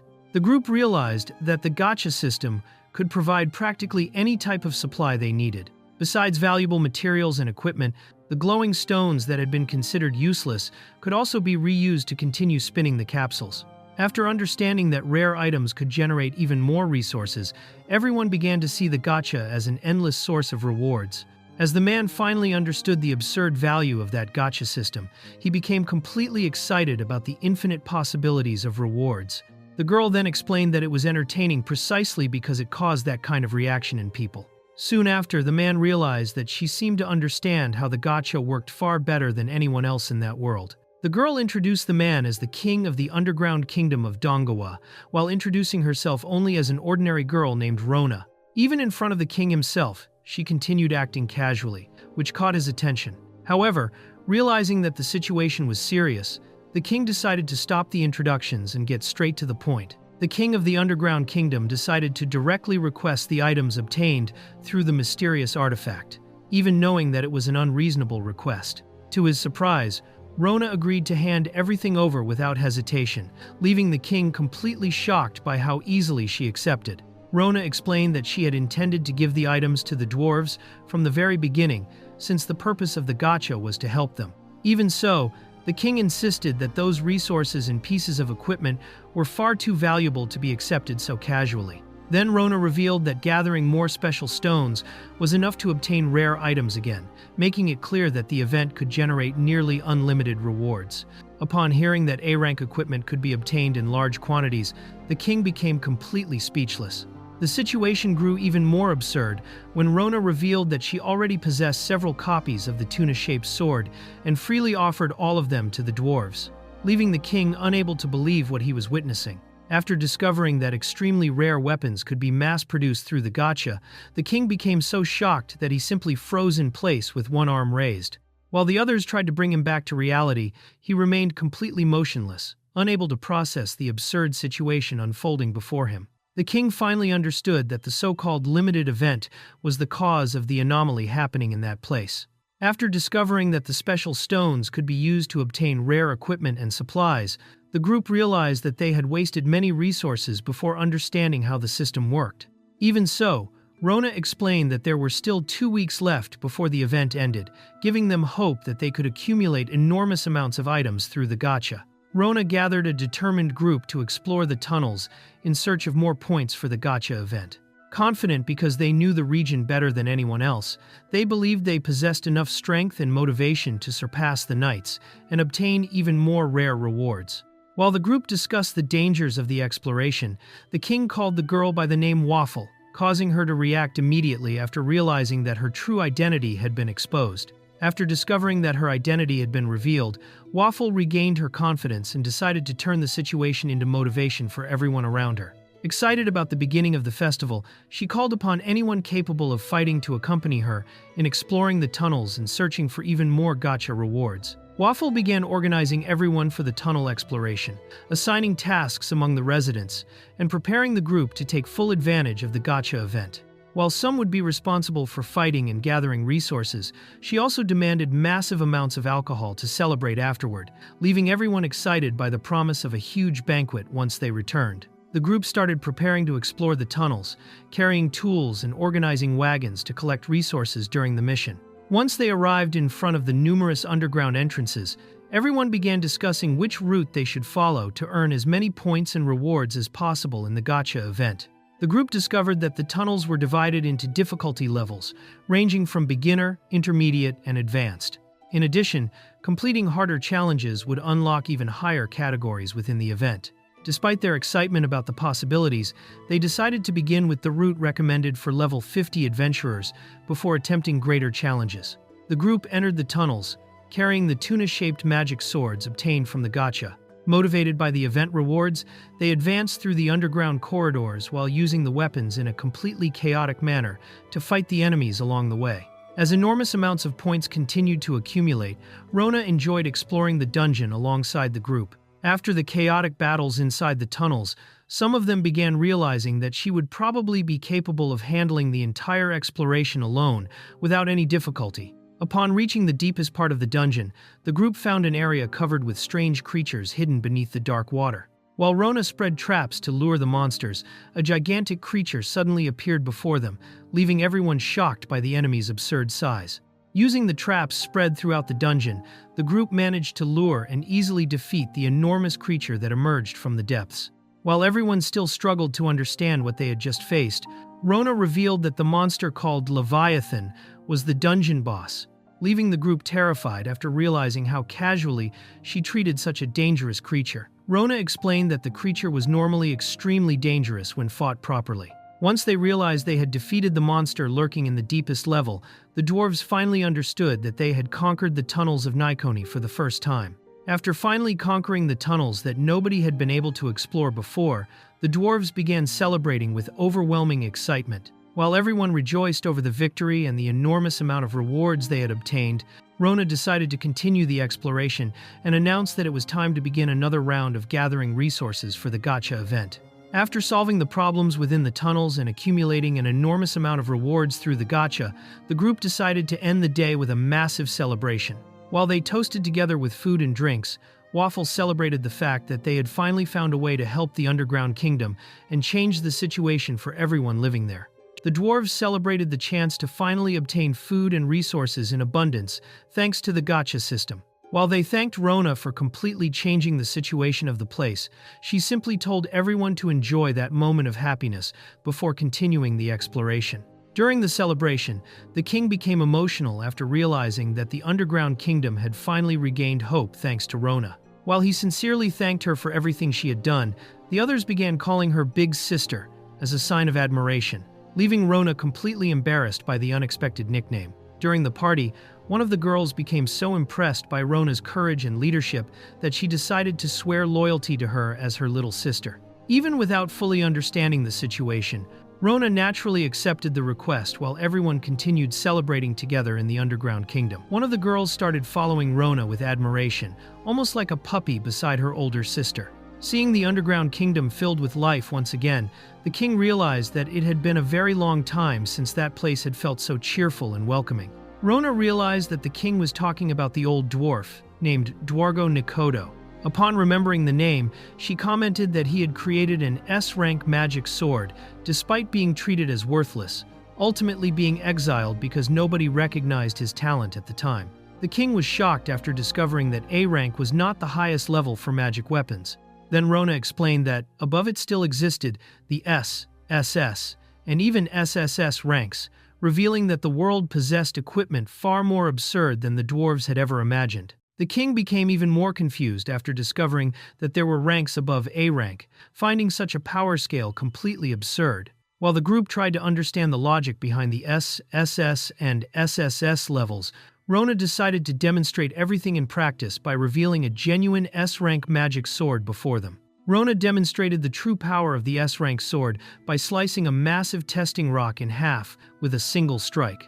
The king was left in shock after realizing that legendary weapons from the past had never managed to accomplish anything remotely similar. Finally understanding that Dwargo had truly created an absurd weapon before being unjustly exiled from the kingdom. After realizing the mistake he made by exiling Dwargo in the past, the king finally admitted that he had been a complete fool for failing to recognize the dwarf's worth. Consumed by regret, he decided to act immediately and ordered someone to bring him a dagger, showing that he was prepared to take responsibility for his own mistakes.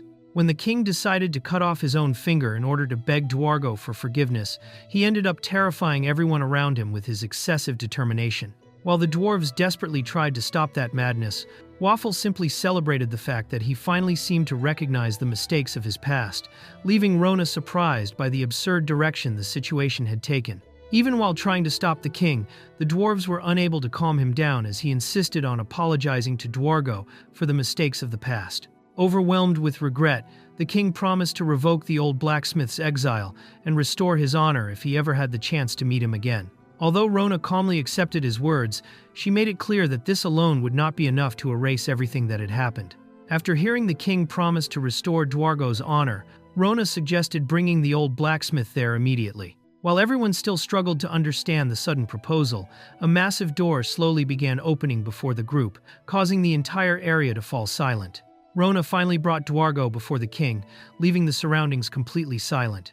Upon facing the old blacksmith for the first time after so many years, the king became speechless after realizing that he was truly standing there before him. After being brought to the underground kingdom at an absurd speed by Rona, Dwargo appeared completely disoriented in front of everyone. Unable to understand what was happening, he could barely remain conscious while the others tried to help him recover from the shock of the sudden arrival. After finally regaining consciousness, Dwargo became completely confused upon realizing that he had been transported to an unfamiliar place within mere seconds.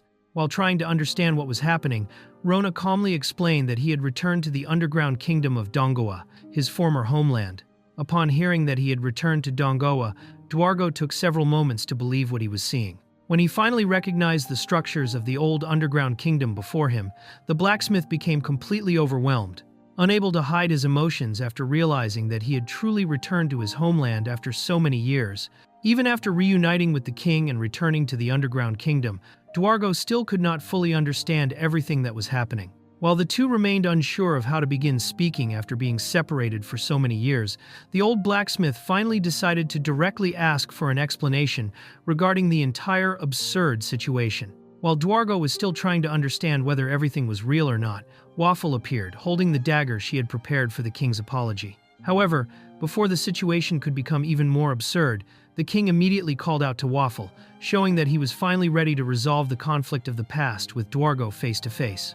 Even without understanding why the king was trying to cut off his own finger, Dwargo listened to the full explanation about the past and the king's regret. After finally admitting that he had been wrong for not trusting the old blacksmith's talent, the king sincerely apologized. However, Dwargo responded calmly, saying that it no longer mattered that much to him after so many years.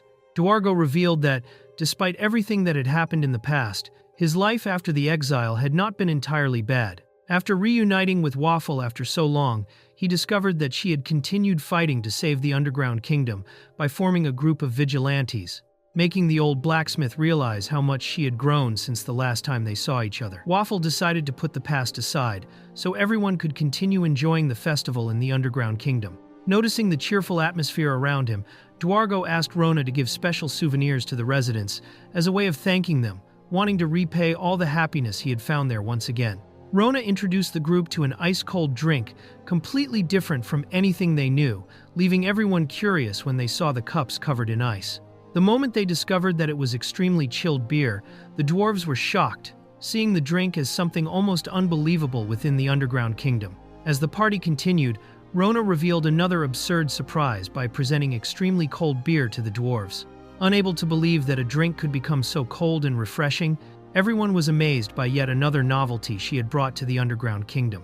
While tasting the chilled beer brought by Rona, the king realized that Dwargo had experienced incredible inventions and discoveries during the time he had lived outside the underground kingdom. Even after all the suffering caused by his exile, the old blacksmith managed to joke about the situation, making the two finally laugh together for the first time in many years. While the celebration was happening in the underground kingdom, a mysterious creature awakened in the depths of Furin volcano. After recovering from the injuries it had suffered earlier, the monster absorbed the power of the volcano itself and gained even greater strength. The powerful lava demon finally completed its recovery and awakened with even greater power after absorbing the energy of the magma. Convinced that it was now invincible, the monster swore to defeat its old rival, Elmina Manaflame, as a new battle began to approach. The lava demon realized that the weapons and technologies created by the dwarves could become a major threat to the demon race. After concluding that Elmina Manaflame would probably try to use that power against the demons, it decided that it needed to destroy the underground kingdom and eliminate the dwarves before it was too late. The lava demon revealed that it had transformed the Nikoni mine into a true demonic nest by spreading the corrupted mana of the volcano throughout the place. Previously, the dwarves had already been slowly weakening because of that influence, but after realizing that they had managed to survive and even regain hope, the demon decided to observe them again to discover what kind of despair they would show this time. While the lava demon silently advanced toward the underground kingdom, the dwarves continued celebrating without noticing the danger approaching. After several days of living in abundance thanks to the gacha, everyone enjoyed the food, drinks, and rare items, believing that they had finally found peace inside the mines of Nikoni. As everyone continued enjoying the party without concern, the lava demon finally arrived at the underground kingdom and became confused when it found the dwarves celebrating instead of suffering in despair. Upon noticing the strange presence emerging from the depths, Rona immediately called everyone's attention. When it saw the strange object being used to chill the drinks, the lava demon immediately recognized it as the creature summoned by Elmina Manaflame in the previous battle. However, after discovering that the powerful monster was merely a simple refrigerator created by the dwarves, it was left completely speechless before that absurd technology. After discovering that Elmina Manaflame was also connected to the situation, the lava demon realized that its old rival had already begun acting against it once again. Convinced that she was interfering with all of its plans alongside the dwarves, the demon began to hate her even more, swearing that it would never forgive her for continuing to obstruct its goals. Even after seeing only a supposed summon of Elmina Manaflame before it, the lava demon began to suspect that it might be a trap.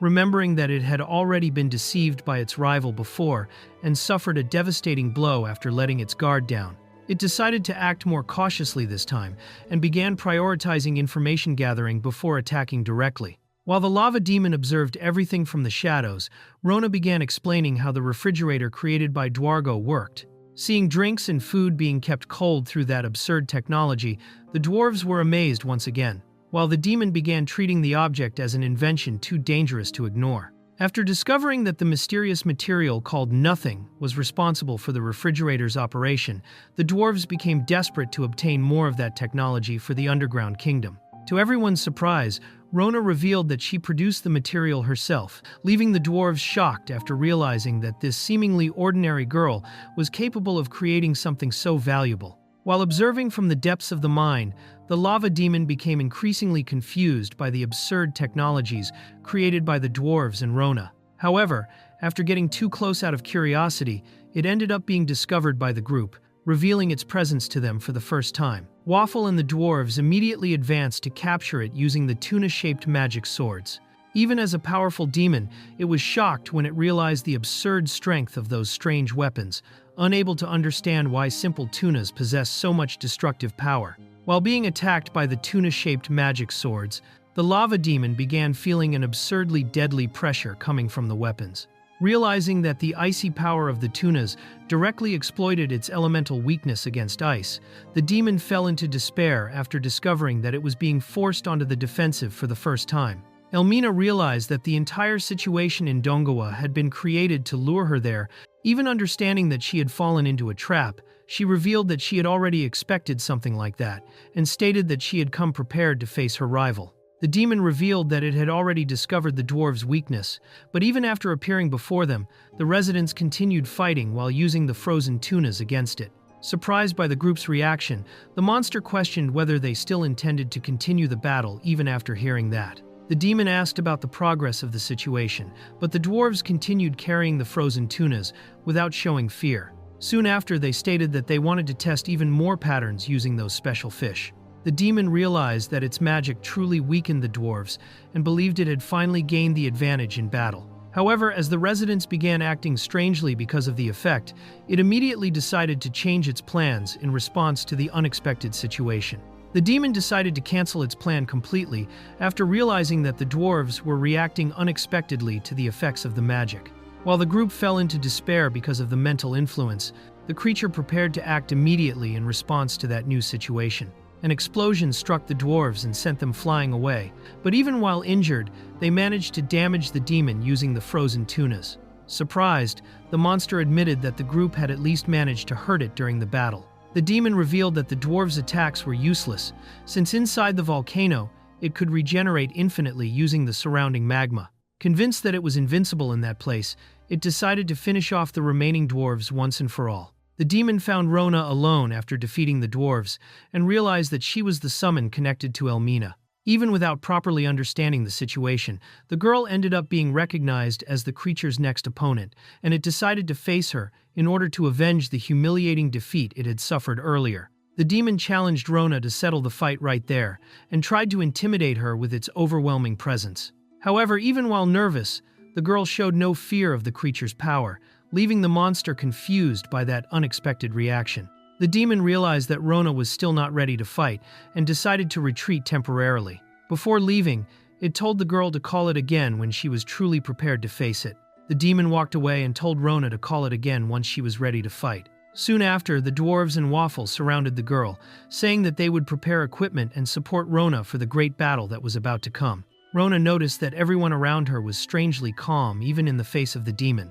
As she analyzed the creature's strength, she finally understood the real problem. She was starving after going so long without eating anything. Rona decided to ask Dwargo for a favor while everyone prepared for battle. Although confused, the dwarf listened to the girl as she revealed that she needed help to make something important before the fight began. Rona showed Dwargo the new project she wanted to create before the battle, a huge portable grill to prepare food and make use of the giant tunas they had obtained during the event. Dwargo and the other dwarves became confused when they saw Rona's new project. Then, the girl revealed a massive barbecue device and explained that she intended to prepare a grand feast using all the meat and ingredients they had obtained during the event. Rona explained that the grill would not serve only to cook meat, but also to create a lively atmosphere during the party. As the dwarves became moved by the girl's ideas, Dwargo began admiring her creativity even more. Dwargo decided to turn the grill project into reality and began organizing the dwarves to build the equipment immediately. While everyone worked excitedly, the dwarf showed that he had already become completely caught up in Rona's crazy ideas. Dwargo continued working on the enormous device created by Rona while the other dwarves watched in admiration. As construction progressed, the group began to realize that the invention could bring fun and happiness to the entire underground kingdom. Dwargo began working seriously on building the grill while using all his experience as a legendary craftsman. Surrounded by the flames of the forge, the dwarf showed pride in finally being able to create something new after so many years. The dwarves returned excitedly after finishing the preparations, while Dwargo appeared full of energy and decided to personally help with the construction. Excited, he rolled up his sleeves and rushed to join the work alongside the other craftsmen. The dwarves ran back to continue the preparations, while Rona realized that Waffle still had not used the iron. Upon hearing that, the girl was surprised, unable to understand how he had managed to do everything until then without using the main material of the forge. Waffle began to admit that perhaps the dwarves would never need to use iron again. As she tried to explain it, she realized that all the dwarves' prosperity now came from the inventions created by Rona, leaving the girl surprised by how much everything had changed in such a short time. Waffle realized that the dwarves' natural skill for forging was beginning to disappear. While watching Rona use techniques completely different from traditional ironwork, she understood that the talent the dwarves had carried since childhood might be changing into something entirely new. While watching Rona continue working at the forge, Waffle finally admitted that the dwarves were leaving behind their traditional love for iron. As she watched the girl create something new before the flames, she began accepting that this change could become the new future of the dwarf race. Waffle became shaken after realizing that the dwarves might truly be changing. Even so, Rona stated that they could still love iron, just in a different way, making the girl begin to see a new path for the future of the dwarf race. Rona revealed that the dwarves could continue using their forging skills, but now to create different kinds of things. While Waffle tried to understand that idea, she realized that the dwarves' future might no longer be tied only to traditional ironwork. Waffle realized that there were still many things the dwarves could create in the future. While staring at the old forge workshop, the girl began reflecting by herself on how the dwarf race was entering a completely new era, unlike anything she had ever known. Even understanding that the dwarves might no longer need to depend solely on iron, Waffle realized that she still loved the ancient art of forging. While holding the hammer affectionately, the girl accepted that her feelings for that craft would never disappear. While reflecting on the future of the dwarves, Rona admitted that she still did not know exactly what she wanted to create from that point onward. Even so, as she looked at the hammer and the new inventions appearing around her, she realized that this new path had already begun. The dwarves finally returned to the traditional forge, but now with a new perspective on their own work. As they watched the flames inside the workshop, they realized that what truly drove the dwarf race had never been only iron, but rather the love of creating new things. While Rona decided to continue working in the new forge, the other dwarves silently observed everything. After noticing her effort to create something different, several dwarves began gathering around the workshop, interested in the new path emerging before them. While Rona worked at the forge as if she were playing a game, the dwarves were amazed by the absurd perfection of her strikes. After watching the girl produce top-tier equipment on her very first attempt, Waffle realized that Rona's talent had already reached a completely abnormal level. Rona finished her new creation, leaving all the dwarves excited about the result. While the group celebrated the newly forged equipment, Waffle immediately started thinking about using it to prepare a huge barbecue for everyone. After finishing the new grill, the dwarves quickly began a massive celebration around the barbecue. While everyone celebrated by drinking and preparing meat together, Rona realized that her inventions were already completely transforming daily life within the dwarf kingdom. During the dwarves' grand celebration, everyone began tasting the new foods created by Rona. While the group was amazed by hamburgers and hot dogs, the dwarves realized that her inventions were bringing flavors and entertainment they had never imagined experiencing before. While the dwarves enjoyed the party around the new barbecue grill, Waffle silently observed everything. After seeing how happy the dwarf people were away from the old iron forges, she began realizing that the dwarf race might finally be changing forever. Waffle finally understood that the dwarves' true value had never existed solely in their natural talent for forging iron. After realizing that Rona could create happiness simply by inventing new things, the girl emotionally thanked her for showing a new future to the dwarf race. Rona introduced yet another absurd invention, a camera capable of taking instant photographs.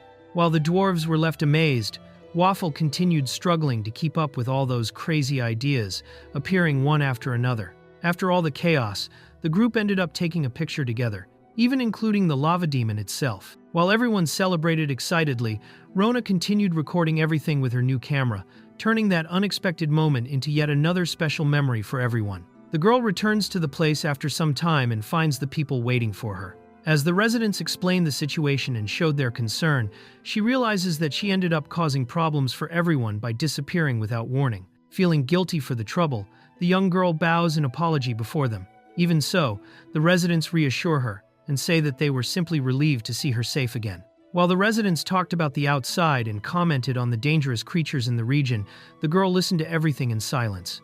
Even though she was still insecure, she begins to show interest in the world beyond that place. Shortly after, a man approaches the group, making everyone turn their attention to him. The man explains that the girl could come to know the outside world in the future, making her excited about the possibility of traveling. As she imagined that new experience, she begins to show interest in leaving that place someday. The girl begins joking with the residents while talking about the dangerous creatures outside. The relaxed mood makes everyone laugh, and shortly afterward, she cheerfully says goodbye to the group before leaving. A huge creature appears behind them unexpectedly, making everyone turn their attention to the monster while it silently observes the group. The girls realize too late that the monstrous creature was still there, watching the group. The monster then suddenly appears behind them, frightening both girls as it announces its presence in an intimidating way. The creature threatens the group and prevents them from moving away from there. While displaying its frightening presence, the monster warns that it was still using only a temporary form, making it clear that its true appearance would be much more dangerous.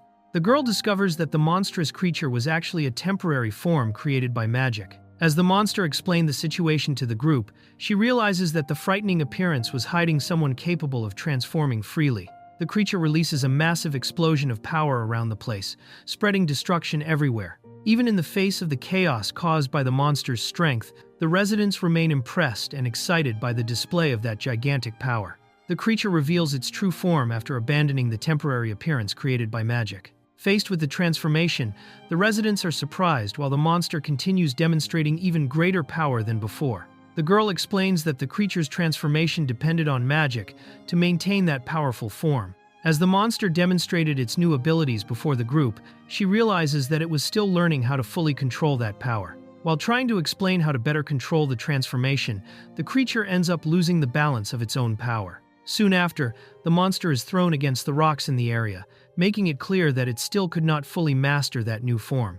The creature's ability begins to go out of control and spreads attacks throughout the area, frightening the nearby residents. Even while unintentionally causing destruction, the monster continues trying to use its powers as the group watches the situation with concern and surprise. The creature remains trapped among the rocks while its powers continue going out of control. The residents begin treating it almost like a joke, while the monster desperately tries to regain control of its own transformation. The girl calmly advances through the creature's uncontrolled power and manages to contain the situation before anyone is hit. While the monster is surprised by how easily she deals with it, she shows concern only for keeping everyone safe. The girl creates a small, cute version of the creature to make controlling the transformation easier. While everyone finds the new appearance amusing, the once intimidating monster ends up becoming the target of the residents' jokes and curiosity. The girl greets the creature in a friendly way after completing the transformation into a smaller and more controlled version.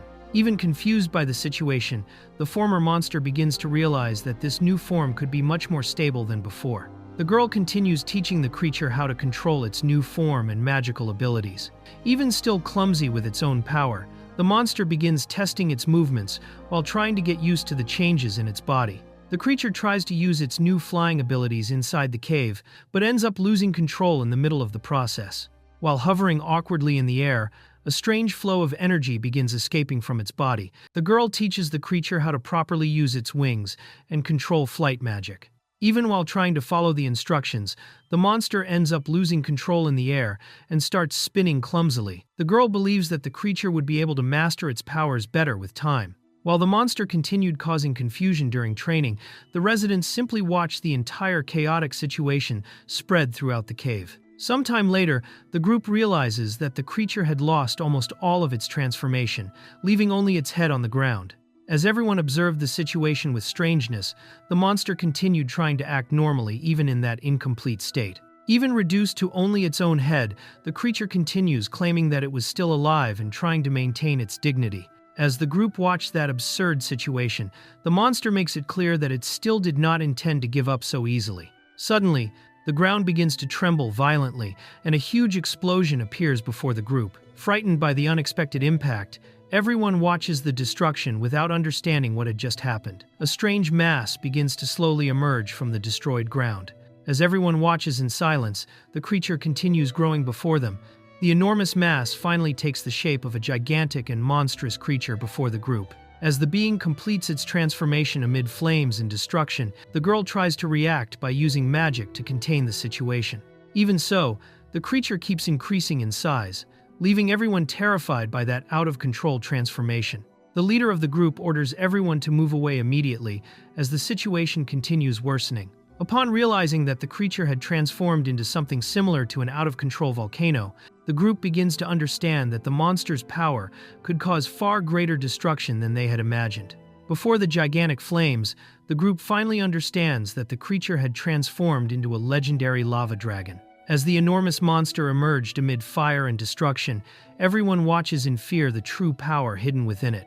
The girl is shocked to discover that the creature had awakened the power of a legendary lava dragon. While everyone tried to understand the situation, the monster reveals that that transformation was merely the result of the evolution of its true hidden power. The creature explains that the lava dragon's power came directly from the flames of the volcano and that almost no one could control it. Even reduced to that small and strange form, the monster reveals that it still carried an extremely dangerous energy within itself. While the residents were still trying to recover from the chaos caused by the transformation, everyone begins to believe that the worst had finally ended. Even so, when everyone thought the situation was over, the girl launches an attack and begins firing shots at the monstrous mass. Using a special weapon, she repeatedly hits the creature in an attempt to prevent the lava dragon's power from continuing to grow. The girl continues firing non-stop at the monstrous mass while trying to stop the creature's regeneration. Even after being hit several times, the lava dragon's body continues moving and growing,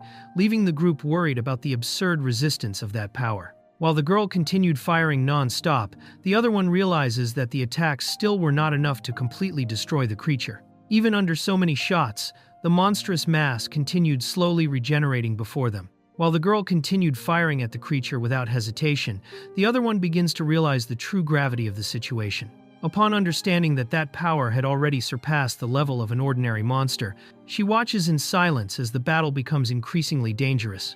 The girl tries to calm the residents and prevent everyone from panicking in the face of the dangerous situation. Even frightened by the appearance of the lava dragon, the inhabitants show determination to protect their land as they prepare to face the threat together. The girl and the residents decide to face the threat together using improvised weapons. Even before the frightening power of the lava dragon, everyone advances without retreating, while the creature silently observes that unexpected resistance, attacking from all sides with everything they had available. The girl realizes that the creature's body continued rebuilding itself even after so many attacks. As a dark sphere appears above the area, the group understands that the lava dragon was still accumulating energy and becoming increasingly dangerous. The creature demonstrates that it still possessed far more power than the group had imagined, continuing to regenerate while spreading energy throughout the area. Upon realizing that the situation was getting worse, the girl understands that they needed to end it quickly before the lava dragon evolved even further. After accumulating energy non-stop, the creature finally collapses and explodes before the group. When all the smoke disappears, the monster is defeated, causing the girl to receive a huge amount of experience while everyone remains confused by the sudden end of the battle. Several experience points begin to appear around the defeated creature. While the small monster observes everything without understanding what happened, the girl cheerfully celebrates finally managing to defeat the lava dragon. The girl acts as if everything had ended normally and tries to cheer up the group once again. Even after all the chaos caused by the lava dragon, she continues smiling and talking about moving forward as if nothing too serious had happened. The girl explains that the lava dragon possessed a special ability capable of causing continuous explosions while regenerating its own body. Upon analyzing the defeated monster, she realizes that that creature still hid dangerous powers that could continue evolving in the future. The girl explains that completely defeating the lava dragon would not be easy because of its absurd regeneration. While she tries to think of a way to finish off the monster for good, the small creature continues reacting beside them in an irritated way. The girl realizes that defeating the creature would be more complicated than she had imagined because of the monster's absurd resistance. Even while trying to act calmly, she begins to understand that the lava dragon could still continue fighting for a long time. The girl simply suggests driving the lava dragon far away from there, treating the situation in a surprisingly calm way. While the group falls silent before that absurd idea, the residents simply stare at the girl without knowing how to react. While the group was still trying to understand the situation, the small creature begins to change its behavior and loses part of its frightening appearance. Seeing the monster acting unexpectedly calm, everyone becomes confused, unsure whether the lava dragon truly was still a threat. After all the confusion, the residents begin treating the situation like an improvised celebration. While some were already thinking about food and drinks, the girl enthusiastically joins the cheerful mood. The small creature tries to stop the residents from using it as an ingredient for food, falling into despair upon hearing the group's jokes. While everyone treated the situation in a lighthearted way, the girl watches the scene without knowing whether everything had really just turned into a party. Even after the entire battle, the residents end up transforming the situation into a huge celebration. While everyone gathers to eat and drink around the defeated little creature, the girl decides to join the party together with the rest of the group. The girl introduces a new item related to the power of the void while trying to continue her activities normally. Upon seeing her enthusiastically arriving while carrying materials and talking about new projects, the other girl simply watches without understanding what she was planning this time. The girl explains that some materials brought from the outside world could become extremely valuable for that region. While she enthusiastically talked about new possibilities, the residents begin imagining how those discoveries could completely change their lives from that point onward. While discussing improvements for the place, the residents begin realizing that the materials brought by the girl could completely transform the structure of the village. After hearing explanations about new constructions and energy sources, everyone starts envisioning a much more advanced future for that place. The girl continues explaining how knowledge from the outside world could help with the village's development. While presenting new ideas and important people connected to those inventions, the residents realized that her arrival was bringing increasingly greater changes to the future of that place. The girl introduces a new person to the group and excitedly talks about her qualities. While the newcomer reacts with exaggerated excitement upon meeting Waffle, the other girl ends up speechless before such admiration. While the new girl continued enchanted by Waffle, the residents begin commenting on how the outside world seemed dangerous and filled with unknown things. Upon hearing those stories, the girl starts seeing the outside world with even more curiosity and concern at the same time. The girl from the outside world appears wearing clothes from the modern world and begins explaining a sport called baseball to the group. While the residents become completely lost with all that strange information, the girl from the outside world invites Rona to watch a baseball game in the city someday. Even without properly understanding what that sport was, Rona agrees to hear more about the subject while the two gradually begin growing closer and closer. While the girls talked on the beach, the visitor from the outside world finally decides to show how baseball worked. By throwing the ball at extremely high speed toward Rona, she surprises the group by turning that simple sport into something far more intense than they had imagined. The ball thrown by the girl cuts through the sky at absurd speed, looking more like a destructive attack than a simple baseball pitch. While the residents are left shocked by the strength of that throw, Rona realizes that even a sport from the outside world could be frighteningly dangerous. The girl from the outside world demonstrates an absurd baseball technique, making the ball spin through the air with an almost supernatural force.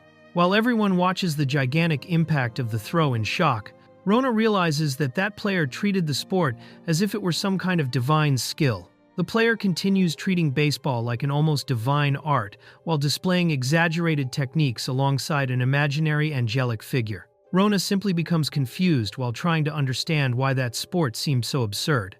The man comments that even a simple baseball game could become dangerous in the hands of the girl from the outside world. While she prepared to throw another absurd pitch, Rona and the residents merely watched with concern, realizing that that sport was far from normal. The girl becomes even more confused upon discovering that there were attack techniques using nothing but baseballs. While the visitor from the outside world explained absurd strategies and showed specialized weapons for the sport, the girl from the outside world explains that baseballs could hit someone with enough force to cause serious injuries or even death, realizing that the game seemed far more dangerous than she had imagined. The girl quickly explained several absurd ideas from another world, leaving everyone around completely confused. While she talked about sports, rules, and strange strategies, the other girl simply watched in shock, unable to understand how such information could exist in that place. The girl continued talking about baseball and invited the others to play together. While the newcomer showed enthusiasm for the idea, the other girl remained suspicious, trying to understand how someone could treat those strange ideas so naturally. The girl began imagining how the world would change if those strange ideas truly spread. While thinking about it, she eventually panicked upon realizing the scale of the possible consequences, but she was soon calmed down by the other girl, who hugged her while laughing at the situation. While the group still discussed the absurd ideas about the other world, the girl remained worried about the impact that all of it could have on the future. In the middle of the conversation, two unknown girls suddenly appeared, leaving her surprised and suspicious about the unexpected arrival. The two unknown girls approached curiously, but the other girl immediately reacted, trying to prevent any confusion between them. The girl from the other world rushed to calm everyone down before the misunderstanding turned into an even bigger problem. The newly arrived girls started acting exaggeratedly friendly. While she tried to understand their true intentions, the girl from the other world silently observed everything, realizing that the conversation could end up creating even more confusion. The girl becomes increasingly surprised upon discovering that several ideas from the other world were already spreading throughout that place. While the others explained how that information had started influencing society, she realizes that the situation was much bigger than she had imagined. The girl begins seeing those strange ideas differently and becomes excited about the possibilities of the new world. While imagining dreams and inventions inspired by the other side, she declares that she wants to create something grand in that place, leaving the other girl surprised by her sudden change in attitude. The girl becomes thrilled by the possibility of transforming that country, using ideas from the other world, and begins dreaming even bigger. The girl emotionally thanks them for the ideas brought from the other world and reveals that they awakened a new dream for her future. Even while saying that the inspiration came only from the stories she had heard, she clearly demonstrates that she was determined to completely change her life from that moment onward. The girl agrees to support the other's new dream and promises to help her from then on. While the two excitedly say goodbye, the future of that idea silently begins growing. The girl watches products created with ideas from the other world, beginning to spread more and more. While reflecting on everything that had happened, she realizes that those inventions were slowly changing that world in a way nobody had imagined before. While enjoying foods and drinks inspired by the other world, the group begins celebrating the success of the new inventions created there. Surrounded by friends, the girl happily watches how those ideas were bringing fun and slowly changing everyone's daily lives. While enjoying the success of the ideas brought from the other world, the girl starts talking about creating even more advanced inventions.